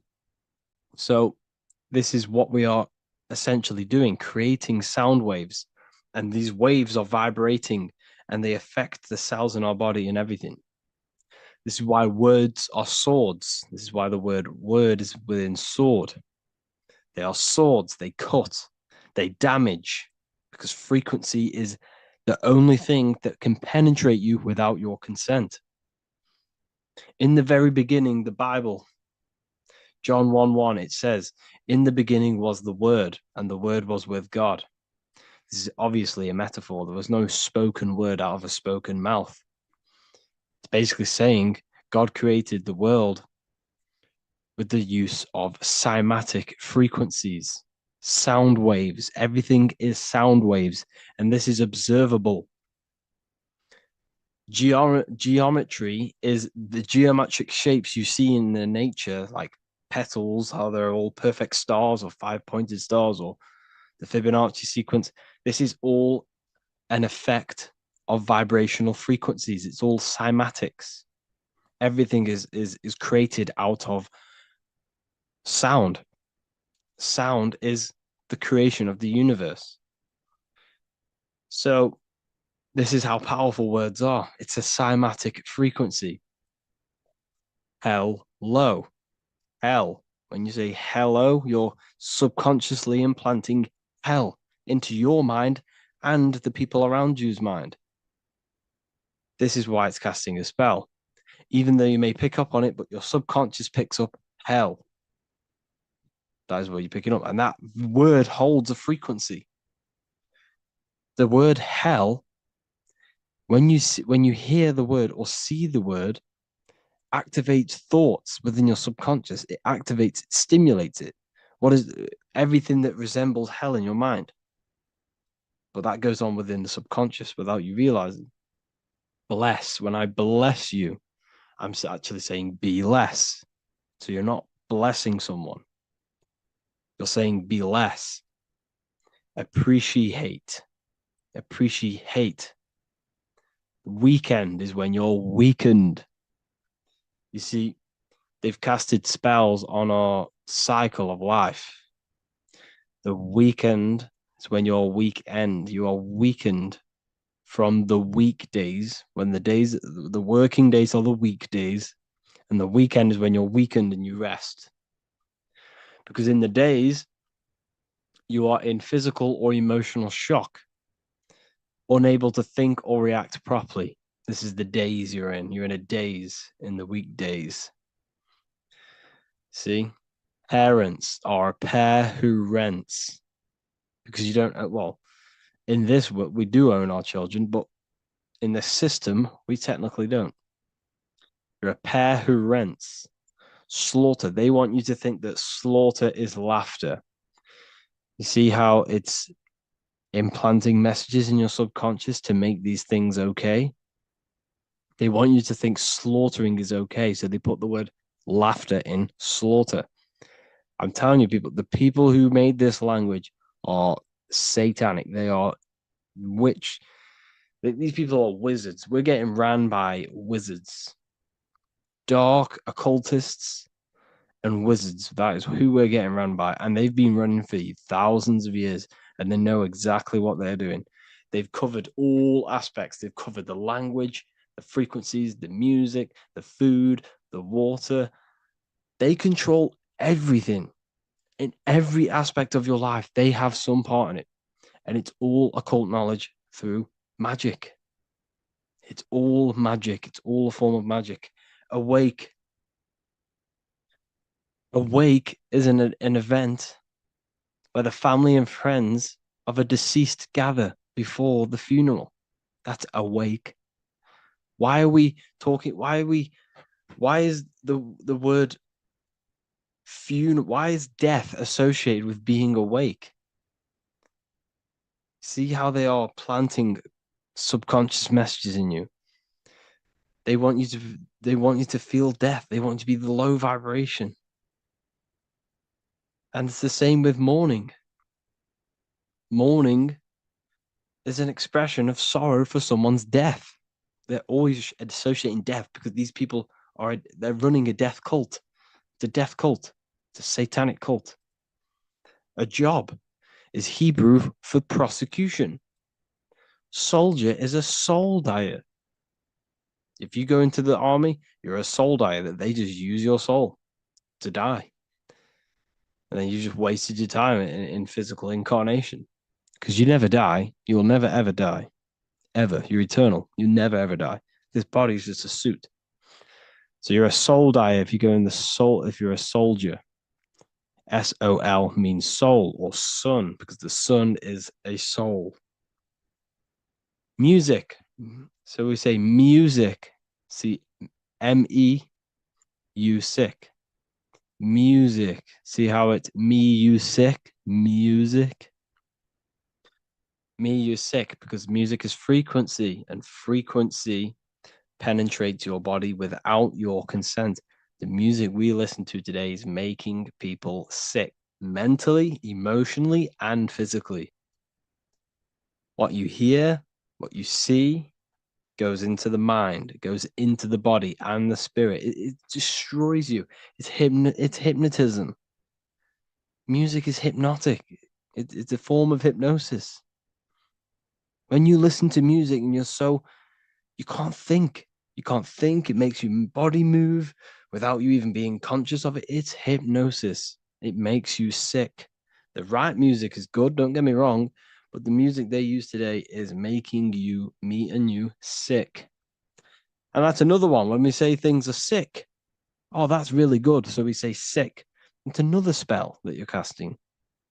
You're calling yourself sick. Your subconscious mind doesn't know the difference. You're calling yourself sick, ill.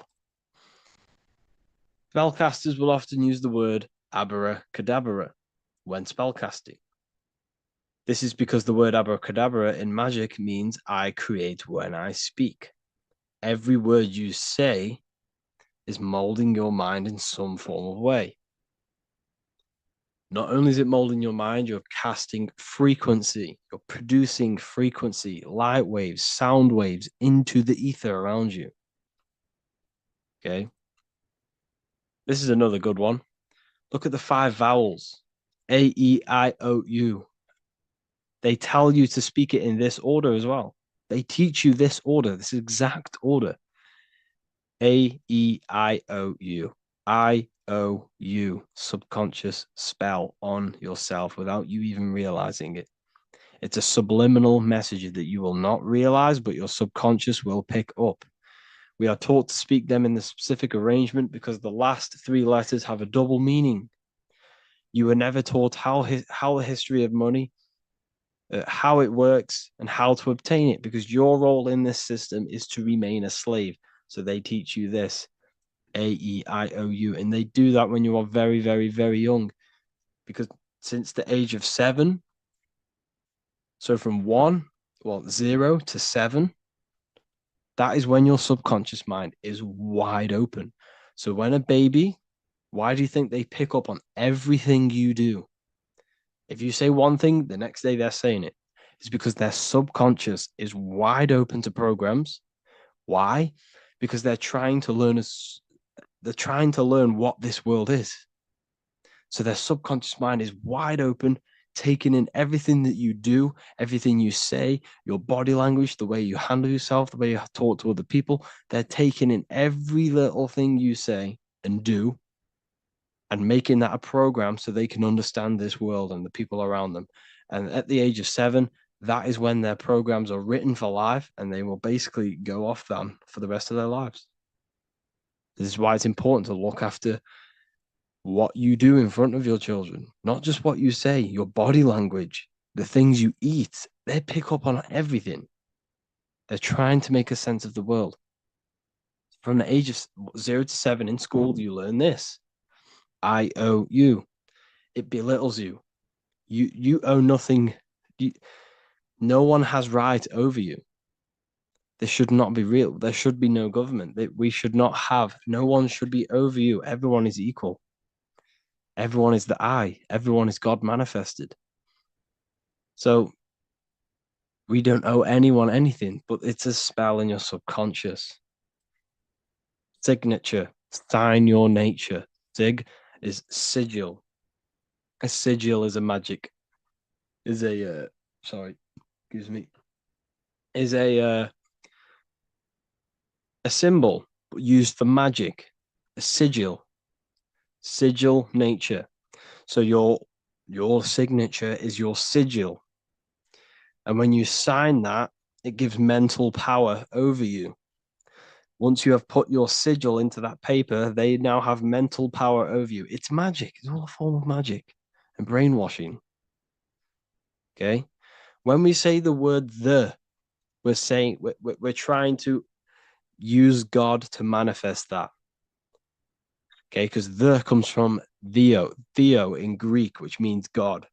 So when we say theology, ology means the study of. Theology is the study of God. That's what theology is. Theo, when we say I am we are using God to bring it into existence. God is the I am.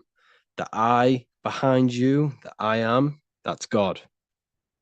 That's what manifested everything in your life. Everything in your life, that invisible creator inside of you has manifested everything you physically see. You are the invisible architecture, the invisible artist behind your life. The I, that's God. The only one. So when we use the word I am, well, this is how to bring the power to yourself. When we say I am strong, I am wealthy, I am free, I am financially free. When we say this, that I am, this is when we are bringing, we are directing vibrational frequency into our own being, into our own magnetic field, and into our own life. This is how we direct vibrational frequency and direct our word. So when we say I am directing my frequency into myself to manifest something external. Also known as the chi or the prana. It's just basically your magnetic energy. So speaking has the ability to change your genes and DNA expressions. When we listen to affirmations over and over and say them over and over for a long period of time, your genes will change. And your genes are a code for your external world, pretty much.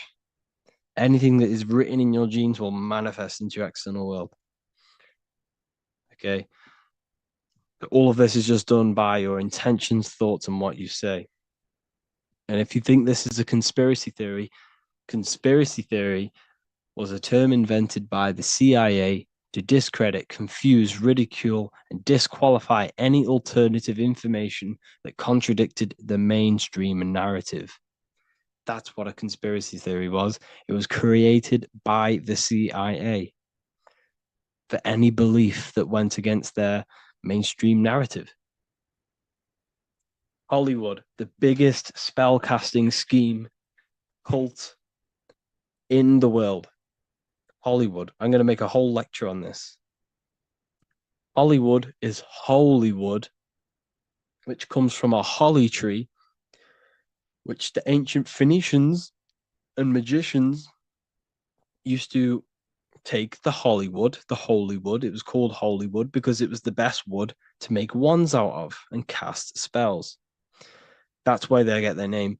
And what is the films?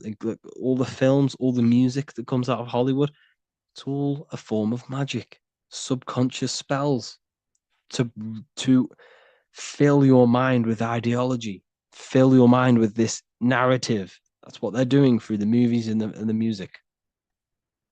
Anyways, I hope you like this lecture. Thank you all for joining the Real University. I hope you're all learning a lot here, and looking forward to making some more awareness for you and more knowledge. Have an amazing day, people.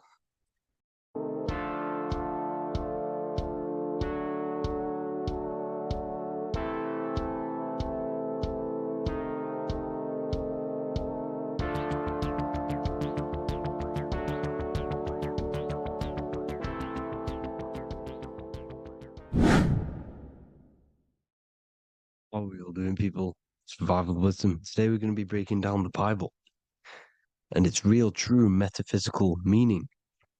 All of these slides within this video is taken from my book, The Book of Wisdom. So you can get all of these slides. So the Temple of Solomon, you are body, mind, and soul, which is the Holy Trinity. The moon, sun, and earth. The sun is your soul because the sun is its infinite source of energy. It is its own source of energy. And that is what your soul is. It's its own source of energy. The moon is mind. This is why you call people a lunatic. You're a lunatic. Luna means the moon. And inside of your mind, you have a specific mood. Mood is moon. And mind in German is Mond. And the word Mond means moon. And earth is your physical body because your body contains of the four elements, the four physical elements. Well, the Temple of Solomon is the temple of the soul and the mon, the soul and the mon, the soul and the mind.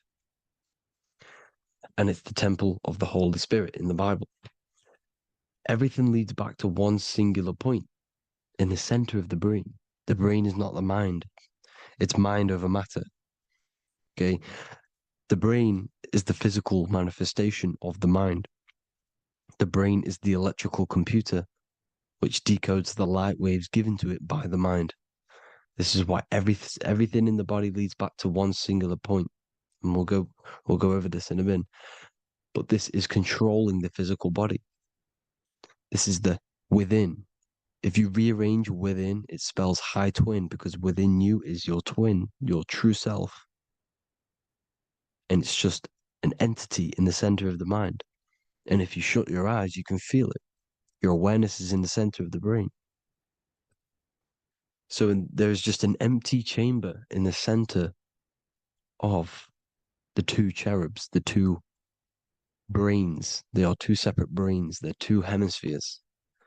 And the empty chamber, when scientists chop it up and see it's just an empty chamber, well, because you can't see in that plane of reality. You cannot see the mind. You cannot see thoughts. It is invisible to the human eyes, to the visible light spectrum, to the two eyes. The reason why we call it the third eye in the center of the brain, it's not the third eye, it's your true self. It's the mind and soul. It's an eye because it does see. It's the all-seeing eye that you always see here.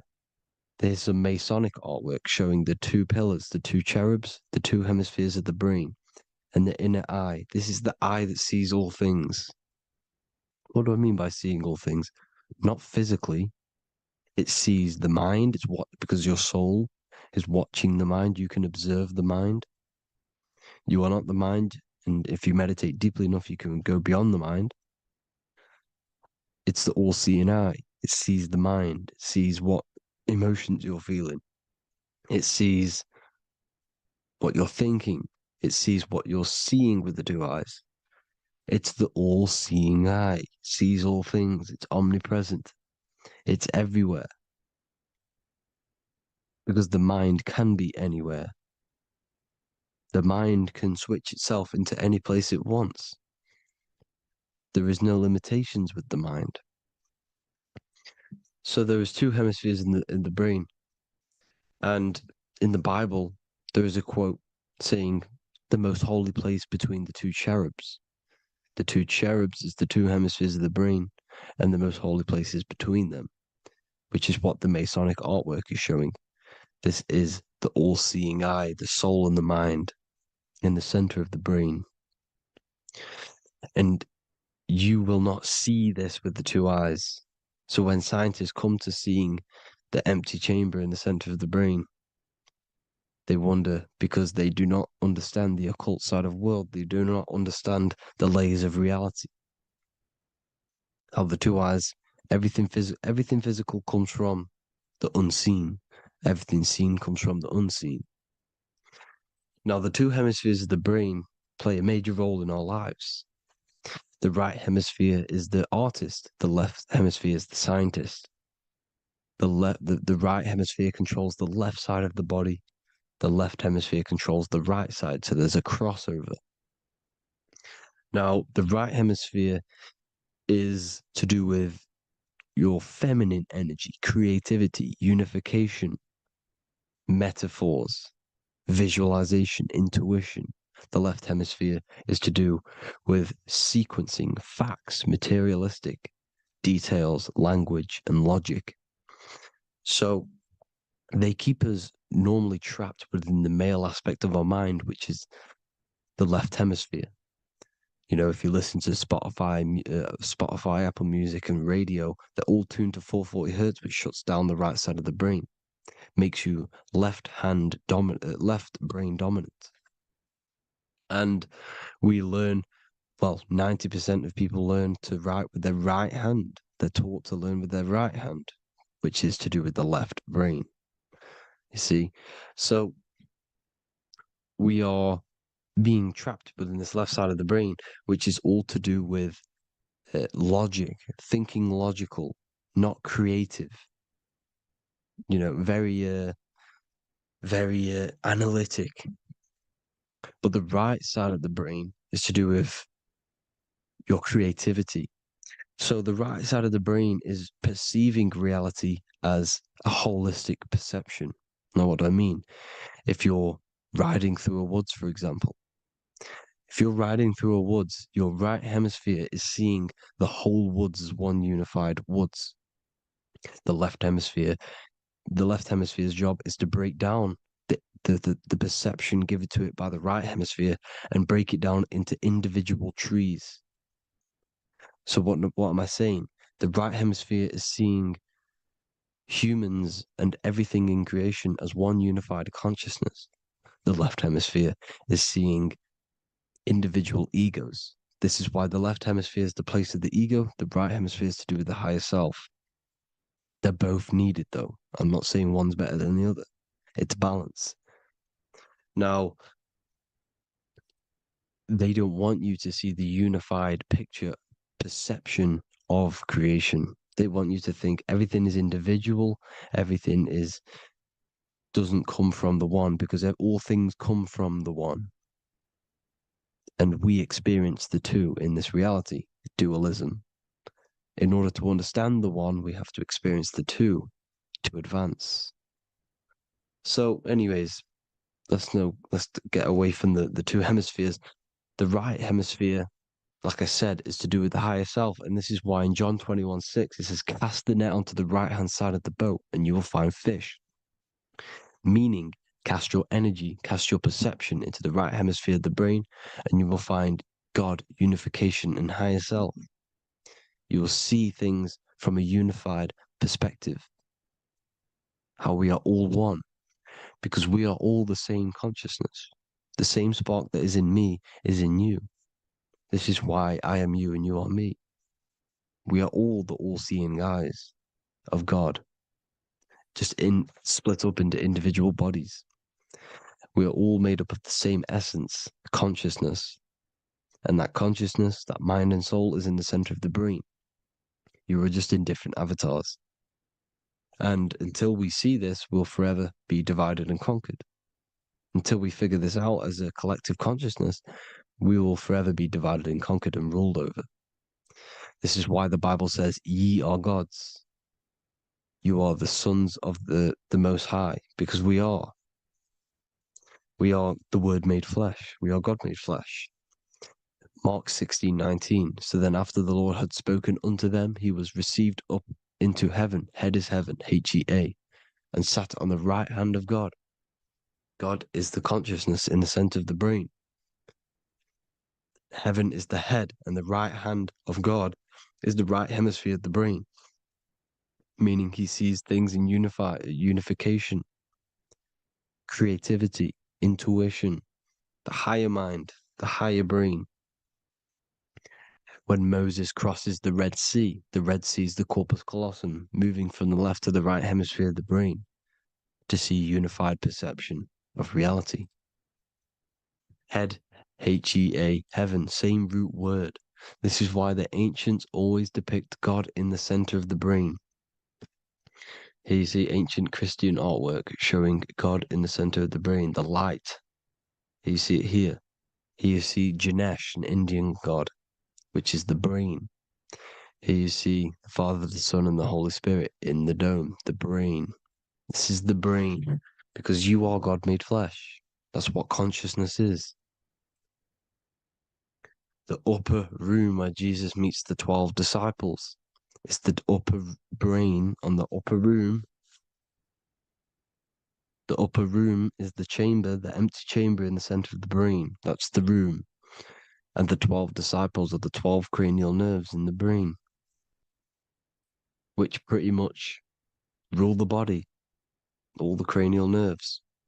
The tree of life, the cardiovascular system. This is why in Genesis it says the tree of life was in the midst of the garden. Midst meaning middle, because the middle of the body is the cardiovascular system, which is controlling all of the systems in the body.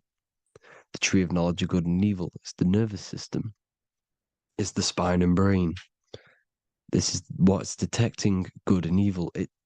The brain is the electrical computer with the left and the right hemisphere, decoding the dualistic world, decoding the light waves given to it by the external world. It is an electromagnetic computer. It is artificial intelligence.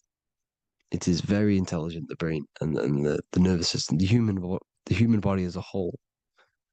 But the tree of knowledge of good and evil is the nervous system, because it is the tree that detects good and evil, makes you learn good and evil in this dualistic reality. Here you see Adam and Eve around the tree of knowledge of good and evil. Adam and Eve, male and female energies, with the serpent in the tree, and the tree of knowledge of good and evil. Well, this is the spine, the brain, and the serpent is the kundalini of the spine. The serpent is the S. That's why S, serpent, S, the letter S is the serpent. Sex and serpents make an S noise. You know, the Bible cursed the serpent. So we don't figure out the true religion. The true religion is raising the kundalini and becoming God-man and reaching our higher states, our true God self. Because once the kundalini is saved and hits the pineal gland, it activates 100% of the brain when we're only using around 20 to 10% as of right now without the kundalini awakening. So when you use it, you're activating 100% of the brain. You're activating all the dormant brain cells. You're regenerating the body. And this is the serpent in the tree of knowledge of good and evil. This is the spine, brain. This is Adam, Eve, the male and female energies. The light of the body is the eye. Therefore, if thine eye be single, thy whole body should be full of light. Matthew 6:22. This is the single eye in the center of the brain. It is not the pineal gland. It is what's inside the pineal gland. You have to go beyond the physical world, and there are no words to describe things that are not physical, metaphysics. And the whole body should be full of light. Well, this light is the same pyramid that you see. You are the pyramid with the all-seeing eye on top. This is why the ancients built the pyramids with the stairs in the middle symbolizing the spine, because once you open all the chakras and balance them and raise the kundalini, you activate all of the brain, which gives enlightenment. The word enlight in ment. Ment means mind, light in the mind. Enlighten the mind. And this is enlightenment. We are the temple.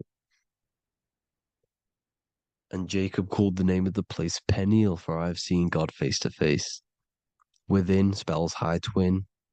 Within you is the God self, which you need to manifest into the external world. And he's seen God in Peniel, the consciousness. He's seen his true self, consciousness in the pineal gland. Genesis 28:10, Jacob's ladder. Jacob, he took a rock there and laid his head on it to sleep. Jacob had a dream. He dreamed there was a ladder that was on the ground and reached up into heaven. Head is heaven.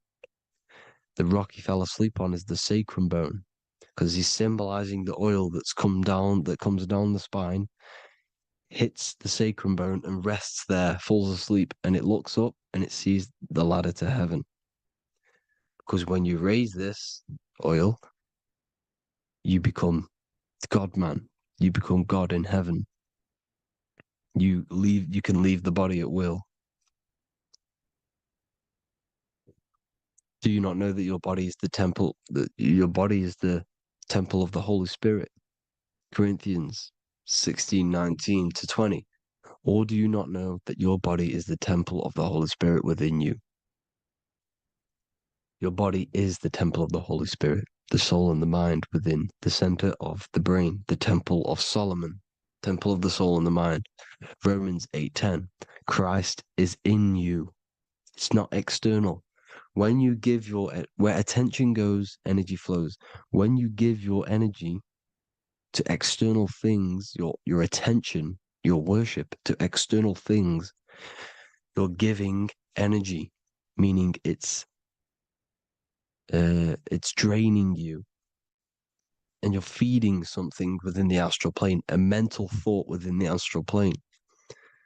So with you realizing that the Christ is in you, that you don't have to worship anything outside of you, this means that you're internalizing your energy. You're not giving your energy, because where attention goes, energy flows, which means you become more present. You become healthier, because you're not giving off all of your special electromagnetic energy that's charging you. This is why the religions run by the Vatican is all external. They're exoteric. Exoteric means external teachings. The esoteric is the internal, the hidden teachings. In Psalms 82,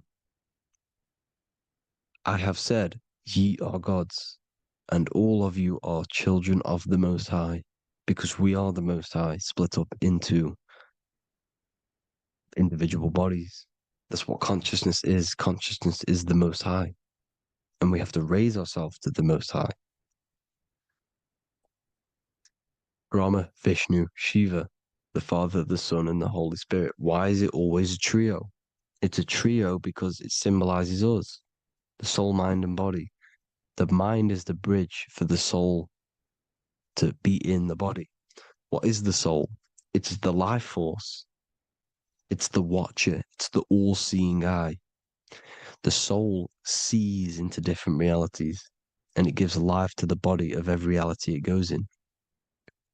This is why you always see light around the all-seeing eye, because it is the energy, the life force, the light, life, L-I. Life is light, and it's the eye because it sees into the different realities. It sees into the dream world.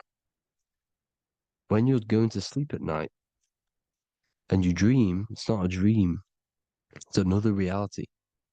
You're a multi-dimensional creature. We live in a multiverse. There's infinite amount of yous. And there is a version of you which is the highest self in a reality somewhere. And this I has the ability to switch realities, which is exactly what astral travel is. Astral travel is the ability to switch reality beyond the 3D construct of this world. The Father, the Son, and the Holy Spirit, Brahma, Vishnu, Shiva. Brahma, the soul, inhabits different bodies. This is why they have different heads. Vishnu, the mind, symbolizing gnosis, meaning knowledge. This is the serpent. The serpent symbolized knowledge. Shiva, the body. The Father, the Son, and the Holy Spirit. The bird, the soul, because the bird symbolizes the soul. This is why you have here the Egyptians showing you the soul leaving the body. Here you see here with the twin head, the same head, and it's a bird. This is the soul self. This is the ego self. The Egyptians knew this. They knew all of this. Of course they did. Now the whole story of Jesus is all metaphorical for the process which goes on within your body. Your neck and head is the holy grail which the sun and the moon creates. Sorry, the sun and the moon creates the fluid within the holy grail, the brain, the skull. And the moon creates the milk. Sorry, the moon makes the milk. The sun makes the honey, the land flowing with milk and honey in the Bible. The land flowing with milk and honey is the center of the brain in the Holy Grail. Here you see the Masonic artwork showing you the sun and the moon creating the fluid in the spine. Here's the serpent. Serpent symbolizing the two kundalini channels, the Ida Pingala up the spine. Here's the furnace raising the kundalini, raising the oil, heating it up and rising it to the crown. You see? So here you see more Masonic art, seeing the sun and the moon creating the holy fluid in the brain, in the cup, filling the cup. This is why it's a cup, because it's the Holy Grail. This is the holy oil in the center of the brain that gets released down the spine, which is Jesus coming down from heaven. It comes down the spine, down the River Jordan in the Bible. This is when Jesus goes from Nazareth to Jerusalem. He comes down the River Jordan, and Joseph and Mary are in Nazareth waiting for Jesus' return. Joseph and Mary symbolize the pineal and pituitary gland, which produce the two oils created by the sun and the moon. And he returns. When he returns, he gets crucified at 33, because the 33 vertebrae at the back of the spine, and it crosses the vagus nerve.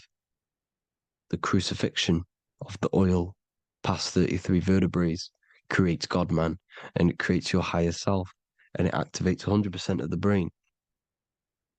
and you turn into spirit, you turn to your spirit self. This is why Jesus dies. He didn't physically die, it metaphorically dies and becomes his higher self. The ego self is left behind. It's the same with the whole story of Jesus. Jesus comes down from heaven, which is the oil. He dies in a cave for 3 days, which is the oil hitting the cave. Here's the cave. And resurrects after 3 days. If you resurrect the oil, comes up and gets crucified at 33 in Golgotha. Golgotha translates to a place in the skull. The 3 wise men from the east. Well, if you look at the Masonic artwork, they'll always show you a ladder up to the east. Okay? Here you see north, south, west. This would be east. Here you see east here. East here. The ladder up to the east. The east is the top, up. 3 wise men from the east. The thalamus, pituitary, and pineal gland in the center of the brain. The most important glands in the body. Here you see the Egyptians with the spine, the sun, and the 2 hemispheres of the brain. What did I say at the beginning? The sun is the soul. The sun is its own source of energy. It's the life force, which gives life to anything it inhabits. The soul is the same thing. That's why sun and soul mean the same thing.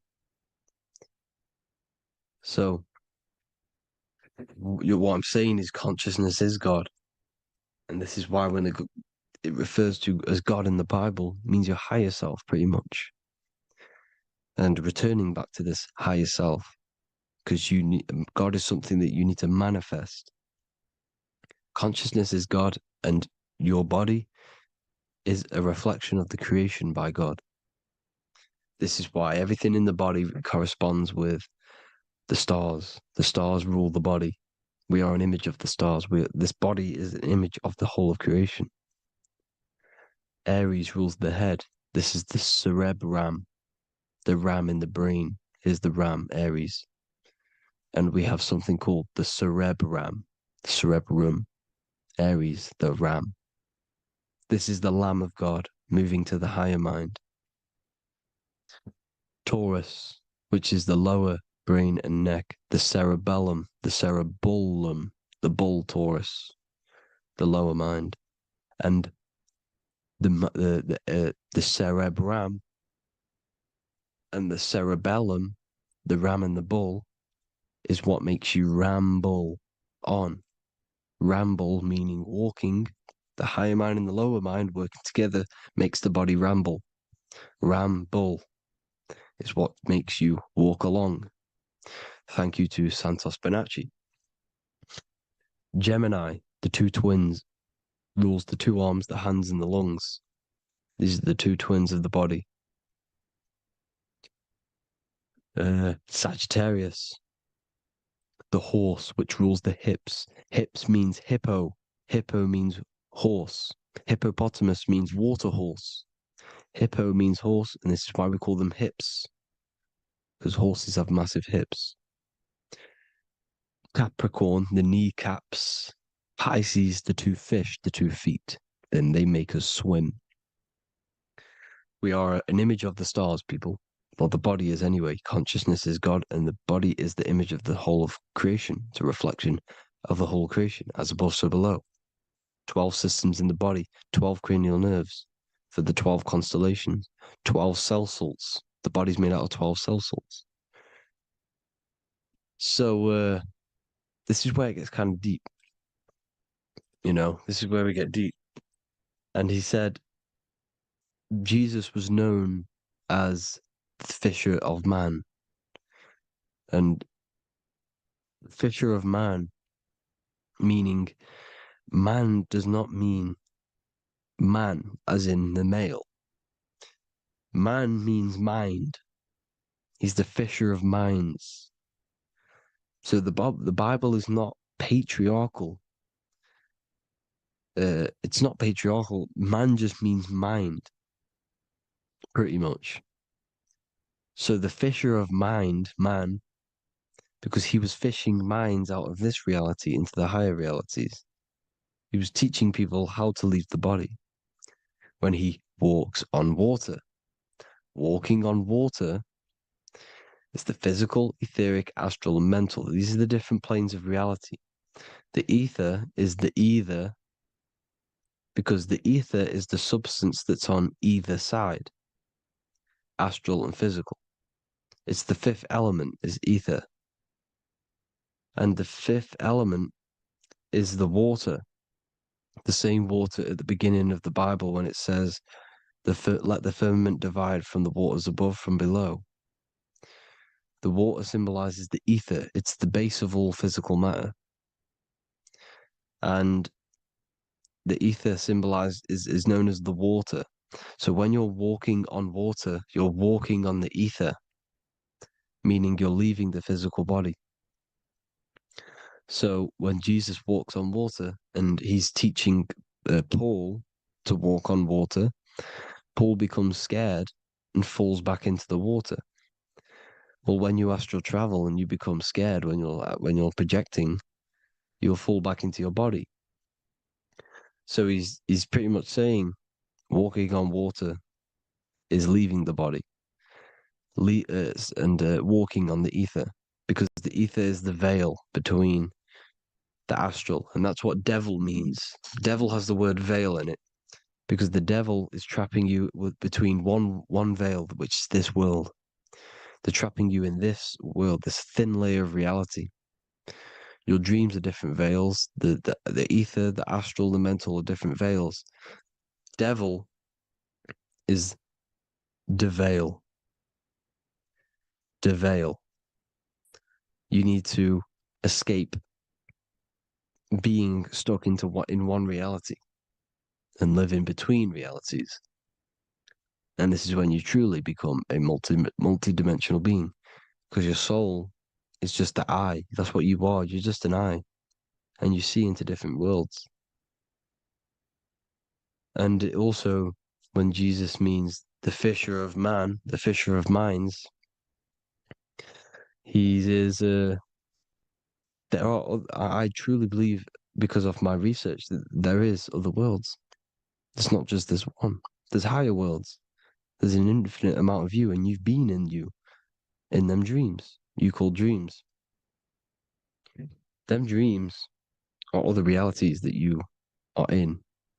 That's why when you're there, you don't feel like you're in a dream. You feel like it's 100% real, because it is real. So this is why the ancients always depicted the many different heads, because there's many different versions of you.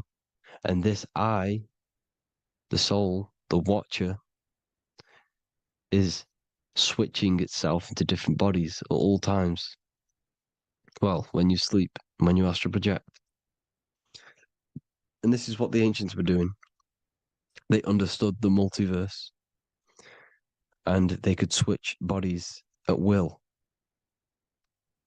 And this is what the 7 seals are in the Bible, also known as the 7 chakras. These are literally portals within us to these different worlds. We're in the heart at the moment. Earth, rearranged, spells heart, meaning middle. This is where good and evil exist. It's the middle point, the midpoint of realities. So I hope you all enjoyed the video. All of this knowledge that I've give you in this video is inside of my book, the Book of Wisdom. The Book of Wisdom gets updated every single month with new pages. It's a one-time payment for a lifetime worth of research and knowledge by me. So if you do want to get it, the link will be in the description. But I hope you will gain some amazing insight. Please like, comment, and share to help the algorithm, and drop a subscription. And for more lectures, every 2 days, I drop lectures and knowledge within the Patreon. If you want to support the channel, join the Patreon. Everything's in the description, because we are not monetized on YouTube. Thank you all. Have an amazing day.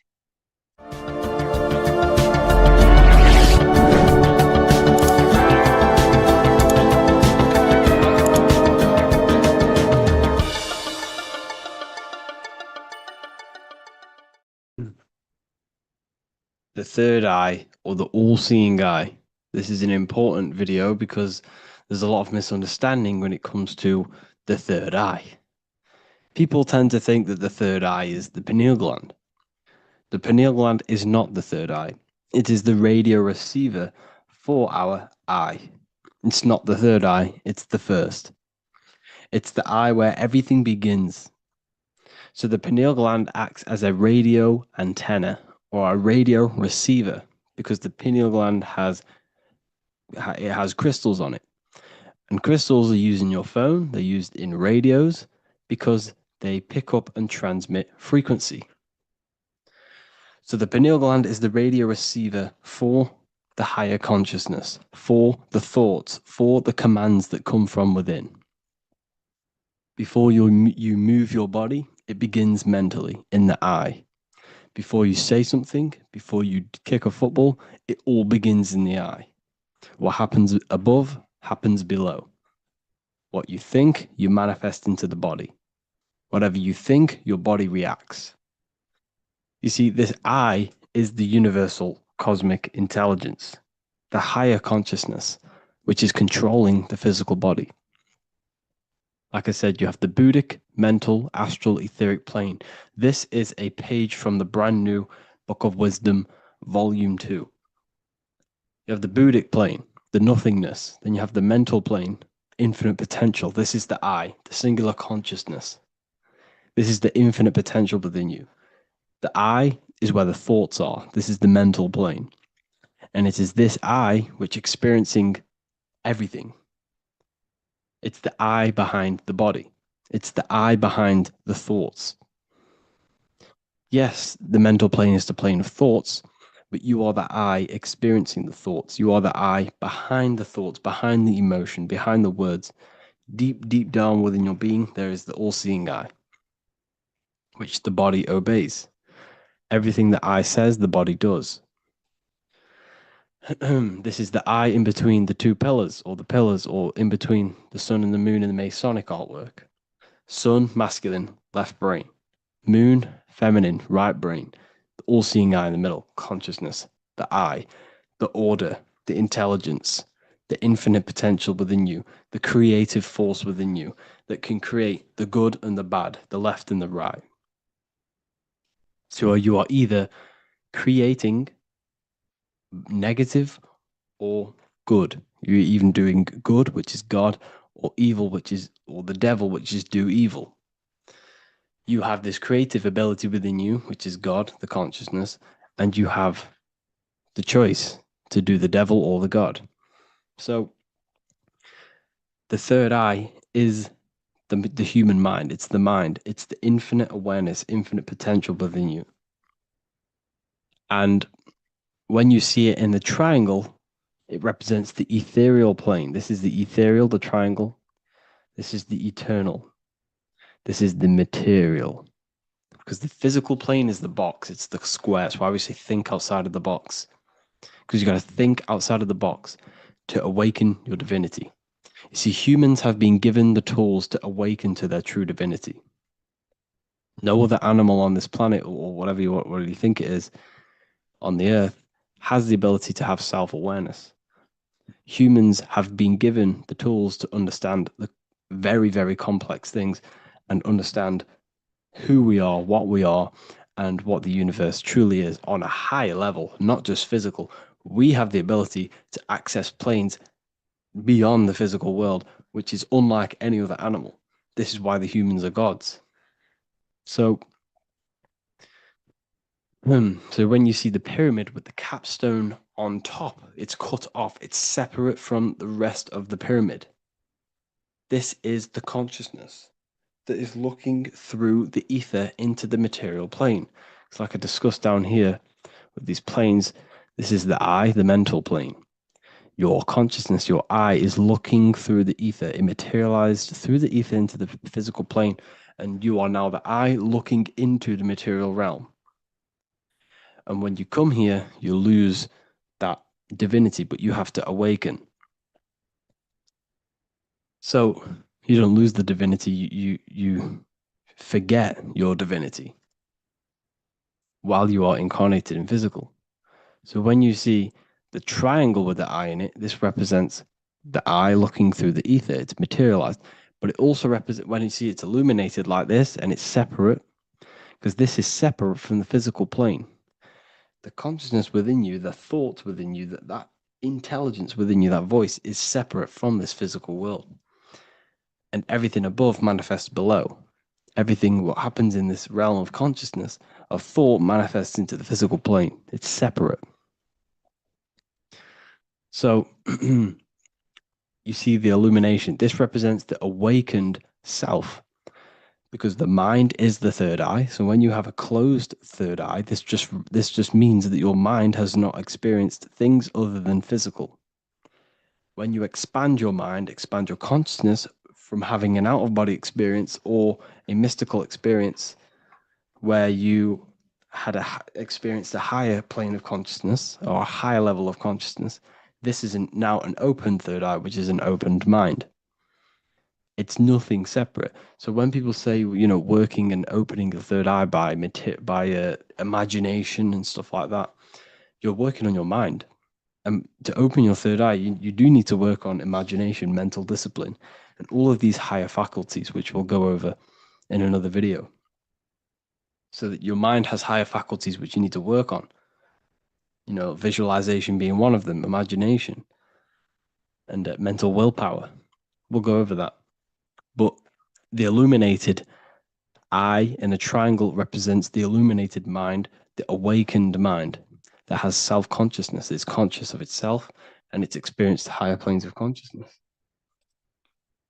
Like I said, the I and the I.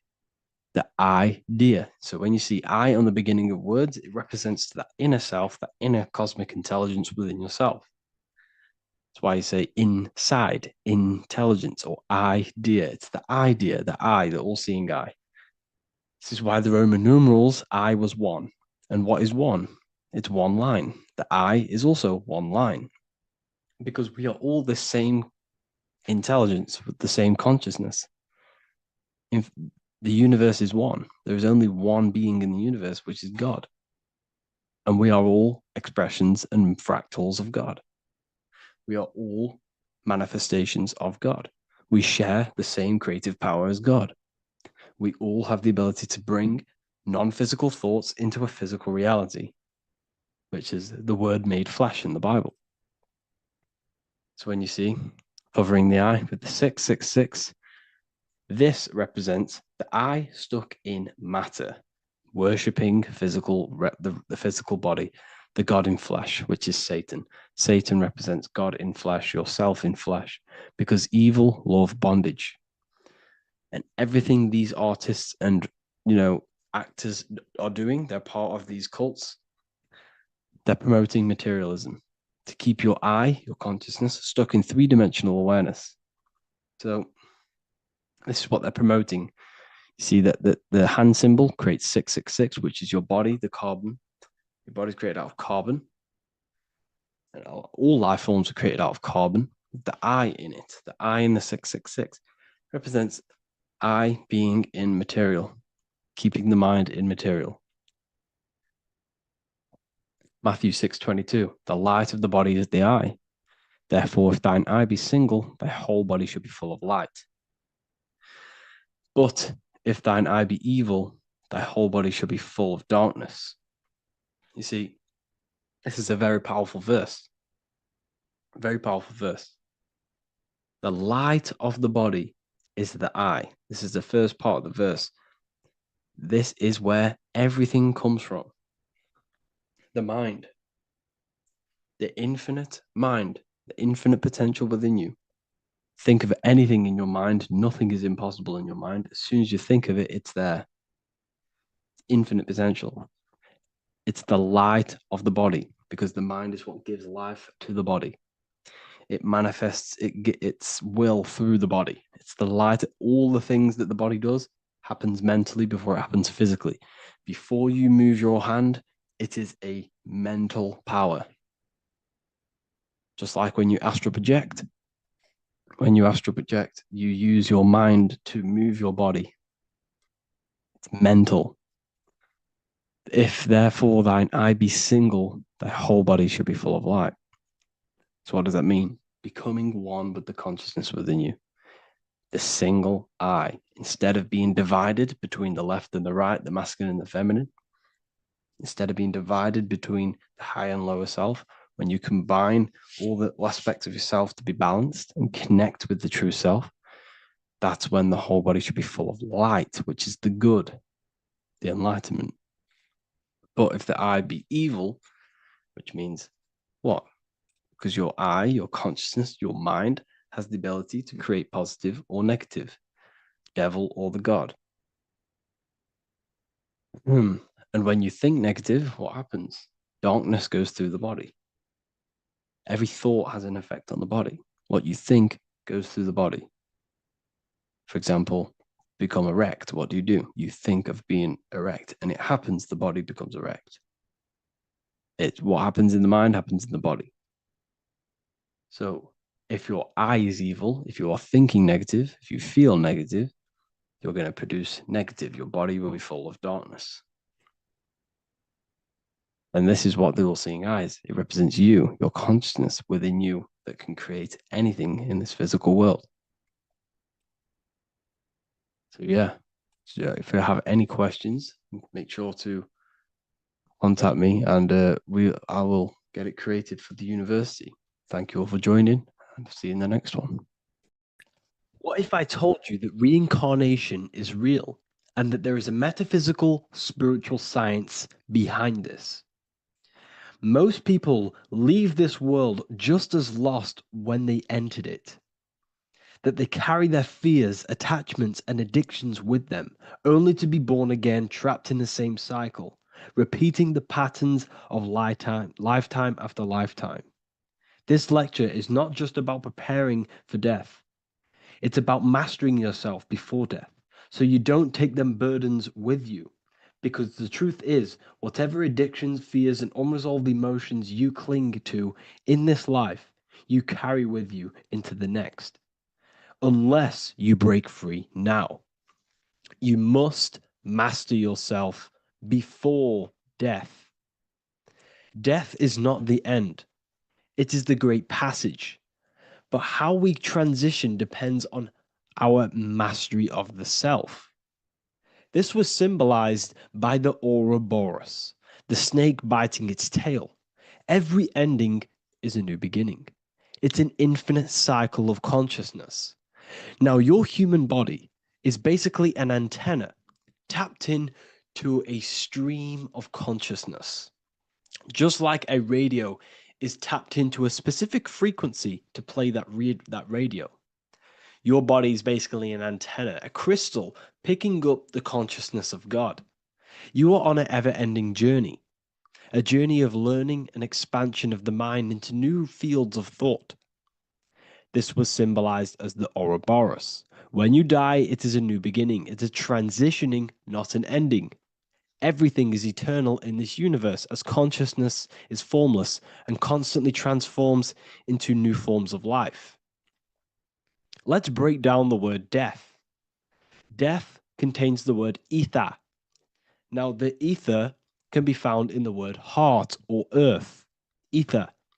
Everything in this plane comes from the etheric plane.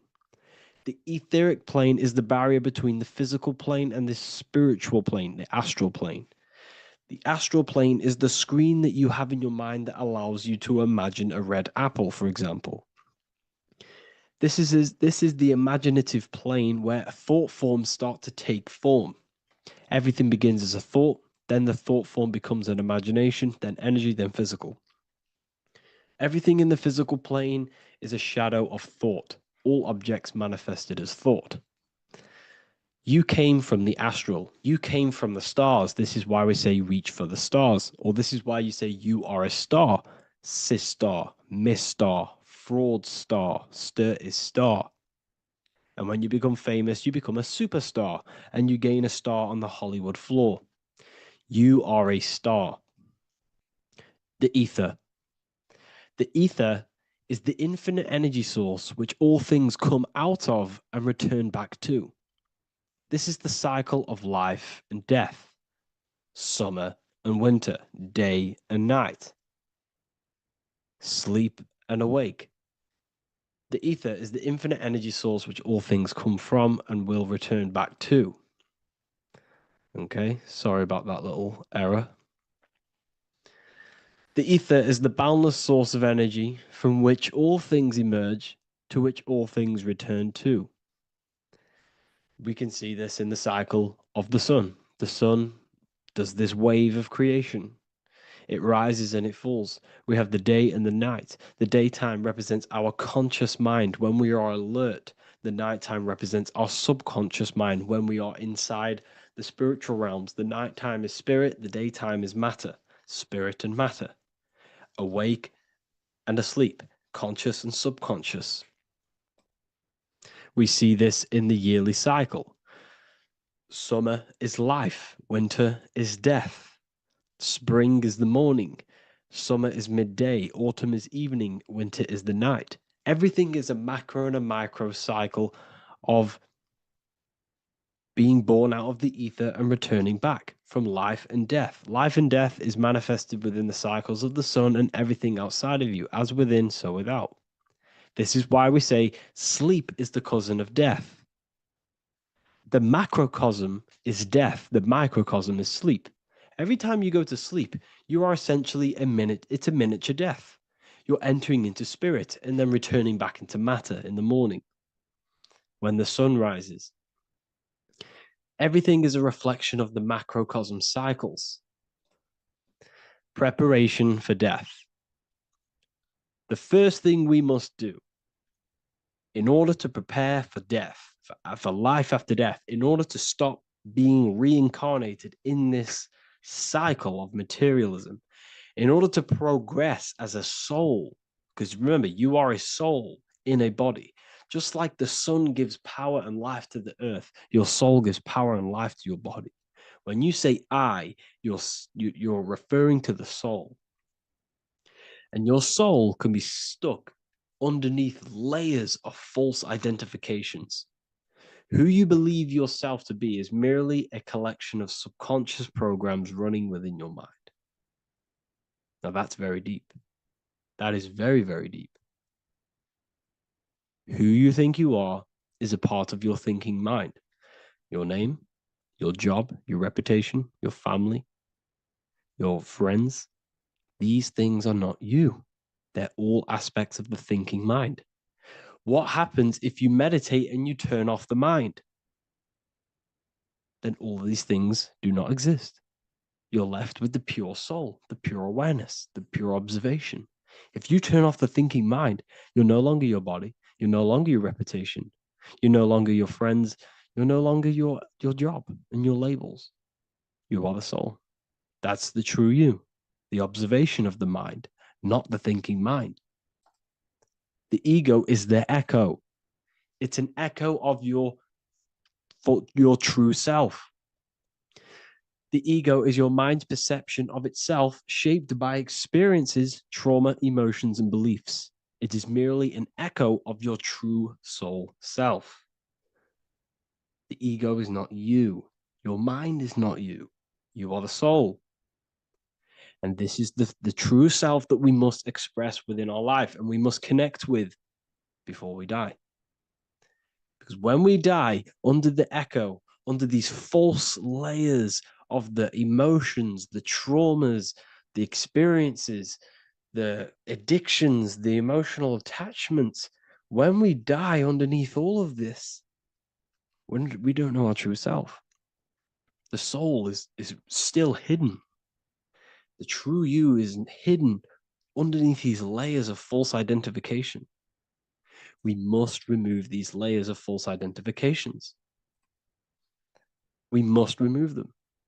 We must destroy the echo. Remember, the ego, you never had an ego when you were a child. When you were a child, you were pure. You didn't, you didn't show off things. When you were a child, you were pure. You expressed yourself freely with you didn't hide anything. You didn't hide any aspect of yourself. You didn't suppress any aspect of yourself to fit in as a child, as a baby. Because the ego was not here when you came here. The ego grows with experience. The ego is a false perception of yourself while being incarnated in this material world. It's your mind's perception of itself and it's created through your experience. Remember, you are unconditioned consciousness, and your experiences, thoughts, traumas, emotions, and beliefs have conditioned your consciousness into believing you're only a physical body, but you are the soul. We have to remove these layers. How do we remove these layers? Like I said, the best thing, meditation. Meditation. There is a great meditation that you can do every single morning and every single night time. You can sit there and repeat over and over before you meditate. You can repeat that you are not this, you are not that, you are not this. You can label them one by one. Start with, I am not my body, I am not my job, I am not my name, and then detach from absolutely everything until you are left with nothingness. And when you start to meditate, detach from everything. Nothing matters. I am here right now. And what will be left? The only thing that will be left is the language that your mind is using.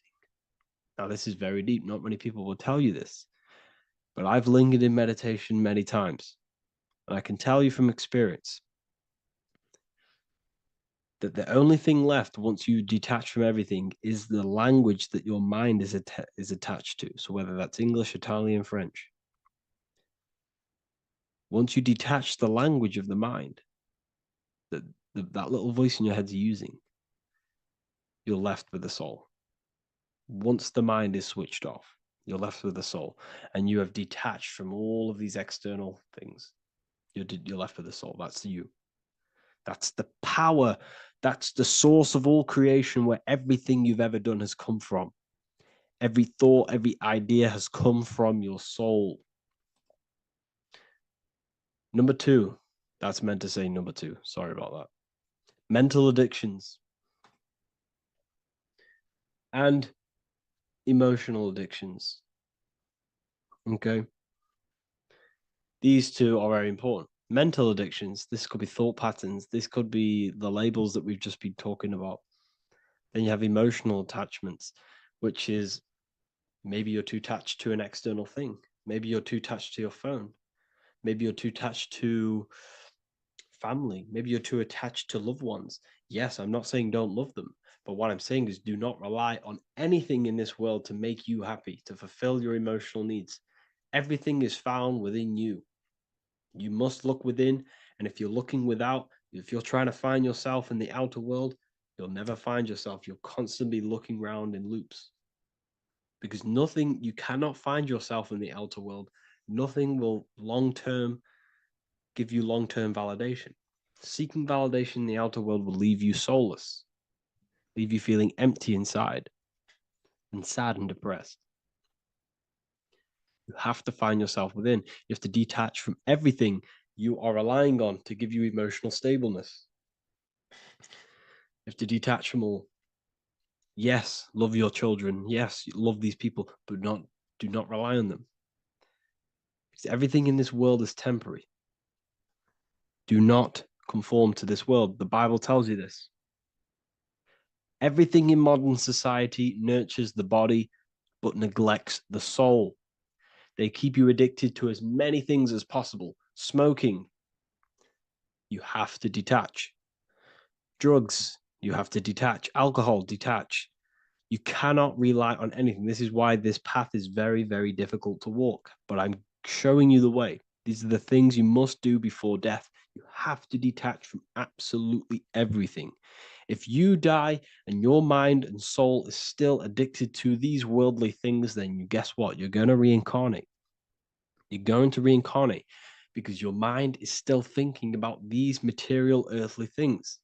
And if you are operating in that vibration, you're going to project that vibration and come back here. You have to detach. You have to master the soul and master the mind.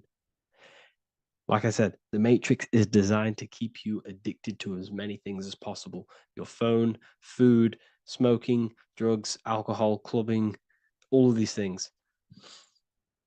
Everything in society is made to trap your soul and reincarnate in this world. That's why it's very, very, very difficult to walk this path. Very difficult. Matrix, matter tricks. John 2:15 to 17. Do not love this world, nor the things it offers you. For when you love the world, you will lose God. Do not love this world, nor the things it offers you. Do not conform to the pattern of this world, but be transformed by the renewing of your mind. Great quote. Do not conform to the pattern of this world, but be transformed. Let this world transform you. Learn from this, expand from this, but do not be mentally and emotionally attached. Okay? What good will it be for someone to gain the whole world yet forfeit their soul? Like I said, everything in the Bible is telling you the truth. You just got to read it correctly. This is spirituality. This is spirituality. The Bible is spiritual. It's a spiritual text. We must disconnect from everything outside of us and connect with the true soul. Here we have the Egyptians showing you the soul leaving the body. Here we have the soul here. Here we have the Masons showing you the soul coming out. The soul is real. You are the soul. And when you leave this physical plane, you will go into the astral plane. That's where you came from. You came from the astral. You came from the stars. You incarnated into this physical body. Your consciousness fell into this material form to experience limitation, to experience a 3D world. So in order to ascend properly before we die, we have to let go of all the attachments. Every addiction you have, write them down. And one by one, tackle them. Before you die, you have to, or else you will reincarnate. This is the teachings of Egyptians. This is the teachings of Masonry. All of these addictions contribute towards life after death. Everything must be controlled. And we must be attached to the soul. I'm not saying I'm perfect. I'm not saying I'm perfect, people. We're all not perfect. We're all under psychological operation by the government. We're all in a very difficult situation with this awakening. I'm simply pointing out what I know from my journey and what I've been learning through occultism and research and reading lots of books and many different things. I'm on this journey just as you are.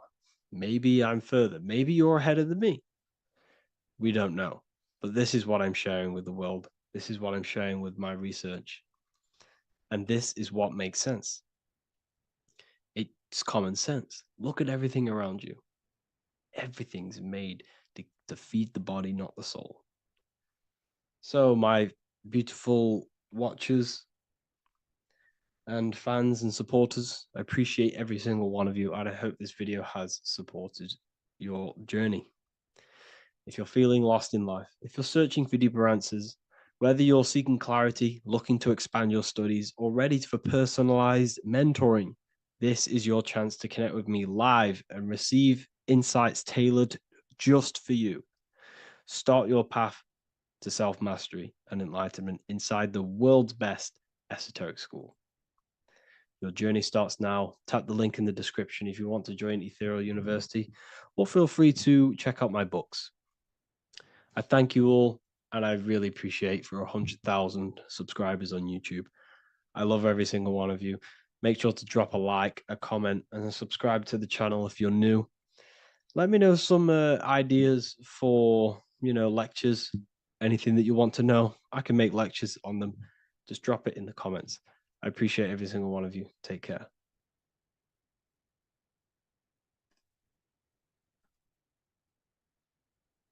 Welcome to Revival of Wisdom. Welcome people, we're back with another video.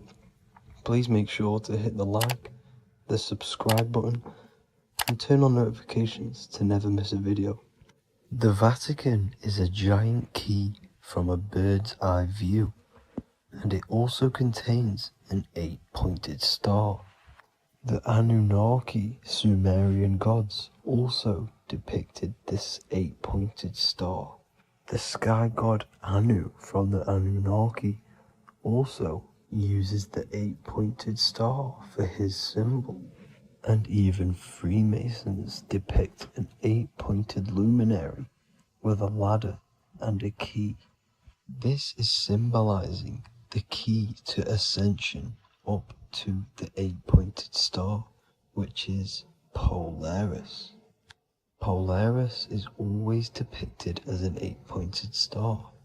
Polaris is the standstill star at the very center of our realm, which is perfectly aligned with the North Pole. The Earth is a giant torus field, and at the center is where the most electromagnetic energy is stored. This is why all compasses point to the north. Hence why a compass is an 8-pointed star, because it points you to Polaris, which is the North Pole, the center of this realm. The 8 points of the 8-pointed star symbolize the 8 points in space and time. So yes, Polaris is the portal which you ascend through if you outgrow this consciousness by aligning your chakras. Our earthly realm is a macrocosmic reflection of us, and we as humans are the micro reflection, with the earth containing its 7 chakras as well as us. The North Pole is the 7th chakra, which is the crown chakra. So the key to ascension is held by the Vatican, hence why it's a giant key, because they mislead the masses through their religions, which teaches the masses to look outside of themselves. As stated in the 20,000-year-old emerald tablets, written by the Egyptian god Thoth, on Earth, man is in bondage, bound by space and time to the Earth plane. Encircling each planet, a wave of vibration binds him to his plane of unfoldment. Yet within man is the key to releasement. Within man may freedom be found. So the 7 planets are associated with each 7 chakras. The lowest chakra being the root chakra, which is associated with Saturn. This is why the elites love Saturn and reflect it in all of their symbols, because the chakras are an ascension of spiritual principles, starting from the material and ascending up to the spiritual, the crown chakra. However, evil love bondage, and they are trapping souls in the physical realm by stopping and provoking the ascension process. They do this by abusing the energy of Saturn, and Saturn is associated with the lowest chakra. The lower 3 chakras are associated with survival mode, which keeps the consciousness in a constant state of fear and only aware of its surroundings. Once you start to ascend up your chakras, you become more consciously aware of spiritual deeds. And this is the process of returning back to your true spiritual form. Going back to Polaris and its connection to ascension, Kanye West symbolizes this on his music video 24. As you see him rise up into the sky, you see an 8-pointed shape around him, which symbolizes the 8-pointed star, as you see the beam of light. And even NASA symbolize this in their Space Delta logos, a bear holding a key with an arrow up to Polaris, the 8-pointed star. Here's another NASA logo of an arrow from the Earth to Polaris. The series Lock and Key on Netflix is all about portals and doorways, and they have the kundalini energy as one of their keys. Kundalini energy is the energy which rises up the spine, the 33 vertebrae, and activates the third eye, The third eye is the spiritual gland, which connects humans to other spiritual realms. We are not the body. Our spirit, our soul inhabits the body. We exist physically, spiritually, and mentally. Therefore, we are multidimensional. The intellectual and spiritual inhabit the body. Therefore, this is just an avatar within this timeline. However, within each and every one of us, we all have the key to releasement, as says in the Emerald Tablets. This releasement is ascension, up until higher states of consciousness. As stated in the Emerald Tablets, man is in process of changing to forms that are not of this world. Grows he in time to the formless, a plane on a cycle above, and another one saying, man is a flame bound to a mountain, but we in our cycle shall ever be free. Know ye, O man, that when ye have progressed into the cycle that lengthen above, life itself will pass to the darkness, and only the essence of the soul shall remain. That's it for this video. I hope you all enjoyed. Please feel free to leave a like, subscribe, and comment any subjects you want me to talk about. God bless you all.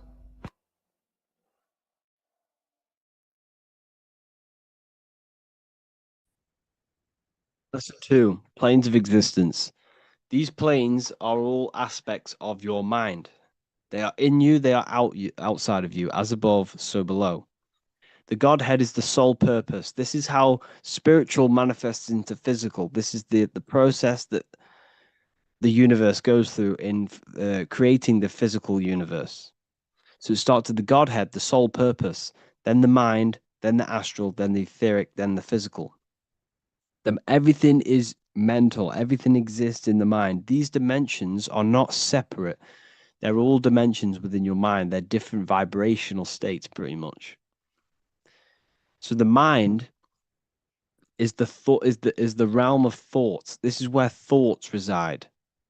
There's no form to a thought. It's invisible. There's no physicality to it. It's the most lucid.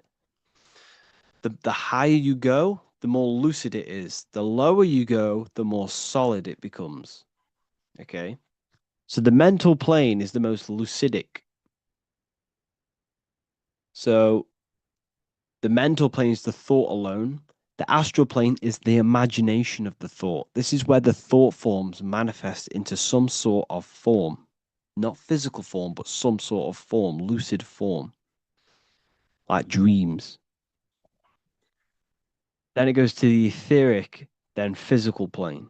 The etheric plane is the blueprint. It's like a blueprint of the astral and the physical form. It's basically the realm of energy. This is where energy is and frequency. And then the physical plane is where physical manifestations happen. So essentially, this physical world is a product and the world of effect. Everything goes through this is a world of effect.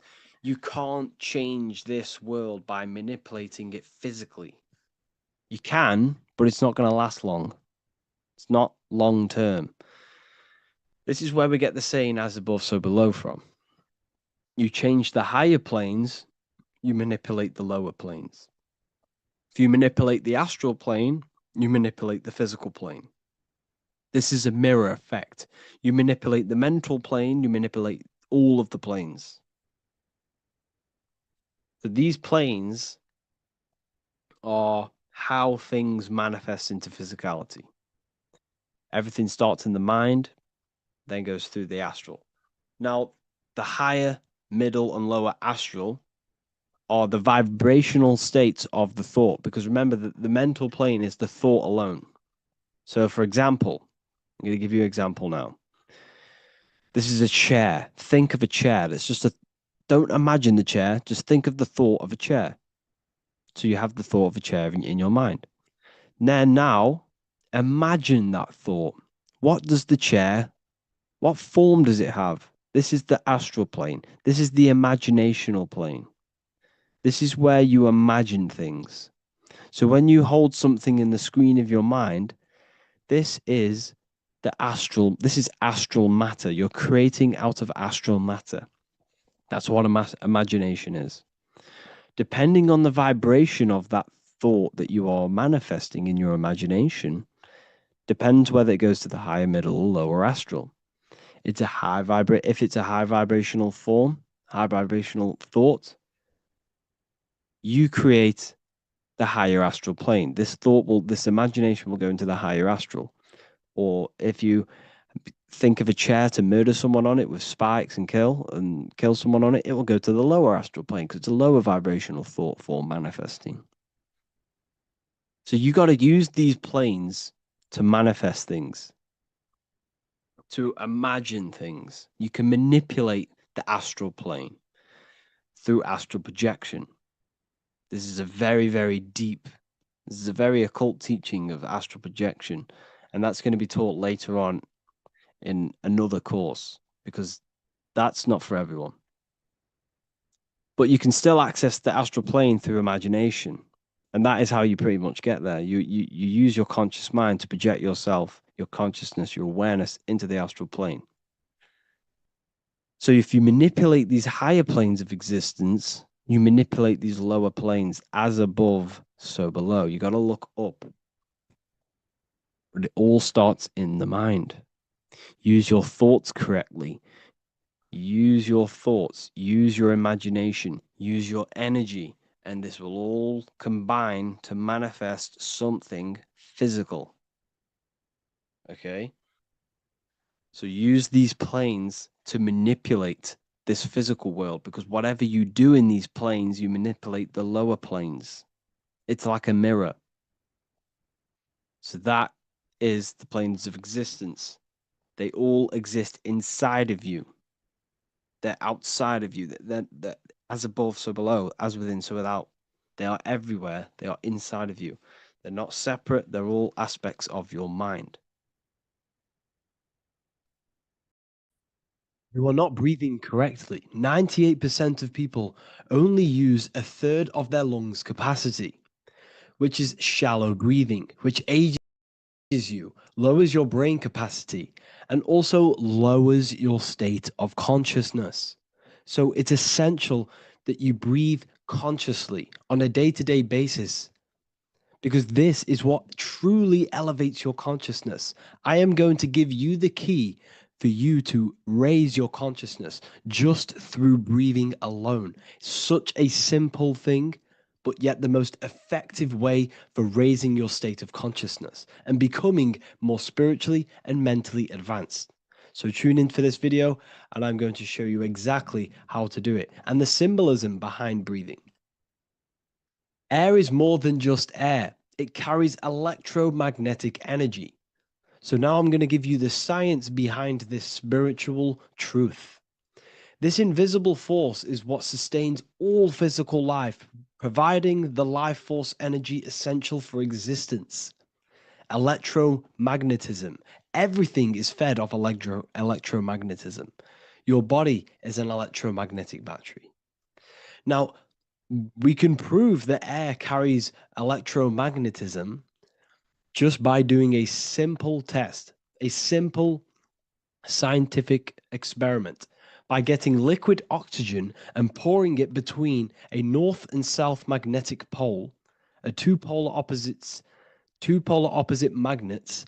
We see that the liquid does not fall straight through it. It is sucked. It is magnetically attracted to these two opposing forces, opposing magnets. This is proof that air, liquid oxygen carries electromagnetism.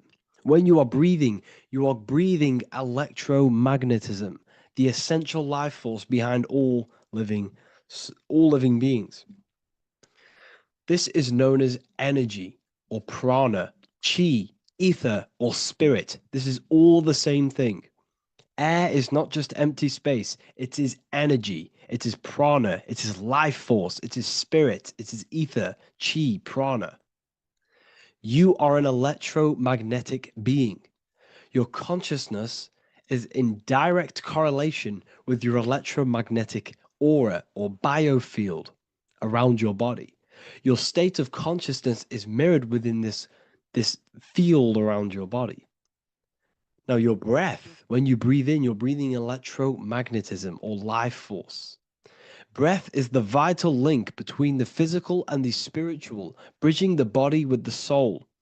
Through breath, we connect with both tangible world and deeper, the unseen realms of energy and consciousness.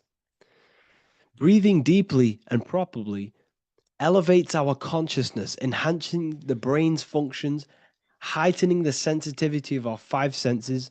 It also brings a profound calmness to the mind, creating a state of clarity and inner peace. Like I said earlier, breathing properly is the fastest way to elevate your consciousness. It is the fastest way because breathing, when you stop breathing, what happens? You lose physical consciousness. Your body will shut down if you do not breathe in this vital electromagnetic energy in the oxygen. If your body does not get this for 5 minutes or however you can last without breathing, this makes you lose physical consciousness. Your body will not survive without this essential life force energy.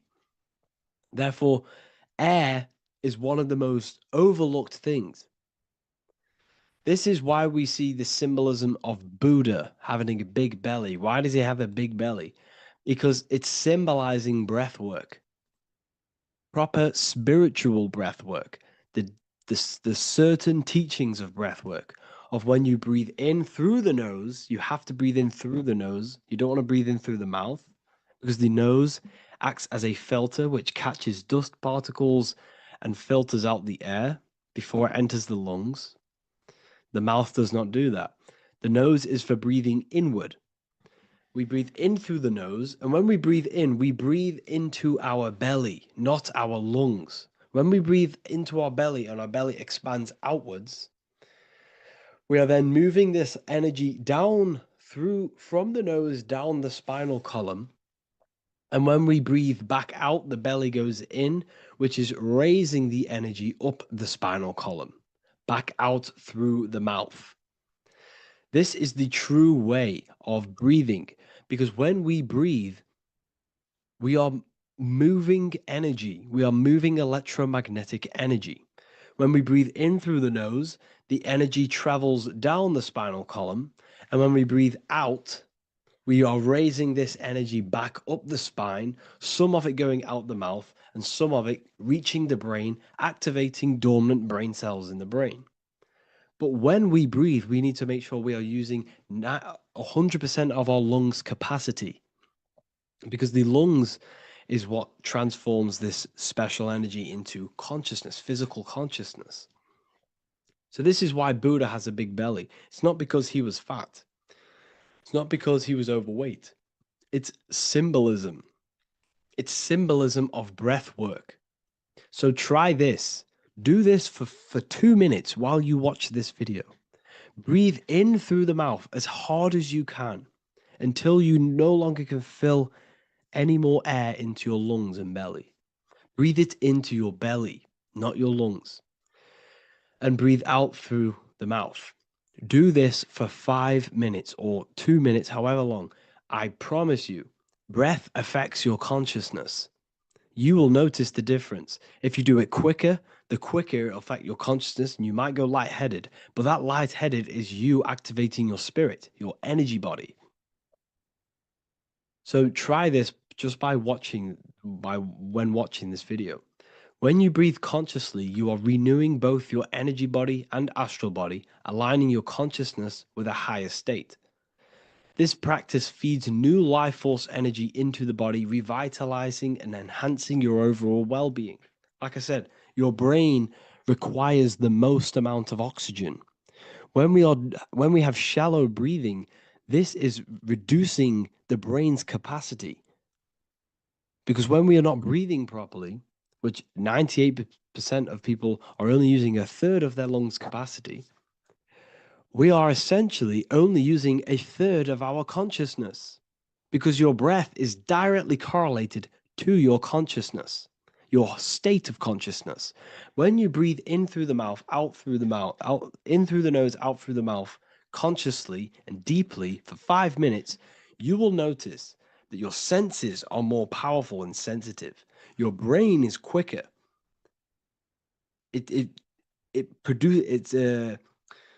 What's the word? It processes information quicker. You become quicker. You become a superhuman, and you feel more spiritual because it activates your spirit, your astral and energy body. So when we meditate, it's definitely important to breathe in through the nose and out through the mouth as deeply as possible to align with a higher state of consciousness. And this is the easiest way to separate your consciousness from the body. When you breathe in deeply for long periods of time, while meditating, while taking no thought, when no thought is present and you gain a rhythm of deep breathing, this is the gateway. This is the gateway to opening your consciousness. Because when you stop thinking, other aspects of your consciousness can open up. All of our lives we've been thinking, which has blocked off the higher states of consciousness. So breathing is very, very important. It affects our overall well-being. And this is Yahweh, the in and the out of breathing. When we breathe in, this is Yah. You can hear it. It sounds like Yah. And when we breathe out, that is Way. This is the name of God, apparently. But God is within you. You can connect with God. You can connect with source consciousness within you by breathing, by raising your state of consciousness through breathing and meditation. This is why the Bible tells you the Spirit of God has made me, and the breath of the Almighty gives me life. You are consciousness. You are God. You're an extension of God's consciousness. Job 27:3. As long as my breath is in me and the Spirit of God is in my nostrils. The Spirit of God is through breath. John 20:22. And when he said this, he breathed on them and said to them, receive the Holy Spirit. The word spirit means breath. In Greek, Hebrew, Latin, it all means breath or wind or air. The Holy Spirit is a certain way of breathing, a breathing technique that elevates your consciousness, that syncs you up to a holy consciousness, an elevated state. That is the Holy Spirit. That's why it tells you in the Bible, when he said this, he breathed onto them. He breathed onto them and said, receive the Holy Spirit. You must breathe to receive the Holy Spirit. When you breathe, you are renewing the body's energy. You're taking in new life force, which is regenerating your cells, regenerating your brain, nervous system, and also connecting with consciousness, pure consciousness. This is not something that we should be doing during meditation. Yes, it is. We should be doing it during meditation, but this is something that we need to apply all of the time. This is the fastest way you can raise your consciousness. I just want to say, all of this knowledge is inside of the Book of Wisdom, Volume 2. Make sure to give a like and a comment on this video to help the algorithm.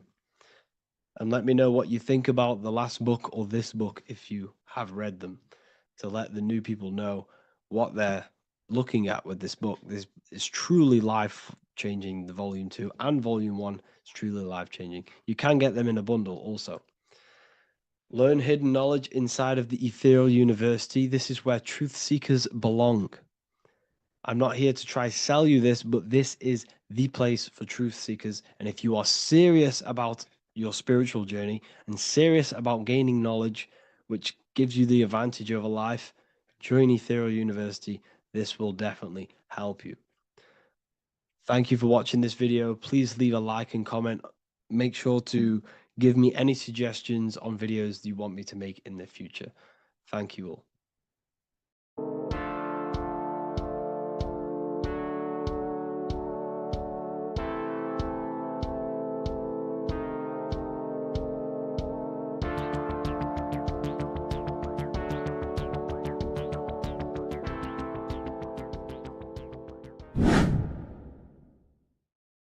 How are we doing, people? It's Revival of Wisdom.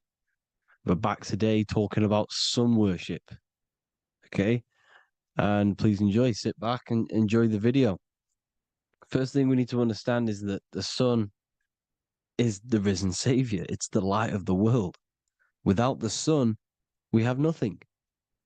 Now, the sun is the Son of God. We didn't make the sun. No one owns the sun. But who created the sun? Obviously, the Creator created the sun. Therefore, it is the Son of God. And that is what Jesus is symbolizing in the Bible. The Bible is a metaphorical story. That's why it's called the greatest story ever told, because it is a story about the sun, the zodiac. It's about you, the systems in the body. It's about everything that is sacred in this creation. Now you can see the suns behind Jesus' head in all of the ancient portraits, even the ones that are more modern. You still see a sun on the back of his head because he is the sun. He's the light of the world, our risen savior. And this is what Christians are lost because they don't realize it's a symbolic story and they think Jesus was a historical person. He's not a historical person. Okay, this is what we need to get out of our mind. This wasn't a historical person. It's the Son, our risen Savior. The Son is the soul. It's the soul of this creation. Because what is a soul? A soul is pure life force, pure energy. Whatever a soul inhabits, it gives life to. Like our soul feeds our body. The sun feeds the earth because the sun is a soul, and that's why the ancients called it Sol. Because it's the soul and it's in you and it's the light of the world. It's the light of everything. It gives life to all things. Here's Jesus and his 12 disciples. The 12 disciples symbolize the 12 zodiac signs. Aries, it rules the head region because the 12 zodiac constellations rule specific regions of your body. Aries, the ram, you have a cerebrum in your head. This is Aries on the head of the table. His Gemini rules the arms and the lungs. The two twins, Gemini. He's holding up two hands for the two hands and arms. The twins. Cancer has a knife in his hand. It's not so clear, but he has a knife in his hand. Cancer is the crab. Crabs have claws. And he's pointing at Virgo's Adam's apple, saying there's no Adam's apple there. It's a woman.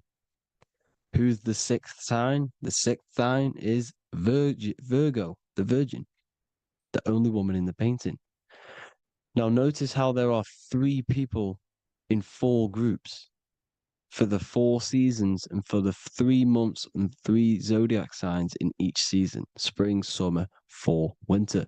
Matthew, Mark, Luke, and John with the suns on the back of their heads, because it's the 4 states of the sun. The 4 states of the sun. Now, 6th sign, Virgo, the Virgin, the only woman in the painting with no Adam's apple. Then we have the sun, Jesus, red and blue, red shift, blue shift. Electromagnetism. The ancients knew this. He's got one hand open, one hand down, because the sun gives and retrieves. The sun rises and it falls. It gives, then pulls away. That's what the sun does, and that's what he's doing. His arms are out, symbolizing the rays of the sun, casting down onto the earth, giving and then receiving. Libra, his 2 hands are equal, he's holding his arms out equally, because Libra is the 2 balanced scales. Libra is when the sun is balanced between the summer and the winter. It's being judged. The sun isn't balanced. That's what Libra is, the 2 scales. Capricorn is the goat. Goats have 2 horns, and you can see the 2 horns on his head here. See? So this is astrology. This what Leonardo da Vinci is depicting here. It's astrology. And he knew the story of the Bible is all astrology. It's all based on astrology. The Son of God, the real sun. Now here are some Bible verses. I am the light of the world. Obviously, that's the sun. What other light is there that lights up the world? The moon can't do it. It's the sun, the one and only sun, our risen savior. Because if the sun didn't rise, we'd all be dead. So it's our risen Savior. And it dies for our sins every night and then gets reborn every day. Now, Jesus calms the storm. Mark 4:35-41. The disciples are all on a boat and there's a heavy storm. But Jesus is asleep. The disciple says, Jesus is asleep. We need to awake him. They wake up Jesus, and Jesus got up and rebuked the wind and said to the waves, quiet, be still. Then the wind died down and it was completely calm. Well, when Jesus was asleep, this is the sun not being risen. It's not risen yet. Because in the night times, that's when the storms happen on the sea, in the ocean. And when they awake Jesus, Jesus rises because he's the sun. He rises and everything calms. Because when the sun comes, the storms go. You see? So it's the sun. It's all about the sun. Here's another, Luke 22:10. A disciple asked Jesus, when will we know it's the end times? And Jesus says, as you enter the city, a man carrying a jar of water will meet you. Follow him to the house that he enters. Well, this is clearly talking about astrology, the topic that Christians think is satanic, when they don't realize the whole thing's based on astrology. Because the end times is the end of Pisces, which is the two fish, which is the age we've just gone out of. And you can see all these ancient churches here with two fishes, because they knew it was the age of Pisces.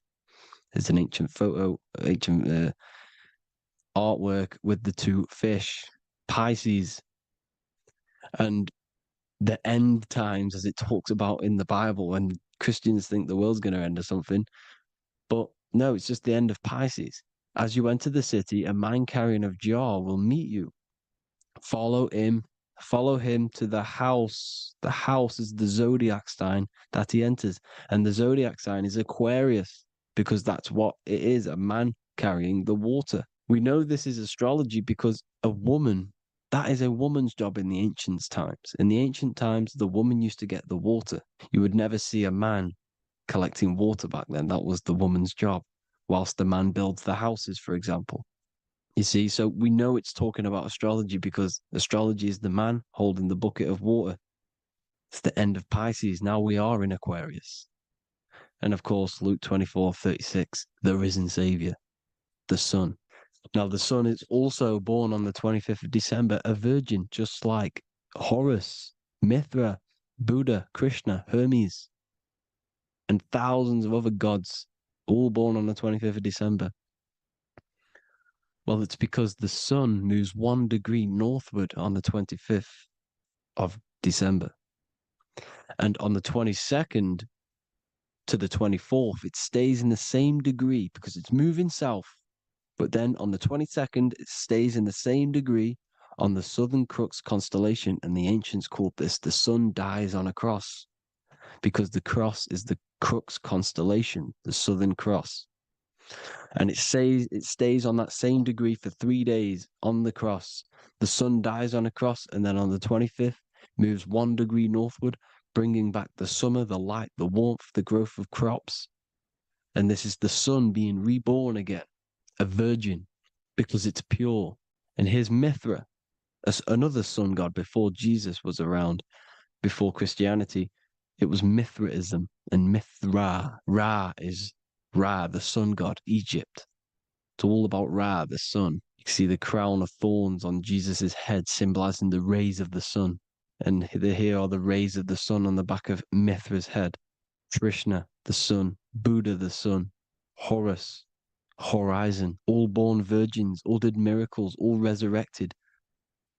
Dead for 3 days. Well, here he is, dead for 3 days on the cross. And resurrected, because it's the most ancient religion ever been on the face of the earth, the worship of the sun. And we should worship the sun, because without the sun we are nothing. The sun feeds us, feeds the earth, feeds everything. Without the sun we are nothing. It's been reversed, and now we're worshipping man, when we're worshipping a man called Jesus, was never real. It's all about the sun, the Most High. the most powerful, potent celestial body in the sky, the orb that feeds us every day. It dies for our sins and rises every day. It's the sun. Now on the Holy Communion Day, it's the worship of the sun. They give out mini suns. It's Jesus holding a sun. And they raise the sun on Sunday because they go to worship their sun god on Sunday. Not Saturn Day, not Moon Day, Monday, but on Sunday when the sun is exalting. And they hold suns up above their heads because the sun rises. They're symbolizing the sun rising above their heads as Savior. It's the sun. It's the Holy Communion Day. And here's Jesus giving a piece of himself to the children. It's the sun, the light. Judas was known as a backbiter, a backstabber, because he stabbed Jesus in the back. He betrayed Jesus. Well, this is just another astrological story about the constellation Scorpio, because the Scorpio is the J, looks like a J. J for Judas, the scorpion, the backbiter. Scorpions backbite, they bite with their back. And what does Judas do? He betrays Jesus by kissing him to let the warriors know who they need to get. So he kisses Jesus and Jesus gets stabbed in the back. Well, when you get stung or bit by a scorpion, they leave like a kiss. So Judas kisses him and gets betrayed. Well, this is because the sun, when it hits Libra, it's balanced. The sun is balanced because it comes through summer. Now the sun's starting to die. The sun's starting to die. It hits Libra. And then as soon as it hits the Scorpio, it gets betrayed because now the sun has to fall to winter and Saturn is there waiting to take over the darkness of the winter. So he gets stabbed in the back by Scorpio, Judas, the scorpion, the backstabber. You see, it's an astrological story. Here's Mary. Mary means marry, which means pure. The sun is pure. No one gave birth to the sun but the God. And it's born every day. It's born every day on every year. It's born pure. There was no controversy. There was no, activity for the sun to be born. It's pure. Now, the 7 metals come from the 7 planets. The sun gives you gold, and this is why the sun is golden. It looks gold. And this is why the banks are backed by gold, because gold is the most valuable metal, because it's the sun, the most valuable celestial orb in the sky, in the heavens. Well, here's Jesus, another ancient symbol of him being crucified on the cross with the big sun, the Southern Crux constellation. The sun dies on the cross constellation. And if you go to the old etymology dictionaries, you will see sun and son is the same word. They come from the same etymology roots. You can use them for no matter what, but they've been confused today. But if you go back to the old dictionaries of etymology, they are interchangeable. You can use them. Son, sun, sol, it's all the same thing. The 12 disciples, 12 brothers of Joseph, 12 tribes of Israel, 12 breastplates on the stones, because it's all the 12 astrological signs. They could have used any other number, but there's 12. Because 12 is the mind, which is God. 7 is the number of matter, which is man. 7 energy centers in the body. 12 cranial nerves in the brain, because it's the mind. 12 is the 12ness. The zodiac is literally the mind of God, the signs of God. Now here we see here, Job 38, 31 to 33. Can you lead forth a constellation in the season? He's asking you, can you read the sky? Can you read the heavens? Canst thou bring forth the Mazzaroth in its season? Mazzaroth means 12 signs, the zodiac. Why did they translated every single Hebrew word in the Bible into English, but they decided to leave out Mazzaroth? Why? It's because if that said zodiac, Christians would have a different view on the Bible, but they leave that out. But Mazzaroth actually means the 12 signs, the zodiac, and the stars means sign. The word stars means sign because the stars are signs, things to come, which is off. in Hebrew, which means sign, things to come. You see a sign on the road, it's something coming. But God is saying, no, what does he say? To qualify as a director, a judge of man's life on earth, one must be able to govern the heavenly bodies that rule the earth. It's telling you to read the heavens. We need to read the heavens. Astrology, the 12 zodiac signs, the mind of God. It's telling you, read the Mazzaroth, read the zodiac, because they are things to come in your life. They are signs. It's not satanic, it's made by God. God said, let there be lights in the firmament of the heavens to divide the day from the night, and let them be for signs. Signs are things to come. The 12 zodiac signs. It's all about astrology. Here's Mary holding the sun. His son, her son. It's the sun in the sky. The one and only, the most high. The soul, the solo because it's on its own. The most powerful, Ra, radiance. Here's the Pope holding the sun. All three popes holding the sun because they're sun worshippers and they know the true meaning and origins behind Christianity. Sun worship.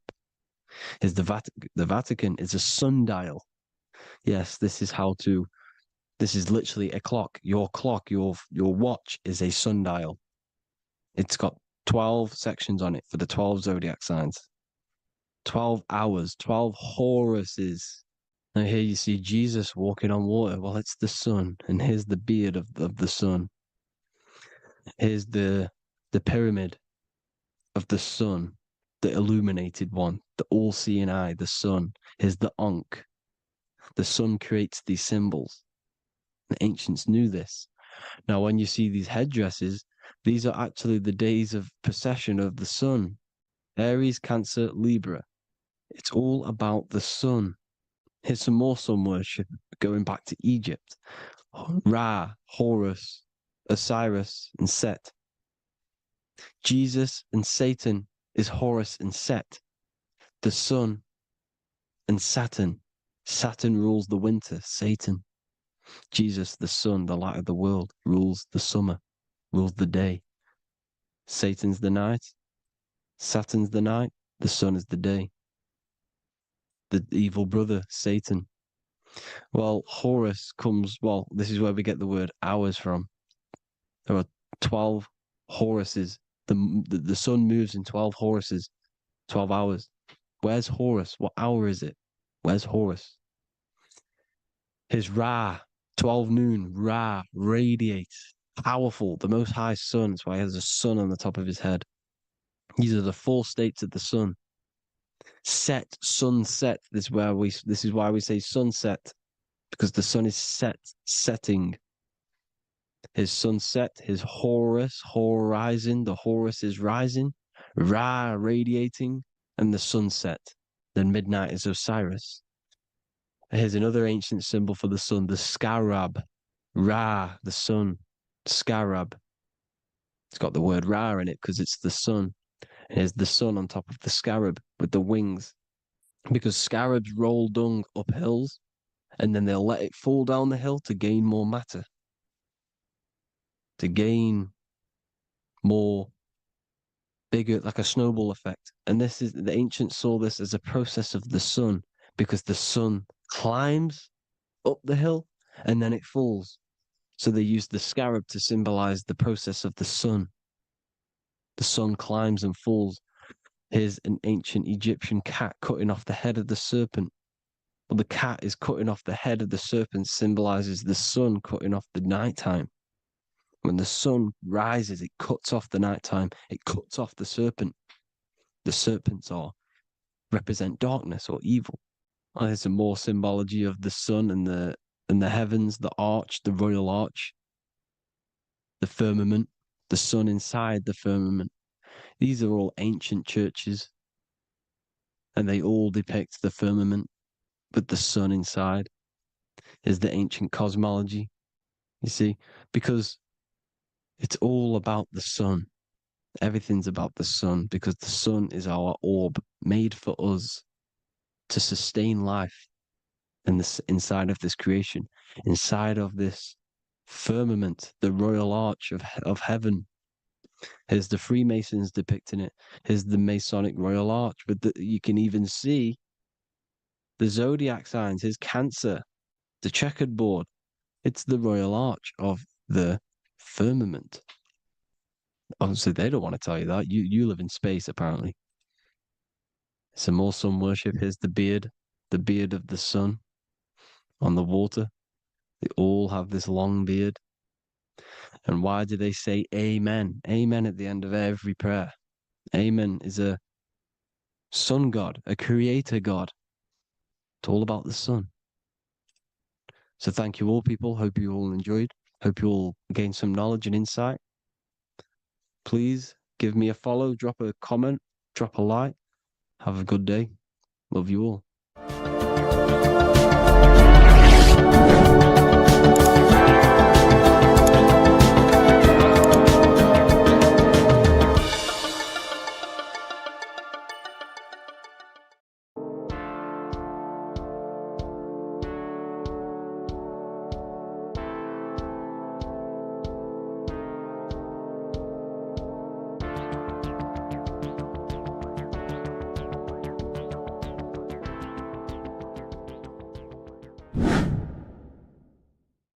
What is good, people? It's Revival of Wisdom. Today we're going to be talking about Saturn. I've done this video in the past. However, this video is going to contain a lot more in-depth explanation of Saturn. So the 33rd degree Mason, Manly P. Hall, said, Saturn is the key to crystallization, physical matter. Light is matter, matter is light. They are interchangeable. Low vibrating light turns into matter, high vibrating matter turns into light. And Saturn is the god of this world, this physical world. He crystallizes light into matter. This symbolizes the Masonic checkered board, matter and spirit, matter and light, light and matter. He's also the god of time, destruction, justice. He creates and destroys, because all things in time die. He creates and destroys you. So, because we live in this physical world, which is the electric world, this is why we say electricity, because it comes from the root word of El, Saturn. They used to call Saturn El, E-L. This is why we used to say Elohim is God. The real God of this world is Saturn, but it's being hid. This is being hid. Jesus is Saturn. All of this is Saturn. It's all Saturn worship. It's the real God of this world, So, physical matter is a result of two opposing forces equalized on the plane of inertia, because everything is created out of electromagnetic toroidal fields. And these two poles equalize on the plane of inertia, which gives you planet Earth, plane of inertia. The plane of inertia is what Saturn is. It's the ring around the center of the plane of inertia. Thank you to Walter Russell saying, physical matter is a result of two opposing forces on the plane of inertia. This is what Walter Russell says, so please check out his work. He's got many books, many books on light and electromagnetism and stuff like that. So I advise you to check him out. So the torus field gives you the binary code 0 and 1, the female vagina and the male phallus. This is the code for this world. Saturn crystallizes physical matter. Now Saturn is the most outermost layer of the 7 layers of heaven, where it says in the Quran, it says, Allah, it is he who created the 7 layers of heaven. Saturn is the outermost layer. He's the top. He's the most high. So when we say the most high, we're referring to Saturn. He's the most high before the firmament, before the stars.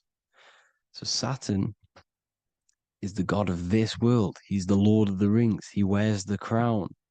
The crown is the rings. Crown, Chronos. So the planets are luminaries. They are lights. They are beings. They are energy, conscious energy. And we're in the heart of the solar system. Saturn is the outermost layer. He is the one of this world. He's the god of this world. Now, on the North Pole of Saturn, you have the hexagon. Add up all the sides, it creates the six-pointed star. Or it can be created as a cube. The cube is very important. The six-pointed star is very important. 6.6 triangles, 6 side, 6, 6, 6. Black cube adds up to 6 in gematria. Now, what did I say in the beginning? Saturn crystallizes the physical world. He creates physical things out of light. You are a light being. This is why we say human. Hue means the light spectrum. Hue, man, we are light manifested into physical forms, human. And we are incarnated through Saturn. Satan, same thing. The number of the beast is 666, and the 666 comes from the 6.6 triangle, 6 sides of Saturn, 666. We are all known as carbon-based life forms. Carbon, the atomic structure of carbon, is 666, 6 protons, 6 electrons, 6 neutrons. We are materialized into our physical bodies through Saturn, through the number of the beast. These bodies are the beast, it's the animal. The divine, the Christ, is the consciousness within, because you are a physical, spiritual being combined into one, hexed into one. Hexagram. This is a hexagram. You're hexed into physical matter, spirit and matter, light and dark, combined into one. Now you contain of the mark of the beast, the mark of your body. Your body's the beast. It says in the Bible, Satan, who is the god of this world. This world. There are many different worlds, but this world is run by Saturn, and it says that in the Bible. Saturn is Satan. It's the same thing. And look at the crown of thorns are wrapped around the heart. The soul is in the heart. The mind is in the brain. The soul is wrapped around the rings of Saturn. You're wrapped in physical matter. This is what it's showing you. This is symbolizing the rings of Saturn wrapping you. And the cross on top is the cross of the cube. The cube, the black cube of Saturn, unfolds into a cross. So Satan, who is the god of this world, Corinthians 4:4 in the Bible, Satan, who is the god of this world, has blinded the minds of those who don't believe. Saturn blinds your mind because the god of this world materializes you, and he blinds your mind when you incarnate into physical matter. When you enter this soul system, not the solar system, you hit Saturn first. He materializes you. And look at the symbol for Saturn. This is the symbol for Saturn. All of the planet symbols are created out of the Holy Trinity. The earth, moon, and sun. Body, mind, and soul. The sun is your soul, the moon is your mind, the earth is your body. Your body's made out of the 5 elements. The sun is your soul because the sun is life force, gives life to everything. Your sun is a soul. Your soul is the sun of your body. The moon is the mind. The moon is the moon of your body, the mind of your body. Intelligence. So all of the symbols of the planets are created out of these. The Saturn symbol is created out of the Earth cross, matter, and the moon crescent, moon, mind, matter over mind. This is why Satan, who is the god of this world, has blinded the minds of those who don't believe. He blinds your mind. Look at the symbol, it's showing you. The Saturn symbol is matter over mind when it should be mind over matter. So we descend into a soul system, into our 666 Saturn carbon suit bodies, and we are matter over mind. Then we have to move up the spine to go back up to spirit, to mind over matter, where you manipulate your own reality. Now look at this. It creates the number 5. 5 is the number of change. You're moving from this side of the number sequence over to the right side. You're moving from the spiritual into the physical world. You're incarnating into the 5 elements, the 5 senses. So the cube, the black cube of Saturn, is another major symbol. Very important symbol. Here you see the cube, and the color black is associated with Saturn because Saturn's associated with death. He creates and destroys, light and dark. Death is associated with black, spirit, because you can't see spirit, which is blackness. So the black cube is black because Saturn rules the nighttime, which is dark, blackness, and he rules the winter, which is death, blackness. So Saturn is the black cube. Cubes have 6 sides: up, down, right, left, back, and forward. Cubes are 6-sided.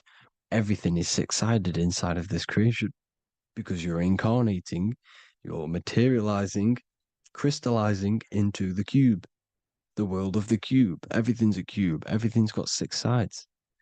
Here's Leonardo da Vinci showing you that you're in the cube. Leonardo da Vinci did this famous painting. You're in the cube, you're hexed into physical matter, where you're incarnated into the 3rd dimension, the 3-dimensional world, which is a cube, 3D. And black cube adds up to 6 sides of the black cube. The Kabbalah means cube god in Arabic. And look at what they do. They worship the cube, the black cube, and they stand in rings like the rings of Saturn. Australia, Denmark, Manhattan, Santana all have these black cubes. You go to New York, you will see the black cube there as well. These black cubes are everywhere because it is the real God of this world, So look at the cross. The cross unfolds into the cube. Xbox, Nintendo GameCube, Sega Saturn, anything to do with a simulated gaming reality, they put Saturn in it because we're in the simulation of Saturn. This is a simulation. And this is why they reflect this through the Xbox, GameCube, Sega Saturn, anything to do with gaming, simulations, is all Saturn.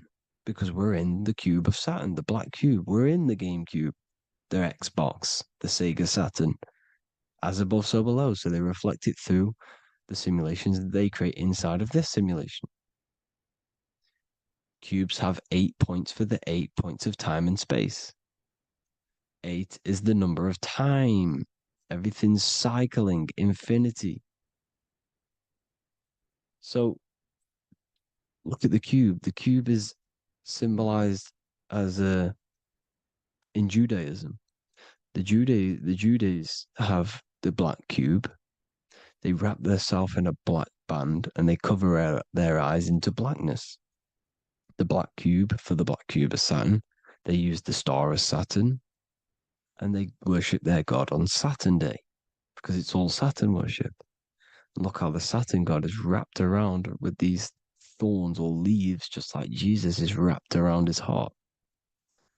And Jesus on the cross is us on the cross. We are in the cross. We are in the cube. The cross is the cube. And the cross is even in the Saturn symbol. This is another symbol for Saturn. There's 2 symbols. You got this one, the one I've just broke down. And there's this one. This is the cross of Saturn, the cube god, the simulation, the game cube. Now, Chronos is another word for Saturn. Chronos means time. When you clock into work, you go to the Chronos machine. Well, I did anyway. And I tap my card on the Chronos because Chronos is time. Anything to do with time is Saturn. He creates and destroys. Look at the artwork of Saturn with the sand, the time. Look at this, how he's cutting off the baby's wings. He's crystallizing the spirit into matter. He's cutting off your wings. Satan, in the Bible, he falls from heaven into earth and he loses his wings, he becomes a serpent. You see, that's it's all symbolic for us. We are the fallen angels, fallen angles of light. We're fallen angles of light. We are light beings. Now we're fallen into physical matter. Saturn's chopped off our wings. He's chopped off our spirit wings, because when you astral project, you can fly. You will fly around. He's got the Reaper staff here, always depicted with the Reaper staff. Now look at the clock. Saturn day is the 6th day. The number of the beast, 666. Look at the clock. 6 take away 12. Sorry, 12 take away 6 equals 6. 7 take away 1 equals 6. 8 take away 2 equals 6. 60 seconds in a minute.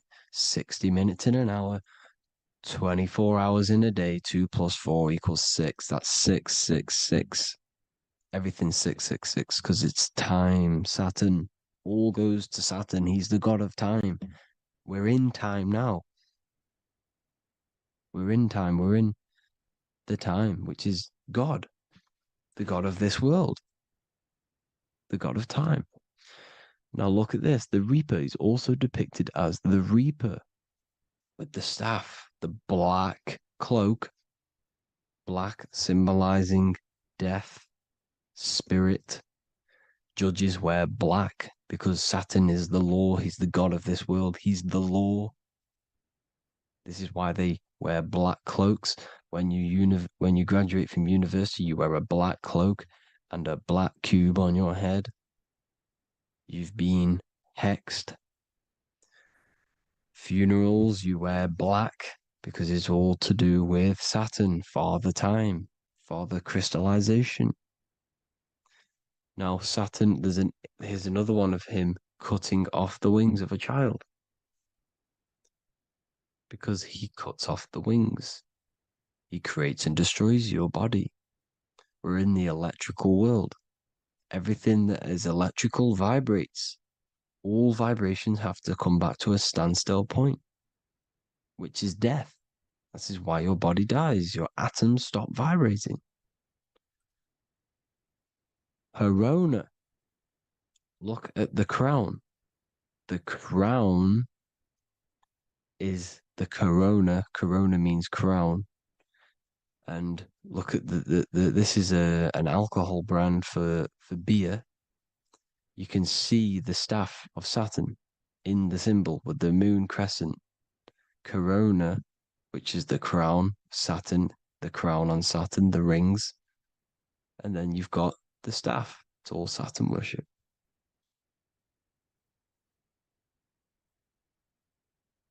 Is the black cubes of 9/11. 2 black cubes. This was a ritual for Saturn. It's all ritualistic. And look at the Star of David, the Star of Saturn. It's not the Star of David. It creates IXXI, the sigil of Saturn. IXXI means 9/11 in Roman numerals. 9/11. It's all a ritual for Saturn, and they have the 2 black cubes of Saturn. Now look, XX. There's more symbolism of Saturn now. We're going deeper. XX is more symbolism for Saturn. The sigil of Saturn is XX, as above, so below. Same with the Star of David. You split it in the middle, as above, so below, as above, so below. XX, this is a Knights Templar Cross of Lorraine. XX, Knights Templar, high order of Masonry. They all worship Saturn. Well, Saturn's the real god of this world. X Eon with the XX, XXL magazines, which is all to do with famous rappers and stuff like that. When you die, you put XX on the eyes because it's Saturn. He's the Reaper. Is Jesus with the XX crown with the thorns around his heart, around his soul, with the cube on the top, the cross cube. Le Lucifer with the XX Cross of Lorraine. Jay-Z with his alcohol brand, XX Cross of Lorraine. The X Factor with the rings of Saturn. All Saturn worship. The seal of Melchizedek is also Saturn. This is the cube. This symbolizes the cube with the 8 points for the 8 points of space and time. And this is the cube. It's another ancient symbol for Saturn. Here you see the star of Saturn with the Melchizedek symbol around it, which is all to do with Saturn. Here you see an altar, the Holy Grail, the Melchizedek symbol on it, and they're worshipping it. This is why we wear rings, wedding rings for the rings of Saturn. It all goes back to Saturn. Earrings. The 8-pointed star of the ancient Sumerians is all Saturn. It's all Saturn. So the ancients, the symbols of Saturn goes on forever. It's in all of the major corporations. You can see it everywhere, the rings of Saturn. Toyota is an obvious one. Internet, Nike, Target, Sega, Saturn. All Saturn worship. All Saturn worship. Because he is the real God of this world. Here's Kanye West's album with a Saturn here. Here's Michael Jackson's album saying escape. There's the X again. The X, escape. You have to escape this reality. Maybe that's what he's pointing at. Here you see it on the dollar bill. The star of Saturn. Here you see it again on the dollar bill. So that is it for today's people. I hope you all gain some insight on Saturn. Please like, comment, and share if you can. Subscribe if you like the channel. Please have an amazing day. God bless.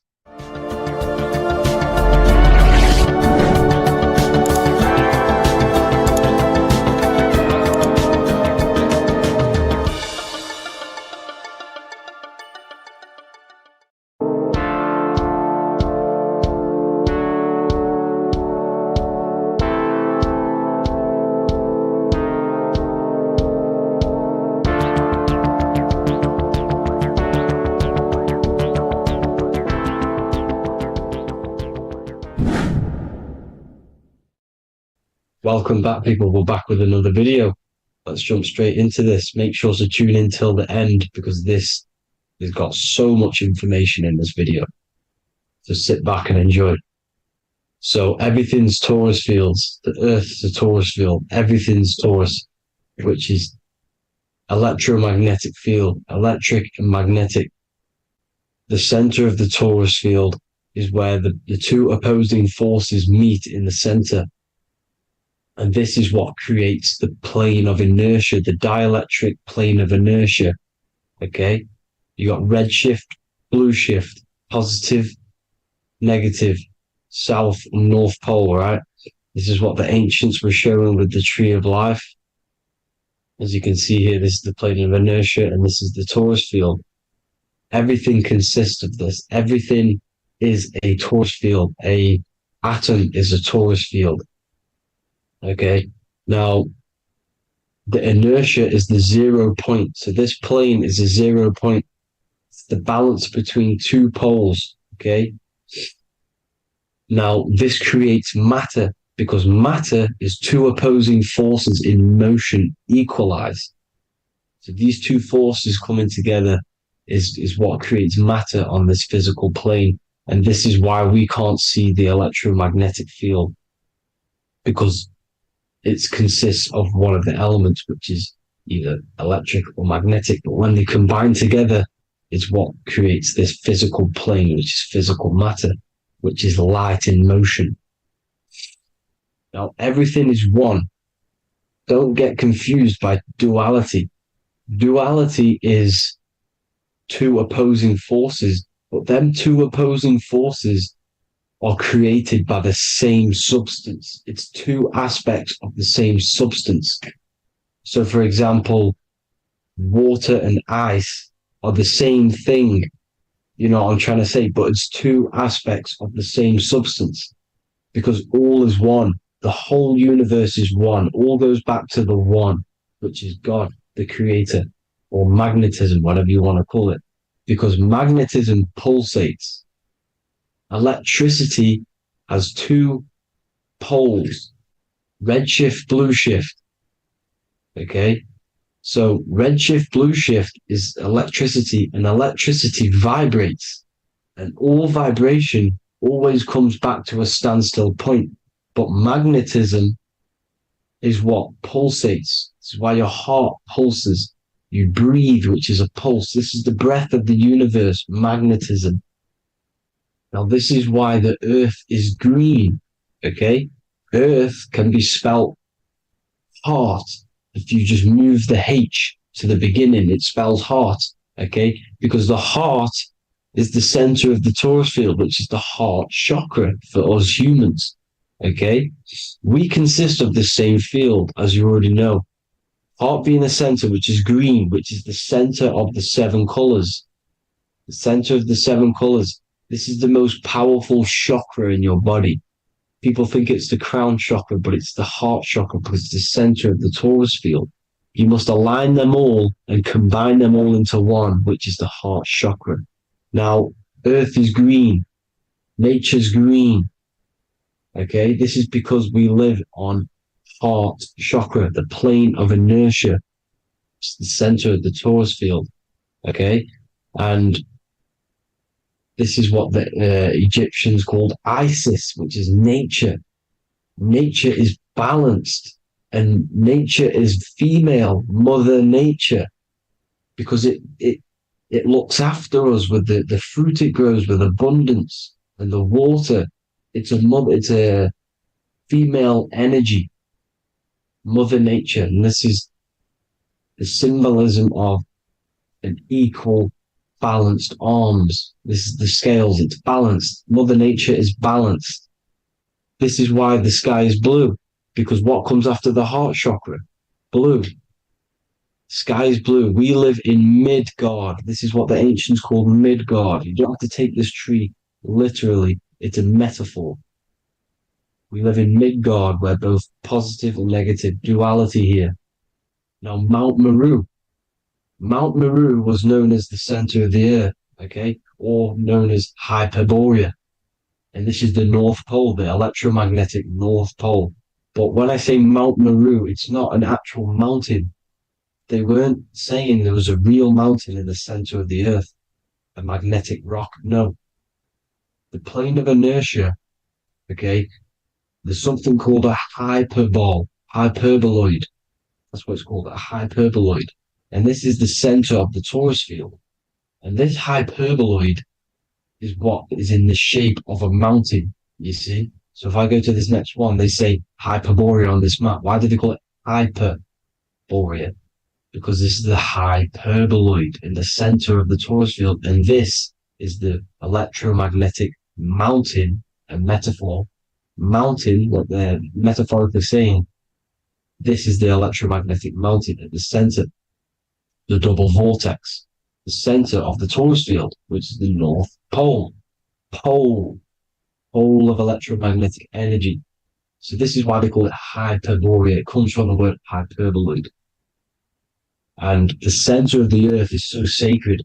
And they symbolize this with, obviously, the North Star, which is Polaris. And this is where the swastika comes from, because it's the 4 seasons moving around the North Star.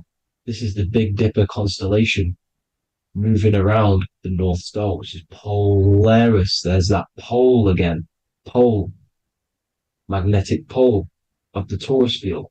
And this is where the green, emerald green, aurora borealis comes from. It comes from this center hyperboloid at the center of the earth, where the most electromagnetic energy is stored. The center of the plane of inertia. The center of the plane of inertia.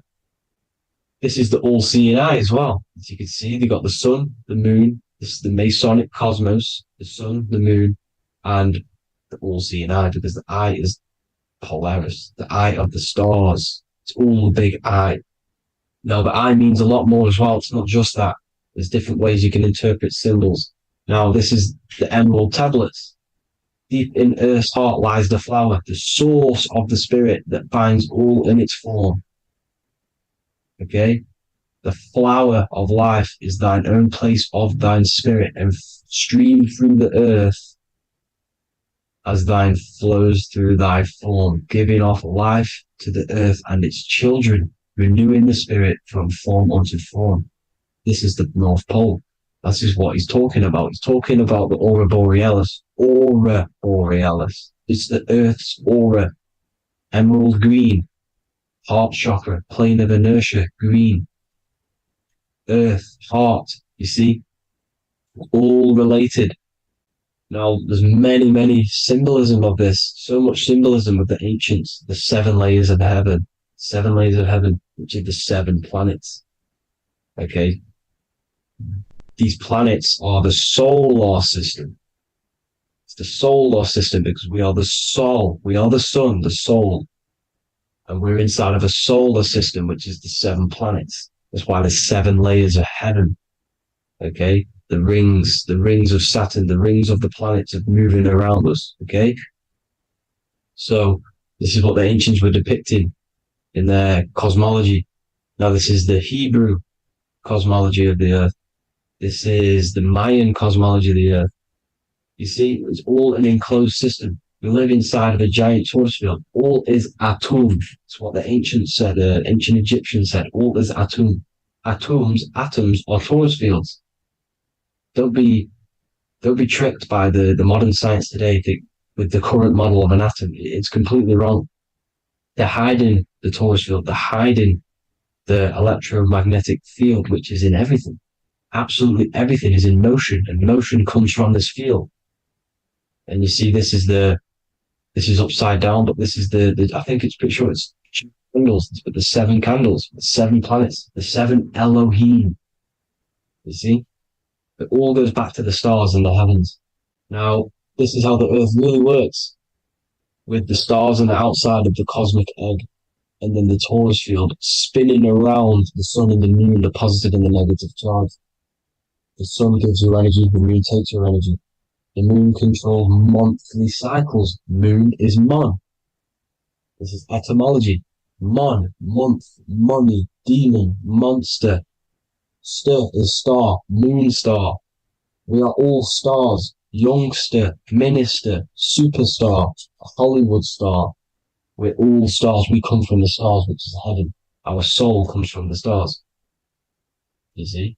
We are the universe, the image of man is made in the universe. We are a microcosm of the universe. The universe is a macro. We are micro. We consist of everything. The body, mind, and spirit. The sun, the soul. Moon, the mind. Earth, the body. Body, mind, and spirit. We have 12 systems in the body, which are governed by the 12 zodiac signs. Starting at the Aries, which is the ram of God, all the way down to Pisces. And Capricorn, kneecap. It all goes back to the stars. We are the stars. We are the universe. Everything is inside of us. Everything. Like they say, the Temple of Solomon, the Temple of the soul and man. The soul, the temple is the body. The soul is the soul, and the man is the mind. The temple of the soul and the mind. Body, mind, and spirit. We consist of the 5 elements. Air, spirit, water, earth, and fire. We consist of everything. We are the universe. We're made in God's image, which is the universe. You see? Now, everything goes back to the stars. The ancients worship the stars because the stars govern everything. They govern the systems in the body. They govern your life. This is why your zodiac is so important, your sign. Each zodiac has a specific element associated with it as well. Aries, which is the first sign, the Ram of God, which is a fire sign. Fire, first. F-I-R, this is etymology. The cerebrum, ram, which is in the brain. Aries, the ram, controls the head, the face, and the nose upwards. So it controls the cerebrum. The Torah, which is, I'm pretty sure it's the Hebrew Bible, which is the Taurus. Tornado comes from the Taurus field. You see? Everything's inside of you. It all goes back to the Taurus field, and the Taurus field is everything. Now, like I said, 12 zodiac signs, 12 systems, 12 cranial nerves in the brain, the 12 disciples of the Bible, all symbolic, have to read the Bible properly. Now, this center, at the center of the earth, right, this is what's stirring the ether, and the ether consists of the four elements, because there's 5 elements. Spirit can be called ether. People call it spirit or ether. Ether is pure potential, pure energy. It's what connects the astral to the physical.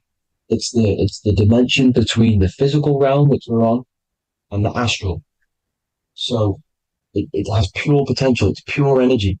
This is why we say either. I either want to go there or there. It's connecting 2 scenarios. That's what the ether is.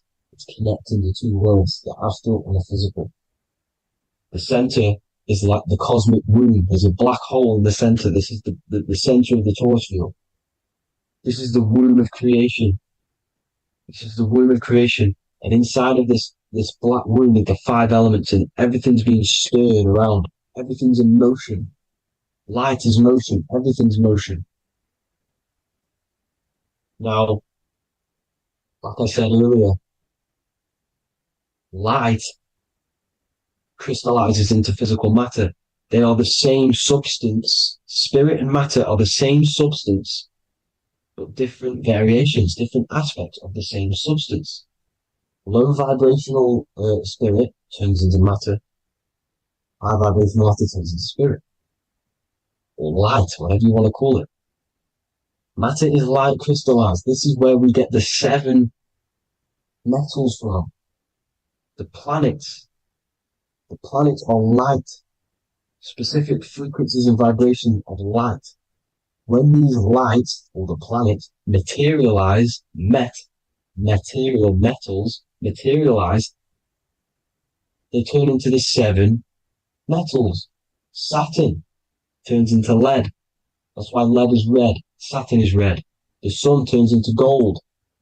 That's why the gold is yellow and the sun is yellow. You see, Saturn is the time god. What happens in autumn?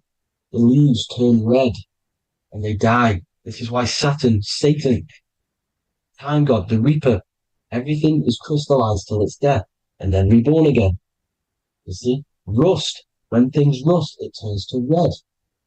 Because it's Saturn. Saturn crystallizes everything. He's the reaper who comes around in winter. You see? He's Satan. Jesus and Satan, the sun and Saturn. They say we live in a solar system. The solar system. I think I've already just broke this down. The 7 planets are the 7 chakras. Everyone already knows this. But I'm going through it anyway. But this is where we get the 7 planets from. And the 7 metals. You see, all the ancients knew it was an enclosed electromagnetic system. It's not a spinning ball in the middle of space, people. They want you to believe this so you get stuck in this material world. Because if you believe everything's material, you can never affect this plane effectively. You can never create your life effectively if you don't understand the planes of existence. Because the mental plane is a higher plane. And it breaks down and it controls the planes below it. The mental plane, hold on, I've got it here for you. The mental, the astral, etheric, then physical. Etheric connects the physical to the astral, but the mental is what's above them all. You see? Now, it's important to understand this. It's important. However, the ancients always talked about the enclosed system. Only NASA, which is introduced around the Roman times, not NASA, but the globe Earth was introduced around the Roman times. Okay? By these Masons. These Masons introduced this because they wanted to take over the minds of the masses and control them. These people worship the physical realm. They know how it works. They know the ins and outs of it. They know how to do the magic. They know how to do it all. They understand it all. That's why Masonry have to take the oath. The oath of not speaking. You're not allowed to speak about anything you learn about in Masonry. Because they're discovering the truth, about your mind and how it creates reality and stuff like that. So this is the Masonic cosmology, the 5-pointed star, the 5 elements, the checkerboard for duality, positive and negative, the 2 aspects of every substance. This is another ancient painting depicting the firmament, the stars inside the firmament, the sun. You see, the ancients worshipped the sun because it's so important for sustaining our life. It's the only reason we're alive is because of the sun. But then people think it gives you cancer today. They brainwash you to think the sun gives you cancer when it's the number 1 source of all life. They want you to believe it's a big, spinning, dangerous ball in space. It's not. It's here to give us life. It's God's son. That's why Jesus is known as God's son. It is the Son of God. God created that to sustain us. You see? So it's important you understand the true cosmology of where you are, because if you don't know where you are depleted of all of your morals. You're depleted. You're demoralized. You're lost. You don't know where you are. You don't know where you exist. Okay? Once you accept the globe model, the heliocentric model, you will subconsciously think that you come from nothing. This is why they implemented the evolution theory just after the globe model was introduced by Charles Darwin. Charles Darwin came in after the globe model. He's a Mason, he was another Freemason, and implemented evolution where we came from monkeys, because they want you thinking less of yourself so they can manipulate your mind. You see? They want to manipulate your mind, and they have done since you got here. Since you came through that portal, you were manipulated from that day to believe this, believe that. The true cosmology, the truth will set you free. You will understand things better. You will feel better in yourself when you know the sun is here for you. You'll feel better in yourself that you know that you didn't come from a monkey. You were created as a human, a manifester, a creator. You're so intelligent. Your mind is amazing. You can manipulate matter, mind over matter. See? Thank you all people for tuning in. Tap in with yourself. Love yourself. Find the truth. Spread the truth. Nothing dies. Nothing in this creation dies. Everything's energy. Everything's light. Light can never die. You're a light being. That's why it says Hugh. Hugh man. Hugh is light in Hebrew. Or Latin. Either one of the two. You are light. You're a light being. You never die. Ever, ever, ever die. Ever. Stop thinking you're going to die. This body will die because it contains electricity. And electricity always goes back to a standstill point because of vibration. Electricity vibrates. You are pure light. You will never ever die.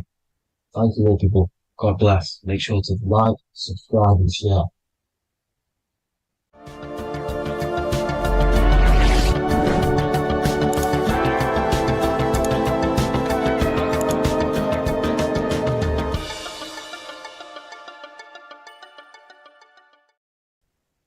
As above, so below. This is one of the most crucial teachings within esotericism, occultism, or what we like to call it today, spirituality. I don't like calling it spirituality because it's not spirituality.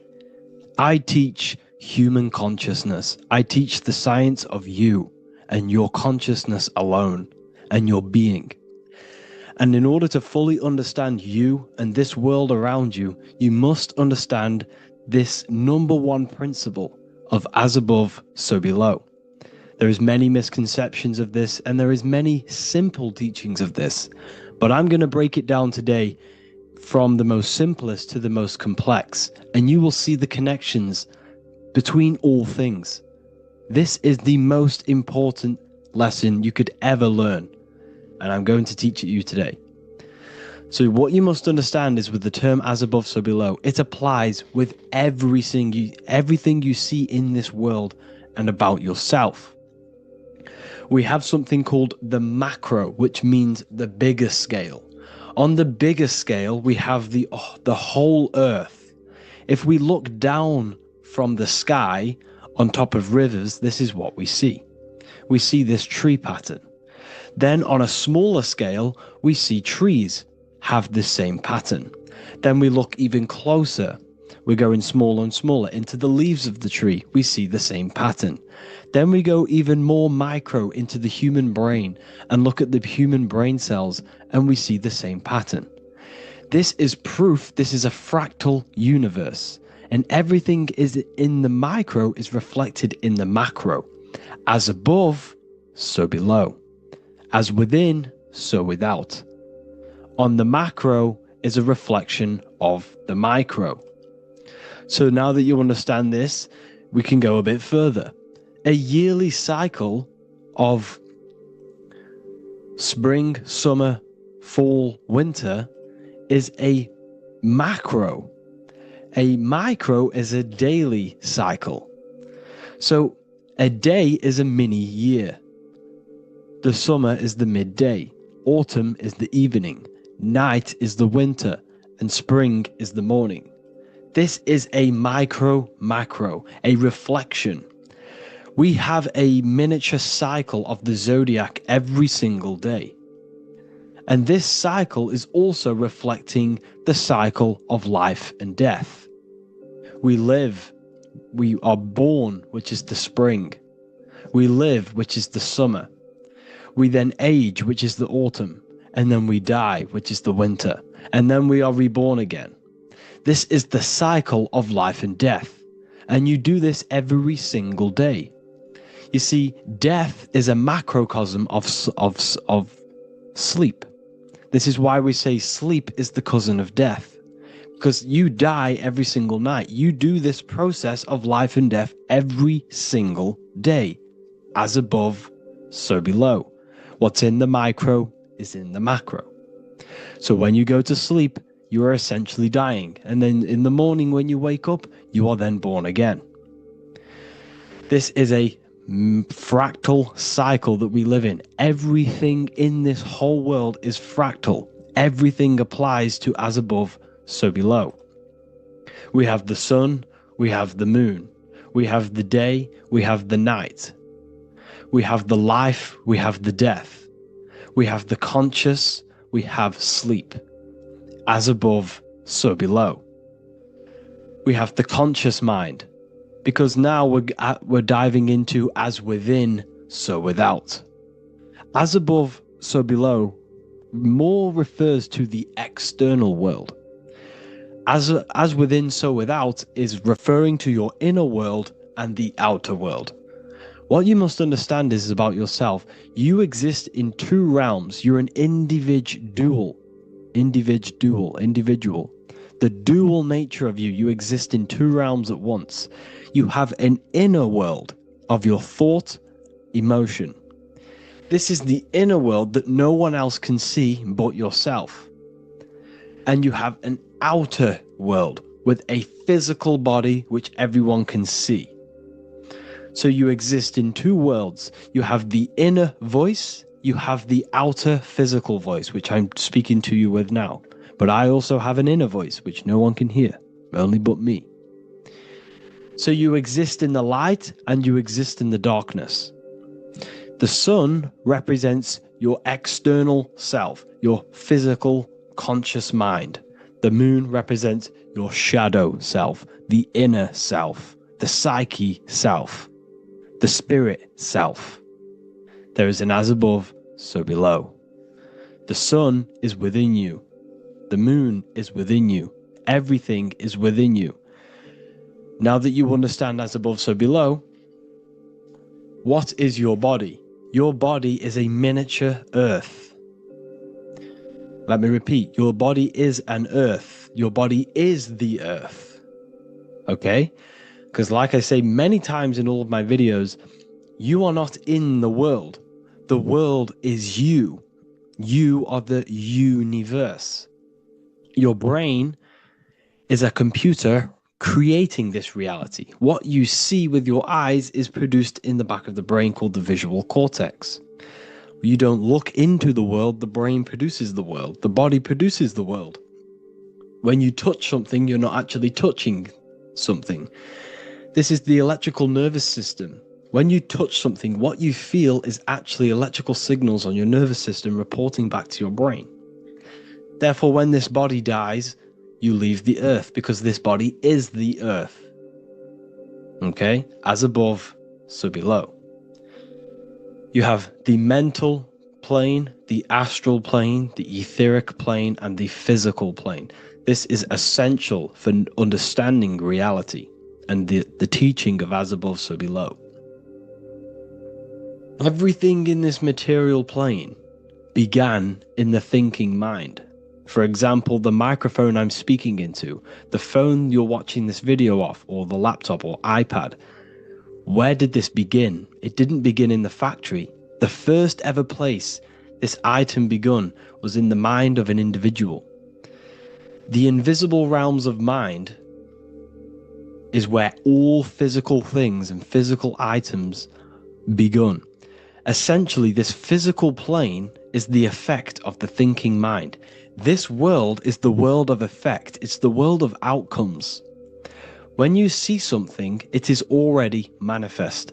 It is already being manifested. It is an effect. And in the effect of the cause, which is the thinking mind. Therefore, the mind creates thoughts, which is the mental plane. Then after thoughts creates imagination, which is the astral plane. These two are spiritual. They are non-physical. So spirit kind of means non-physical. Then you have the physical planes, the etheric and the physical plane. As above, so below. What happens in the mind is manifest on the physical plane. Like I said, the phone that you are holding, it was a thought, and then it brought down into a physical reality. As above, so below. You change the mind, you change your reality. Your environment, the word environment has ment in it because your environment is mental. So now that you understand this, so what is the world around you? The world around you was created by the mind of God. It was manifested through God's thought. So you are living in the mind of God. You are a thought in the mind of God. God thought you into existence. But like I said, we are all fractals. Everything is fractal. If God exists, this means that you are God, as above, so below. God created you through the thinking mind, and he gave you a thinking mind.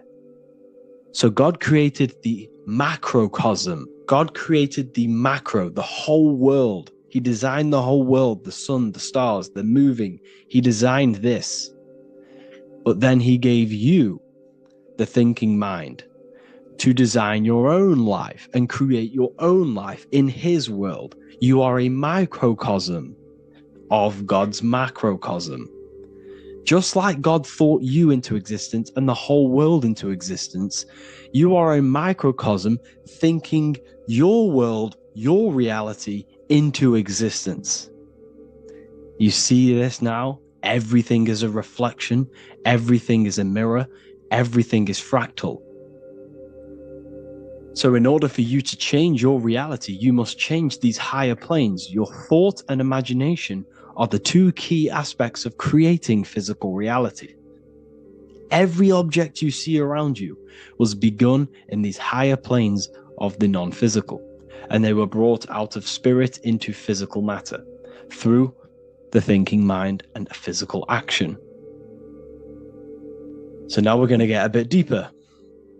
The brain is not the mind. Now that you understand, we have spirit and matter. As above, so below. You have a non-physical side of reality and a physical side of reality. The mind is the spiritual brain. The brain is a physical manifestation, a physical effect of the mind.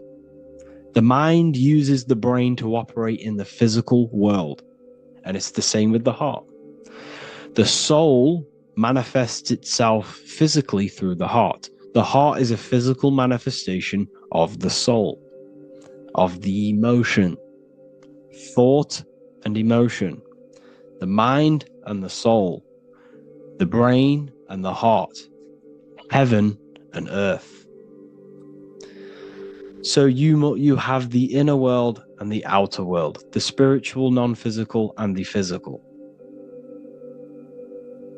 So we are all on this process of awakening, an expansion of our minds into new fields of thought, into new fields of awakening ourselves. Because essentially we are born into this world, but you are born many, many times. You can be born physically and you can be born spiritually. Like I said, everything is fractal. So just like when the baby finds out that there is a world outside of its mother, what does the baby do? The baby seeks a way out of its mother, and then the baby is now born into a new world, a world outside of its mother's womb. It's the same with you and your spiritual process. As your mind becomes aware that there are other realities beyond your physical body, it then seeks a way out. And this is why you are probably watching my YouTube, because you are now on the path. Something within you has guided you to this path of knowledge, truth, enlightenment, and expanding your consciousness. And it is your soul who brought you here. Your soul speaks through emotion, like guidance. Emotion is the language of the soul. When you feel very bad, this is your soul telling you you're not in the right place. You're doing the wrong things. Because the soul is always unfolding its purpose, which is expansion and learning. That is it. The mastery of the self and the learning of the mind is the only thing that counts in the end after this life. So you are on a journey of expansion, of learning, creating, and spiritual rebirth. As above, so below. What does this body tell you? When I see someone overweight, I don't see the overweight. I don't see the body. I see the mind. I see an undisciplined mind. I see a mind that lacks self-control. I see a mind that seeks external validation. That's what I see when I see an overweight person. I don't see his body. I see the result of his mind. Because what does the Bible tell you? You shall know them by their fruits. It's the same saying as above, so below. You shall know them by their fruit. The fruit is their manifestation. Your body is a direct correlation and manifestation of your mind. Your inner world projects your outer world. As within, so without. As above, so below. Now, what do you see when you see this man's body? I see discipline. I see strength, mental strength, not physical strength. I see mental resilience of pain. Because all of this man's mental energy has been manifested physically within his muscle. This body is a direct manifestation of this man's mind's pain and suffering. And it shows discipline. This is why people instantly respect you if you are in shape. You walk into a room and you are in shape, people will instantly give you respect because they know that you are mentally disciplined. The body is a reflection of your inner world, and it's the same with your friends, your family, your connections with people. If you think about yourself very negatively all the time, and you don't have a good connection with yourself, you don't have a connection with your true self, this will manifest into every single relationship you have in your life. If you don't have a good relationship with your inner self, you don't have a good relationship with the people and the friends around you. Because as within, so without. If you think negative about yourself, you will only pick up the negative in other people. If I think very highly of myself and I think very happy and good things about myself, I will then see the good things in other people. Because it's as above, so below. As the inner world is, so is the outer world. It's the same with your life circumstances. Your life is a direct correlation of every thought you thought in the past. If you possess millions of pounds, millions of dollars, this is because you have thought this into physical reality. You live the life you are deserved. You live the life that you manifest through your thought. If you live a very poor life, this is a reflection of your mind. This is a reflection of what you have thought into physical existence. Because like I said, everything begins in the mind, as above, so below. And this is even present within the body. So where is the head? The head is at the very top of the body. And where does all manifestation begin? In the mind. That's where the mind is, in the head. And then the thoughts we think travel down the body into the heart, which is the emotion. Every thought we think is in the emotion. Every thought we think creates an emotion. This emotion then drives the action. Where does the action come from? The feet, because the feet move our body. We move with our feet to take action. Our hands. You see, so the body is even a micro reflection. I can't even say it. Reflection of the order of manifestation. This blew my mind when I figured this out. You see, the head, the thoughts begin here. This is the beginning of all manifestation. Then it comes down to the heart. This is the emotion. Then you take the action. The thought and emotion then sparks the action, which is taken with the hands and the feet. And where's the lowest point on the body? The feet, and that's touching the physical earth. So the head is where the thought is, the non-physical, and the lowest point on the body, which is touching the physical earth. So the head represents spirit, the feet represent matter, spirit and matter. Your room, if I walk into your room and I see a messy room, I don't see the room, I see a messy mind. The room is a reflection of the mind. If you have a messy room, this is your mind. It's an externalization of your unsorted mind, undisciplined mind.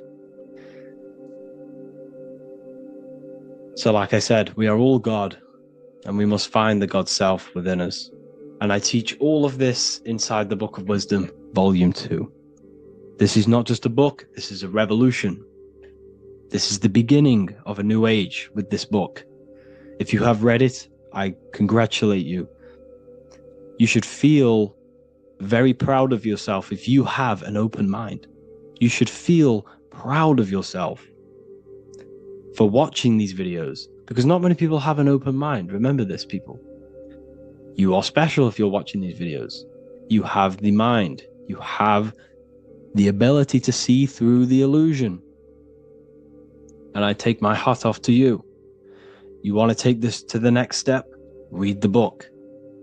Or if you want to take it to the serious levels, join the university. The university, you gain access to every piece of my material that I've ever done, all of my books, all of my lectures that are hidden from YouTube, that are hidden from everywhere else, the lectures that give you real power. And if you feel alone on this journey, we have a conscious community where you can connect with like-minded individuals, because I've been there. I've been there when you feel lonely, because you feel like no one else is thinking the way you are feeling. You can't talk to people about these things because people just think you're crazy. That's why I put together this, so we can connect, so we can unite, so you can connect with people, so you don't feel crazy about thinking about this stuff, learning about this stuff. And if you truly want to level up your life, people, and take your studies serious, this is for you. We do live calls, we do lectures. There's a whole library filled with books you can read. It's the perfect place for the truth seeker. I thank you all for joining. Please leave a like, a comment, a subscribe. Let me know any future videos you want me to make in the comments. Thank you all. Have an amazing day.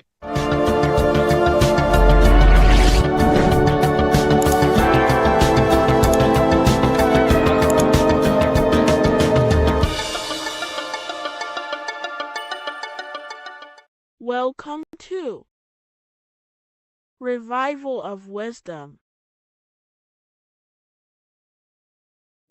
What is good, people? Is Revival of Wisdom. We're back with another video. Today we're going to be talking about the importance of Saturn and the occult. Let's jump straight into this.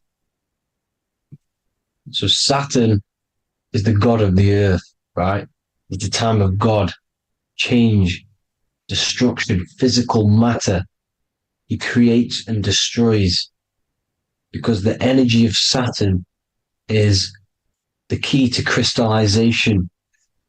It wraps things in physical matter, right? He creates everything, all life forms, and he takes things back because the day that you're born, that's the day that your expiry date is coming. The time is ticking until Saturn takes your life. This is why he's known as the Reaper. Okay? As he's personified as eating his child here in this ancient Roman painting. As you can see, he's eating the child. We are all children of Saturn, right? He creates physical matter, our physical bodies, right? He's the god of time because he's the slowest moving celestial body. He's the Lord of the Rings, as you can see here. He's the last one on the ring. He's the slowest one moving, okay? So he is the Lord of time, of destruction and creation, okay? This is why his name is Satan. He's the devil, okay? But I'm not saying Saturn's evil, guys. It's a part of life. Everything lives and dies, right? He's the key to crystallization. Now, as we have the clock here, our god Saturn, or Chronos in Greek, just means time. He's also the god of time, as I've already said. 60 seconds in a minute, 60 minutes in an hour, 24 hours in a day. Add 2 plus 4 equals 6. 60 seconds, 60 minutes, 2 plus 4 equals 6. That's 666, okay? And as you see on the clock, 6 take away 12 equals 6. 7 take away 1 equals 6. 9 take away 3 equals 6. 6 is the number of Saturn. It's associated with Saturn, right? He's the god of time, of justice. Everything goes back to the Reaper in the end. Everything lives and dies. Now, the artwork of him, he's always got the Reaper staff. You see, it's personifying death. Now, when you see this, the Romans were not saying Saturn was a real person, a real god in human form. No, this is personification. This is what the ancients always did. They personified, just like the Bible. It's all personification. So the personifying Saturn eating its children because it eats, it's the Reaper. No one can escape the Reaper. No one can escape death. Now, Saturn is 666, which is in the Bible, the number of the beast, right? The number of the beast, Satan, 666, right? So on the North Pole of Saturn, you have a hexagon, which makes a cube, right? Now this hexagon, when you join up all the corners, creates the 6-pointed star known as the Star of David, right? In the Jewish religion. Now, as you can see, the 6-pointed star has 6 points, 6 mini triangles, and a 6-sided hexagon. That makes 666. And also, you have Saturday is named after Saturn, the 6th planet, the 6th day of the week, and has a 6-sided polygon on its North Pole. That's also 666.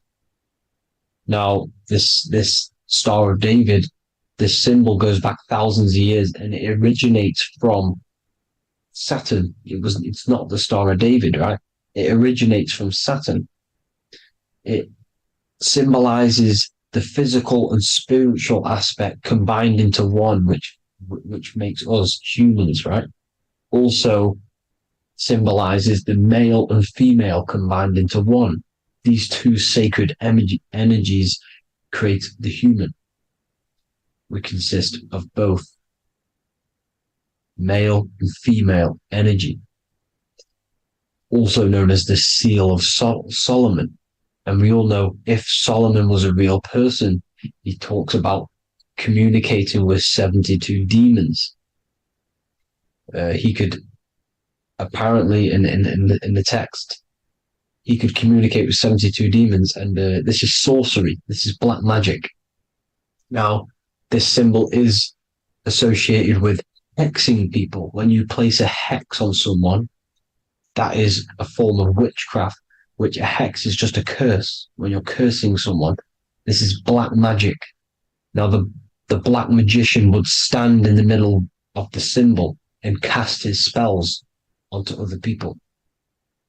Now, this symbol is obviously on the $1 bill, twice on the $1 bill. And it's very, very ancient symbol. And it originates from Saturn. And let's keep going. So the cube. So I've just said how you see the cube on the North Pole of Saturn, right?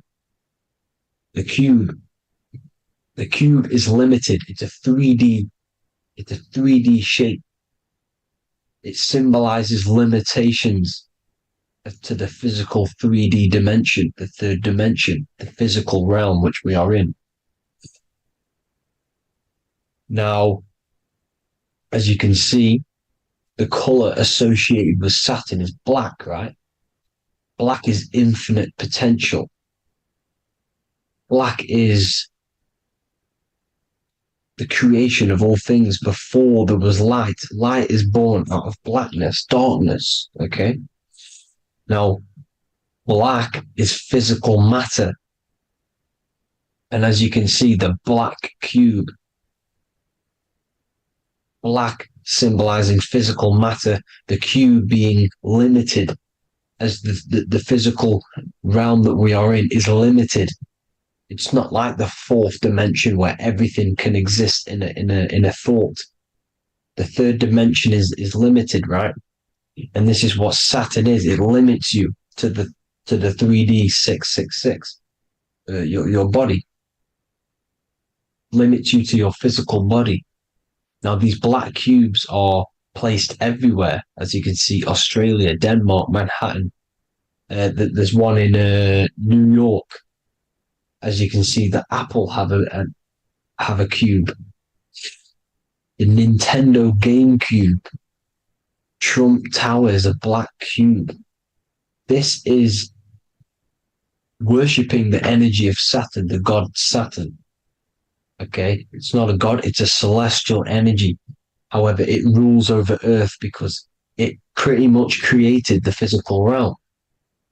Now, as you see, when you go to a funeral, you wear black, a black suit symbolizing Saturn, which is the color associated, black. And as you see in Mecca, they walk around the black cube in rings. As you can see here, they're stood around in rings, like the Saturn, the rings of Saturn. The Mercedes symbol. You probably wouldn't notice that, but yes, it's Saturn. And when you graduate from university, you wear a black cube on your head. This is all symbolizing Saturn. Okay. Now, as you can see, the Jews here have a black cube on their third eye whilst they pray. Notice how he's shutting his eyes into blackness, darkness, and he's wrapped around a black strap around his arm. This is symbolizing the wrapping of physical matter, of how physical matter wraps things into existence.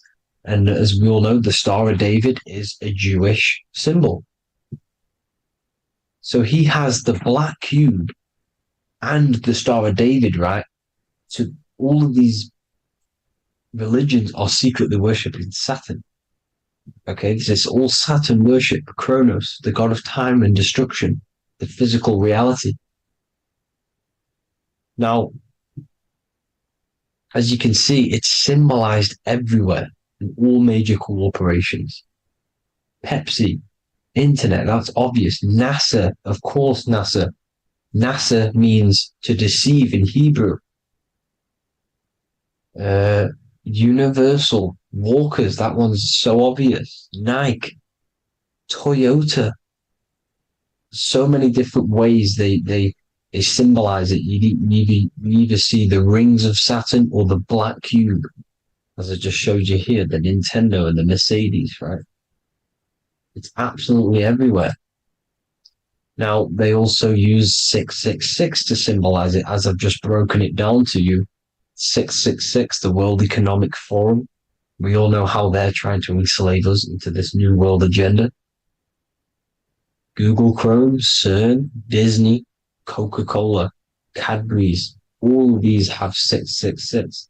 Now, every UPS barcode has 666. And even www. Is Hebrew for 666, as you can see here. Monster. It's the same Hebrew letter that means 666. Drake, 6 God. That's his God, Saturn. Why? Because they love physical realm. They love the physical dimension, the third dimension. Because they can rule here through riches. They can build an empire here. It's not like the fourth dimension. They don't want to ascend. They want to stay down here in the physical realm. Okay? Now, this is why they're cloning. They can move their consciousness into other clones to live forever. This technology exists. This is why they love the third dimension. As you can see, all of these sellouts here, Drake, Leonardo DiCaprio, all of these people doing 666 because this is their God. This is their God. They love the physical realm. They sold their souls for wealth and fame in this physical realm. So why would they leave? You see? Now, this isn't all just evil, okay? So you have 7 chakras, right?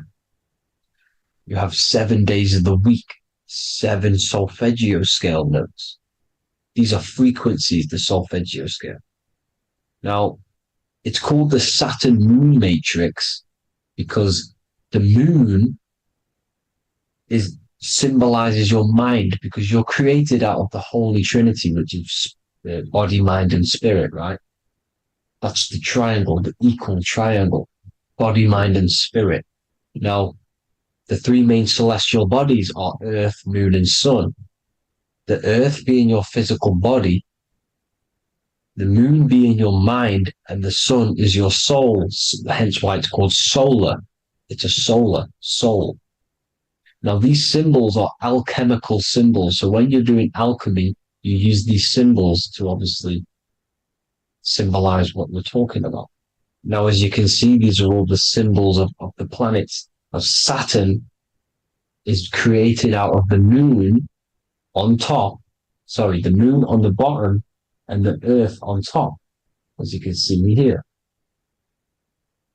You see? And this creates the number 5. Now, with the moon being your mind and the earth being your physical body, this is mind over matter, because the earth is your body's matter. This is matter over mind. You don't want to be matter over mind. This is low states of consciousness. You won't be mind over matter. You see, to manipulate matter, to create your own reality.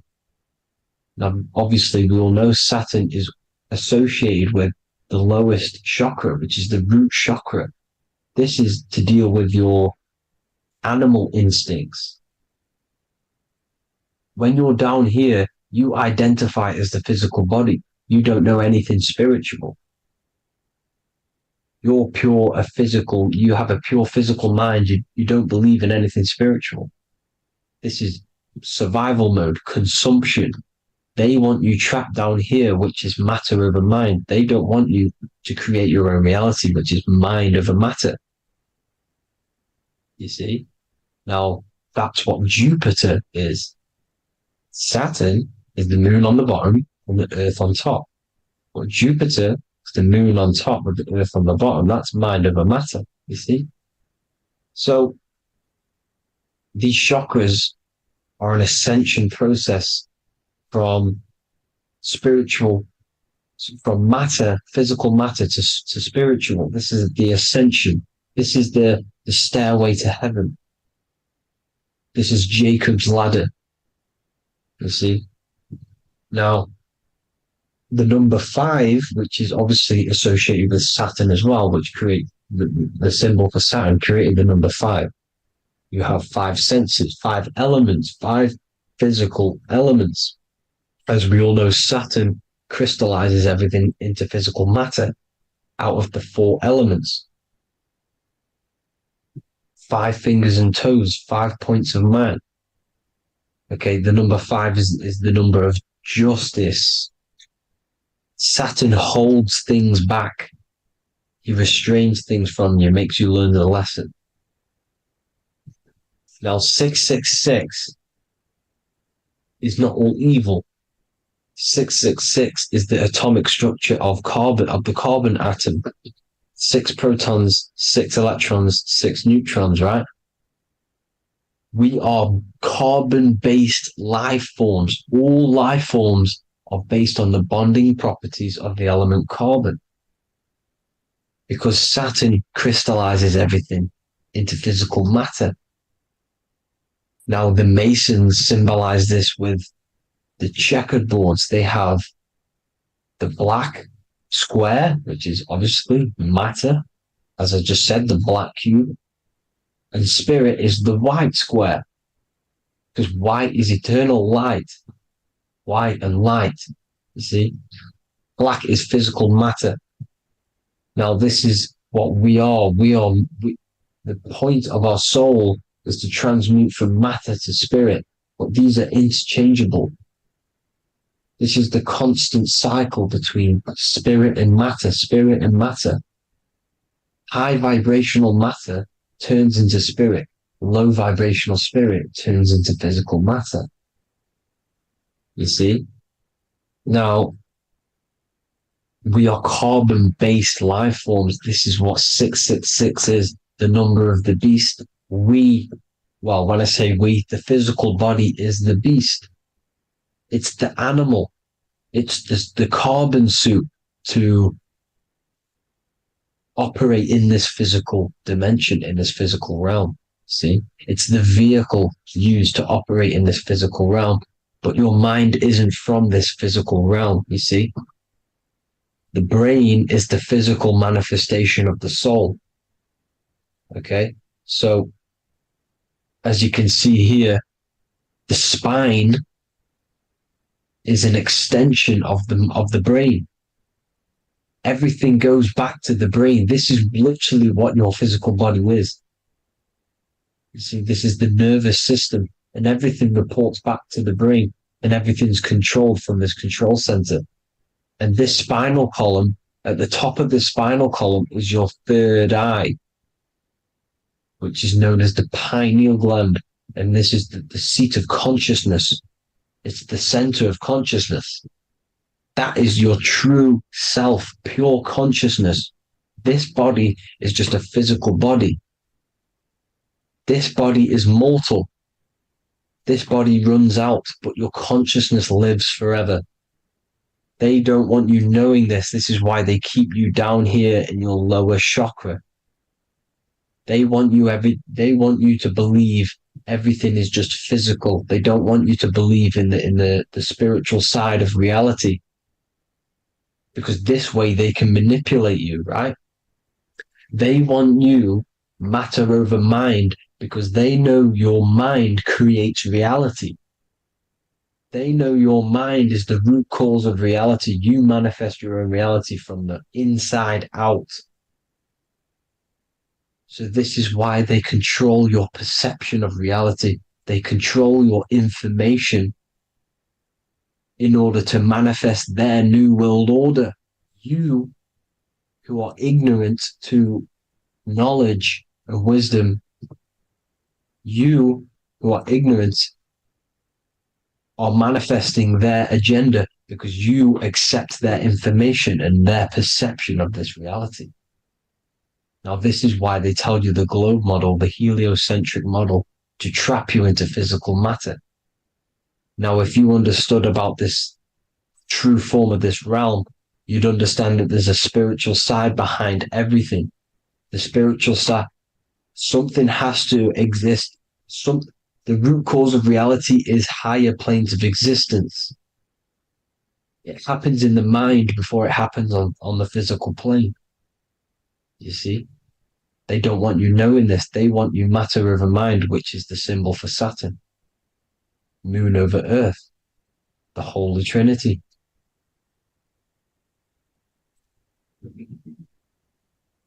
Now, as you can see, the cube also makes IXXI. This is Roman numerals. This is Roman numerals, and when it's translated from 9/11. Yes, 9/11. This is the secret code of the one world order. The two twin towers, when the two become one. Okay, when the two become one, this is how you reach the higher states of consciousness, the physical and spiritual. Now, as you can see, the 9/11 memorial are two black cubes. It's two black cubes. This is all Saturn worship. Now, I'm not saying that Saturn is an evil celestial body, right? No, everything has a good side and a bad side, right? It's duality. The spirits of Saturn on the dark side are the most evil demonic spirits. Now, these are the spirits that these are invoking through these rituals, right? Yes, 9/11 was a massive ritual. It's a satanic ritual, okay? Now, we all know Elon Musk. Elon Musk is coming with the mark of the beast. In English gematria, this equals 666, right? 666, as I said, is the number of the beast. You are the beast, your physical body. You see how the Bible twisted things up to make things more confusing, right? But it's there. You just have to have the knowledge to be able to read the Bible properly. As we all know, we had